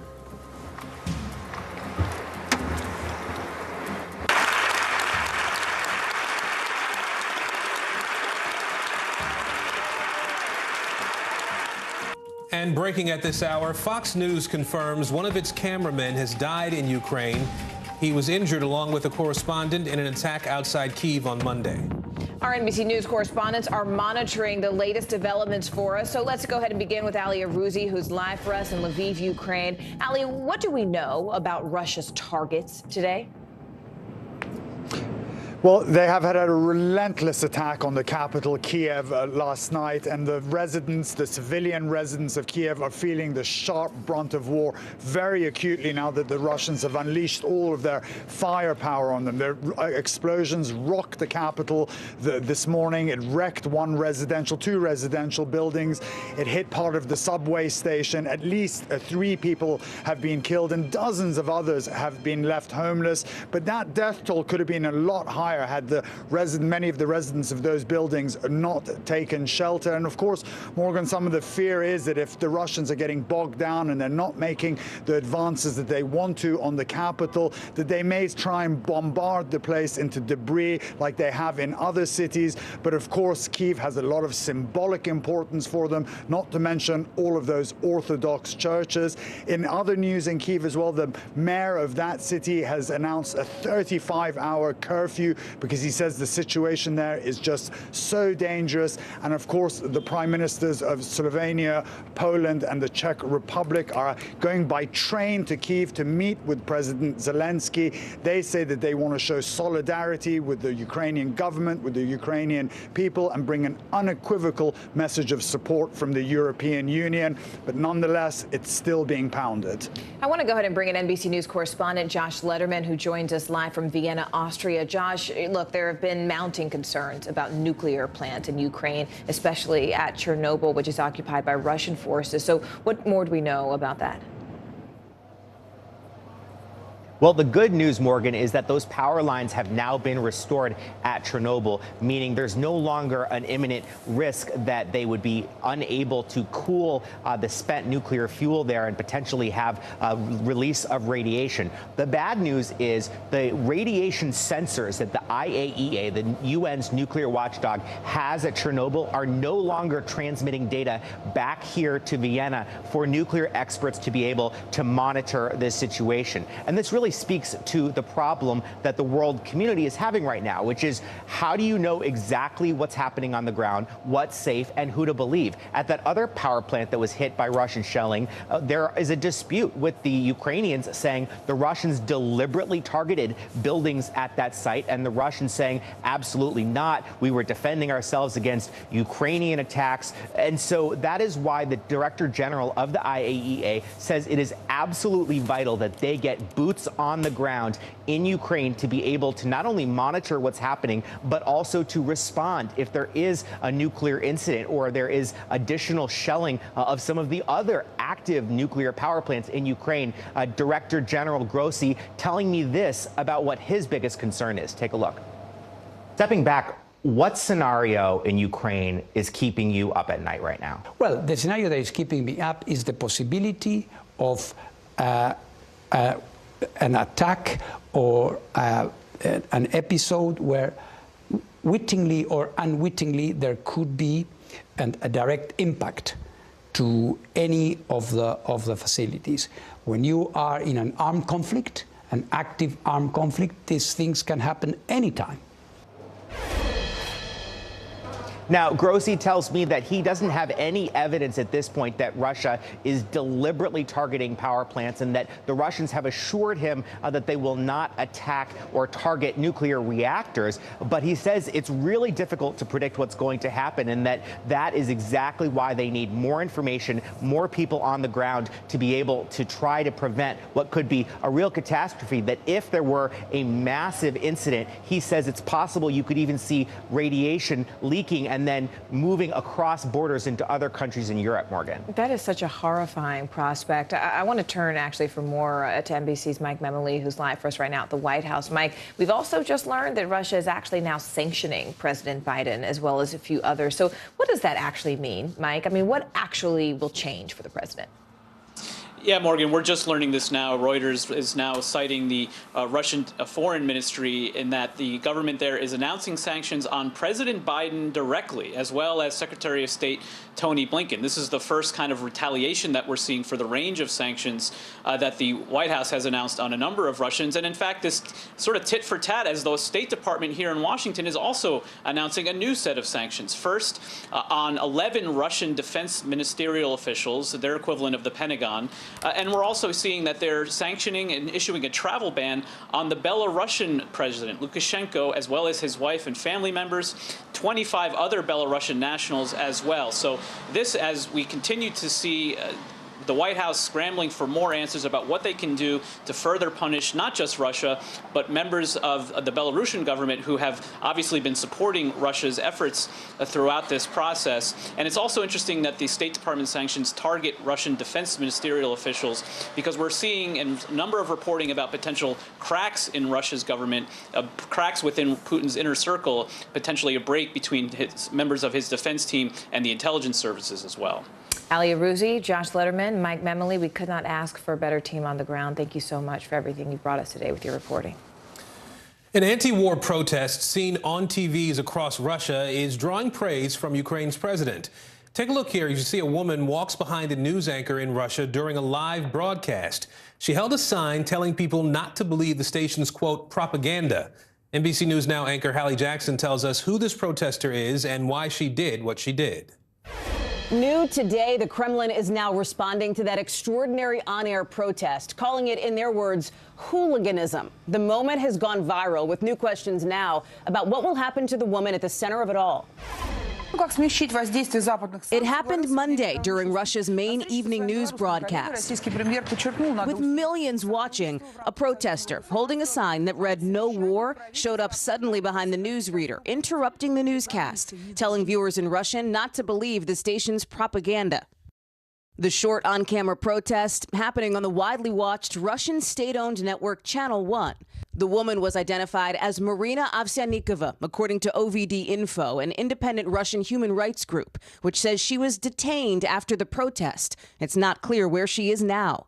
She appears to be the same woman in this pre-recorded statement released by the same group before the on-air protest. The woman saying in part she's ashamed that she was allowed to tell lies from the television screen. Wearing a blue and yellow necklace to represent the Ukrainian flag, the woman in the video says her father is Ukrainian and her mother is Russian. She called Russia an aggressor and asked fellow Russians to join anti-war protests to end the conflict. Only we have the power to stop all this madness, the woman said. Go to the protests. Don't be afraid of anything. They can't imprison us all. Ukrainian President Volodymyr Zelensky responding to the on-air protest in a video message of his own, saying, "I'm thankful to those Russians who don't stop trying to deliver the truth, who are fighting against disinformation, and personally to that woman who went in the studio of Channel 1 with an anti-war poster." Former U.S. Ambassador to Russia, Michael McFaul, calling it unprecedented. This is not supposed to happen in authoritarian regimes. Earlier this month, the Kremlin made it a crime for people to spread what it called fake news. The punishment? Up to 15 years in prison. I think it sends a very inspirational signal that there are people willing to risk years in jail to try to stop Putin's war inside Russia. And that dissent is being met with a crackdown. One human rights group estimates nearly 15,000 Russian protesters have been arrested so far. And the censorship on reporting in Russia is having a chilling effect. A Russian investigative news site reported this month more than 150 journalists from around the world have left Russia since the invasion in Ukraine began. Back to you. Police in Washington, D.C. have now arrested a man linked to a series of attacks against people experiencing homelessness. Investigators believe the 5 attacks across both New York City and D.C. are all linked. NBC's Garrett Hake is following that investigation from Washington. Garrett, what did they find? Hey, Morgan. Well, it was really just last night that Mayor Bowser offered a $70,000 reward for information in this case, and D.C.'s police chief offered a warning to the suspect, telling him, "We are coming for you." Now, overnight, we have this arrest that is on a suspect who has shaken 2 cities and left 2 people dead. A suspect in custody after a manhunt spanning 2 cities over the suspected shootings of 5 homeless men. D.C. police telling NBC News the suspect was taken into custody early this morning in southeast Washington. The search had involved both New York and D.C. police departments after multiple attacks in both cities. The most recent attacks coming over the weekend, where the gunman is suspected of shooting 2 men in New York City. This disturbing video capturing one of those attacks with the gunman walking up to a sleeping man, kicking him multiple times before firing at point-blank range. Earlier this month, the attacker is also suspected of shooting 3 other homeless men across Washington, D.C. At least 2 of the shootings have been fatal. How confident are you that it's only these 5 people who've been shot by this person? We're fairly confident that these are the 5 cases that are linked.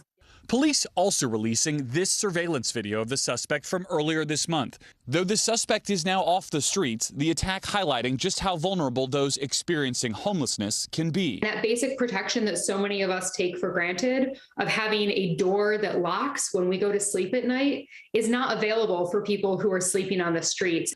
All of it comes amid a violent crime wave across New York City and Washington, D.C.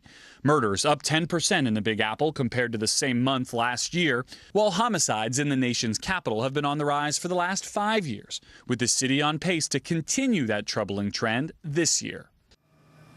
And Morgan, it appears that the photo released by police last night, which was apparently taken from an ATM camera, may have been the key that unlocked this whole thing. Police say they got tips from both New York and from Washington, D.C. that gave them a name, then an address. It led to an overnight stakeout and then the arrest of this suspect by federal agents here in Washington this morning.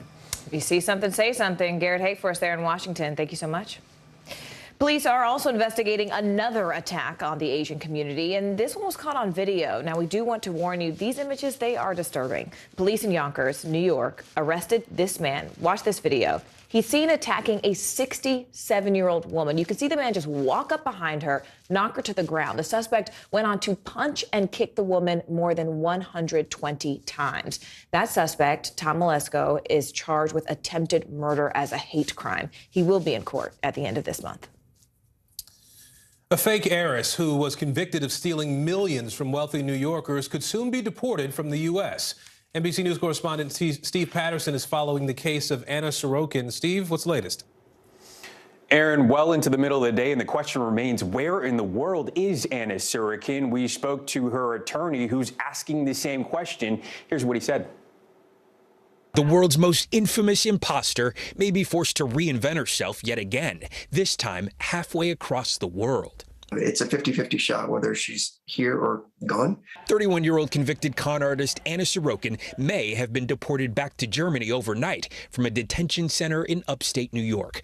Her criminal attorney, Manny Aurora, says her status is unclear. But since he hasn't been able to contact Sorokin, he says it's possible she's already across the Atlantic. I think there's an equal chance she's here just as much as she may be gone.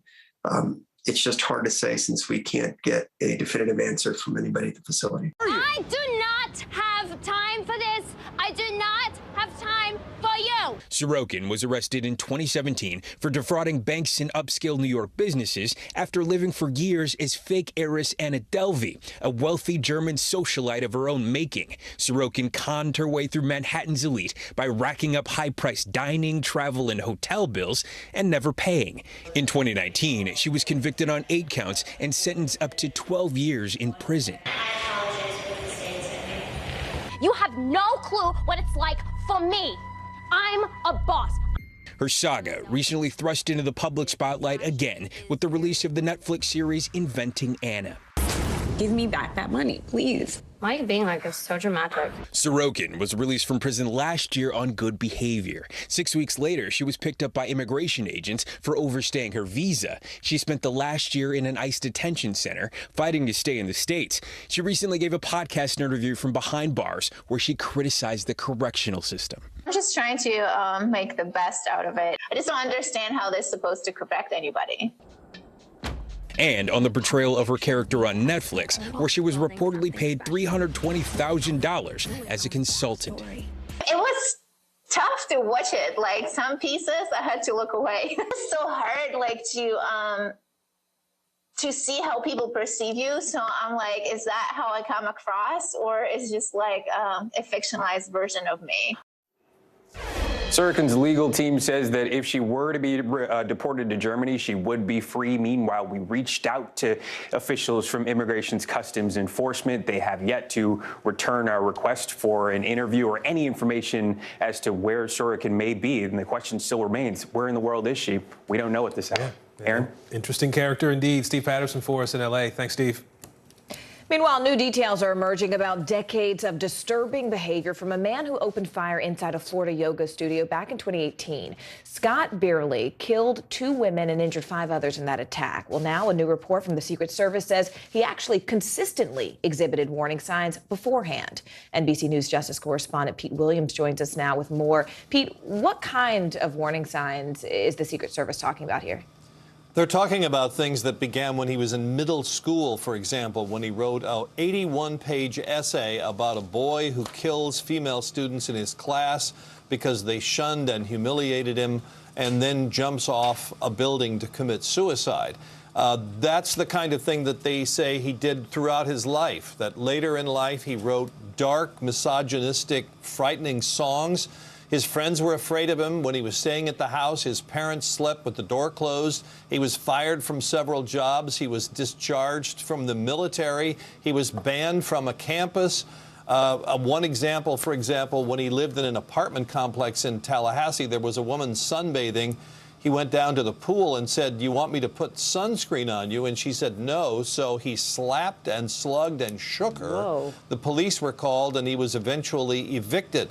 But the Secret Service says this was extreme behavior that went on for years. Now, you may ask, why would the Secret Service put out this report?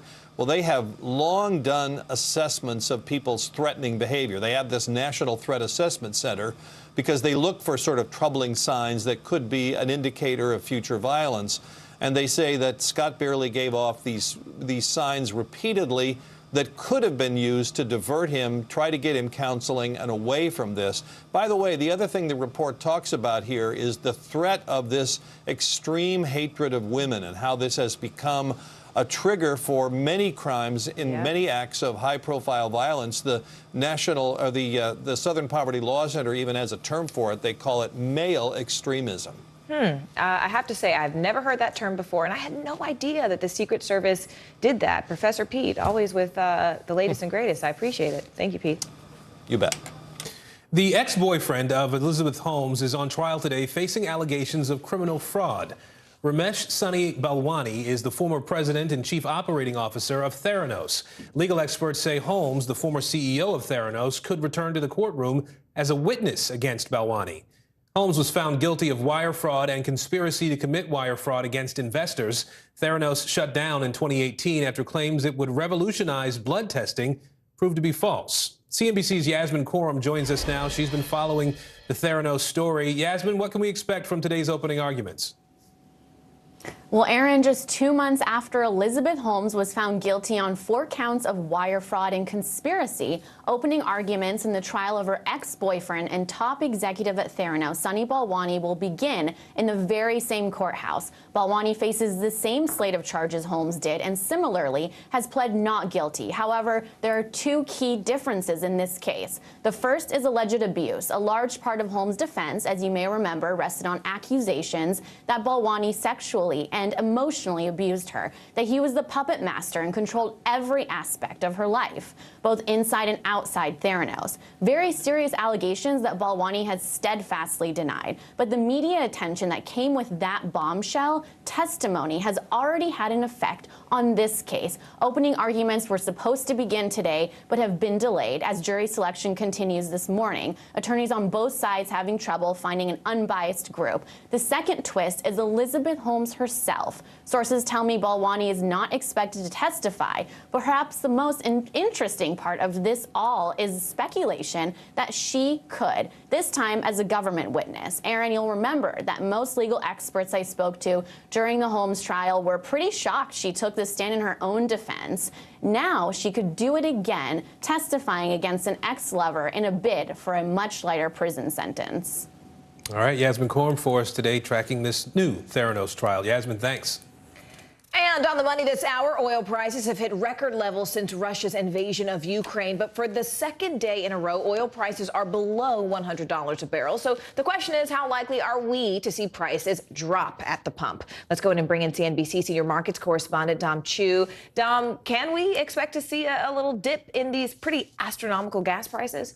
I mean, maybe, but it might take a while. But like you point out, I mean, these energy prices are so volatile, the second day in a row below 100, but we're already seeing some near-term pullback in prices, as you point out, and a significant one at that. U.S. benchmark West Texas Intermediate crude oil, the U.S. benchmark for prices, was below $94 earlier today. Now, some viewers and listeners might remember we actually hit a high of over $130 a barrel, and believe it or not, that was a little over a week ago. So in 1 week, we've gone from 130 to 94.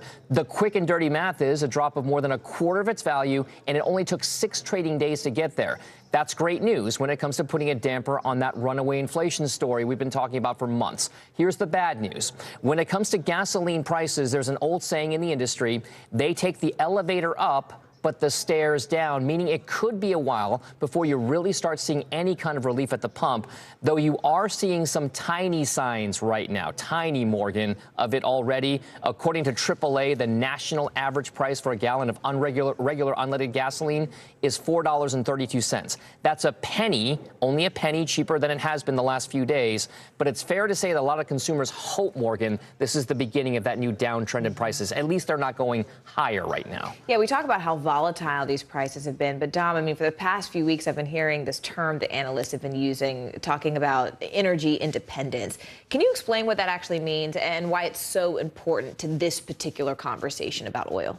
No doubt, especially with the geopolitical issues in Ukraine and Russia right now. I mean, it's not more complicated than it really sounds, Morgan. It really is about America not being beholden to anyone else when it comes to running our own economy, fueling it. That's the ultimate goal. But getting there is where it gets really complicated. America is already the world's biggest producer of oil and gas. A lot of folks maybe don't realize that. We're bigger than Saudi Arabia. We are bigger than Russia. So you'd think we wouldn't care about the supply of the rest of the world because we can just make more of it on our own. The problem is this. Prices for oil and gas are beholden to what happens everywhere around the world. So the markets set the price. Also, because there's more of a focus in places like Europe and here at home towards moving out of fossil fuels and more towards green energy, there's less incentive for big oil and gas companies to actually spend money to look for more oil, let alone extract it and refine it into things like gasoline and jet fuel. So in the end, Morgan, energy independence in America is likely going to look more like a period where both you have a hybrid of fossil fuels and investment in alternative energy like solar and everything else. That's where it gets more complicated. Well, at least there would be some options there. Dom Chu for us. Dom, thank you. Well, if you're getting tired of paying more than $4 a gallon for gas, you'll be happy to learn the Federal Reserve is working on a fix. For the first time in more than 3 years, the Fed is set to raise interest rates. It's a move that's meant to help curb inflation. NBC News Now anchor Allison Morris covers business and economy issues for us. She's joining us now with a closer look at what might be coming from the Fed. Hey, Allison. Aaron, can you believe it? It's finally here, the Fed meeting we have been talking about for so darn long. So we just wanted to make sure, well, the Fed meets today before its rate hike tomorrow, that you understand what the Fed is and what it does. Take a look. Now to those staggering new inflation numbers. Interest rates. The Federal Reserve. Gas prices. The Fed is probably going to raise interest rates with the goal of tackling inflation. Do you think it's going to work?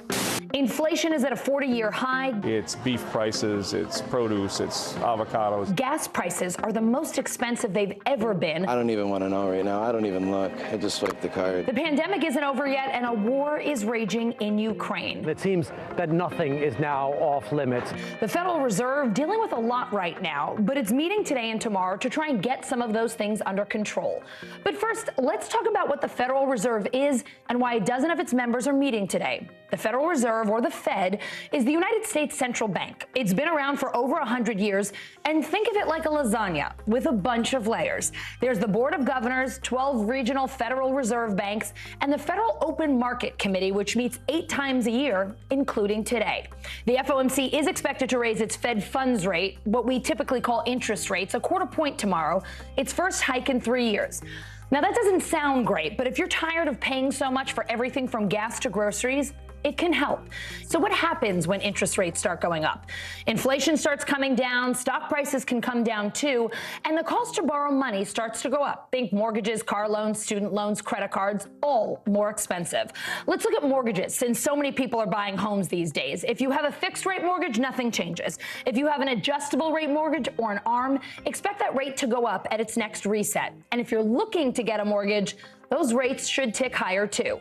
Now, you might have noticed over the last 2 years with interest rates near zero that your savings account basically gets pennies on all your hard-earned dollars. Expect that to improve. Certificates of deposit or CDs will pay better interest too. So how does that Fed rate hike then help with inflation?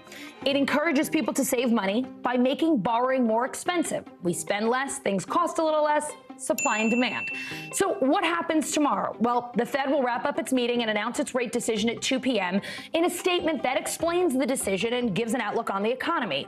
At 2:30, Fed Chair Jerome Powell will give a press conference. Inflation is too high, but we're going to get it back under control. He goes by Jay, and he's had that job since February of 2018, appointed by President Trump. Chair Powell will read that policy statement and take some questions from reporters, and our 2 years of zero interest rates will be over. So, Allison, you walked us through this. We understand inflation is at this 40-year high. We've been reporting that. What is it that makes this quarter point increase the right increment to raise rates tomorrow? You know, Aaron, some people might argue that it isn't, but there's one word that the Fed is taking into account here, and that is Ukraine. You've heard the expression fog of war. There is so much uncertainty about what is going on in Ukraine with our global economy that the Fed doesn't want to do anything too dramatic tomorrow that could send our economy into a tailspin and perhaps even encourage a recession. So it looks like they're going to go with a quarter point. If you don't believe me, just look at the CME group, forgive me. They have something called the Fed Watch tool. It basically tells you what the likelihood is of the Fed increase, and they are saying right now that there is a 98% chance that the Fed will hike rates a quarter point tomorrow. There it is. So everyone pretty much thinking that's what's going to happen tomorrow. The Fed doesn't like surprises, so we're not expecting any changes or for them to deviate too much from that. All right, Allison Morris, thank you. Thanks, Aaron. Deadly strikes bombard Ukraine, forcing nearly 3 million people out of their homes. Coming up, a new warning from the United Nations about how bad this refugee crisis could actually get. Now Tonight with Joshua Johnson, streaming weeknights at 8 on NBC News Now. NBC News, streaming free now. What do you see right now with Putin, and do you think he's a rational actor? There's a Supreme Court nominee. What would it take for you to vote to confirm her? The sanctions did not deter. Can this end with sanctions alone? If it's Sunday, it's Meet the Press. Top Story with Tom Llamas, weeknights at 7 on NBC News Now. We're here to start conversations about the big things happening in our world, because it's not my job to tell you what to think. My job is to think about what you tell me. Now Tonight with Joshua Johnson, streaming weeknights at 8 on NBC News Now. Sometimes the news can be difficult and overwhelming for kids to understand, so we've created a newscast just for them. We hope your family will watch Nightly News Kids Edition. News is happening now. Look at what's making headlines around the world. We're coming on the air with breaking news. This is a significant moment. Whenever it happens, wherever you are, NBC News, streaming free now. Now Tonight with Joshua Johnson, streaming weeknights at 8 on NBC News Now.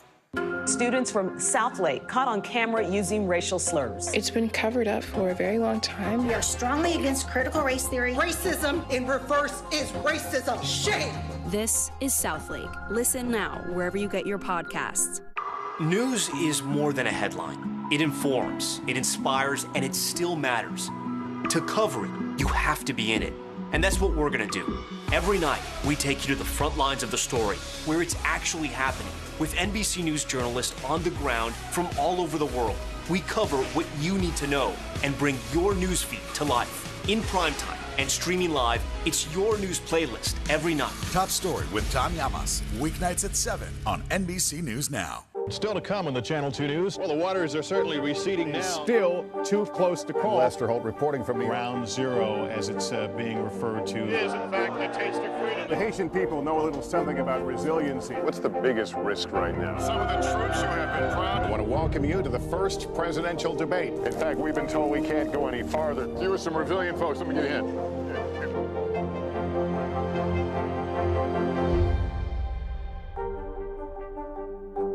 Sometimes the news can be difficult and overwhelming for kids to understand, so we've created a newscast just for them. We hope your family will watch Nightly News Kids Edition. What are you doing for teachers who feel that they're being stretched too thin? Did you understand how prevalent hunger was in your own community?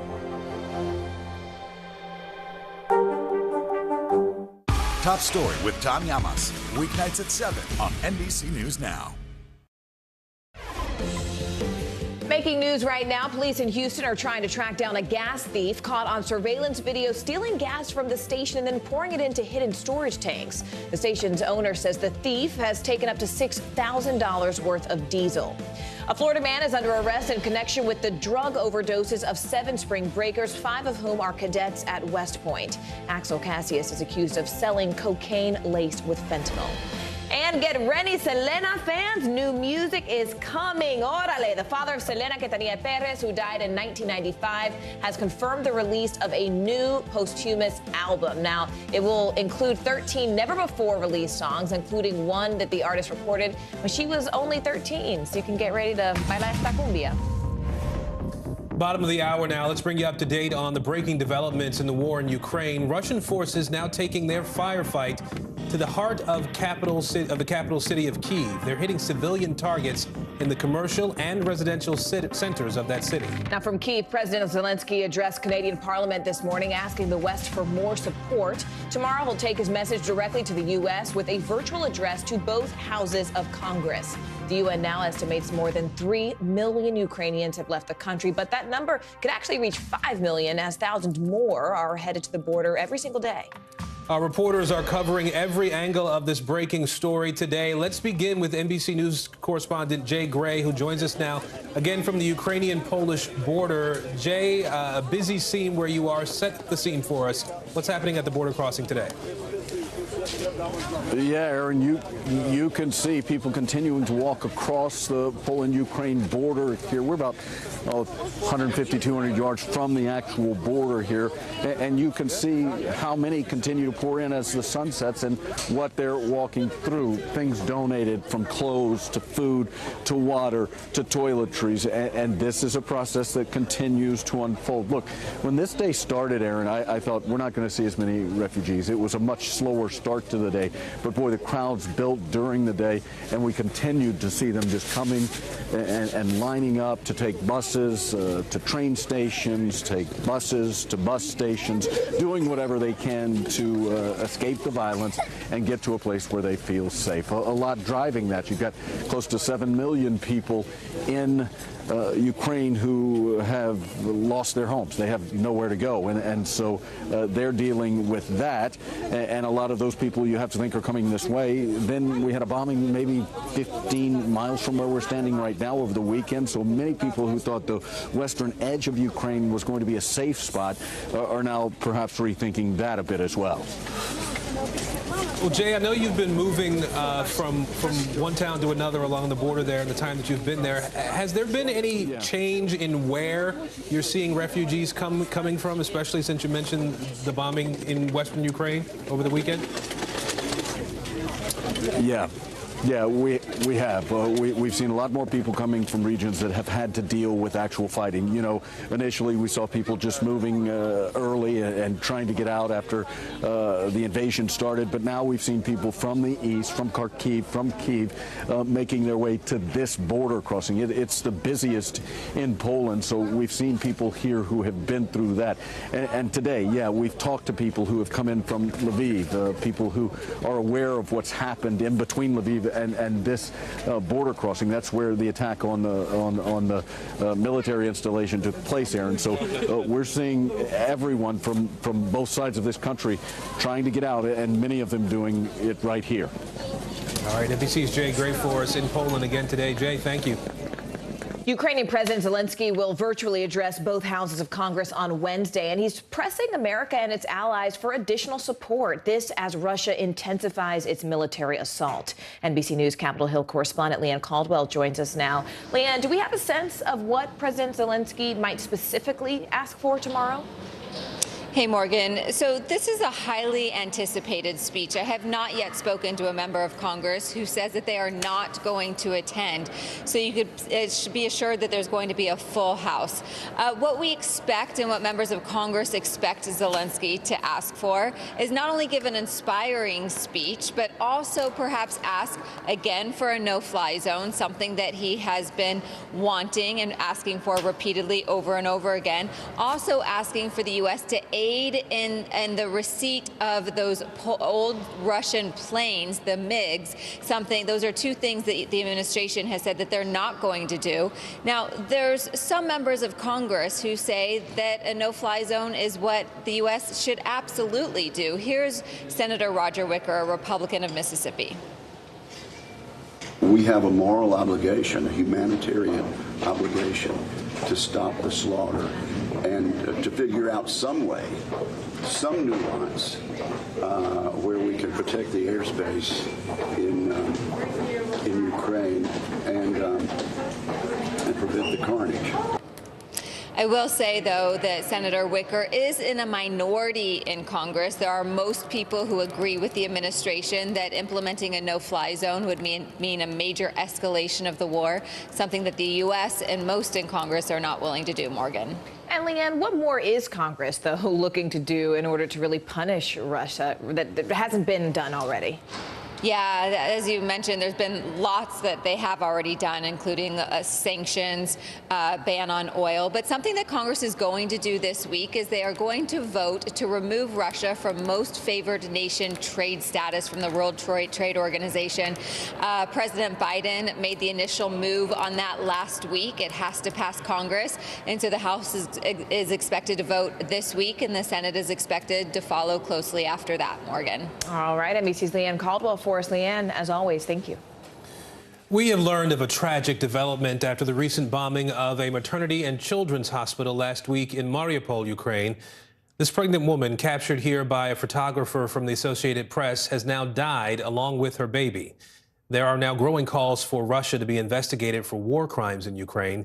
Sky News correspondent Mark Stone has this report, and we should warn you, some of the images you're about to see may be disturbing. It was a defining image of the war so far.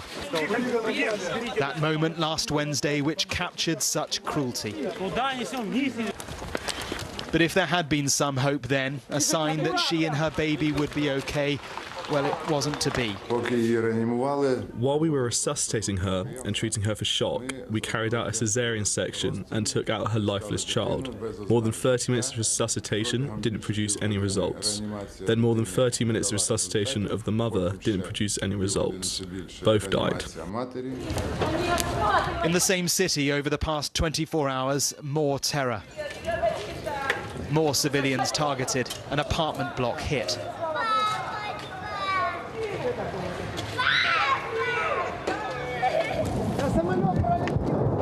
Then the sound of another plane. The only place for cover is the place they'd just escaped.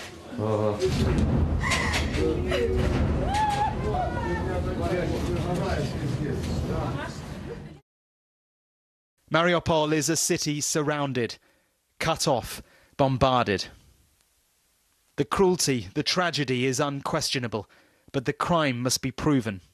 Bill Wiley is Executive Director of the Commission for International Justice and Accountability. His teams gather the evidence to present to court. And what we all see here is not enough. It's definitely not enough. What we look for in cases such as these, where you're looking at shelling, rocketing, aerial attacks, and so forth, is we tend not to focus on a specific incident. We're looking at patterns. The key is, somewhat paradoxically, it's not, say, footage from the crime scenes. We're actually looking for material generated by the attacking force. There is a pattern now, and it stretches across the country. In Kharkiv, Ukraine's second city, Freedom Square, a regional administration building and surrounding residential areas hit at the start of the month. In the same city, possible use of cluster munitions. Not a direct war crime, but surely indiscriminate bombing. And in the last 24 hours here, at least 2 people killed in their homes. Irpin, northwest of Kiev, will be a key focus for investigators. Here's just one incident. Last week, a huge explosion as civilians tried to flee. Tatiana Perebinas and her 2 children, Elise and Nikita, were killed instantly. And back in Mariupol, we believe this was in the last 24 hours, a school. This is school number 36. Elementary school was here. There were no military at this school. Russia, of course, denies targeting civilians, and instead it points the finger back at the Ukrainians. Mariupol's main hospital has not been hit, and inside, in the intensive care unit, in the fight to treat the survivors of all this, the cry this time is of life.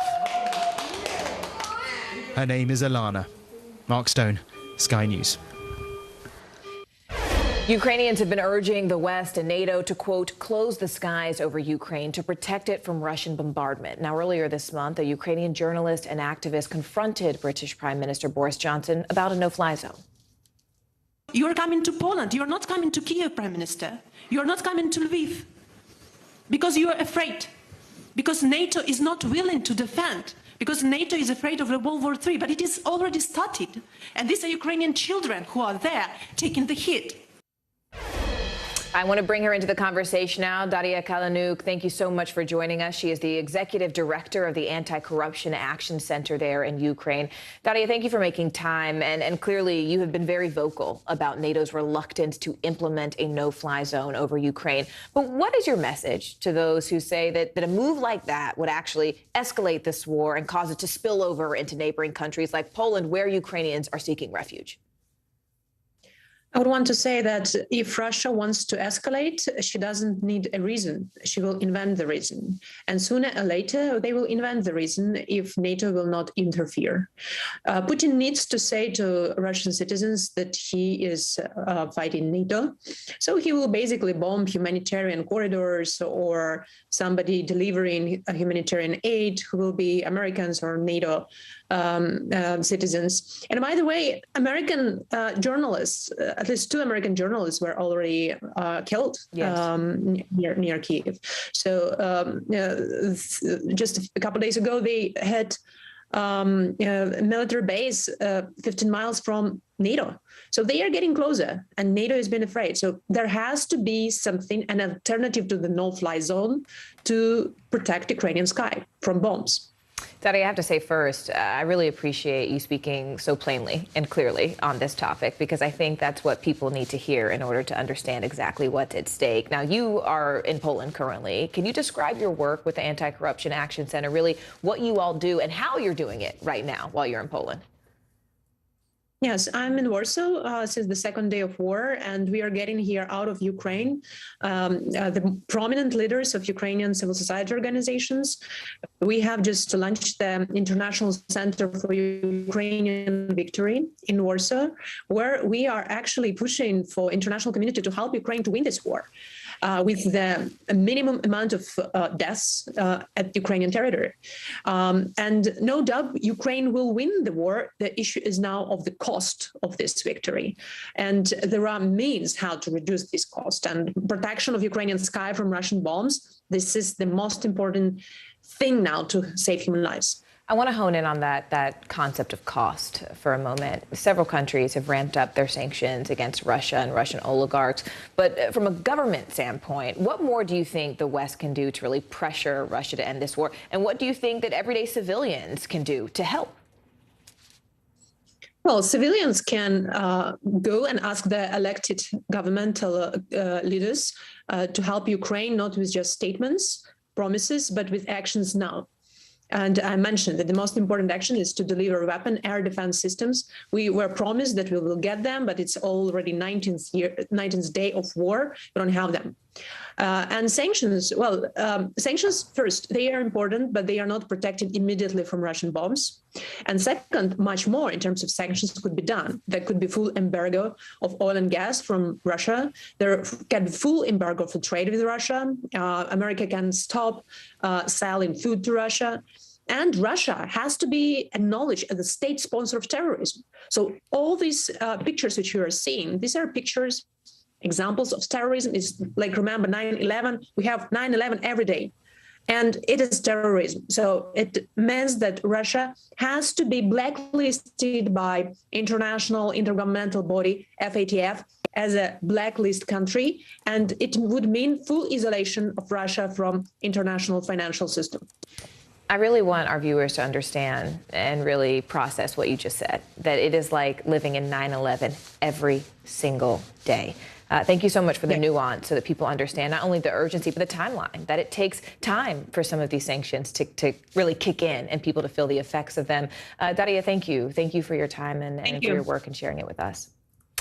And stay with us, because women have to work 14 and a half months to make what men earn in just 12 months. Still ahead, how the pandemic has made things even worse for working mothers. What happened here is a story of loss and salvation. There were residents who hung on for dear life. This is where you took shelter, in this closet. I took shelter right in this closet right here. Rioters banged down one of the doors. Have you found a way to reconcile it a year later? It really hurt to see this place that I love so much treated with such disrespect. Was it an act of cleaning or an act of healing?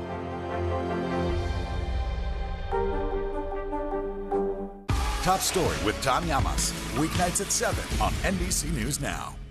Good morning, I'm Joe Fryer. And I'm Savannah Sellers. 2022 is off to a busy start. Winter's wrath causing headaches from coast to coast. It's been really incredible to see how quickly volunteers started to help with the cleanup efforts. Morning News Now, streaming weekdays at 7. NBC News, streaming free now. Still to come on the Channel 2 News. Well, the waters are certainly receding now. Still too close to call. Lester Holt reporting from Ground Zero, as it's being referred to. It is, in fact, the taste of freedom. The Haitian people know a little something about resiliency. What's the biggest risk right now? Some of the troops who have been proud. I want to welcome you to the first presidential debate. In fact, we've been told we can't go any farther. Here are some resilient folks. Let me get a hint.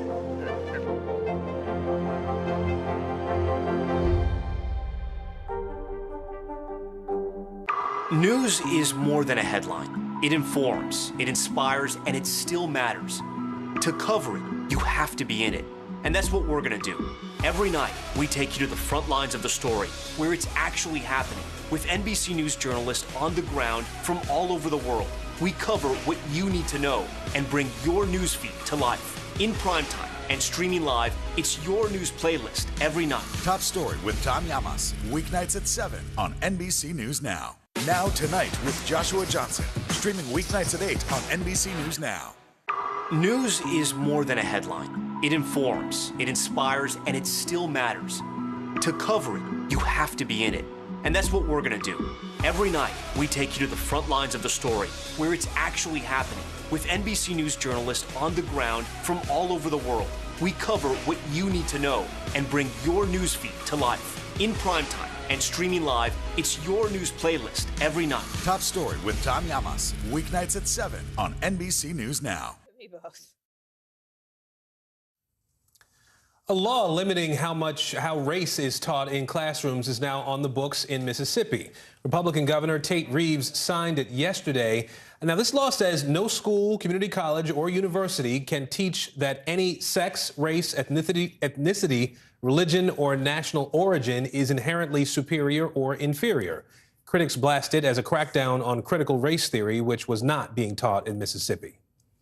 All right, so it's a big day in the push for pay equity here in the United States. It's Equal Pay Day. Today's date symbolizes how far into the year women would have to work, on average, to earn what men earned in all of last year combined. So that's 439 days in all. To fight the growing wage gap, a New York City pay transparency law goes into effect next month, requiring companies to disclose salaries on job listings. Joining us now is Chief Economist at Georgetown University Center on Education and the Workforce, Nicole Smith. Nicole, first, I want to thank you for joining us. And let's just clear it up for any of our viewers who are uncertain or unclear about this fact. Nicole, is there still a material wage gap? Because a lot of people don't necessarily know or believe that one still exists. Absolutely, there's still a wage gap. Absolutely, women are still earning on average 83 cents to the dollar for what a man earns who's equivalently qualified. So what we see that's happening in New York is actually a step in the right direction. Transparency is key. And the more information there is out there, the harder it is for employers to hide behind the curtain of wage discrimination by gender.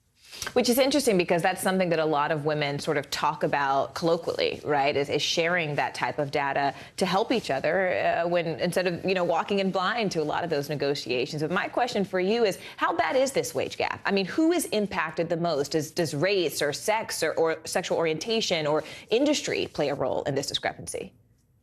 Well, sure. The wage gap as it stands, 83 cents on a dollar, or depending on who you speak to, 82 cents on a dollar, does not control for occupational choice, whether you're full-time or part-time, your educational attainment, whether or not you're unionized in a job or your level of experience. But what we do know is even for equivalently qualified women and men, that the gap does not disappear. And for equivalently qualified women and men, the gender wage gap goes from 82 cents on the dollar to closer to 92 cents on the dollar.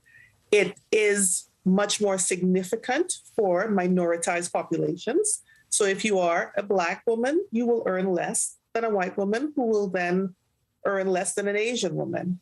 And if you are Hispanic, then a Hispanic woman will also earn less than all of the other women in this gender wage gap discussion. And we think about all of the women who are at the intersection of multiple of those identities. Nicole, you're an expert. A lot of these conversations we have are very cerebral. What about boots on the ground? I mean, where do we go from here? How do we fix this so that we aren't having the same conversation, you and I, in 5 years? Well, I somehow suspect we will continue to have the conversation because, the gender wage gap has been declining over time. But if you really want to make a dent in this and to have a change, then we have to start talking about pay transparency in bigger detail. We have to start talking about raising the minimum wage. We should think about making sure that all Americans have access to affordable, high-quality childcare and education. We should be talking about paid sick days, paid family leave, because the majority of the burden of childbearing rests on women. So once we start having those conversations, we can gently close this wage gap over time. Nicole, thank you so much for the data. Thank you for the reality check on such an important day. And thank you very much for your time. Wonderful. Thank you. All right, so stay with us because they are preparing for the worst in a high-stakes job. After the break, we're going to take you behind the scenes of flight attendant training, including the crash landing simulator.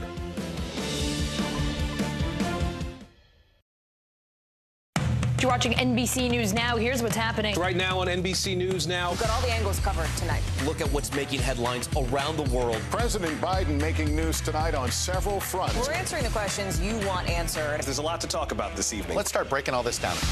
We begin with breaking news. Now to an NBC News exclusive interview. We'll get right to that breaking news, the desperate search and rescue. Our team is live all across the path of destruction tonight. Nearly 200 firefighters responded to the scene. What you see on the tablet here is what we see in real life on the street. You know I got your back, right? Keep going.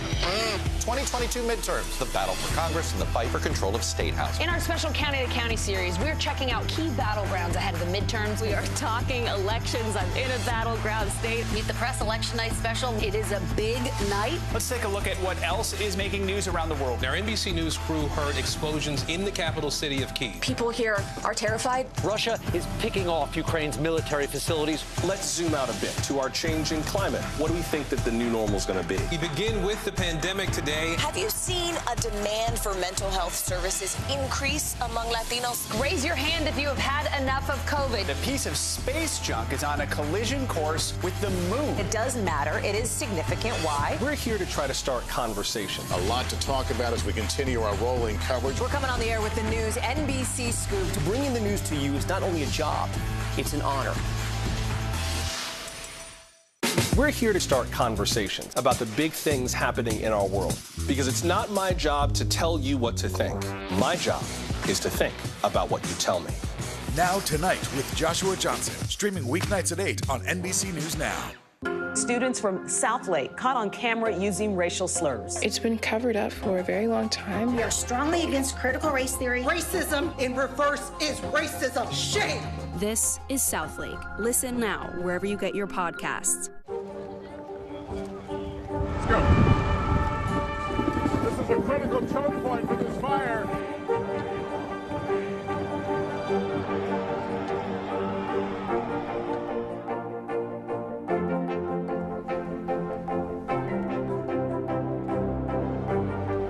Unnecessary, unjustifiable, illegal. And good evening from New Orleans. Late military operation witnessing the massive crowds. I admire you both. Nice to really spend some time with you. Appreciate it.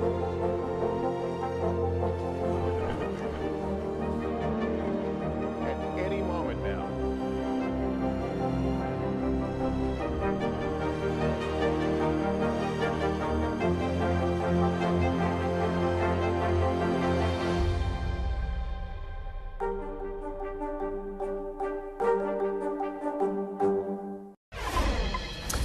Well, we know the friendly skies have been anything but friendly lately, with the number of disturbances we're seeing on flights skyrocketing. Now, of course, this is on top of the pandemic stress that flight attendants have been dealing with for the past 2 years. So the question is, how are they being trained for all of this? NBC's Tom Costello got a behind-the-scenes look. Good day. You know, flight attendants are always on the front lines of everything that happens on board a plane. A medical emergency, an in-flight emergency landing. It could also be a violent passenger these days. So flight attendant training is constantly adapting and changing. And every 18 months, a refresher course. Welcome aboard. They're the first faces you see when you board a plane and the last when you walk off. Release seatbelts. Leave everything. Release seatbelts. Leave everything. But their jobs today are high stakes, the training intense. From a water landing We've got an injured passenger floating in the water. to a heart attack. Continue for 1 minute.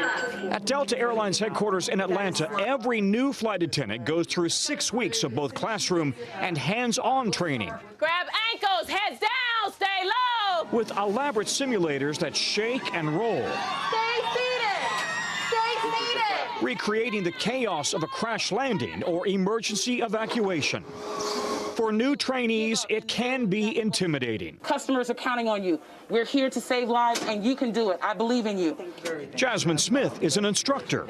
The FAA requires you to evacuate a plane completely in 90 seconds. You have got to be on your game. Absolutely, absolutely. The goal is to try to get those customers off the aircraft as quickly as possible, especially in emergency. That means memorizing the configuration for 9 different planes and how to operate 16 different door and window variations. How do you open this door in an emergency? I look outside, make sure everything looks good. I'm going to pull up on this handle, and then I'll let it go. It's going to take over. It's not a heavy lift because you've got the automatic doors helping you, right? The commands must be concise and clear. Leave everything, jump in front. Leave your carry-ons behind and get out. The key is to kick your feet and your arms out and slide down. And let these guys catch you at the bottom. Thankfully, crashes and emergency landings are extremely rare. Continue for 1 minute. But nearly every flight attendant has dealt with a medical emergency. Within seconds, less than a minute, I would say, I somehow jumped over the cart that was in the aisle. We had paged for nurses. The whole crew sprang into action immediately, and that's what we do. And now an intense focus on dealing with hostile, even violent passengers. That cranberry vodka, I asked for it earlier. Yes, ma'am, I do understand. I can get you a water possibly instead, though. Delta is hiring 4,500 flight attendants this year. Already 30,000 have applied. If somebody says, I want to do this because I want to travel, that may not be enough. That alone is not enough. This is a people business. And to really care about others, that comes across very naturally and organically. You can't fake that. I learned something new also while I was at Delta Airlines. They are constantly looking for somebody or people that they refer to as ABPs, able-bodied passengers, passengers that can help them in the event of an emergency, maybe help them with a disabled passenger, but also somebody who may be acting up or even turning violent. They need these ABPs, able-bodied passengers, and that's why the flight attendants are constantly scanning all of the passengers on board and watching and looking for people that they know they might be able to turn to in the event of an emergency. Back to you. We so appreciate you being with us this hour. Thanks for joining us. I'm Morgan Radford. And I'm Aaron Gilchrist. The news continues. Hey everyone, I'm Allison Morris. You are watching NBC News Now. Here's what's happening. A show of unity. European leaders meeting with Ukraine's president in the capital while deadly strikes hit a residential section of Kyiv. A cold-blooded killer. New York City's Mayor Eric Adams talking about the suspect in a series of homeless shootings, how police finally found him. Plus, Anna Sorokin deported, or was it Anna Delvey? Why the notorious con artist may no longer be in the country.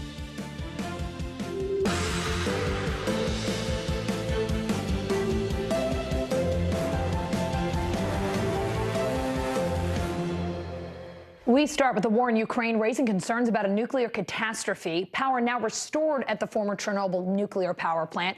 It was disconnected, though, on Monday, and it's currently controlled by Russian forces. Meanwhile, last week, Russia seized the biggest nuclear power plant in Europe. It briefly caught fire. NBC News correspondent Josh Letterman is in Vienna, Austria, where he exclusively interviewed the director of the International Atomic Energy Agency. Josh, what did the director tell you about how the IAEA is protecting nuclear energy sites in Ukraine right now? Well, the good news about that Chernobyl site that you mentioned, Allison, is the power lines have been restored, according to Director General Rafael Grossi. But the bad news is that the sensors there that detect radiation levels and transmit them back to nuclear experts here at the IAEA's headquarters in Vienna, they're no longer sending data, which really speaks to the challenges that the world has right now, not only in knowing exactly what's happening on the ground with Ukraine's 15 active nuclear reactors, but also in making sure that they're able to keep them safe and respond very quickly if there were an incident that could actually threaten civilians. Here is what Grossi had to say about what his concerns are right now. I have been insisting that we need urgently an agreed framework for the security of these places, subscribed to by Russia, yes, and by Ukraine as well. We're not talking about the war, international law, or things like that. We are focusing and proposing them to focus and to commit on the basic pillars, the basic actions that should be observed to protect a nuclear facility. And so far, they haven't been able to get that agreement between the Ukrainians and the Russians. One of the concerns, Allison, is that the Ukrainians fear that if they were to agree to let IAEA experts come in to work on the current situation while Russia controls some of those nuclear sites, it would almost be tantamount to Ukrainian acquiescence to the fact that Russia has physical control over sites in Ukraine. They don't want to cede any ground philosophically or otherwise to the Russians. And so there's been some resistance there. But Grossi says it's critical that his agency has boots on the ground, that his inspectors and experts are the only ones capable of keeping these facilities safe and making sure the world knows what's happening in the middle of a very unpredictable war. So, Josh, what is the director's biggest concern right now, if he's able to boil it down to one thing in particular? He actually said that it breaks down into categories. Okay. So there's one concern about incidents like loss of power, for example, that we've seen at Chernobyl and at Zaporizhia, where they then have to say, OK, how many days of backup fuel do we have with generators to keep the cooling systems alive that are needed to keep the nuclear spent fuel at safe conditions? But he said the biggest thing keeping him up right now is the possibility of a direct kinetic hit on a nuclear reactor or a fire that would lead to an exploding pipe, something really physical that would happen to one of these facilities that, if there were a massive incident, could potentially lead to radiation spilling over not into just Ukraine, but even into neighboring European countries. Josh, you also talked with him about the threat of nuclear war. What did he say there? Well, he said that the good news is that despite the fact that Russia has put its nuclear forces on a higher alert, there are no indications at this point that this is going to expand into a nuclear conflict. He pointed out the fact that this is a conflict between a nuclear-armed state, Russia, and a non-nuclear armed state, Ukraine, and that therefore the top concern right now, thankfully, is not that there will be an actual nuclear conflict here. I also asked him about Russia's allegations that Ukraine is actually seeking nuclear weapons. He said there is absolutely no evidence of that whatsoever, and that given the fact that the IAEA tracks every single pound of nuclear material, they would know if the Ukrainians were trying to get nuclear weapons, and right now they're not, Allison. All right, Josh Lederman in Vienna. Thank you. People in Kyiv have been sheltering underground to avoid the bombs in the capital. NBC News chief foreign correspondent Richard Engel takes us inside a subway station hit by a strike today. Russia is now expanding its attacks deeper into the heart of Kyiv. This is one of the city's main subway stations, and it was hit by a Russian strike at roughly 5 o'clock in the morning. People had been sheltering here. People have been using these subway stations as bomb shelters, staying mostly in the underground levels, deep below the streets. No one was killed or hurt in this attack because they were deep underground, but there is a lot of damage, and volunteers have been coming in from the entire neighborhood to help pick up all of the broken glass here. In one sense, this shows that Russia is expanding its attacks, hitting right into the center of Kyiv. You can't get a more downtown location than this one. But it is also a sign of weakness because Russia's front lines have not been advancing. Its troops and armored vehicles and that long convoy outside of Kyiv are where they are and have not been advancing for the last several days. Instead, Russia's relying more on its long-range weapons, its artillery and rockets to carry out attacks like this one that are generally untargeted, hit primarily civilians, and are part of a long Russian campaign of attrition. Close to 3 million people have fled Ukraine since the start of this war, according to the latest numbers from the United Nations Human Rights Commission. More than 1.8 million of them in Poland, where the country's deputy foreign minister says they'll need to build more schools and hospitals. NBC News correspondent Ellison Barber is in Krakow. Ellison, you met some Ukrainian children now going to school in Poland. What did they tell you? Yeah, it's amazing. This is a program that they started a little while ago, but it's become all the more important as Russia launched its full-scale invasion. We met some children today who have been going to school in Poland, Ukrainian students for a couple of months, and some who arrived as recently as this week. Listen to what they told us. I knew it. I knew it before. We planned it for half a year, so we were going to move, and finally we decided to. Do you like it here, or would you rather be back in Ukraine? It's 50-50 situation, you know. What about you? Do you like it here so far, or are you hoping you can go back? I like it here really, but I'd like to go back home as well.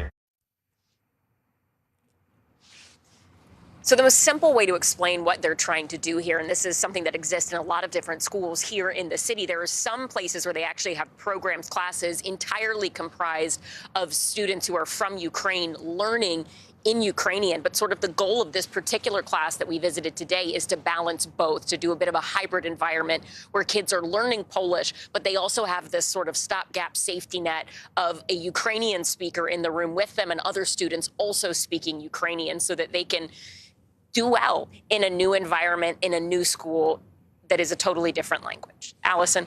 Ellison, the UN estimates that the number of refugees from Ukraine could hit 5 million. What does that mean for school administrators in Poland trying to provide for all of those kids?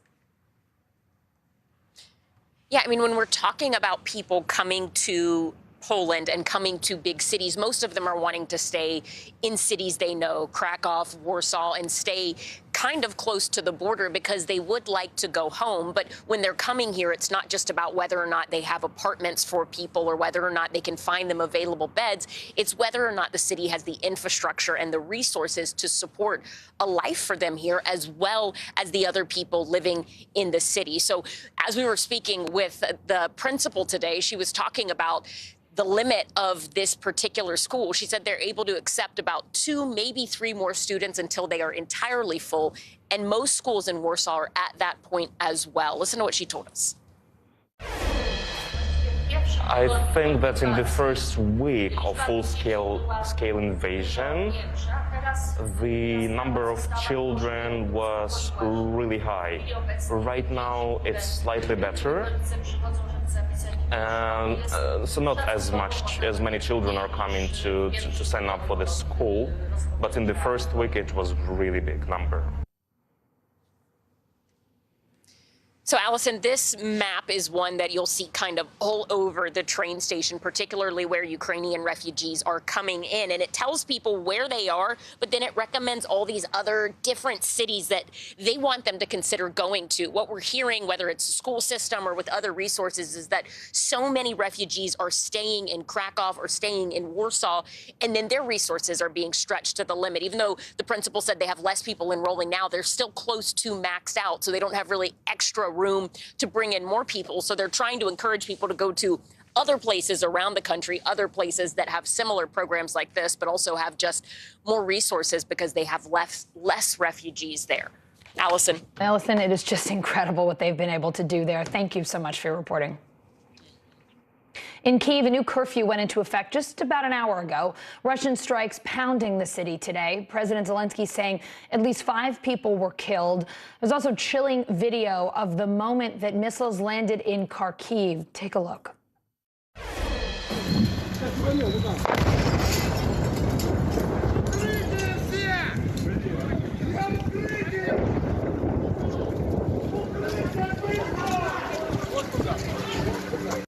President Zelensky meeting with the leaders of Poland, Slovenia, and the Czech Republic in Kyiv today. Meanwhile, Ukraine and Russia resumed their 4th round of talks.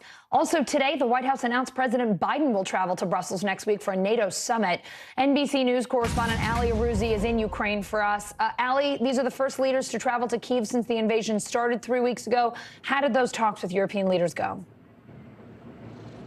Well, Alison, they just traveled in by train to Kyiv to meet with Zelensky. We don't have any of the minutes of that meeting, but it's an extraordinary act of solidarity by the prime ministers of Slovenia, the Czech Republic, and Poland. And it's not just symbolic. If it was symbolic, maybe they could have talked to him via video link from Poland. But these guys got on a train and drove through war-torn Ukraine into Kyiv, which is being shelled so heavily over the last 24 hours, to meet with Zelensky.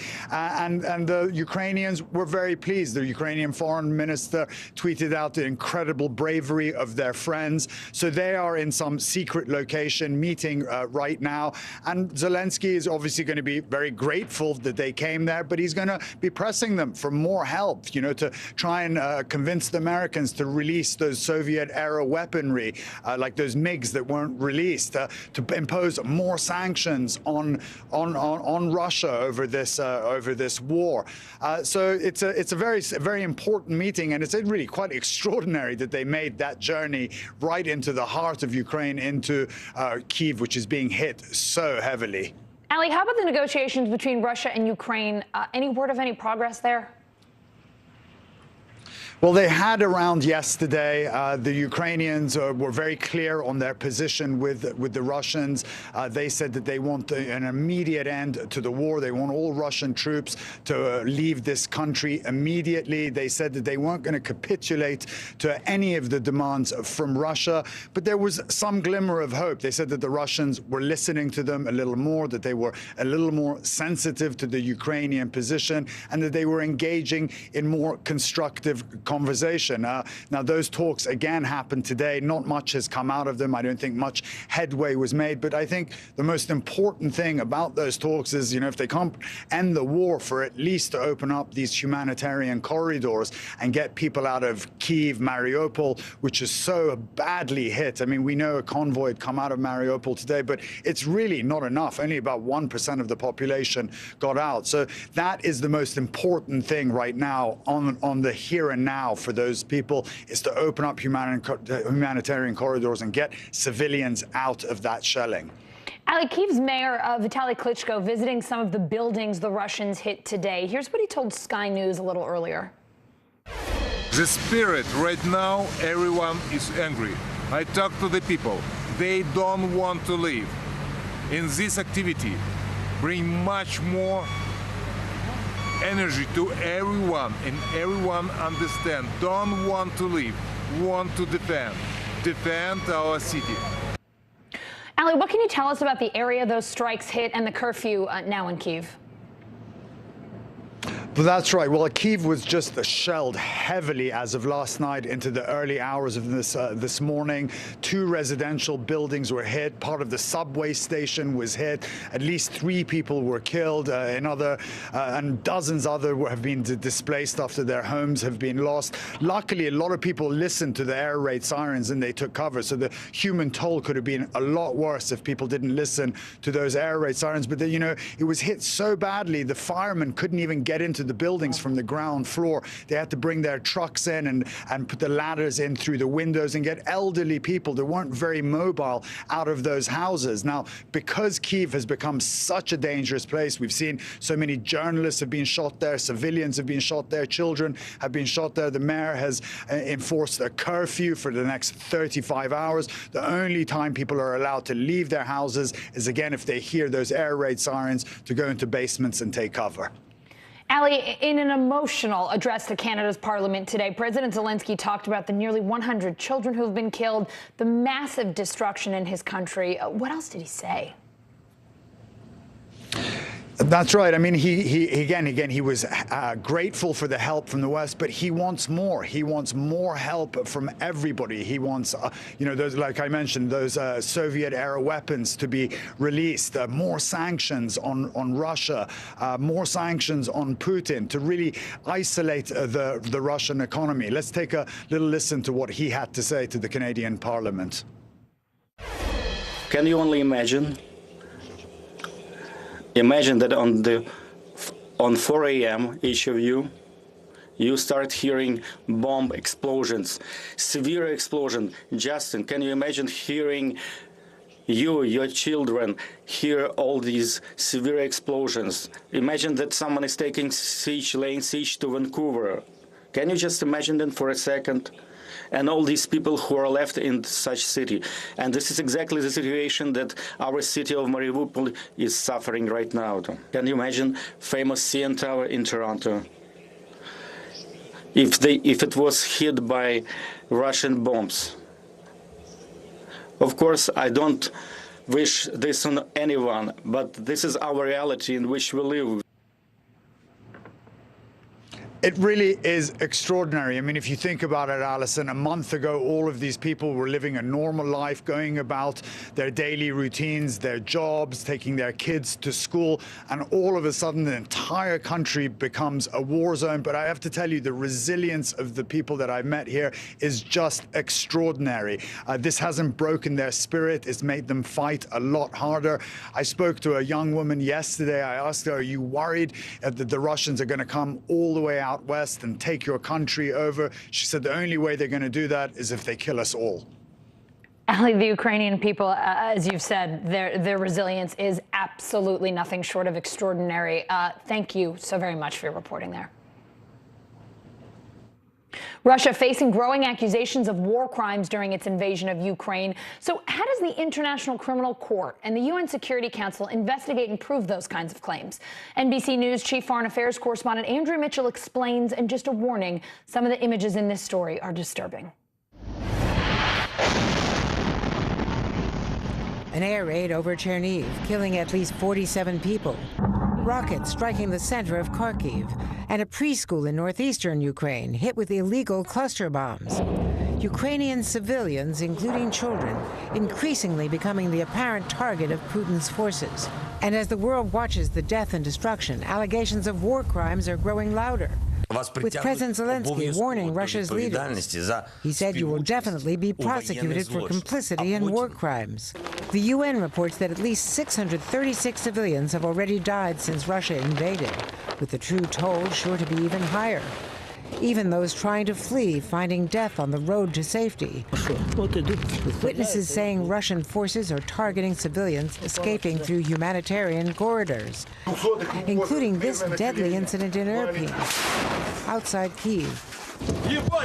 Under siege, civilians are trapped in Mariupol, where Russia shelled a maternity hospital, killing 3 people, including a young girl. And now this pregnant woman and her unborn child have died. They shoot to the civil cars that are trying to escape from Mariupol. There is 350,000 people in mousetrap. Russia has denied committing war crimes, instead claiming Ukraine is staging attacks and killing its own people, despite all evidence to the contrary. Under decades of international law, war crimes are defined as intentionally directing attacks at civilian populations, or indiscriminately attacking civilians or civilian objects like hospitals, schools, and nuclear power plants. The Biden administration supports investigating and documenting potential war crimes, with the U.S. ambassador to the UN acknowledging bluntly what the world can see. They constitute war crimes. They are attacks on civilians that cannot be justified by any in any way whatsoever. The International Criminal Court has opened up an investigation, responding to requests from 39 countries, including France and the UK, for crimes against humanity and acts of genocide. What we have seen already from Vladimir Putin's regime in the use of the munitions, in my view, already fully qualifies as a war crime. Punishing Putin will be difficult, if not impossible. The International Criminal Court and the UN Security Council can take action against war criminals, but it is up to individual countries to enforce convictions. And Russia, like the US, does not recognize the ICC's authority. Russia can also veto any UN Security Council action. And the Biden administration wants to avoid labeling Putin a war criminal now, to preserve the chance of eventually negotiating with him for an end to the war. Coming up, police making arrests in 2 recent attacks, shootings involving homeless men in 2 major cities, and a stabbing at New York's Museum of Art. Who's in custody? Next.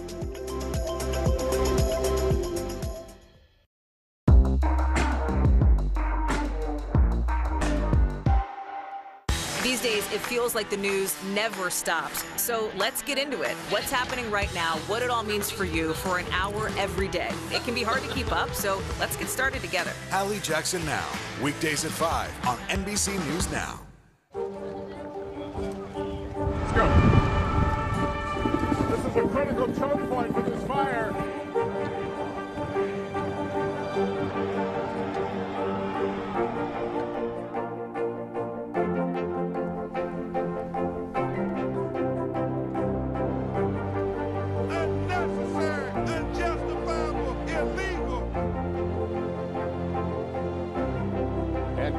From New Orleans, late military operation, witnessing the massive crowds. I admire you both. Nice to really spend some time with you. Appreciate it.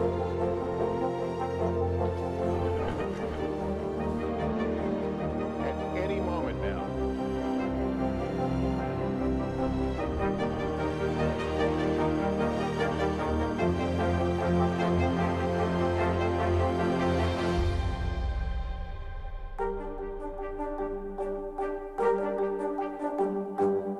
Now Tonight with Joshua Johnson, streaming weeknights at 8 on NBC News Now.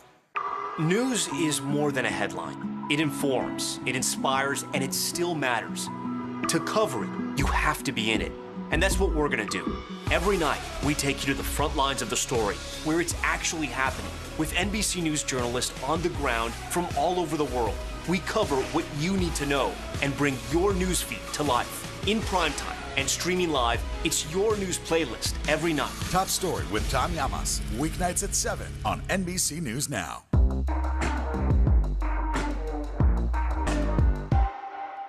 Students from Southlake caught on camera using racial slurs. It's been covered up for a very long time. We are strongly against critical race theory. Racism in reverse is racism. Shame! This is Southlake. Listen now wherever you get your podcasts. This is a very different kind of program. We're here to start conversation about the big things happening in our world. Professor, I'm not asking you to predict the future, but what do we think that the new normal is going to be? Is part of this that everyone's rethinking their jobs during this pandemic and their relationship to their employers? What is your biggest tip for any parent who's concerned about this? It's not my job to tell you what to think. My job is to think about what you tell me. Now Tonight with Joshua Johnson, streaming weeknights at 8 on NBC News Now. These days, it feels like the news never stops. So let's get into it. What's happening right now, what it all means for you for an hour every day. It can be hard to keep up, so let's get started together. Hallie Jackson Now, weekdays at 5 on NBC News Now. Let's go to NBC News Digital reporter Maya Eaglin. She's got the latest headlines from NBCNews.com. Maya, what's happening? Hey, Allison, we start in San Antonio, Texas, where crowds clash with police after 3 officers fatally shot a man. They say he pulled out a gun while they were trying to arrest him and died at the scene.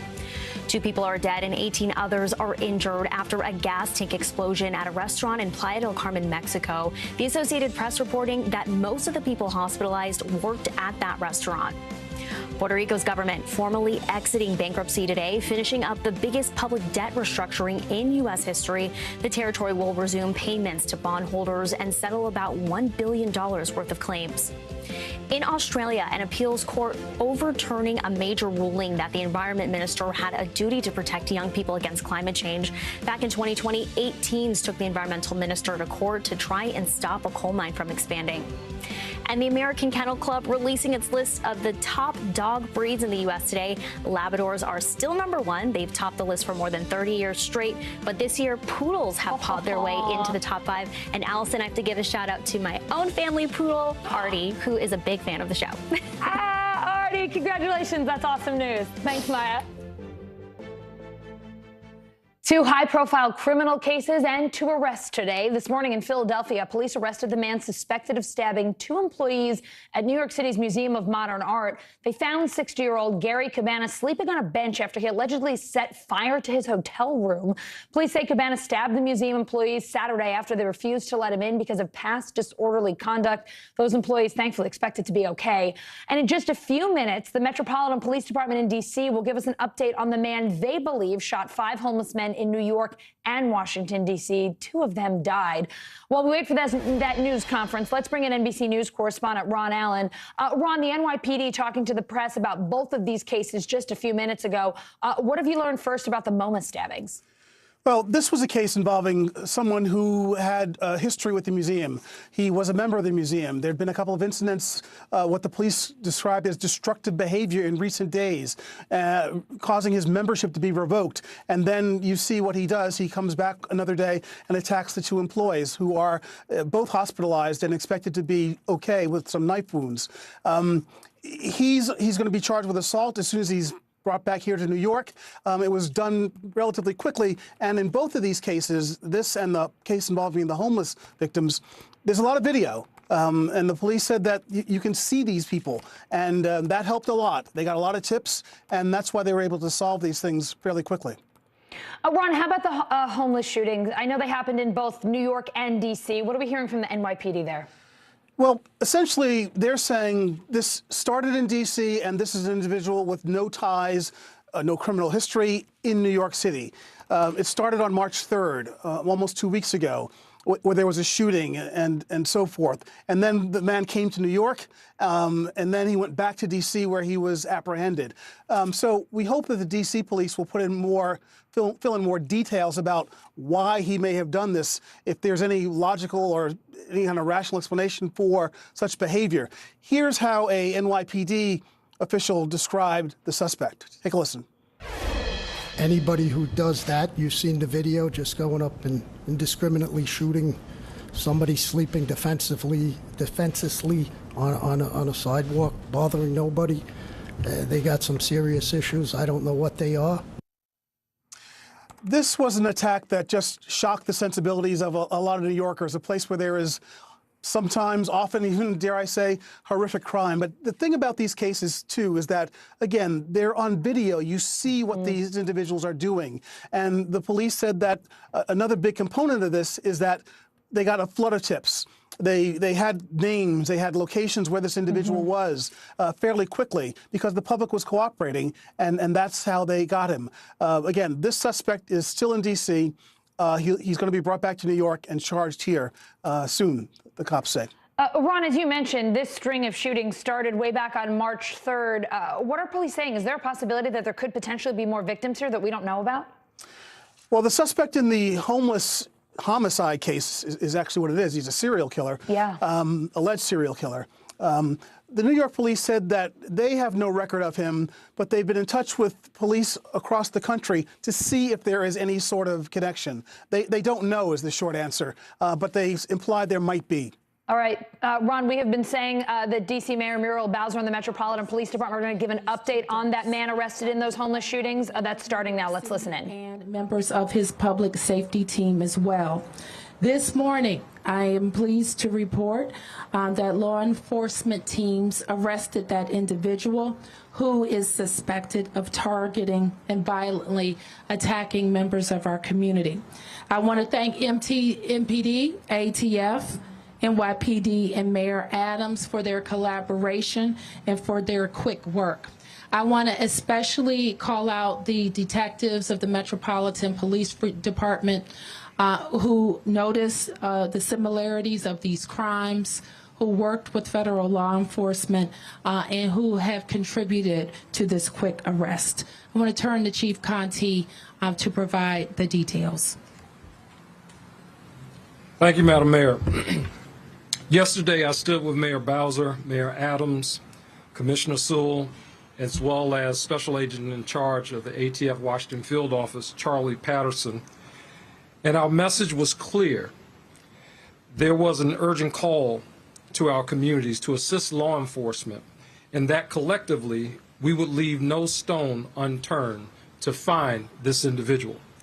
Today, I am here to announce we've got our man.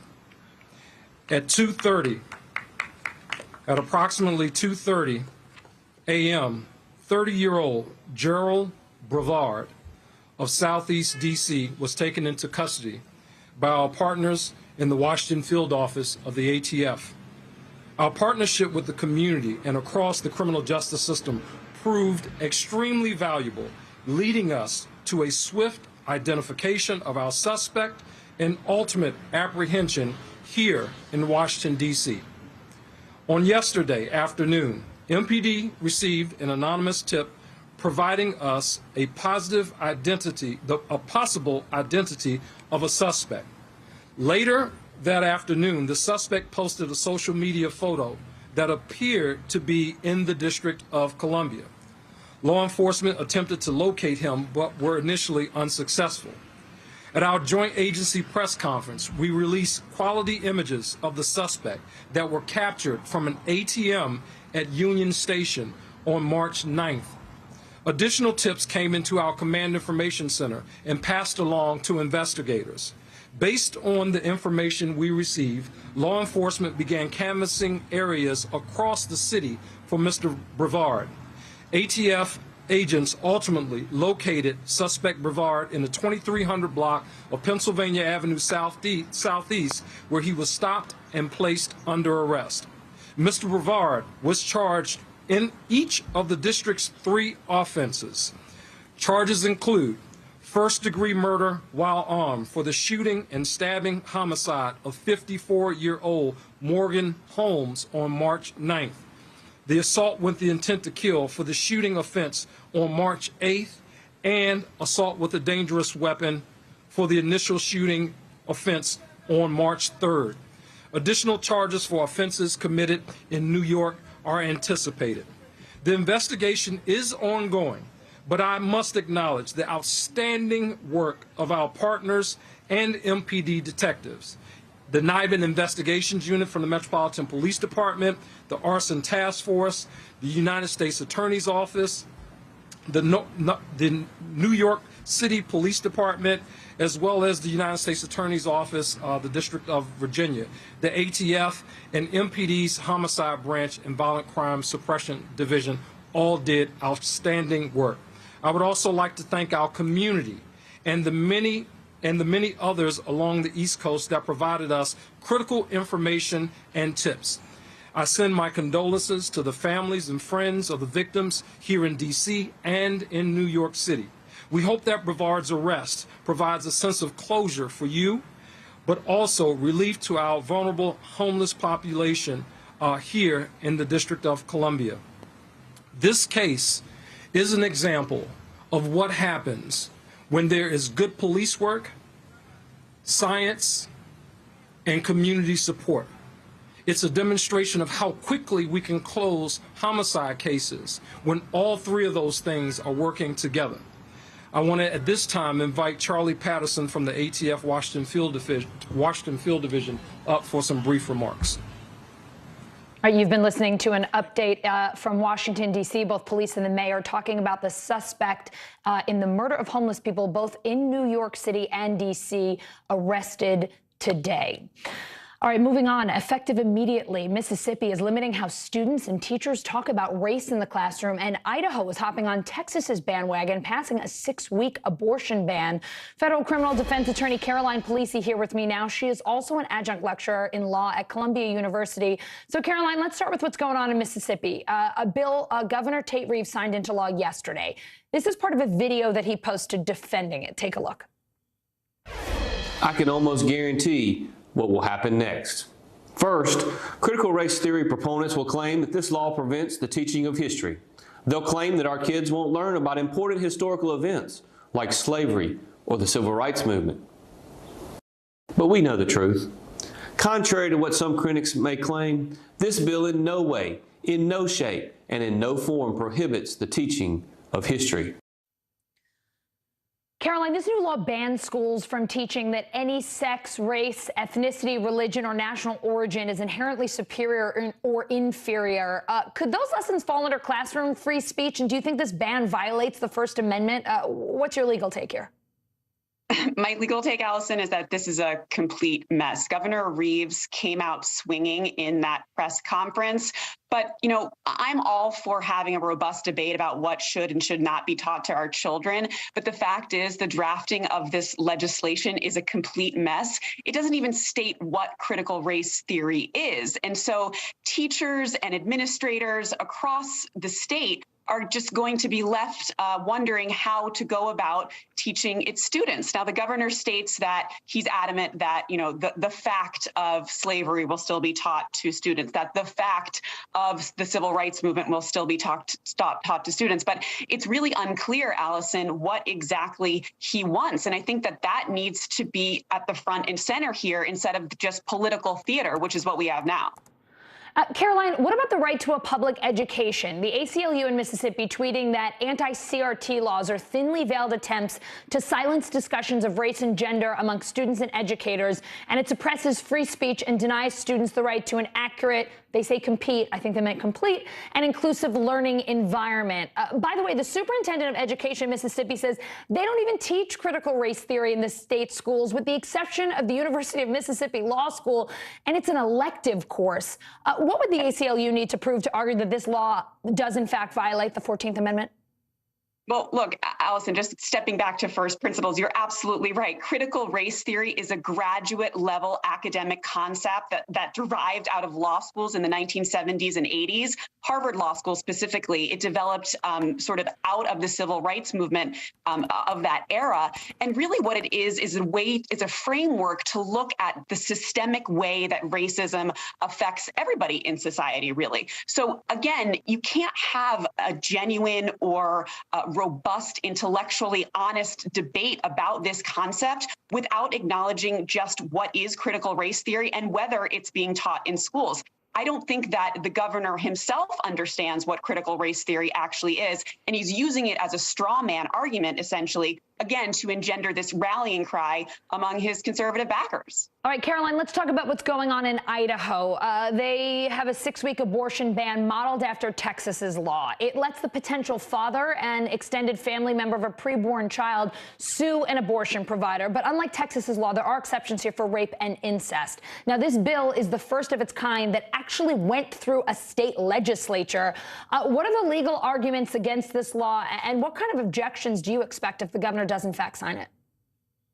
Well, big picture, Allison, this could be seen coming a mile away. Remember back in September of 2021, when the Supreme Court declined to step in with that Texas law, SB 8. We're now seeing a slew of copycat laws cropping up around the country. This is just one of many in the works.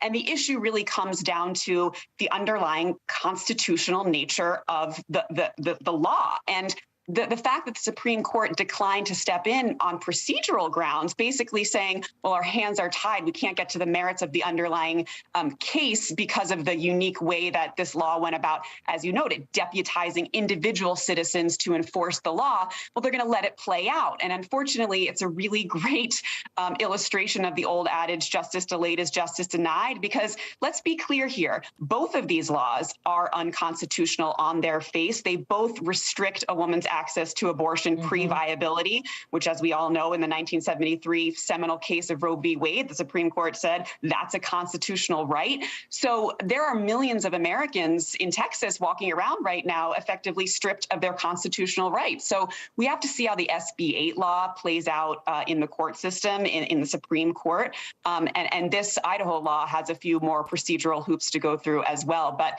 it's really unsurprising that this is happening. Caroline, always great to have you on. Thank you so much for your legal expertise. Now to the pandemic and Pfizer, expected to seek FDA authorization this week for a second COVID booster for people 65 and older. But do the rest of us need a fourth COVID shot too? NBC News correspondent Miguel Almagar has the latest from health experts and 2 vaccine makers, including Pfizer.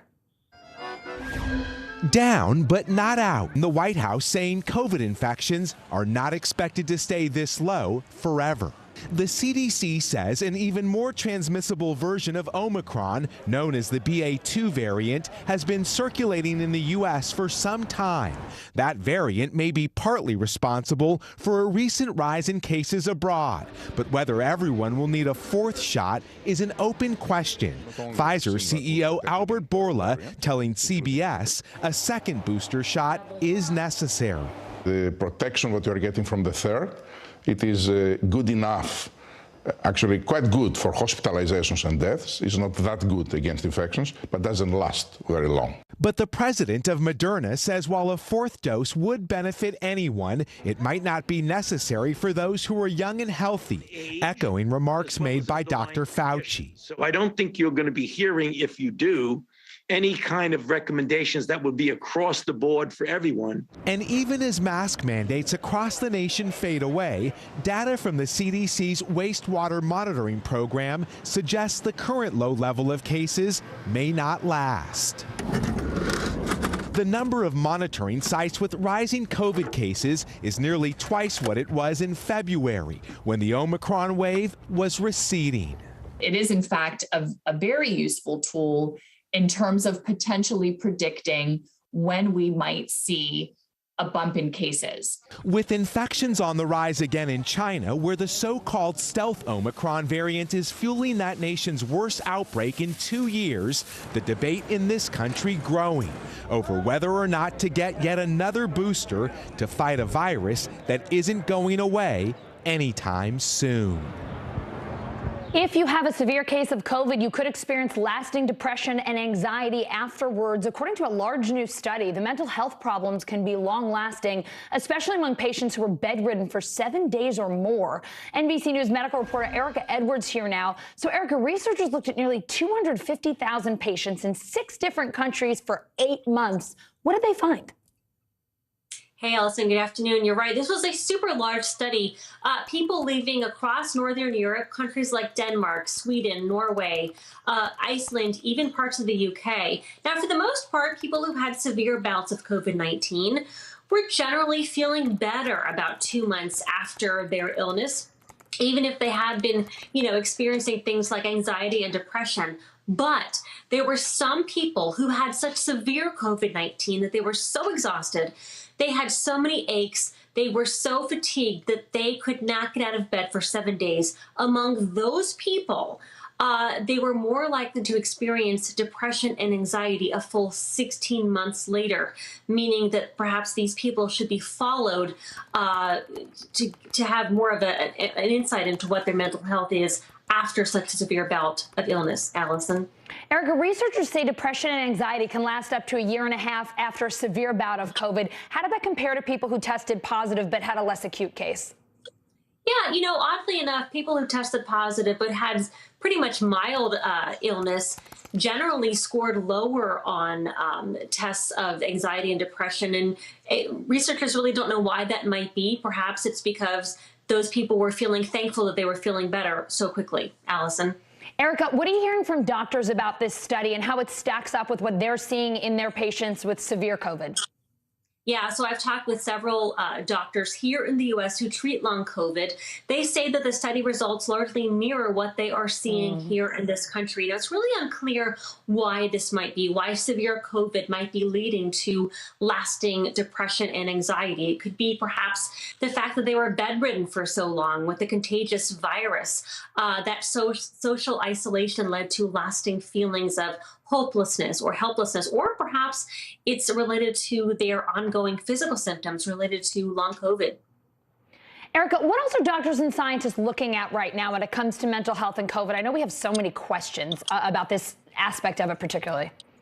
Yeah, you know what? I think that they're really viewing this particular research as a tool, perhaps a flag to see which patients might need that ongoing help and support as they move past their acute illness into that next phase of perhaps mental health illness.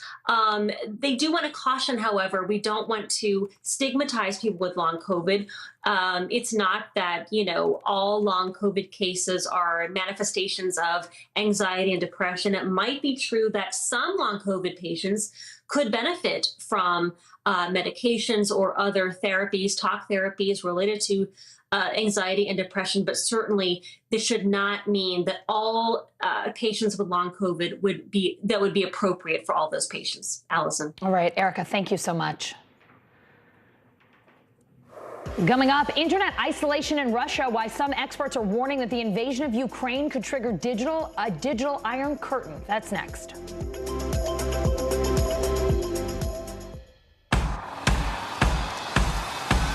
News is happening now.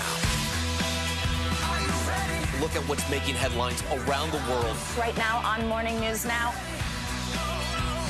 We're coming on the air with breaking news. And this is a significant moment. Whenever it happens, wherever you are, NBC News, streaming free now.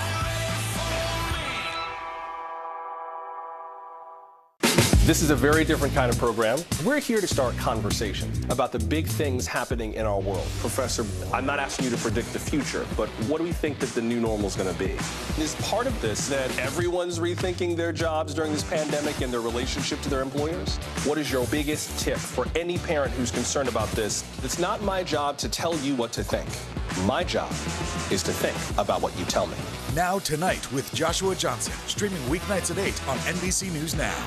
To cover the news, you have to be in it. We'll take you to the front lines of the story, bringing your news feed to life. Streaming live every night. It's your news playlist. Top Story with Tom Llamas, weeknights at 7 on NBC News Now. Sometimes the news can be difficult and overwhelming for kids to understand, so we've created a newscast just for them. We hope your family will watch Nightly News Kids Edition. Top Story with Tom Llamas, weeknights at 7 on NBC News Now. What happened here is a story of loss and salvation. There were residents who hung on for dear life. This is where you took shelter, in this closet. I took shelter right in this closet right here. Rioters banged down one of the doors. Have you found a way to reconcile it a year later? It really hurt to see this place that I love so much treated with such disrespect. Was it an act of cleaning or an act of healing?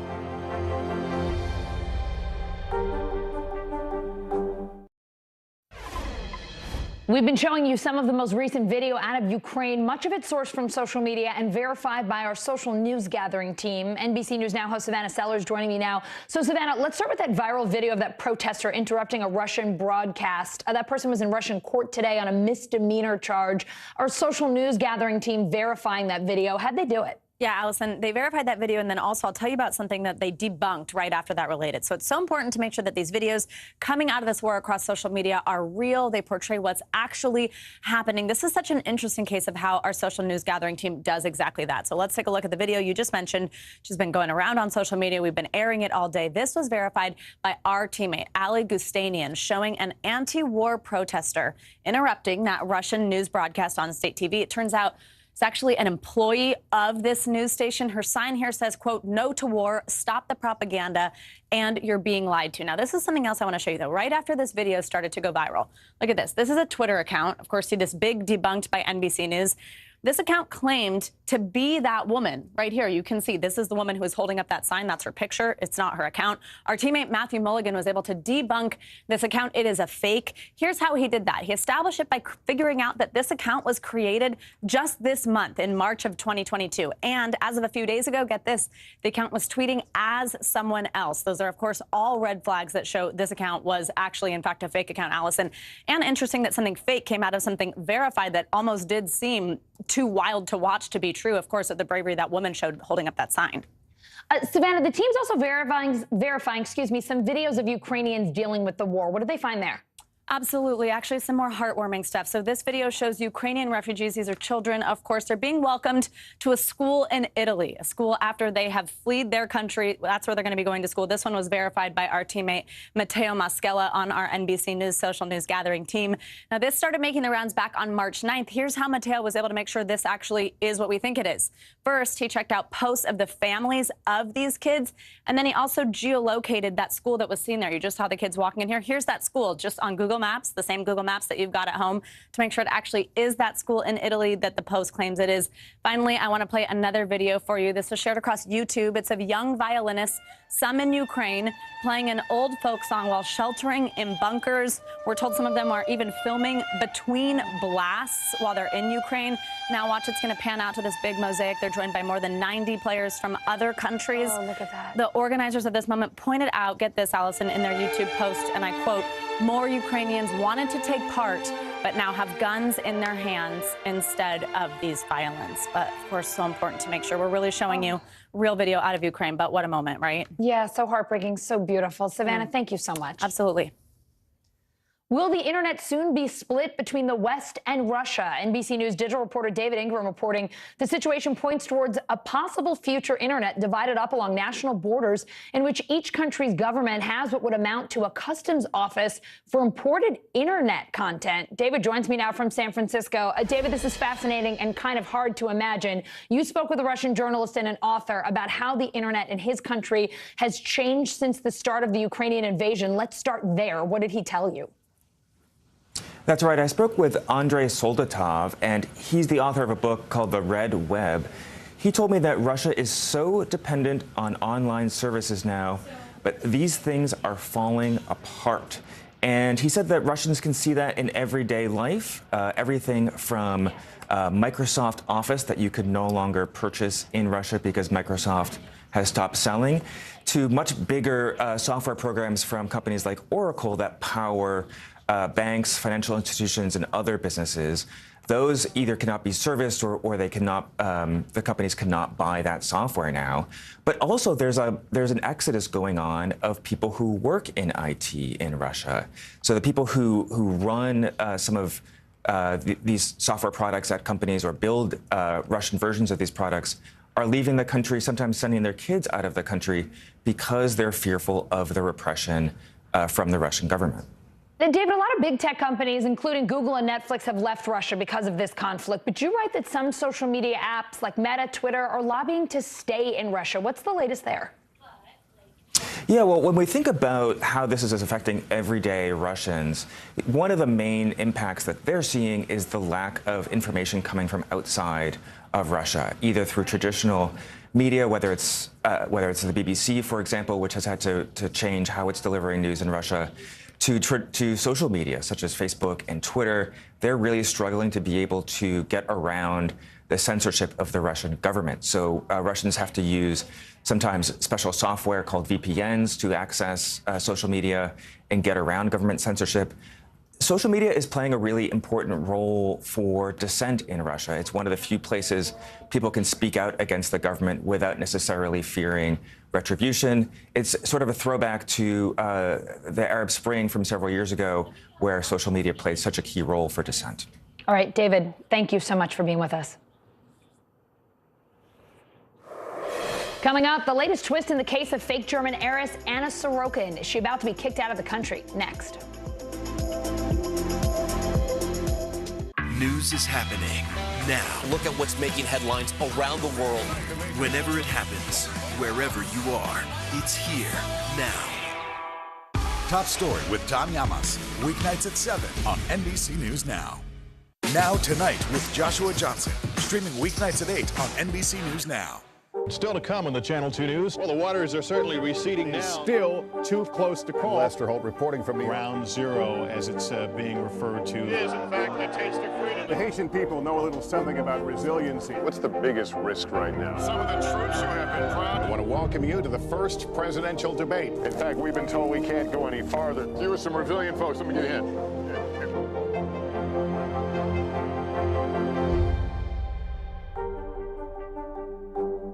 These days, it feels like the news never stops. So let's get into it. What's happening right now, what it all means for you for an hour every day. It can be hard to keep up, so let's get started together. Hallie Jackson Now, weekdays at 5 on NBC News Now.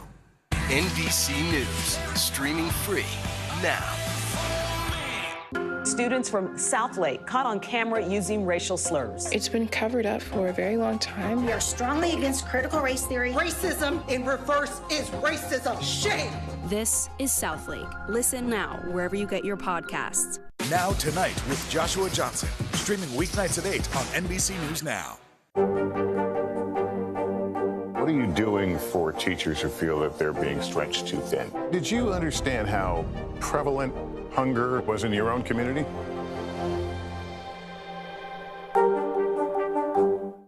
News is happening now. Look at what's making headlines around the world. We're coming on the air with breaking news. This is a significant moment. Whenever it happens, wherever you are, NBC News, streaming free now. Anna Sorokin, a.k.a. Anna Delvey, still in the U.S., but will she be for long? Her attorney says Anna's fighting deportation. She's the infamous socialite who scammed friends and businesses, posing as a German heiress, and is the subject of the Netflix series Inventing Anna. NBC News correspondent Steve Patterson here now. So, Steve, for a minute there, we thought that Anna might have been deported already. Last night, her attorney thought the same thing, saying he hadn't heard from her. I've been obsessed with this story since it first appeared in New York Magazine back in 2018. But for our viewers who may be less addicted, could you remind us what she was convicted of, why she's up for deportation? Get us up to speed here. Yeah, incredible story that has captivated millions of people, really the world over. And the chapter that is now beyond the Netflix drama, has not really disappointed either. I want to catch you up to the recent history. So there was a freakout because Sorokin's attorney, Manny Aurora, was reporting that he couldn't get in contact with his client. Now, this is the criminal appeals attorney handling her criminal appeal case, not her immigration attorney. So there's a reason why he's not in constant communication with Sorokin. But because he wasn't able to get in touch, there was this chain of reporting that led to the idea that she may have been deported back to Germany. Just want to say, first off, she's in U.S. soil. She's still at that ICE detention facility. She is still trying to fight deportation. We've heard from her attorney who says that that fight is still in the works. They've issued a stay of deportation just a day ago, and we've heard from as recently as just a few minutes ago. So, want to catch you up to the rest of the drama. I mean, who doesn't know it at this point, right? But it's still fun to catch up with the details. Good. Steve, we'll hear it over and over again. Keep hitting us with it. Why not, right? I love this story. So Sorokin, I mean, she is just this incredible, fraudster, apparently. Just spent her 2010s posing as Anna Delphi, a character of her own making, essentially posing as a German heiress that came to New York and basically just conned and scammed her way through the Manhattan socialite scene, with expensive dinners that she didn't pay for, expensive flights that she didn't pay for, expensive hotels that maybe most famously that she didn't pay for, all while defrauding banks along the way. She was finally caught and captured and arrested in 2017, sentenced and charged in 2019 on 8 counts, sentenced up to 12 years in prison, but got out early on good behavior in 2021. And then 6 weeks later, picked up by ICE agents for going over on her visa. She's been there ever since for about a year, again, fighting that deportation back to Germany. That's where the story is now, but I think there's going to be much more as we uncover more about all of this. Oh, for sure. Steve, one more question before you go. I know she was recently part of a class action lawsuit against ICE for refusing to give COVID vaccines to inmates. Could you just tell us a little bit more there? Yeah, she alleges that ICE refused to give her a booster shot while she was in detention. We haven't confirmed the details of this, and she's moved around so many detention facilities that it's hard to keep up with, but she is now part of a class action lawsuit, kind of thought to be a folk hero because she's brought up many things on multiple interviews that she's given about the way that people are treated in ICE facilities. We don't know if any of this is true, but she's bringing up the issues, and I think a lot of people are on board with that. But, maybe some people hard to feel sympathetic for her. It just depends on how you feel about the situation, Allison. Steve, from the original article to Inventing Anna, I'm obsessed with the whole thing. Thanks for the updates. Please keep coming back with more. Absolutely. All right, that is the closing bell on the New York Stock Exchange. Wall Street done for the day. And check out the Dow, pushing 600 points there. Oil prices dropping, making the Dow pretty happy. We will have more about today's big business stories and the Fed meeting going on today coming up later this hour. Hey everyone, I'm Allison Morris. You are watching NBC News Now. Here's what's happening. Close the sky. People in Kyiv begging for Russian airstrikes to end as new explosions rock the capital. Medical gaslighting. Women suffering painful symptoms, even tumors. Doctors telling them it's all in their heads. Why it's happening and how women can protect themselves. Plus, it's equal pay day when women finally catch up to what men made the year before. Why the data on the gender pay gap doesn't tell the full story.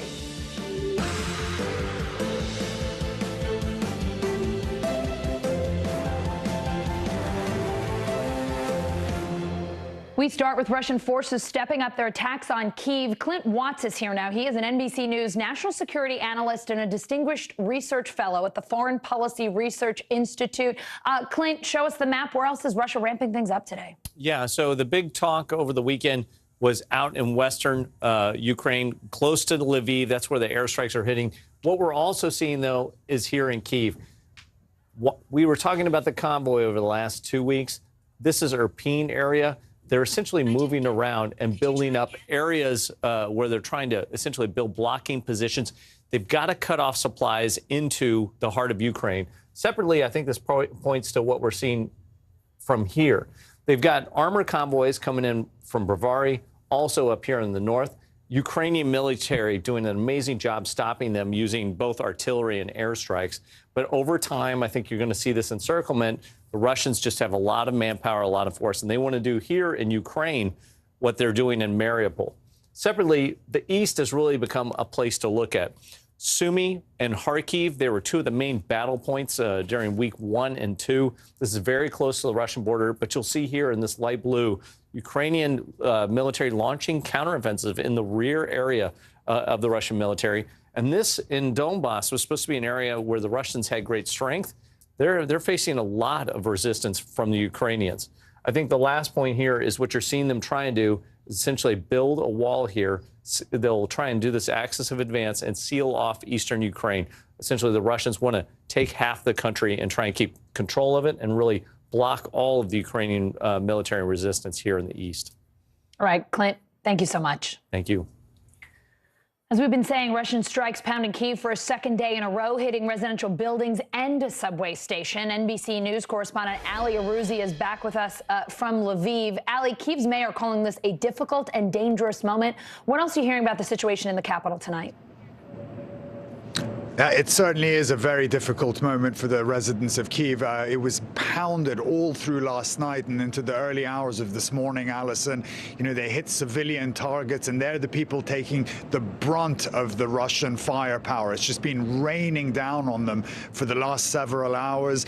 At least 3 people have been killed. As you mentioned, the subway station has been hit. And of course, dozens of people have now been left homeless from those strikes. But it could have been a lot worse, because apparently a lot of people took heed of the air raid sirens and went to the underground shelters, thankfully. So that death toll was lower than it could have been. But Kyiv is in a desperate situation right now. The mayor there has called for a 36-hour curfew because it's just so dangerous on the streets there.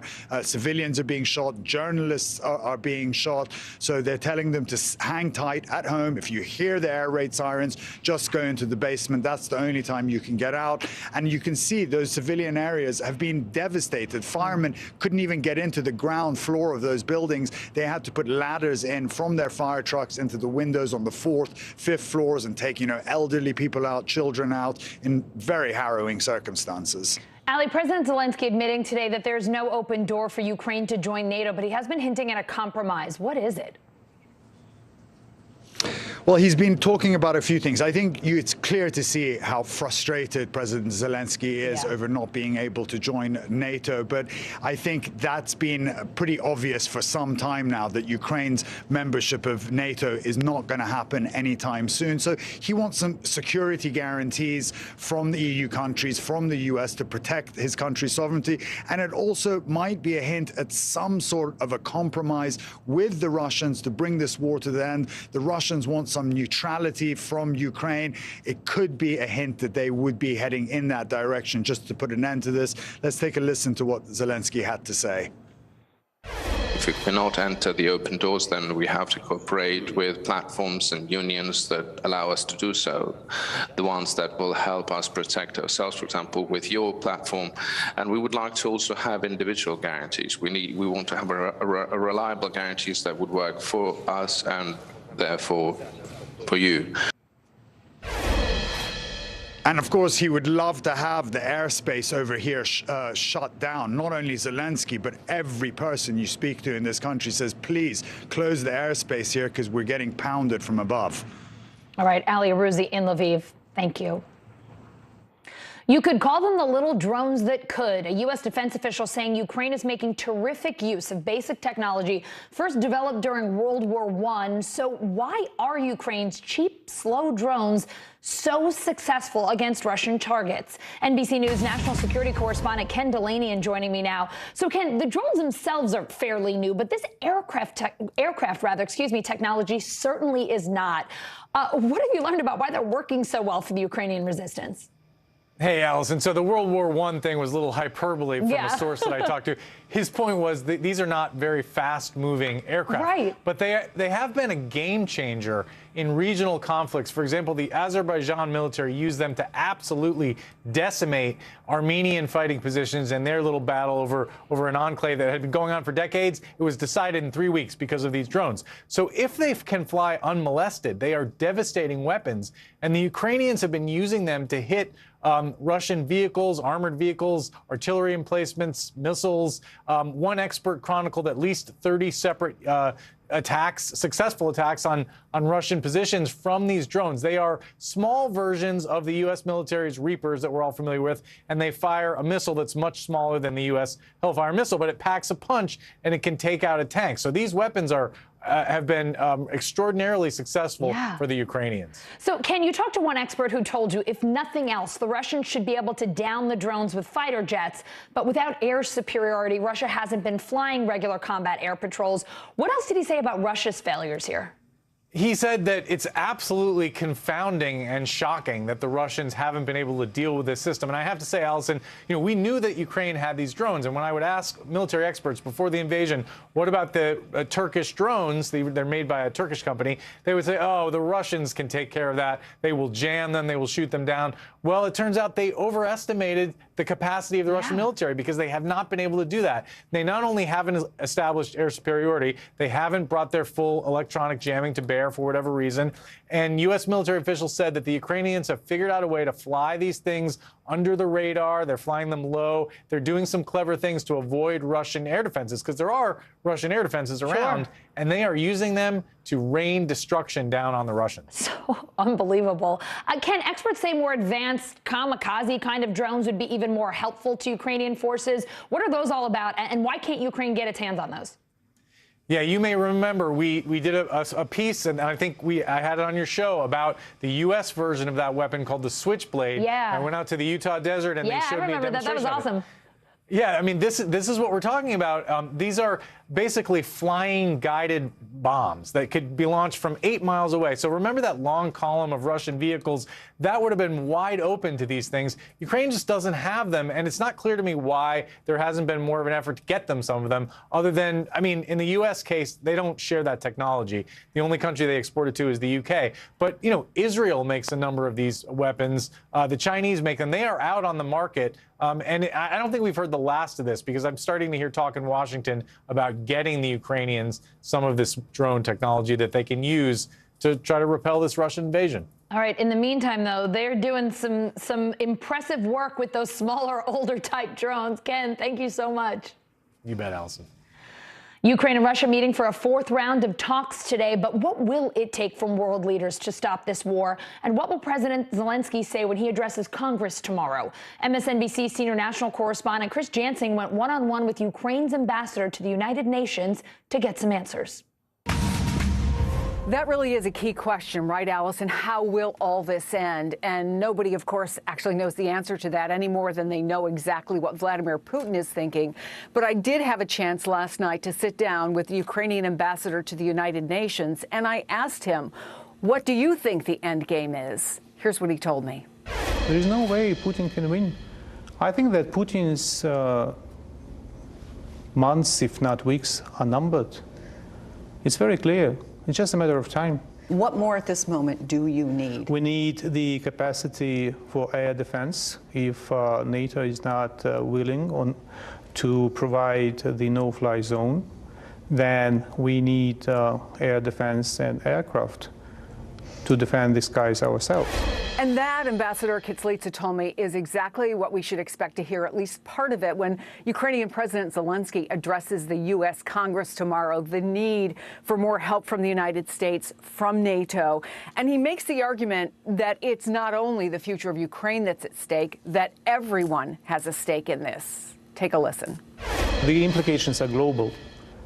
If you look what the Secretary General of the United Nations said today, he mentioned that 50–60% of wheat supply globally comes from Ukraine.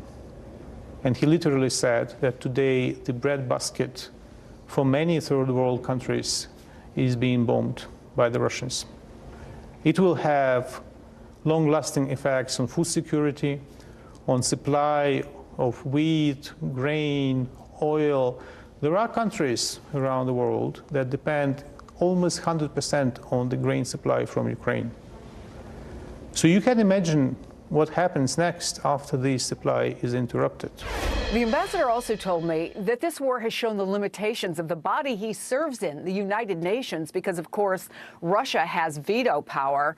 He also told me, and imagine this, Allison, every day that he goes into the United Nations, he has to come face to face with the ambassador to Russia, a man who has consistently lied about what's going on the ground, a man who is part of a government, as the ambassador put it, who wants to annihilate and is annihilating the Ukrainian people. So there is, he said, a little bit of satisfaction in what he said to the face of the Russian ambassador recently. I'm quoting, "There is no purgatory for war criminals. They go straight to hell, Ambassador." The war in Ukraine damaging hundreds of schools across the country, but teachers there somehow still managing to keep classes in session. So how do they do it? NBC News foreign correspondent Molly Hunter takes a look.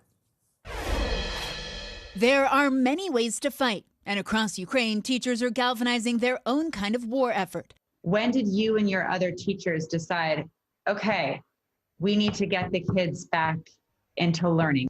We just understood that we had a lot of energy to do something for the world, just like to be involved in a common victory, you know. 23-year-old teacher Oleksandra from Kyiv says the harsh realities right now won't stop her from bringing art and Ukrainian language to her young students. Today, few of my kids during the lesson, they just went to the window and told me, "Oh, sorry, we have to go to a shelter."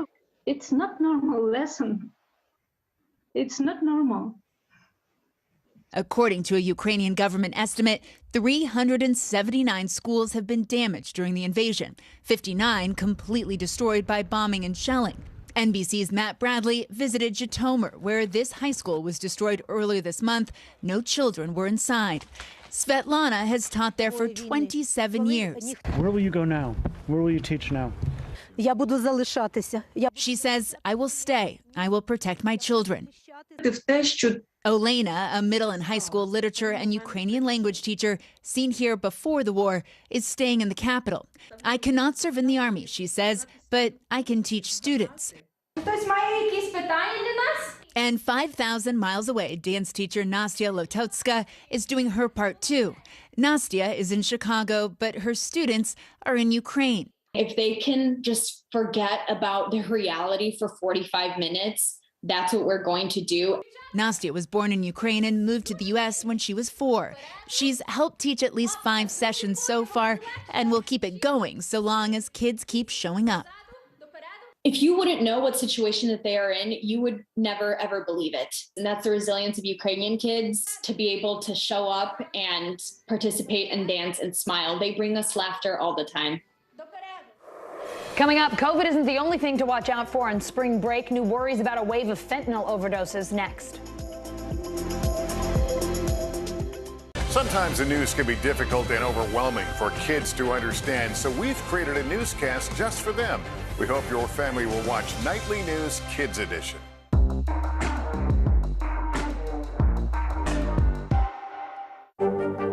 There were residents who hung on for dear life. I've heard people say the town is gone. Do you see it that way? Absolutely not. We've lost some houses, but our community's still here. Hallie Jackson Now, weekdays at 5 on NBC News Now. You're watching NBC News Now. Here's what's happening. Right now on NBC News Now. We've got all the angles covered tonight. Look at what's making headlines around the world. President Biden making news tonight on several fronts. We're answering the questions you want answered. There's a lot to talk about this evening. Let's start breaking all this down. We begin with breaking news. Now to an NBC News exclusive interview. We'll get right to that breaking news, the desperate search and rescue.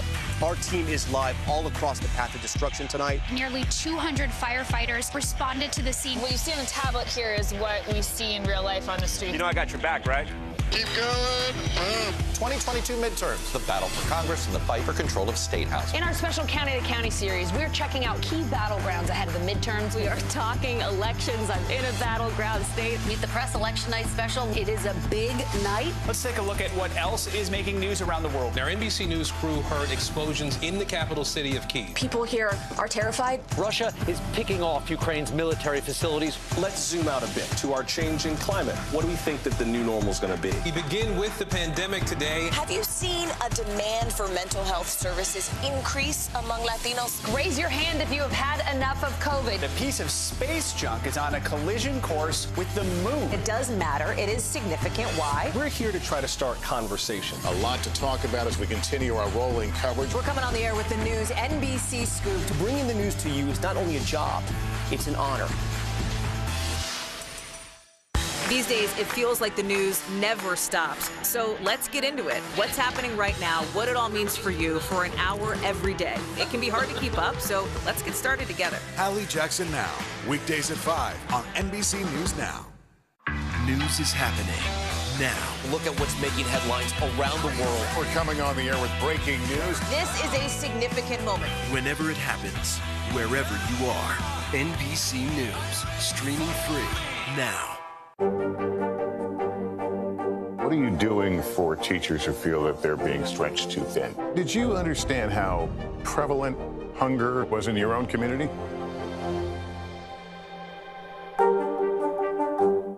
Top Story with Tom Llamas, weeknights at 7 on NBC News Now. NBC News, streaming free now. Let's go to NBC News Digital reporter Maya Eaglin. She's back with the latest headlines from NBCNews.com. Maya, what you got? Hey, Ellison, we start in the occupied West Bank, where the Palestinian Health Ministry says Israeli forces killed 2 Palestinians and injured others. Israeli police say they were attacked while arresting suspected militants. Peru's Congress voting to start impeachment proceedings against their president over corruption allegations. President Castillo's popularity has dropped 26% since he took office last July.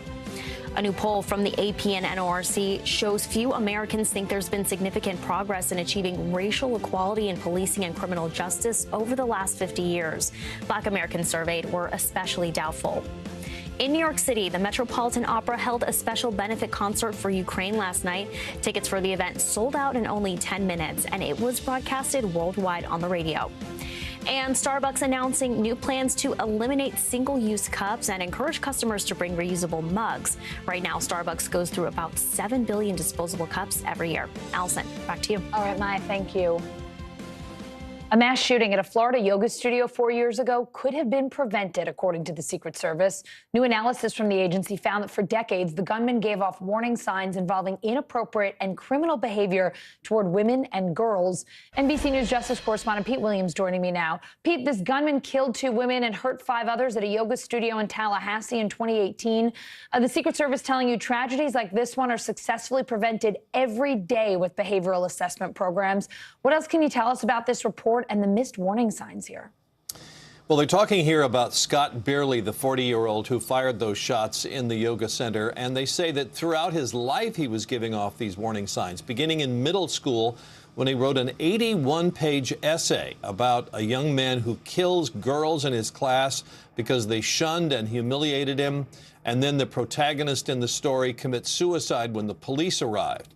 In high school, he was said to be an admirer of Hitler and the Aryan nation.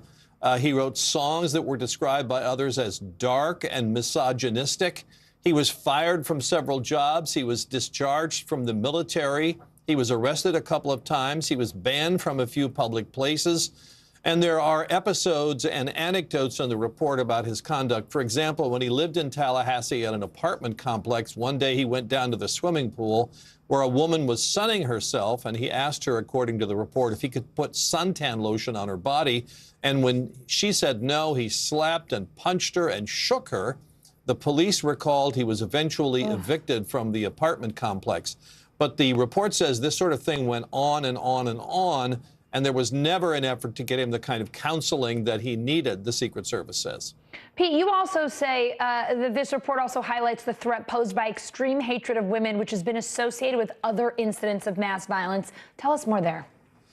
Right. They say that was the core of his sort of belief system, this hatred of women, what some people have called incel, involuntary celibacy. They note, for example, the man who killed the judge, who described himself as a radical supporter of men's rights. They note the man who shot up and stabbed people at the University of Santa Barbara. And the Southern Poverty Law Center has actually studied this, and they have a term for it. They call it men's supremacy, male supremacy. All right, Pete Williams, a disturbing report there. Thank you so much. You bet.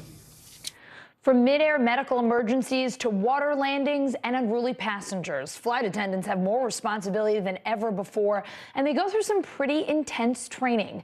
NBC News aviation correspondent Tom Costello takes us behind the scenes. Welcome aboard! They're the first faces you see when you board a plane and the last when you walk off. Release seatbelts! Leave everything! Release seatbelts! Leave everything! But their jobs today are high stakes, the training intense. From a water landing You've got an injured passenger floating in the water. to a heart attack. Continue for 1 minute. At Delta Airlines headquarters in Atlanta, every new flight attendant goes through 6 weeks of both classroom and hands-on training. Grab ankles, heads down, stay low. With elaborate simulators that shake and roll, Stay seated. Stay seated. recreating the chaos of a crash landing or emergency evacuation. For new trainees, it can be intimidating. Customers are counting on you. We're here to save lives, and you can do it. I believe in you. Jasmine Smith is an instructor. The FAA requires you to evacuate a plane completely in 90 seconds. You've got to be on your game. Absolutely, absolutely. The goal is to try to get those customers off the aircraft as quickly as possible, especially in an emergency. That means memorizing the configuration for 9 different planes and how to operate 16 different door and window variations. How do you open this door in an emergency? I look outside, make sure everything looks good. I'm going to pull up on this handle, and then I'll let it go. It's going to take over. It's not a heavy lift because you've got the automatic doors helping you, right? The commands must be concise and clear. Leave everything, jump and slide. Leave your carry-ons behind and get out. The key is to kick your feet and your arms out and slide down, and let these guys catch you at the bottom. Thankfully, crashes and emergency landings are extremely rare. Continue for 1 minute. But nearly every flight attendant has dealt with a medical emergency. Within seconds, less than a minute, I would say, I somehow jumped over the cart that was in the aisle. We had paged for nurses. The whole crew sprang into action immediately, and that's what we do. And now an intense focus on dealing with hostile, even violent passengers. That cranberry vodka, I asked for it earlier. Yes, ma'am, I do understand. I can get you a water possibly instead, though. Delta is hiring 4,500 flight attendants this year. Already 30,000 have applied. If somebody says, I want to do this because I want to travel, that may not be enough. That alone is not enough. This is a people business. And to really care about others, that comes across very naturally and organically. You can't fake that. Spring breakers back with a vengeance this year. They are crowding airports and packing into beaches and wild parties. And now a stern warning from police about a wave of fentanyl-laced drug overdoses. Here's NBC News correspondent Katie Beck. Spring breakers in Florida living it up like it's 2019. We out here, we just had come out here for a good time. Florida airports seeing a surge of visitors as COVID cases continue to decline across the country. A new study by travel insurance provider Alliance Partners found that spring break bookings shot up by 134% over last year's COVID-depressed figures. And nationwide, nearly 2 million people are passing through TSA checkpoints daily, significantly up from the last 2 years at this time. But despite the low COVID infection rates, here in the U.S., experts say crowded airports still carry risks. In an airport, you never know where people are coming from. They may be from areas with higher case rates. The TSA extending mask mandates on planes until Easter weekend, but COVID isn't the only threat. We have new information tonight about an arrest in the case of a group of West Point cadets who overdosed this week on fentanyl-laced drugs. Over the weekend, officials arrested 21-year-old Axel Cassian Cassius, the suspect now linked to selling fentanyl-laced cocaine to 6 people found overdosing on the drug, including 5 unidentified West Point cadets. Cassius was charged with trafficking in cocaine. NBC was unable to reach him for comment. The U.S. Military Academy in West Point, New York, said it was aware of the situation and declined further comment, citing an ongoing investigation. And on Sunday night, the Broward Sheriff's Office says another 4 men were hospitalized from fentanyl use. It's unclear if they were spring breakers. Our guys are always prepared for medical calls. Alabama officials along the Gulf Coast now bracing for the worst after the overdoses in Florida. Police officers and the fire department carrying Narcan wherever they go. You can't just say, oh man, it'll never happen here, because you never know what can happen day to day. We want them to enjoy themselves, and then at the end of the week, we want them to go back home or go back to school safe and sound. Safe and sound, and hopefully a return to some pre-pandemic fun in the sun. Anxiety, stress, even hypochondria. Studies show that more doctors are misdiagnosing, even dismissing women not taking their health concerns seriously. It is called medical gaslighting, blaming things like pain, discomfort, or fatigue on psychological factors, and it is severely affecting women's health. Here's NBC News special anchor Maria Shriver. It's been called the Me Too of healthcare. Doctors misdiagnosing, dismissing, even gaslighting their female patients. I heard everything from "you're just tired" to one doctor actually said, "Well, I think it's just because you have your period." I was told that I was overweight, I needed to lose weight, that I was depressed and needed therapy. For 4 years, Maria Garcia suffered from intense stomach and back pain, but says her doctors told her there was nothing wrong. She just needed to slim down. When her symptoms escalated, vomiting, weakness, and hair loss, she says her specialist still dismissed her. I begged him for a CAT scan. Please do something. This is not right. Oh, you'll just have to learn to live with it. You feel completely crazy. I started to believe them. I thought, maybe I am crazy. Health failing, she finally went to the ER at Cedars-Sinai Hospital in Los Angeles, where a scan revealed the terrifying truth. Maria had a 25-pound cancerous tumor growing in her ovary. Surgeons were able to remove it just in time. I was probably about 2 weeks away from death. So did you feel, once you got your diagnosis, rage or relief? Both. I think being an overweight Hispanic woman was to my detriment. Everything could be attributed to either me being dramatic, exaggerating, and being fat. You've got nurses that were... Studies showed bias against women, especially those of color, is a problem across healthcare, from treatment to research. Most of the data that we use today in medicine is based on research on men, male animals, or male cells, which is just shocking. Pause a second about that. Repeat that, because much of what we know today when it comes to health is based on men. Yes. Experts say the worst medical gaslighting comes in the diagnosis of autoimmune diseases, which impact an estimated 1 in 5 women and involve symptoms easy to write off, like chronic fatigue. Autoimmune diseases were just about 10 years behind where we should be. In her new book, The Invisible Kingdom, author Megan O'Rourke documents her own struggle with autoimmune symptoms and her battle to be believed by doctors. I felt so alone when I was sick, and I distrusted myself. Women feel such shame with their symptoms. They don't want to seem hysterical, or they don't want to seem like they're a complainer. Yeah. What is your hope that this book does? My primary hope is that it helps people feel heard and seen. Leaders at the country's top hospitals are also pushing for change, securing more funding for women's health research, training doctors on how to recognize their gender biases, and empowering female patients to advocate for themselves. Women want to be the good patient, right? They don't want to disappoint their doctor. They don't want to make anyone angry. So I think it's really important for patients to understand that medicine is really a teamwork. To get the best care, experts say, keep a detailed diary of your symptoms to show doctors. Ask for a thorough physical exam, and don't be afraid to get a second, third, or even fourth opinion.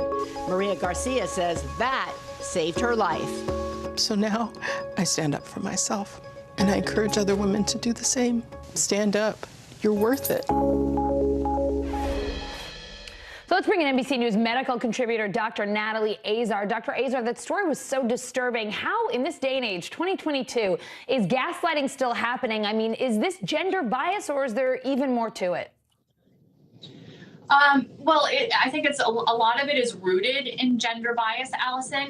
This is what I deal with every single day as a rheumatologist. Countless patients. Many are men, but the vast majority are female.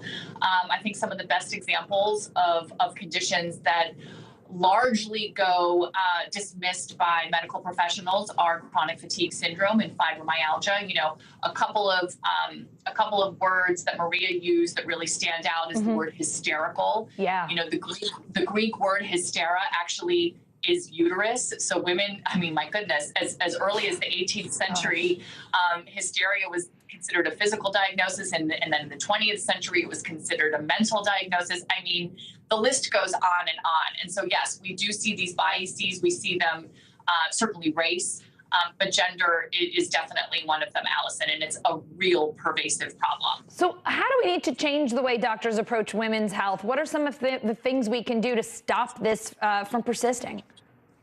Well, you know, a lot of it has, I mean, training is fine. You know, we have to do training on, discrimination and on like the list goes on of the things we have to train, and that's fine. But I think it really has to start with our medical education. There's a whole generation of people who are being trained as we speak in medical school who have a very poor understanding of a lot of these diseases and conditions that predominantly affect women, like fibromyalgia, chronic fatigue syndrome, autoimmune diseases, and lupus, and things like that. And for many of them, there are no easy biomarkers to check off to make a diagnosis. And I know from even personal experience, we want to be able to diagnose and treat our patients. And when we can't do that, it makes us feel useless, helpless, and inconsequential. And that is very frustrating for doctors. So I understand why many of them would rather say, you're probably just depressed, Mrs. Smith. It's really because they don't know what's going on and they don't know how to help the patient. So we can help our patients by being really aware of the deficiencies in our medical education and really trying to make change. It's hard though. It's a big nut to crack. So, Dr. Azar, what would your advice be for women who feel their medical needs are being ignored by their doctors? I mean, what's the first thing they should do besides maybe get a female doctor? Right. Well, you laugh, but that's one of the things that many of them do. And unfortunately, so many of my patients who were seen formerly by male doctors, do share this experience. But I'll tell you that there are some female docs who've also perpetrated this kind of unfortunate situation. Yeah. But really what I would say to people is keep going until you find someone at least who will listen to you and validate your symptoms and concerns, even if your doctor can't necessarily diagnose you or treat you. It might sound small, but I have had so many patients who just cry in the office because I tell them that I believe their symptoms and I'm not calling them depressed. So all you women out there and men, if you're getting dismissed by your docs, keep on searching. There are enough of us out there who will believe you and will validate your symptoms. And, it's all about word of mouth, just like in medicine. Someone might know someone who can refer you to someone else who might be able to help. Dr. Azar, what rights or even recourse do patients have if they find out, say, they've been misdiagnosed or completely dismissed by their doctor and they end up with a really serious health issue? I mean, obviously, we're a litigious society. You can always consider that. I think most, and I'm not sure how.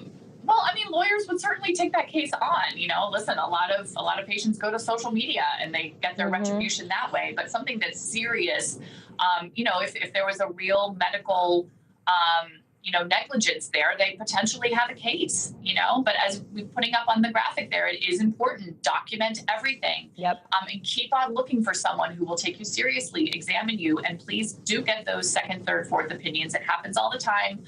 Sometimes we say a little, not flippantly, but patients are they shop, doctors market themselves, so go and keep on finding someone until you find the right fit. Yeah, I mean, especially for women, sometimes we're afraid to keep pushing and pushing and pushing, but I love that you say, don't just get a second, get a third or a fourth opinion if you're not sure. There are good doctors out there, such as yourself, who can help these women out. Thank you so much for being with us today, Dr. Azar. You bet, Allison. Take care.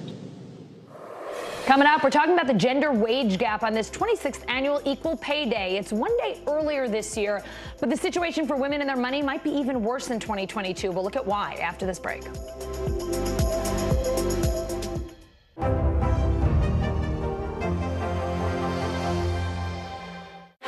What do you see right now with Putin, and do you think he's a rational actor? There's a Supreme Court nominee. What would it take for you to vote to confirm her?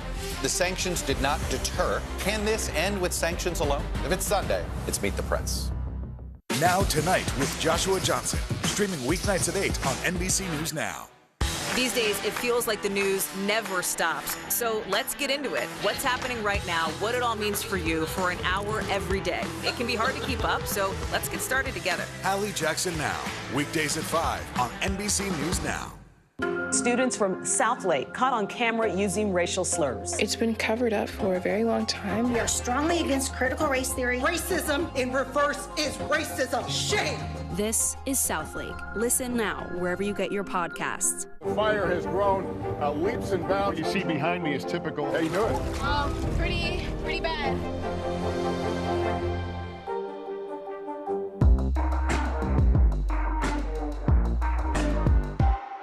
What happened here is a story of loss and salvation. There were residents who hung on for dear life. This is where you took shelter, in this closet. I took shelter right in this closet right here.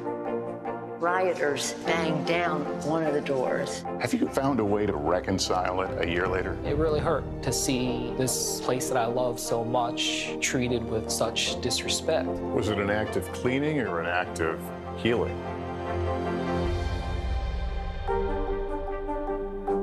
NBC News, streaming free now. These days, it feels like the news never stops. So let's get into it. What's happening right now, what it all means for you for an hour every day. It can be hard to keep up, so let's get started together. Hallie Jackson Now, weekdays at 5 on NBC News Now. It's time for The Bottom Line, our daily look at what's going on in the business world and beyond. The Fed meeting as we speak, set to hike interest rates tomorrow. So how exactly does the Federal Reserve work, and what will a rate hike mean for you? Here's some of the basics. Now to those staggering new inflation numbers. Interest rates. The Federal Reserve. Gas prices. The Fed is probably going to raise interest rates with the goal of tackling inflation. Do you think it's going to work? Inflation is at a 40-year high. It's beef prices, it's produce, it's avocados. Gas prices are the most expensive they've ever been. I don't even want to know right now. I don't even look. I just swiped the card. The pandemic isn't over yet, and a war is raging in Ukraine. It seems that nothing is now off limits. The Federal Reserve dealing with a lot right now, but it's meeting today and tomorrow to try and get some of those things under control. But first, let's talk about what the Federal Reserve is and why a dozen of its members are meeting today. The Federal Reserve, or the Fed, is the United States central bank. It's been around for over 100 years, and think of it like a lasagna with a bunch of layers. There's the Board of Governors, 12 regional Federal Reserve banks, and the Federal Open Market Committee, which meets 8 times a year, including today. The FOMC is expected to raise its Fed funds rate, what we typically call interest rates, a quarter point tomorrow, its first hike in 3 years. Now, that doesn't sound great, but if you're tired of paying so much for everything from gas to groceries, it can help. So what happens when interest rates start going up? Inflation starts coming down, stock prices can come down too, and the cost to borrow money starts to go up. Think mortgages, car loans, student loans, credit cards, all more expensive.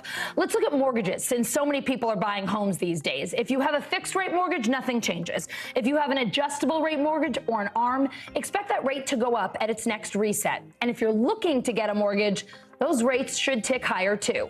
Now, you might have noticed over the last 2 years with interest rates near zero that your savings account basically gets pennies on all your hard-earned dollars.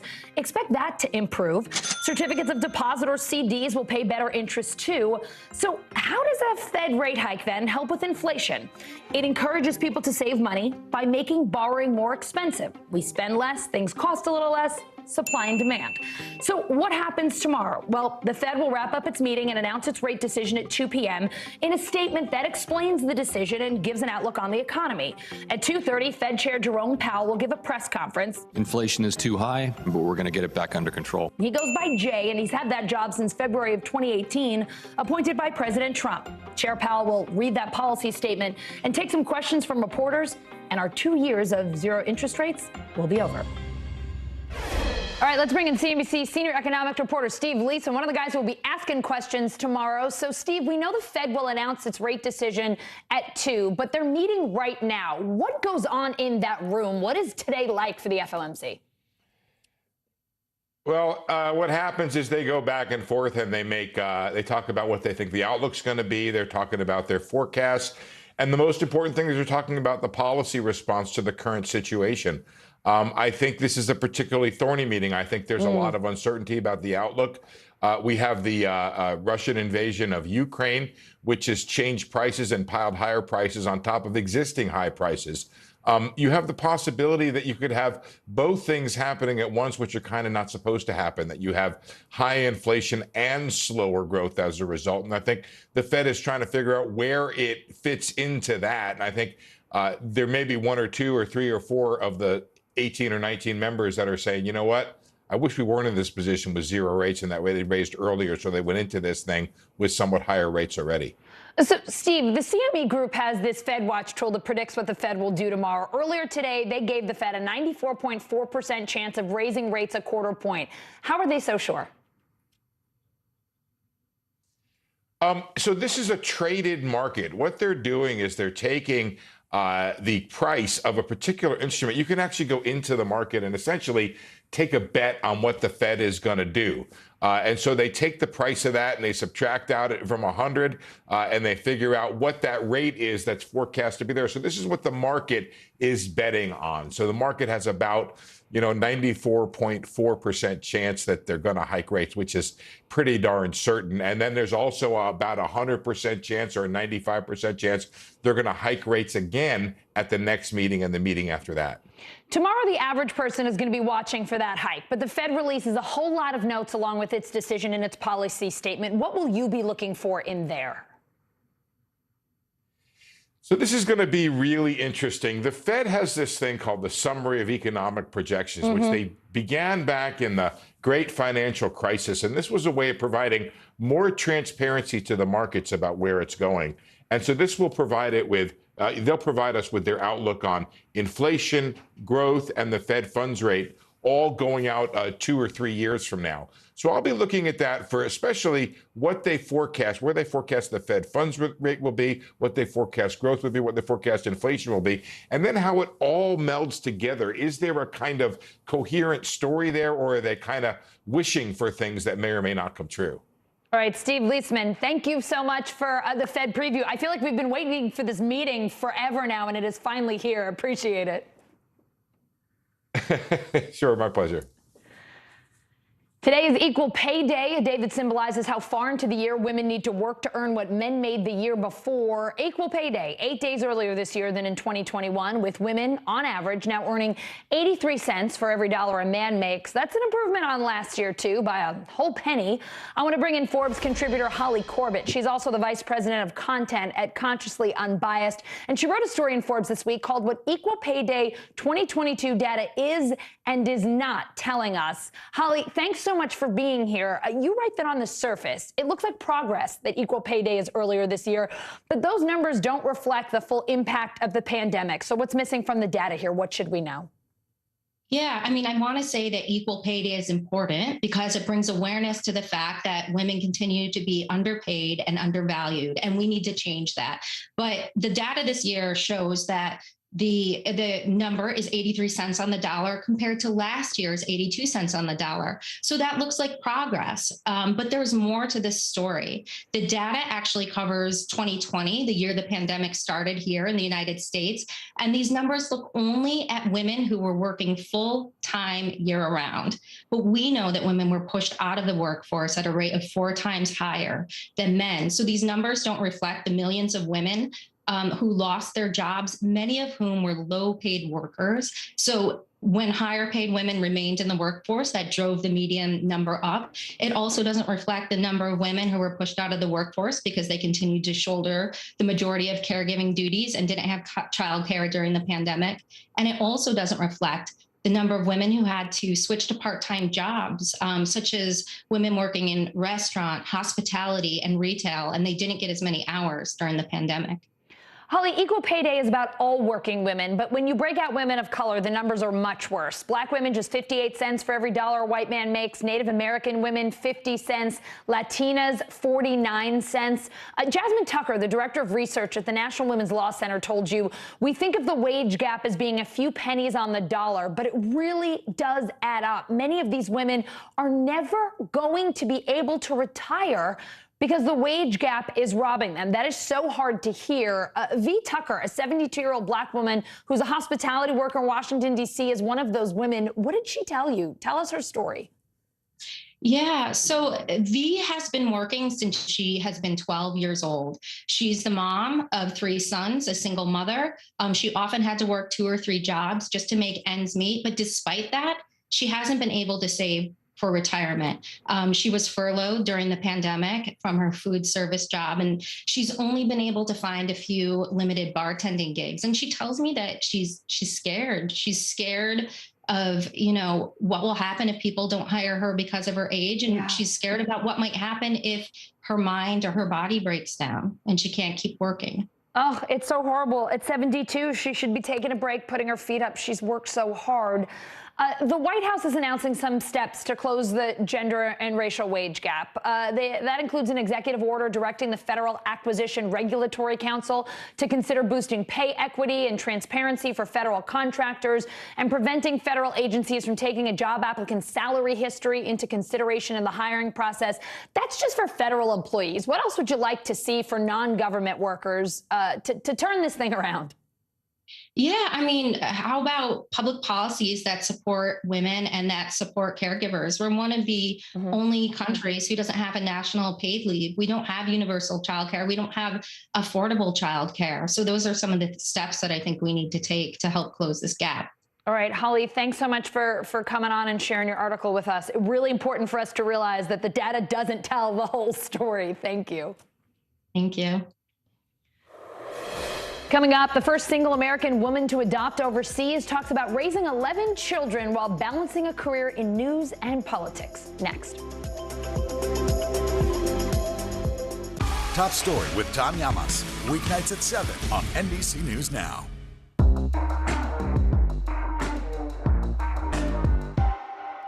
Now Tonight with Joshua Johnson, streaming weeknights at 8 on NBC News Now.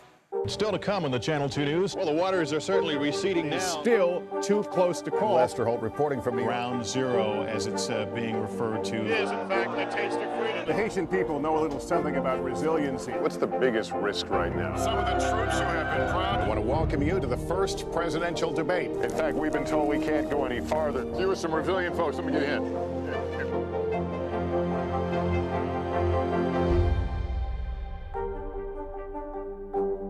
We're here to start conversations about the big things happening in our world, because it's not my job to tell you what to think. My job is to think about what you tell me.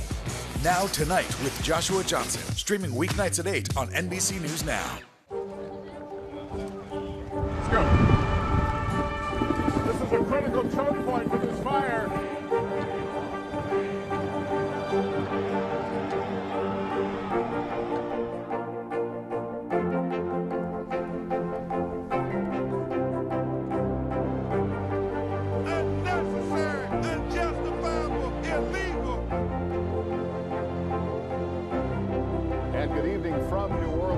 Military operation, witnessing the massive crowds. I admire you both. Nice to really spend some time with you. Appreciate it.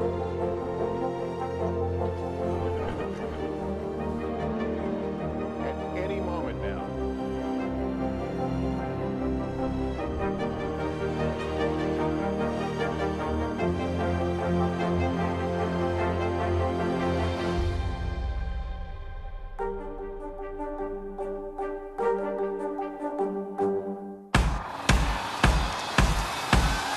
news is happening now. Look at what's making headlines around the world. Right now on Morning News Now.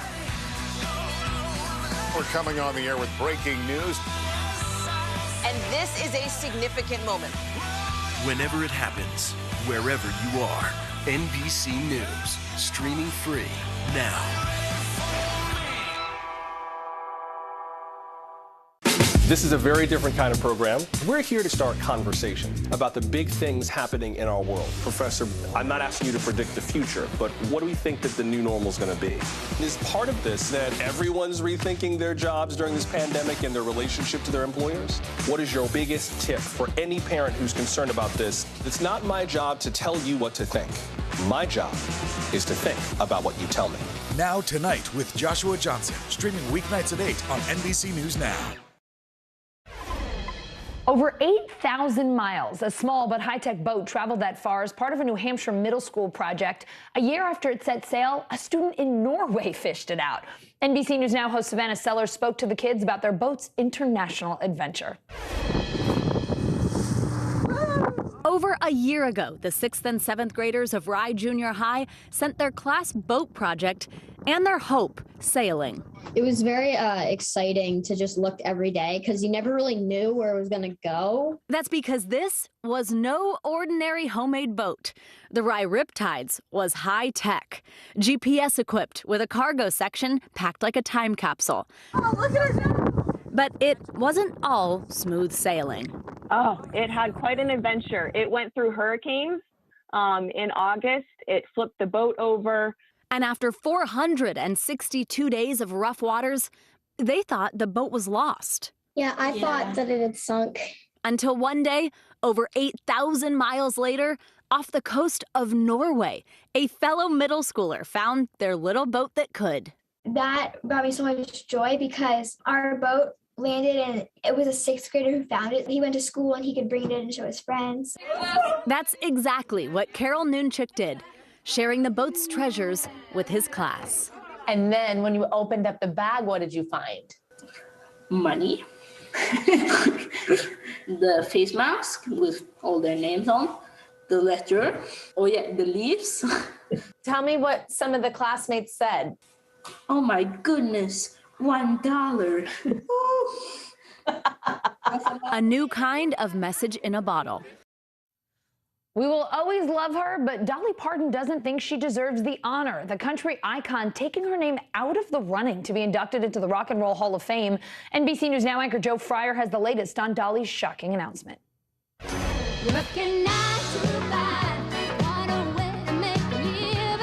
For decades, Dolly Parton has worked well beyond 9 to 5, making music history every stiletto-strutting step of the way.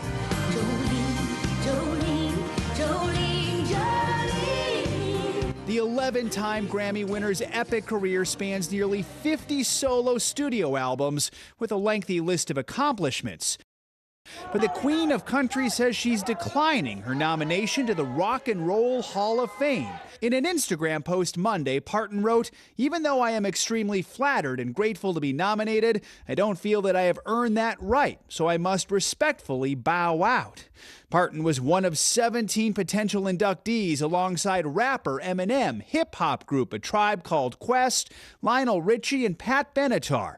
She spoke about the achievement last week to Headline News. I was as shocked as anybody that I was nominated in the Hall of Fame. I never thought of myself as, being in rock and roll. This is not the first time Parton has turned down a major honor. Last year, the self-described backwoods Barbie asked Tennessee lawmakers to drop a bill that would have cemented her legacy in statue form at the state's capitol. Parton also revealed to Hoda and Jenna she declined the Presidential Medal of Freedom twice. I don't work for those awards. It'd be nice, but I'm not sure that that I even deserve it. Word of Dolly's latest decision garnered swift reaction online, with many calling the move gracious. In Dolly's many appearances on Today, she has certainly rocked the plaza.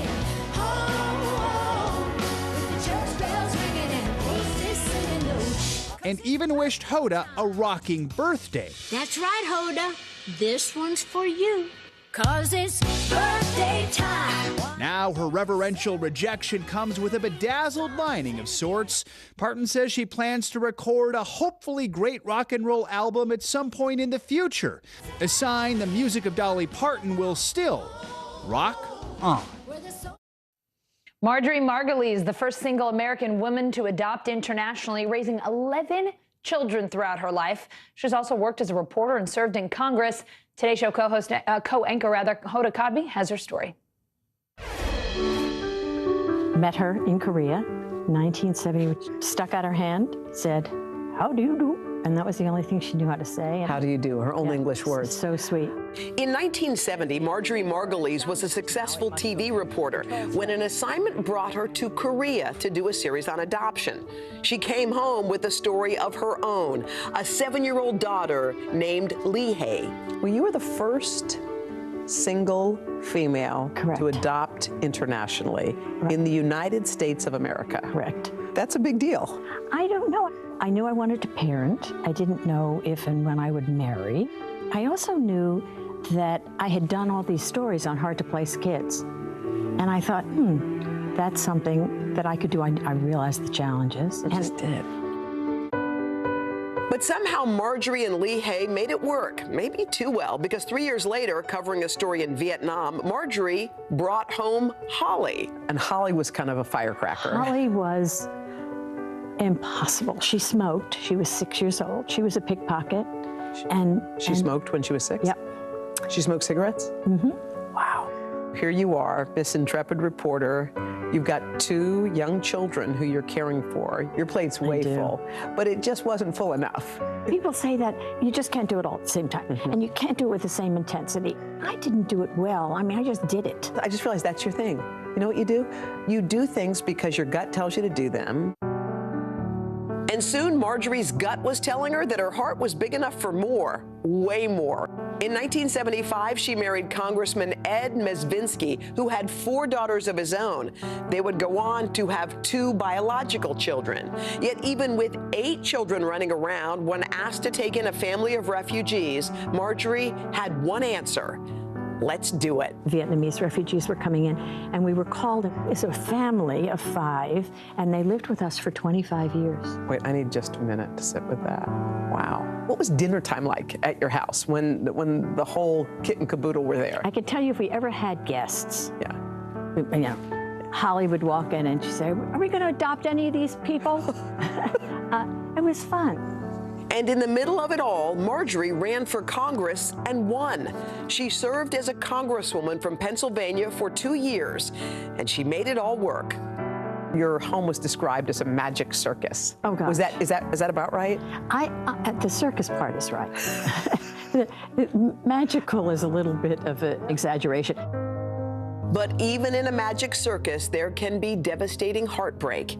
In 2016, her beloved Holly, whom she had adopted from Vietnam, passed away from cancer.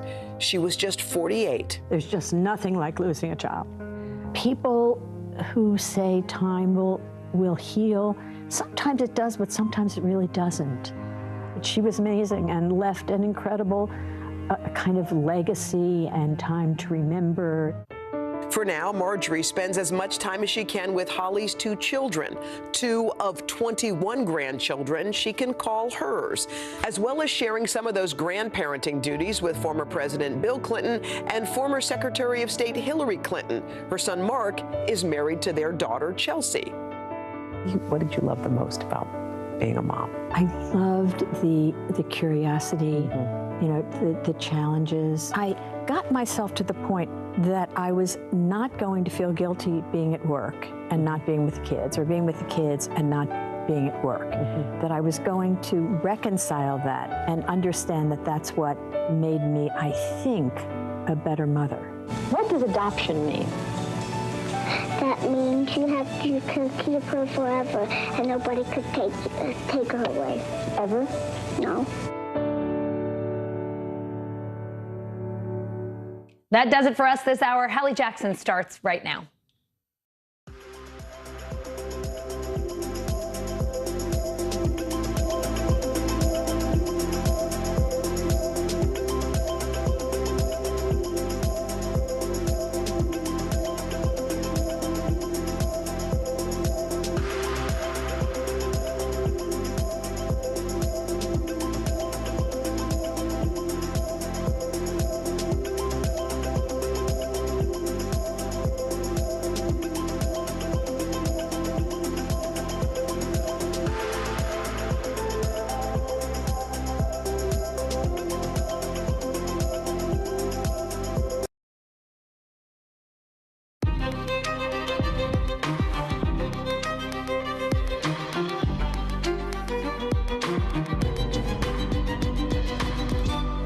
coming on the air with a curfew in Kyiv that just went into effect in Ukraine. So now none of the millions of Ukrainians still in the capital can leave for the next day and a half, even as Russia keeps on hitting buildings in residential areas with missiles.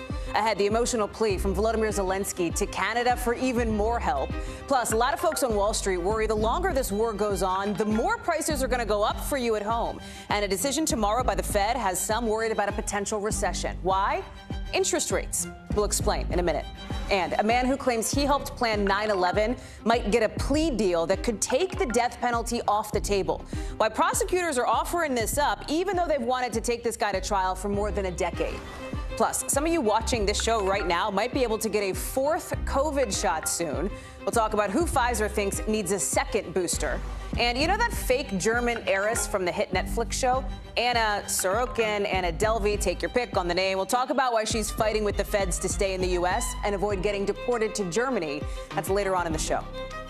Hey, I'm Hallie, and for the next day and a half, Ukraine's capital is basically a city on lockdown. This 35-hour curfew is in place, but that's not stopping Russia from sending in more missiles, hitting right where people live. Check it out, just the latest attack on civilians at an apartment building in Kyiv. That's what you're looking at here. You see firefighters trying to put out the flames. They've been doing a bunch of work. I mean, look at that, right? Ukrainian officials say at least one person was killed in that strike. Now, here's the thing. A senior U.S. defense official is telling us that even with all these attacks from the air, the Russians haven't gotten much closer to Kyiv. They're still at least a dozen miles away. Russians also have not gotten into Kharkiv. They are relentlessly bombarding cities in the south, like Mariupol, like Chernihiv. You can see the spots in red, right? That is all the areas that Russia is holding right now. But overall, like no real major changes. And that could be dangerous if Russia feels cornered and ready to unleash even more. That's partly why the Ukrainian president wants more from the West, as he made his case to Canada's parliament today. Watch.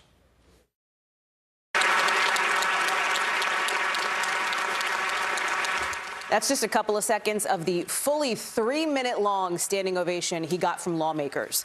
And in that virtual speech, President Zelensky all but begged for help, previewing essentially what members of our Congress may hear during Zelensky's address to them tomorrow.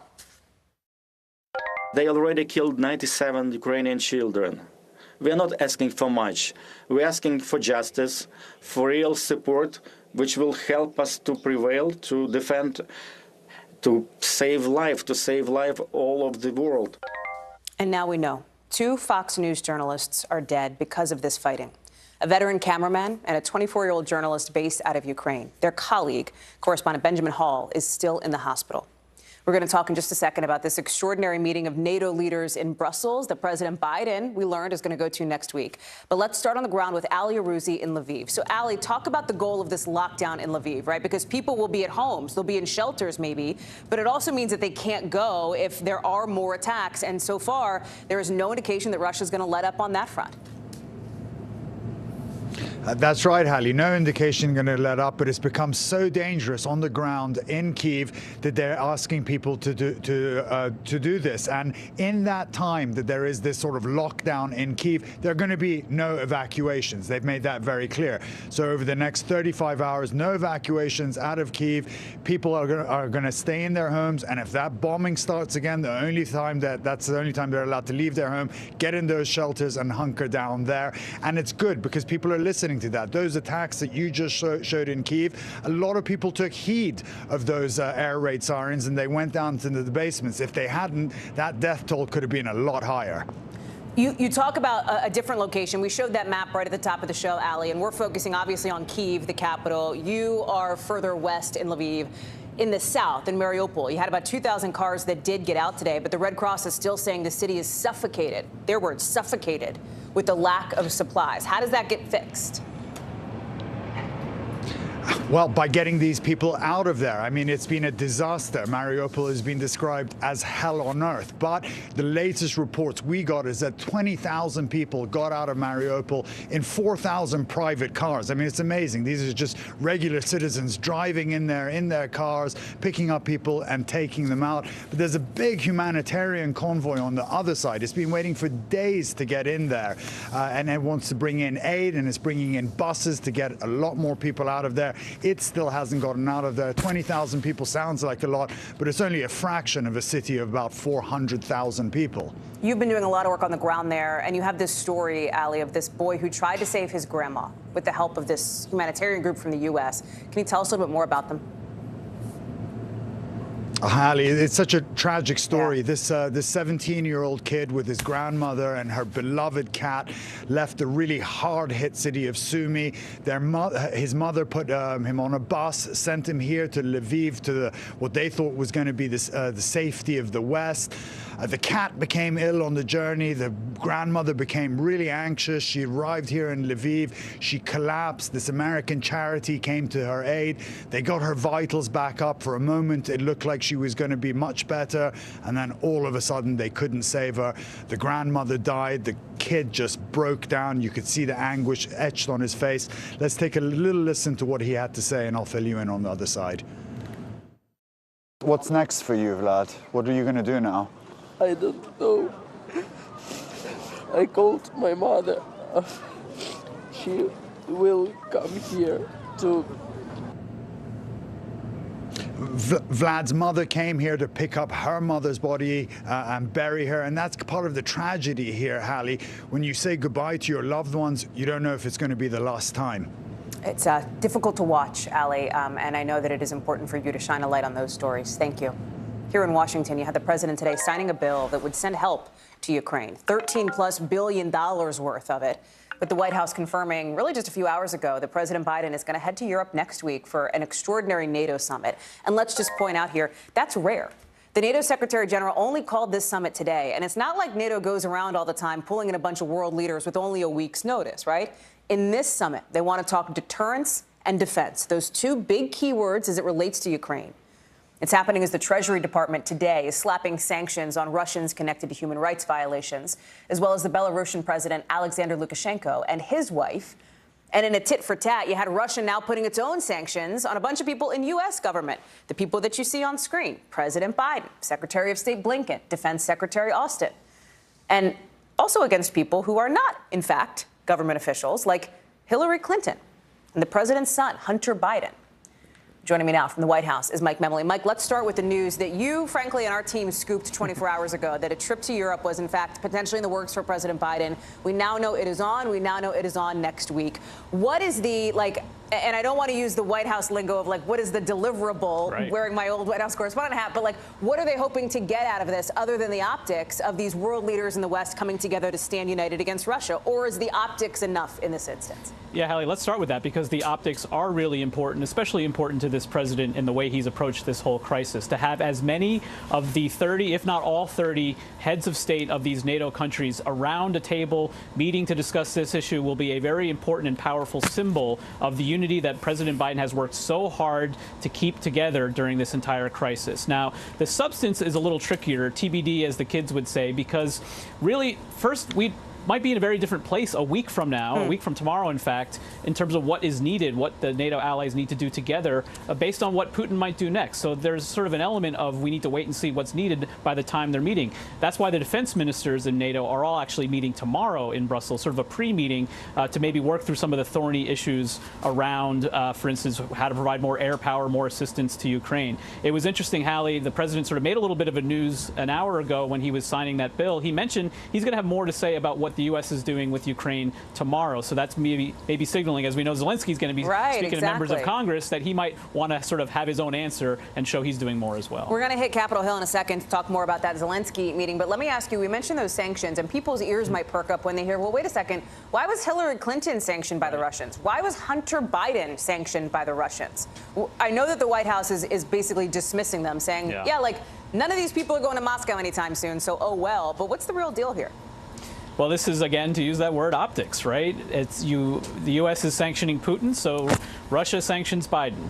The U.S. sanctions Sergei Lavrov, the Russian foreign minister, so Russia sanctions Tony Blinken, the Secretary of State. There's a little bit of tit for tat, as you said earlier, to all of this, but it is interesting to see some of the other names that were involved. Jen Psaki joking about not going to Russia anytime soon, not having any money in Russian banks that she's going to be worried about losing. And so that really has been the approach by the White House to really laugh this off, because some of the sanctions the U.S. has imposed on especially those oligarchs are packing a punch, they believe, they hope, these are really much more symbolic on the part of the Russians, and the White House laughing it off today. Mike Memoli at the North Lawn of the White House. Mem, thank you. As the president gets ready to head overseas, he's also facing pressure here at home to do more, some of it coming from Republicans.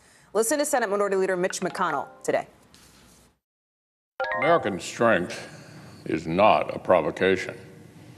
American strength secures deterrence and peace. It is American hesitancy and weakness which our adversaries see as an invitation. But some of the pressure on the president is coming from his own party, too, like maybe to send MiGs, fighter jets, into the war zone. That's the deal that fell through last week. Congress is also working up legislation to revoke something called the permanent normal trade relations status of Russia. And some Republicans want to see the U.S. and NATO put in place a no-fly zone over Ukraine. President Zelensky definitely wants to see that. He's almost certainly going to ask Congress to back him on that front when he talks with members in less than 18 hours from now. Leanne Caldwell knows that. She's joining us now from the Hill. But Leanne, we already know there's almost no appetite at the White House for a no-fly zone. This Polish jets proposal has already been rejected. So I ask you the same question that I asked Mem about the president's trip. As it relates to this address to Congress by Zelensky tomorrow, what can Congress realistically and actually do that would help? So, Hallie, Republicans say that these Russian planes is extremely important, and there's a lot of Democrats that say that too, as you mentioned. But the fact is that they are running out of tools in their toolbox. I asked the number 2 Republican in the Senate that today. What else is there for Congress and for the administration to do? And one thing they did say is sanctions, more sanctions, not only on Russians, but also sanctions against countries that are working closely with Russia, like China, for example, to make it more difficult for the Russians to operate. So there's not a lot left, but we do know that Zelensky is going to come with a very passionate plea tomorrow, and we'll see if that changes the mood at all on Capitol Hill. That it's a hot ticket, I think, right? You've been talking to a lot of members. Are any of them not going? Like, everybody's showing up for this thing, no? Yeah, I haven't found anyone that's not going. Everyone wants to hear what he's had to say. This is not the first time that he's addressed Congress. So in a more formal way, yes, but just a couple weeks ago, he had a closed-door Zoom meeting with members. It was on a Saturday morning, and the readout we got from that meeting was it was extremely emotional, and some of the things that he asked for then did come into effect, including a ban on oil, including increased sanctions, but the no-fly zone did not. That's also the time that he asked for these Russian planes as well. That's when that debate really started. So we'll see if he's going to be able to advance that debate tomorrow when it's a more formal setting, when it's open to the press, and when the entire Congress is going to be there, Hallie. Listen, open to the press and also live on this network. We will be running it, Leanne. So you, all our viewers right here on NBC News Now, you will see it as it unfolds. Leanne, thank you so much. To other news out of Washington, and we'll talk more about Ukraine later in the show, but this is interesting here. Prosecutors are apparently talking with lawyers for Khalid Sheikh Mohammed, you know, the accused 9/11 mastermind, for a possible plea deal that could eliminate the death penalty. That's according to the New York Times. Mohammed is one of 5 men accused of directing or training or providing travel arrangements for those 19 hijackers who crashed planes into the World Trade Center on September 11th, killing, as you know, almost 3,000 people. Guilty pleas in exchange for life sentences means that Mohammed and his 4 accomplices could avoid the death penalty. The Times says these talks started last week, but it's taken a while to get here. The case has been bogged down by legal and logistical challenges. Danny Savalos is here to break this down. Danny, help us understand this, because prosecutors fought for more than a decade to have a trial for Khalid Sheikh Mohammed, for these accused accomplices. What happened? Why did something change? Why is this plea now on the table?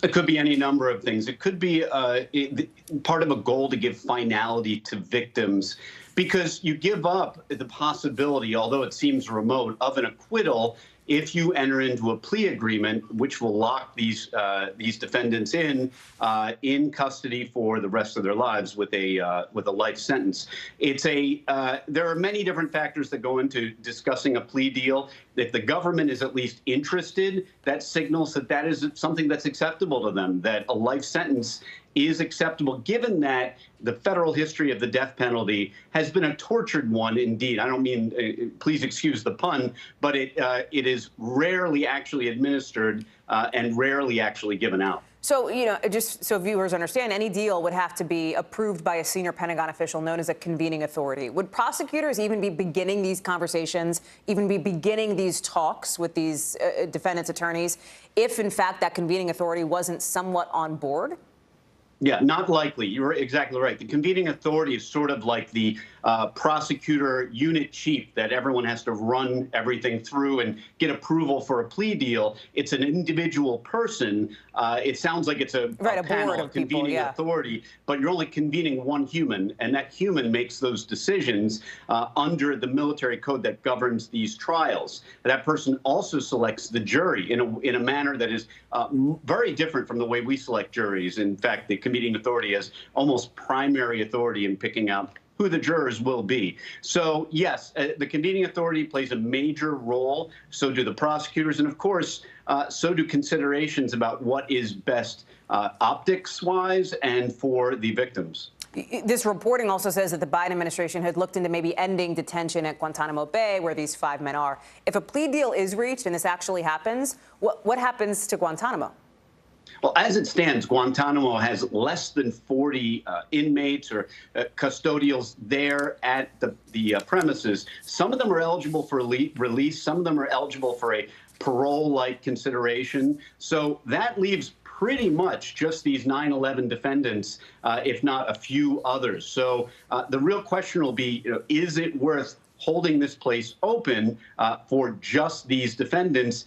And even if they're convicted, do they serve their time here, or do they go to Supermax in Florence, in Colorado, or somewhere else on the mainland? Danny Savalos, thank you so much for helping us break that down. We appreciate it. Just the last couple hours, we heard more from police about the arrest of a man suspected in the killings of homeless men in New York and D.C. 30-year-old man, long criminal and mental health history, is now in custody, charged with first-degree murder. Here's what we heard. This case is an example of what happens when there is good police work, science, and community support. It's a demonstration of how quickly we can close homicide cases when all three of those things are working together. Gerald Brevard was picked up at a gas station right here in Washington. Look, you can see the moment when police circled him, got him on the ground. He's suspected of shooting and killing 2 people and hurting 3 others in the district here and in New York City. Police think that includes this horrific attack over the weekend. You can see this camera showing him walking up to a sleeping man, kicking him several times. We stopped the video, of course, but police say he then pulled out a gun and shot him. They say they're working with police departments across the country to see if there are more victims. Ron Allen joins us now with more on what we learned today. So, Ron, this was a team effort, and we heard that to track him down. But so far, he's only been charged in D.C. Do we anticipate New York charges coming down? Yes, and it's only a matter of time until they can get him to New York, and they are presenting the case to the district attorney here, and it's just a formality that he will also be charged with murder here in New York. Some other things we learned today, if you look at that picture, it's also a bus stop, and a bus that comes from New York, we understand, and that may have been what he was doing. This all started in D.C. a couple of weeks ago. He went to New York, and then he was headed back to D.C., and that's where he was arrested. He has a long criminal history. He also has a history of mental illness and spent some time in a psychiatric hospital in D.C. at one point in his life, according to his family. How did they catch him? Well, he's wearing the same clothes, apparently, when he was arrested that he had on some of the other surveillance video. There was a video of him from an ATM machine near Union Station, another train station back and forth to New York, potentially. And he also had posted a picture or something on social media that revealed that he was in D.C., the police said. So another big thing that we learned today is that there was a D.C. detective who was looking through social media, who was involved in the case down there, saw what was happening in New York and sort of connected the dots. And that's one way of many that the police in New York and D.C. got together and moved in on this guy. Just a horrific series of crimes attacking some of the most vulnerable people in society. That's for sure. While I have you, and we're talking about New York police, they also got the suspect in an attack we showed 24 hours ago on employees at MoMA, the Museum of Modern Art in New York. What do we know about that, how they actually tracked him down? Well, he was a member, and he had been there a few days ago and had his membership revoked because of what the police described as some destructive incidents. We don't know exactly what he was doing, but he came back a couple of days later, and you see him jumping over the counter and attacking 2 employees, both of whom were in the hospital and expected to be okay. So his motivation seems to be that his membership got revoked, and he was angry about it, and we don't quite know exactly what led to those circumstances. He was tracked down in Philadelphia, and there was some sort of fire at a hotel where he was staying at, an arson, the police described it as, and the police found him a block or 2 away on a bench somewhere, again, a couple of days later from the incident. And the police stressed through all of this, not just the cooperation between law enforcement authorities, but the fact that the public gave a lot of tips, a lot of clues. Again, both of these incidents, most of these incidents are all captured on video. And so the police had a lot to work with in terms of telling the public and showing the public who they were going after. And that's part of why they got the guy in the homeless murders and in the MoMA incident as well. So a lot of very good police work, as the officers, as the chief there said, and a lot of help from the public in solving these cases. Ron Allen, live for us in New York on that. Ron, thank you. Coming up on the show, she's the woman some people love to hate. And for a minute, some people thought Anna Delvey, if that's how you know her, might have skipped town. So how does one lose track of the woman who scammed friends and businesses out of thousands of dollars and is set to be deported? We'll explain after the break. And if you're still having trouble today adjusting to daylight savings, the Senate has your back. Their plan to maybe lock your clocks next.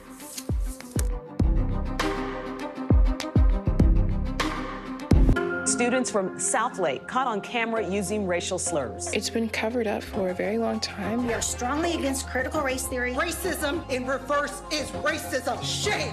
This is Southlake. Listen now wherever you get your podcasts. News is happening now. Look at what's making headlines around the world. Right now on Morning News Now. We're coming on the air with breaking news. And this is a significant moment. Whenever it happens, wherever you are, NBC News, streaming free now. The fire has grown leaps and bounds. You see behind me is typical. How you doing? Pretty bad. News is happening now. Look at what's making headlines around the world. We're coming on the air with breaking news. This is a significant moment. Whenever it happens, wherever you are, NBC News, streaming free now. Nearly a dozen hours after the eye roared ashore. There is some late breaking news. All right, To cover the news, you have to be in it. We'll take you to the front lines of the story, bringing your news feed to life. Streaming live every night. It's your news playlist. Top Story with Tom Llamas, weeknights at 7 on NBC News Now.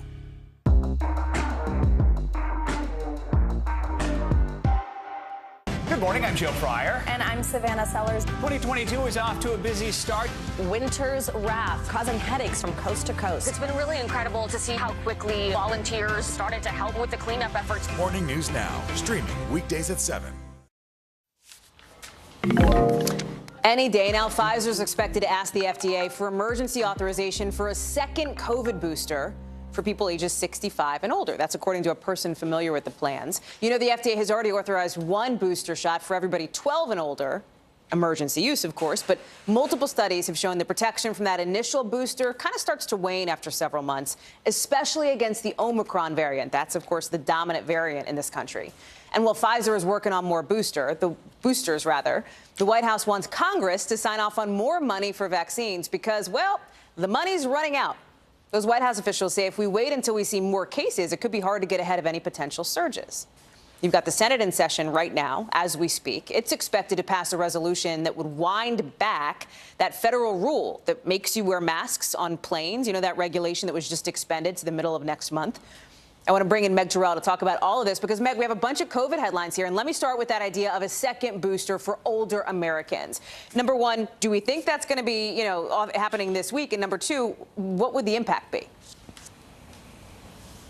Yeah, so it sounds like Pfizer is preparing potentially to submit this package to the FDA, where essentially they're saying people at least over the age of 65 need another booster dose, so making it their fourth shot. Right now, as you mentioned, it's just cleared for people who are immunocompromised. The impact of that, if you look at Israel, could be helpful. You know, we talked with Pfizer CEO Albert Bourla on Friday, and he noted that 3 shots is very good against hospitalizations with Omicron, but the overall protection starts to wane within 3 to 4 months. And they saw in a study in Israel that protection was particularly restored among people who are over the age of 60, and that's to whom they're giving the 4th dose. And so I've talked with folks here in the U.S., like Clay Marsh, the COVID czar of West Virginia, who thinks we need to start to be thinking about doing this right now. I think he'd be happy to be hearing that this could be moving forward fairly quickly. I bet. How about this idea of whether we're running out of money? You know, the White House is really sounding these alarm bells. It seems trying to put the pressure on Congress to be able to, get more funding to this, because their argument is we might, we're used to being able to get free vaccines, free boosters, et cetera. That may not be the reality forever, depending on funding levels. Yeah, it's really sounding the alarm at this time when we're feeling like COVID is in the rearview mirror. They're saying in case it's not, we need to be prepared. And the real reason to potentially need to buy more vaccine doses is if we need to update the vaccine to be targeting Omicron or another variant, because we've got some vaccine left over right now, the original vaccine, and that's what this 4th dose would be for the elderly. But if we have to update it, they're going to have to place new orders. And if we don't have the money to do that, we're not going to be in a good position to be able to be at the front of the line. You look at what the numbers are like over in Europe, let's say, for example, and obviously people from Europe are traveling to the U.S. and vice versa. We've got this rule right now that says you got to wear masks on planes in this country, right? The Senate might vote possibly tonight, Meg, as you know, to do away with those masks on planes. Listen, it's still got to get through the House. The president probably wouldn't sign it, right, because it's his administration that's put this rule into effect. But how should we be thinking about this rule that either way comes up for another sort of decision point on April 18th? Yeah, so the CDC has indicated that planes and other transportation corridors are different from other indoor places, where essentially it says in most of the country, masks can be optional. But because there's more mixing of people, including people from other countries on planes and other places like that, they wanted to keep the masking in place for longer. And as you pointed out, we are seeing cases rise in Europe. We are seeing wastewater levels of the virus in the United States in some places start to rise. So we know that cases could be following that fairly quickly, maybe a couple weeks. People are saying we could start to see an uptick again, maybe in about 2 months, if this more contagious variant starts to take over more here as well. So it may be premature to say we should lift it everywhere. But of course, even if they do, it's going to be a matter of personal risk assessment at that point. Meg Terrell, always great to see you. Thank you for that breakdown. So there's some new drama tonight around a drama you may have watched on Netflix, right? Fake heiress Anna Sorokin, or Anna Delvey. She's the woman who scammed friends and businesses by pretending to be a German heiress, made famous on the Netflix show Inventing Anna. So here's the deal, right? 24 hours ago, there were these reports that maybe she was deported. Her lawyer overnight said he hadn't heard from her. Everybody was like, where is she? What happened? She recently had been taken into custody for overstaying her visa after being out on parole for more than a year. She had served 4 years in prison after she was found guilty of swindling and trying to swindle banks, hotels, friends out of hundreds of thousands of dollars.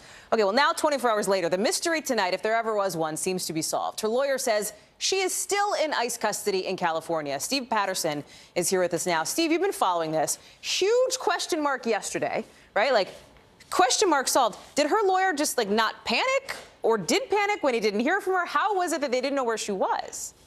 So there's the simplified version and the complicated version. We'll start with the simplified version, which is that, I think her lawyer freaked out. But to put us on the path of maybe the more complicated version, because I think we need to break this down, right? We have to remember that there are multiple legal paths here. There's the criminal investigation, the criminal appeal that she has going with her one lawyer. This is the lawyer that couldn't get in contact with her all day on Monday. That's where the freakout originates from. Manny Aurora, we spoke to him several times today. He does confirm she is still in federal custody, still in ICE custody here on U.S. soil. She was never deported. They filed a stay of deportation about a day ago or so. That still has to work its way through the system, and they are still fighting her being deported. But, you have to remember there's an investigation into whether or not she got a COVID booster, which is part of a class action. And then there's obviously the immigration part of it as well, with a separate team of attorneys. So there's these multiple tracks of attorneys who are not kind of seemingly in communication with each other. And I think that's what led to the reporting that spread like wildfire that she may have been deported. And that comes directly from that criminal attorney, Manny Aurora, who basically told us it was a 50-50 shot that she was in the country or she wasn't, because it was close to this deadline that is looming for her to be deported. So that's where we are now. Okay. Just to, again, say it all again, to simplify, she's in the country. She's still in ICE custody. She's still fighting deportation to be sent back to Germany. She's also still a part of this class action lawsuit that you mentioned, and I want to come back to that, right? It's basically against ICE for not giving inmates COVID shots. When you look at the deportation hearing that's scheduled, how does that factor in, if at all, Steve, and it may not? Well, just to catch people up again, she alleges that ICE refused to give her a booster shot, and then she got COVID. She got one shot of the Johnson & Johnson, the first immunization. She said she requested a booster shot. Her legal team or another team with the ACLU says she never got that shot. She's joined onto this class action with several other plaintiffs to allege that ICE wasn't doing enough to help with the COVID situation. ICE spoke to us briefly, but the problem is they haven't made a full comment, a full statement on exactly what the situation was. They only said that they followed the rules based upon what the CDC guidelines are. We don't know necessarily what that means when it breaks down to shots. Whether or not that will trickle into this deportation, again, these are all separate paths of the law, is yet to be seen. And we just don't know enough from the ICE side to know how much will factor into, the fact that she's trying to desperately stave off deportation. I'm sure they may bring it up in a hearing or in a possible trial or however they're trying to prevent this. But it's just unclear at this point, Hallie. Steve Patterson, doing yeoman's work there, bringing us up to speed on that. Steve, thank you so much. Appreciate it. Let's get you over to the 5 things our team thinks you should know about tonight. Number 1, a key industrial city in China, Dongguan, is now under COVID lockdowns for a week because of that variant of Omicron we told you about last night, stealth Omicron. This is an area that produces something like 25% of China's exports.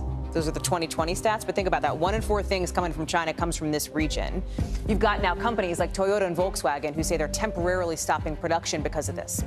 Number 2, the NBA is fining the Brooklyn Nets $50,000 after the team let Kyrie Irving into the locker room after Sunday's game. Irving is unvaccinated against COVID. He's not allowed to play at home games because of New York City rules and team rules. He is allowed to watch courtside as a spectator. Number 3, the Senate has approved a bill that would make daylight saving time permanent in 2023. If it passes, it means you might never have to set your clocks back again. Here's the deal. Still needs to get through the House. Still's got to get the president's signature. But hey, it's a step. Number 4, Aaron Rodgers made his return to the Green Bay Packers official today, signing a 3-year, $150 million contract. Yes, that does make him one of the highest paid players in NFL history. Number 5, poodles are back, baby, is one of the top 5 most popular dog breeds. They haven't been on that list since 1997. Labs are still top dog, according to the American Kennel's annual popularity rating. Labs have been in the top spot for 31 years. It's a good run if you have a Labrador. Next up, we've been telling you about how inflation is costing us more for just about everything. Now, more people who are paid to know about this stuff think a recession could be coming too. We'll talk about it. Plus, the numbers are staggering. The number of refugees escaping Ukraine, nearly half of them children. We're taking you live to Poland to show you how workers are trying to help these kids forced out of their homes and their country. Coming up.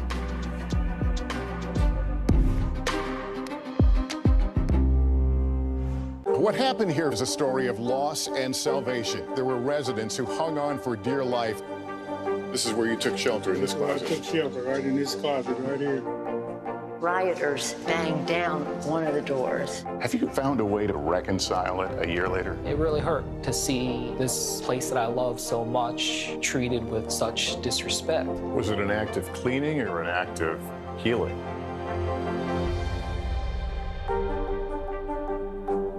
Hallie Jackson Now, weekdays at 5 on NBC News Now. NBC News, streaming free now. Still to come on the Channel 2 News. Well, the waters are certainly receding now. Still too close to call. Lester Holt reporting from Ground Zero, as it's being referred to. It is, in fact, a taste of freedom. The Haitian people know a little something about resiliency. What's the biggest risk right now? Some of the troops who have been proud. I want to welcome you to the first presidential debate. In fact, we've been told we can't go any farther. You with some resilient folks, let me get a hint.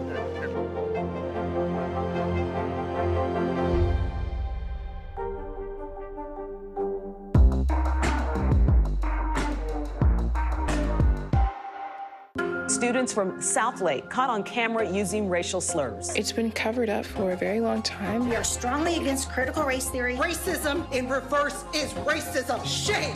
This is Southlake. Listen now wherever you get your podcasts. These days, it feels like the news never stops. So let's get into it. What's happening right now, what it all means for you for an hour every day. It can be hard to keep up, so let's get started together. Hallie Jackson Now, weekdays at 5 on NBC News Now. There were residents who hung on for dear life. I've heard people say the town is gone. Do you see it that way? Absolutely not. We've lost some houses, but our community's still here.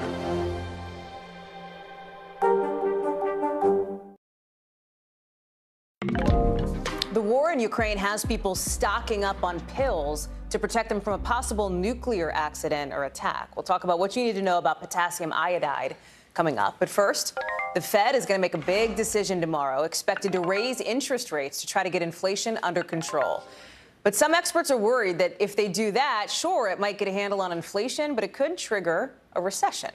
A new CNBC Fed survey of fund managers, strategists, and economists shows the probability for an American recession in the next 12 months at 1 in 3, 33%. That's up 10% from last month. It also shows about a 50% chance of a recession in Europe. The Federal Reserve is expected to end its two-day meeting tomorrow by raising rates 1/4 percentage point, the first increase since 2018.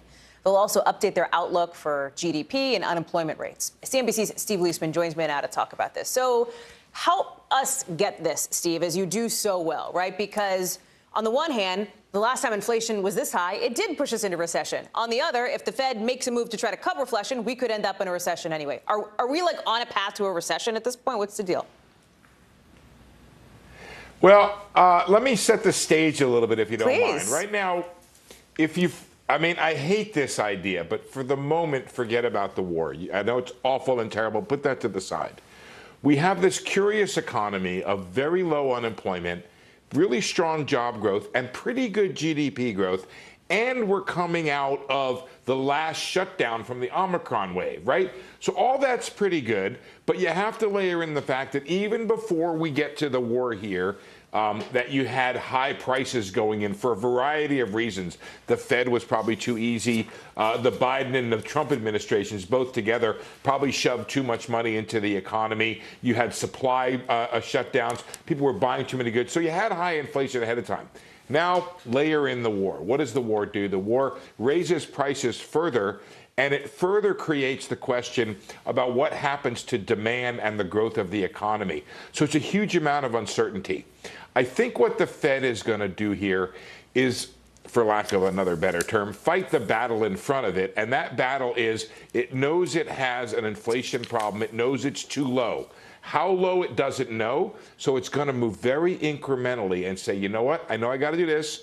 I know I got to do that. And I know I do the thing after that. But how much further, it doesn't know, because it needs to wait and see how this whole horrible war that is affecting, obviously, the individual Ukrainians, and then it's going to affect the economies of Europe and the United States. So it doesn't know, so it's going to move slowly, but it will be raising rates to combat inflation. I know you're not a financial advisor, but can you explain a little bit about how people should be thinking about their own money, right? The money in their bank accounts, in their 401ks, if they have investments, et cetera, if the Fed does, as we expect, raise rates?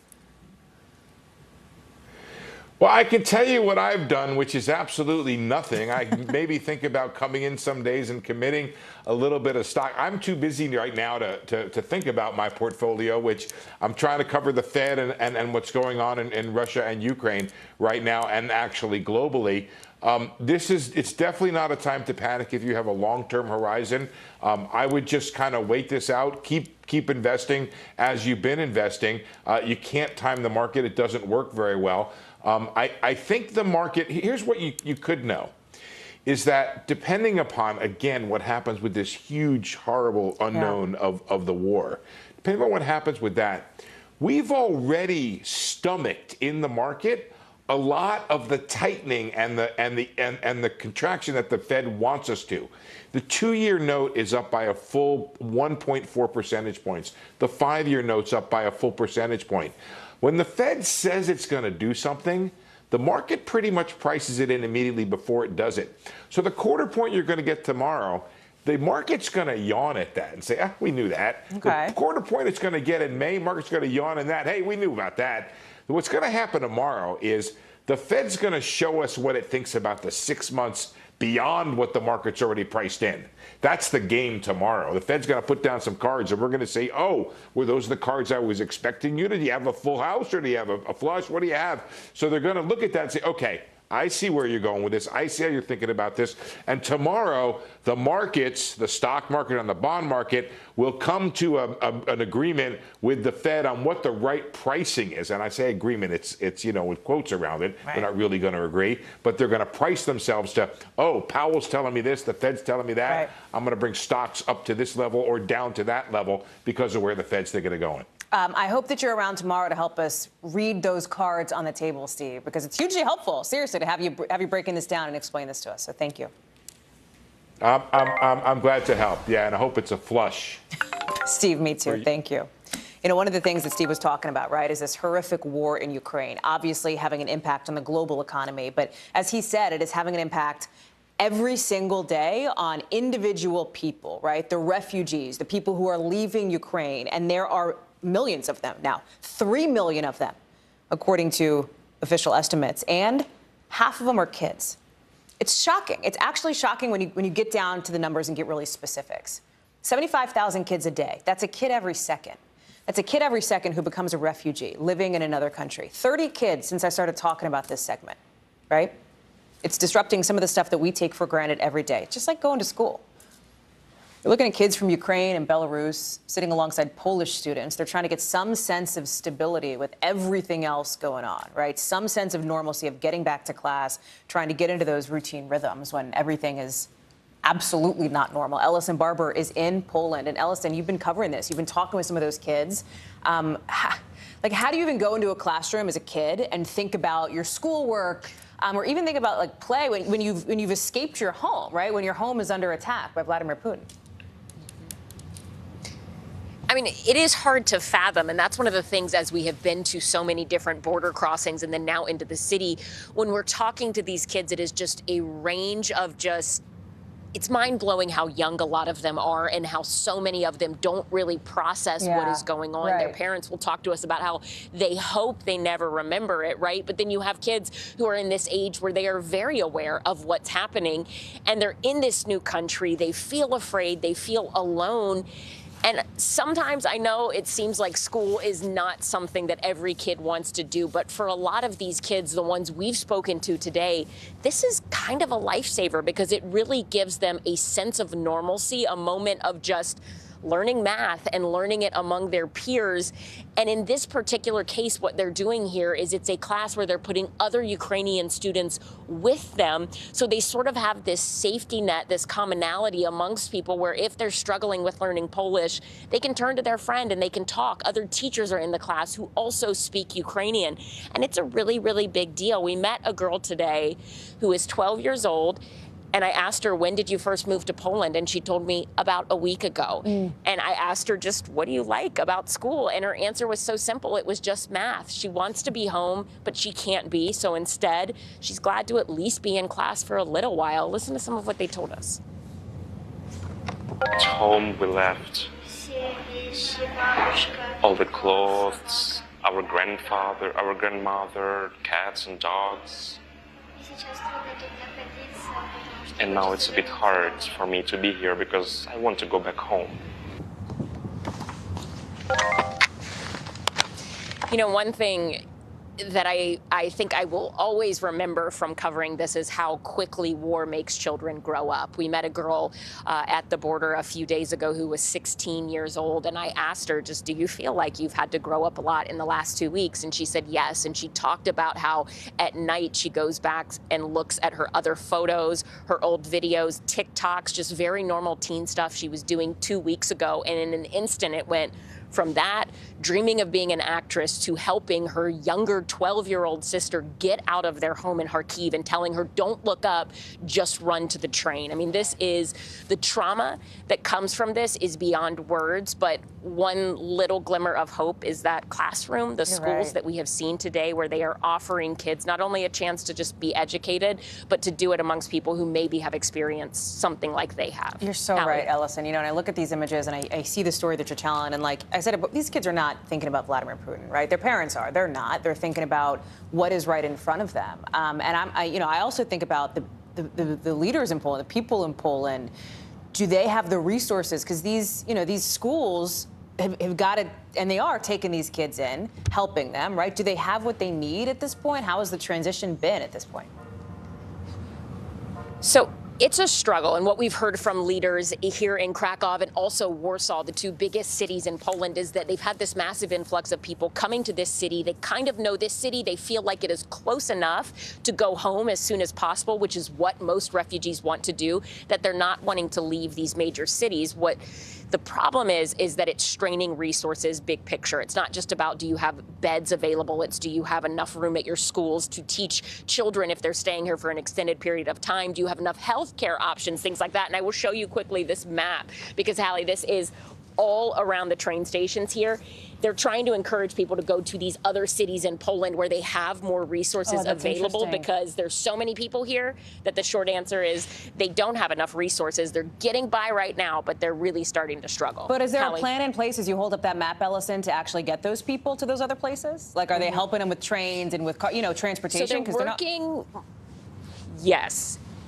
That's the huge thing, right? You have to have transportation to get there. We've seen a noticeable shift being in this city in the last 2-3 days of there being a much more coordinated effort by local officials here to provide transportation and get people on those trains. Volunteers, we've seen them coordinating that at the train station to get people to these other areas where 2 days ago it was just sort of like people were on their own. Yeah. So there are steps, and it's slow, and when you're in a crisis, it's never fast enough.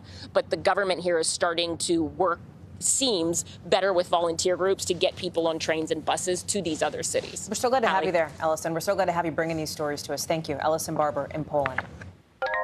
Back here at home, Americans seem to be stocking up on potassium iodide tablets because of fears of radiation poisoning from maybe a nuclear incident brought on by this war in Ukraine. Listen to this. Companies that make these pills say they can protect the thyroid from radioactive fallout if there is a nuclear disaster. That means these $14 packets are selling online for, guess how much? Like $150, if you can even find them.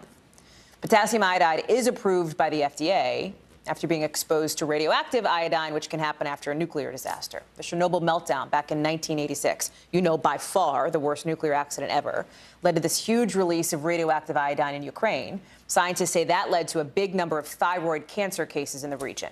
Now you've got some people spooked that Russian troops now control that radioactive waste facility at Chernobyl. Let me bring in Dr. Kavita Patel to talk about all this. Dr. Patel, the CDC says taking too much potassium iodide can be dangerous. It is, world leaders are working to ensure that there is not a nuclear disaster as a result of this war. Can you talk to us about this pill, what it does, what it doesn't do, why it matters? Yeah, absolutely, Hallie. And it's understandable that people have fears. Just watching the news makes all of us think about this. Here's what potassium iodide does. Iodine is a naturally occurring element that we actually need. It's one of the largest causes of nutritional deficiencies in the world. That's why if you think about that salt bottle you buy, it has iodine added to it because we need it. Potassium iodide, those pills that are selling like hotcakes, replaces if you have exposure to radioactive iodine, any of the bad iodine associated with radiation. So think of the potassium iodide as kind of coating your thyroid and preventing the radioactive iodine from infecting, kind of getting in there and causing cancer, which is what you're alluding to after Chernobyl. By the way, we see increased purchasing even after threats when President Trump in 2020 made some comments about nuclear fallout, as well as in 2018. So we see these spikes when there is threats, even perceived threats. It is something, you're right, though. Do not take it. The CDC and the EPA are monitoring radiation levels all around the world so that we have to take it when we need it, but not now. Is there any risk that people who might actually need it could not get it because of this sort of stockpiling? It's a great point, Hallie. And you know what? I actually made sure and refreshed. This is part of our strategic national stockpile for the United States. So good news. We do have it in case we suffered from any nuclear fallout, and we should have enough supply. Generally speaking, kind of one tablet is enough to protect the thyroid for about 24 hours. So you can imagine that people are probably not even buying quote unquote the right amount, which is why it's not encouraged to just go out on eBay and try to get what you can. But yes, we do for the United States and hopefully for much of the world have stockpiled this important natural element. The key is when to use it, how to use it, and for how long to use it. You can't just take it today for 5 days for radiation for 5 months from now because it won't work then. And that's one reason not to do it. Dr. Kavita Patel, thanks for that. Appreciate the smart breakdown.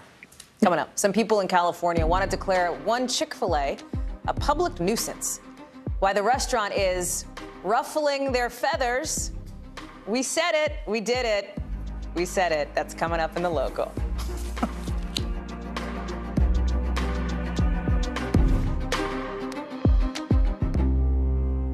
Hallie Jackson Now. Weekdays at 5 on NBC News Now. News is happening now. Look at what's making headlines around the world. Right now on Morning News Now. We're coming on the air with breaking news. And this is a significant moment.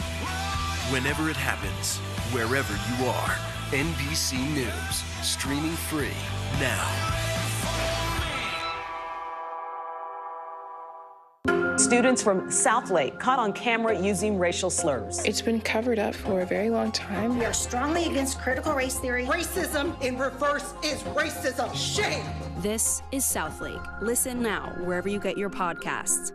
News is happening now. Look at what's making headlines around the world. We're coming on the air with breaking news. This is a significant moment. Whenever it happens, wherever you are, NBC News, streaming free now. Hallie Jackson Now. Weekdays at 5 on NBC News Now.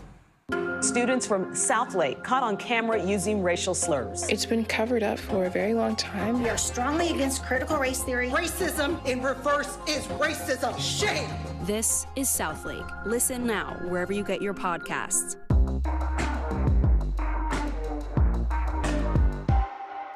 Still to come on the Channel 2 News. Well, the waters are certainly receding now. Still too close to call. Lester Holt reporting from Ground Zero, as it's being referred to. It is, in fact, the taste of freedom. The Haitian people know a little something about resiliency. What's the biggest risk right now? Some of the troops who have been proud. I want to welcome you to the first presidential debate. In fact, we've been told we can't go any farther. You with some resilient folks, let me get in.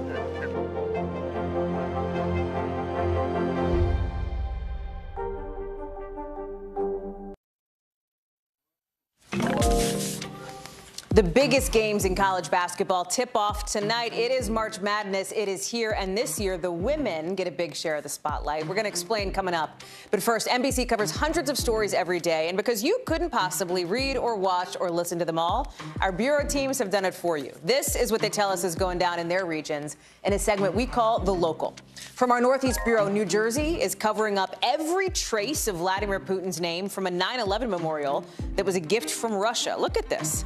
The Teardrop Memorial was dedicated by Putin back in 2005. It's got his name on it, which was first covered up by gaffer's tape. Look at that, because of the country's invasion of Ukraine.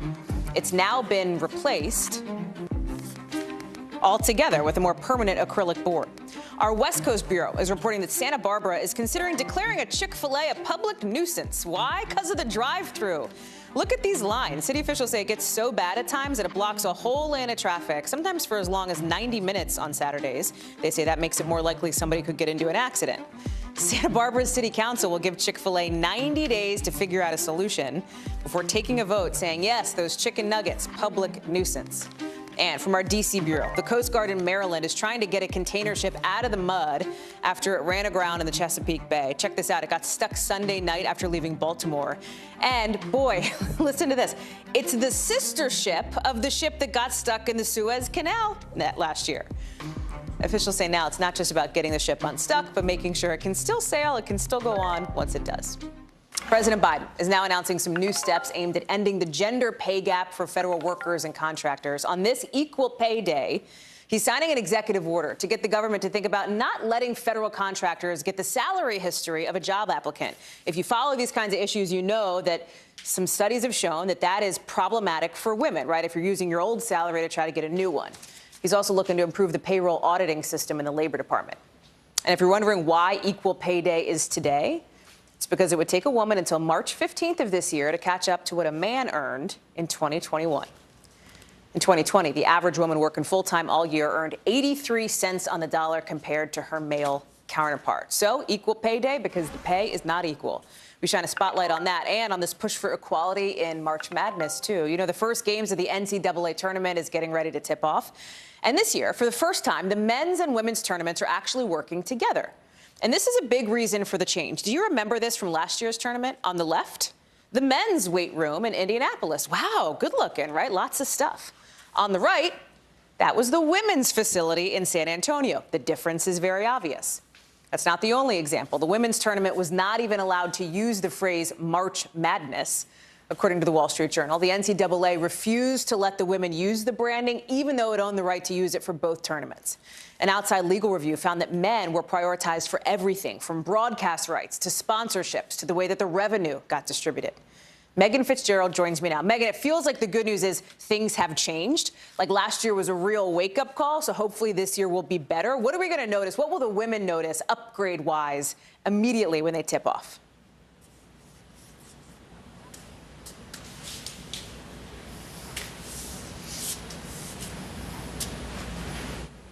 So if you are fiddling with your audio just like I am, you are not alone. There is something up with Megan's microphone. We're going to get that worked on. We're going to get that fixed.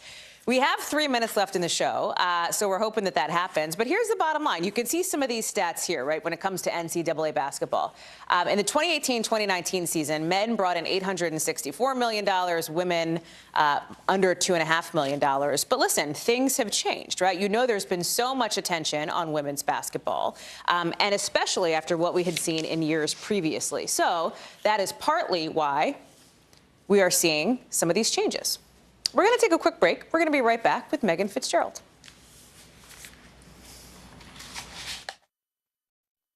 Top Story with Tom Llamas, weeknights at 7 on NBC News Now.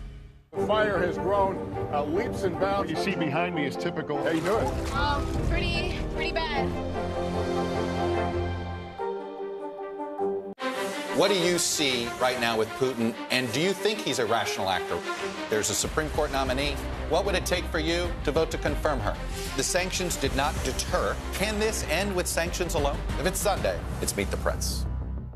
These days, it feels like the news never stops. So let's get into it. What's happening right now, what it all means for you for an hour every day. It can be hard to keep up, so let's get started together. Hallie Jackson Now, weekdays at 5 on NBC News Now. Let's go. This is a critical choke point for this fire.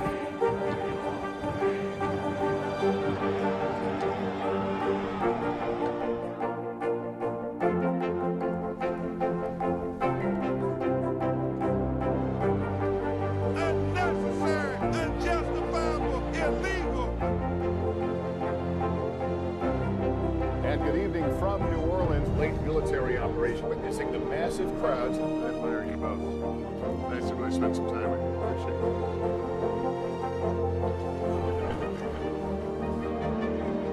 At any moment now.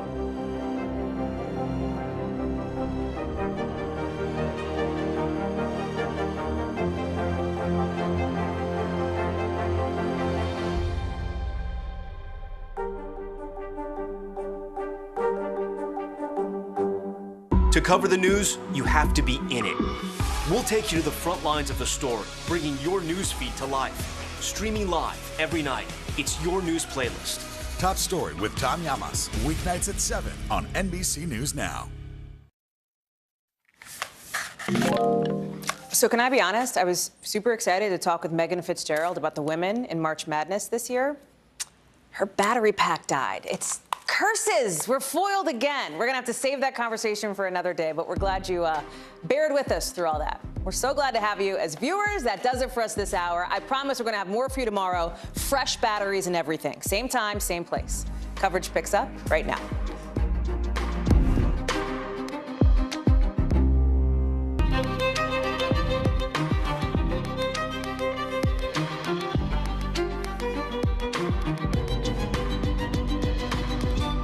We're coming on the air with a curfew in Kyiv that just went into effect in Ukraine. So now none of the millions of Ukrainians still in the capital can leave for the next day and a half, even as Russia keeps on hitting buildings in residential areas with missiles. Ahead,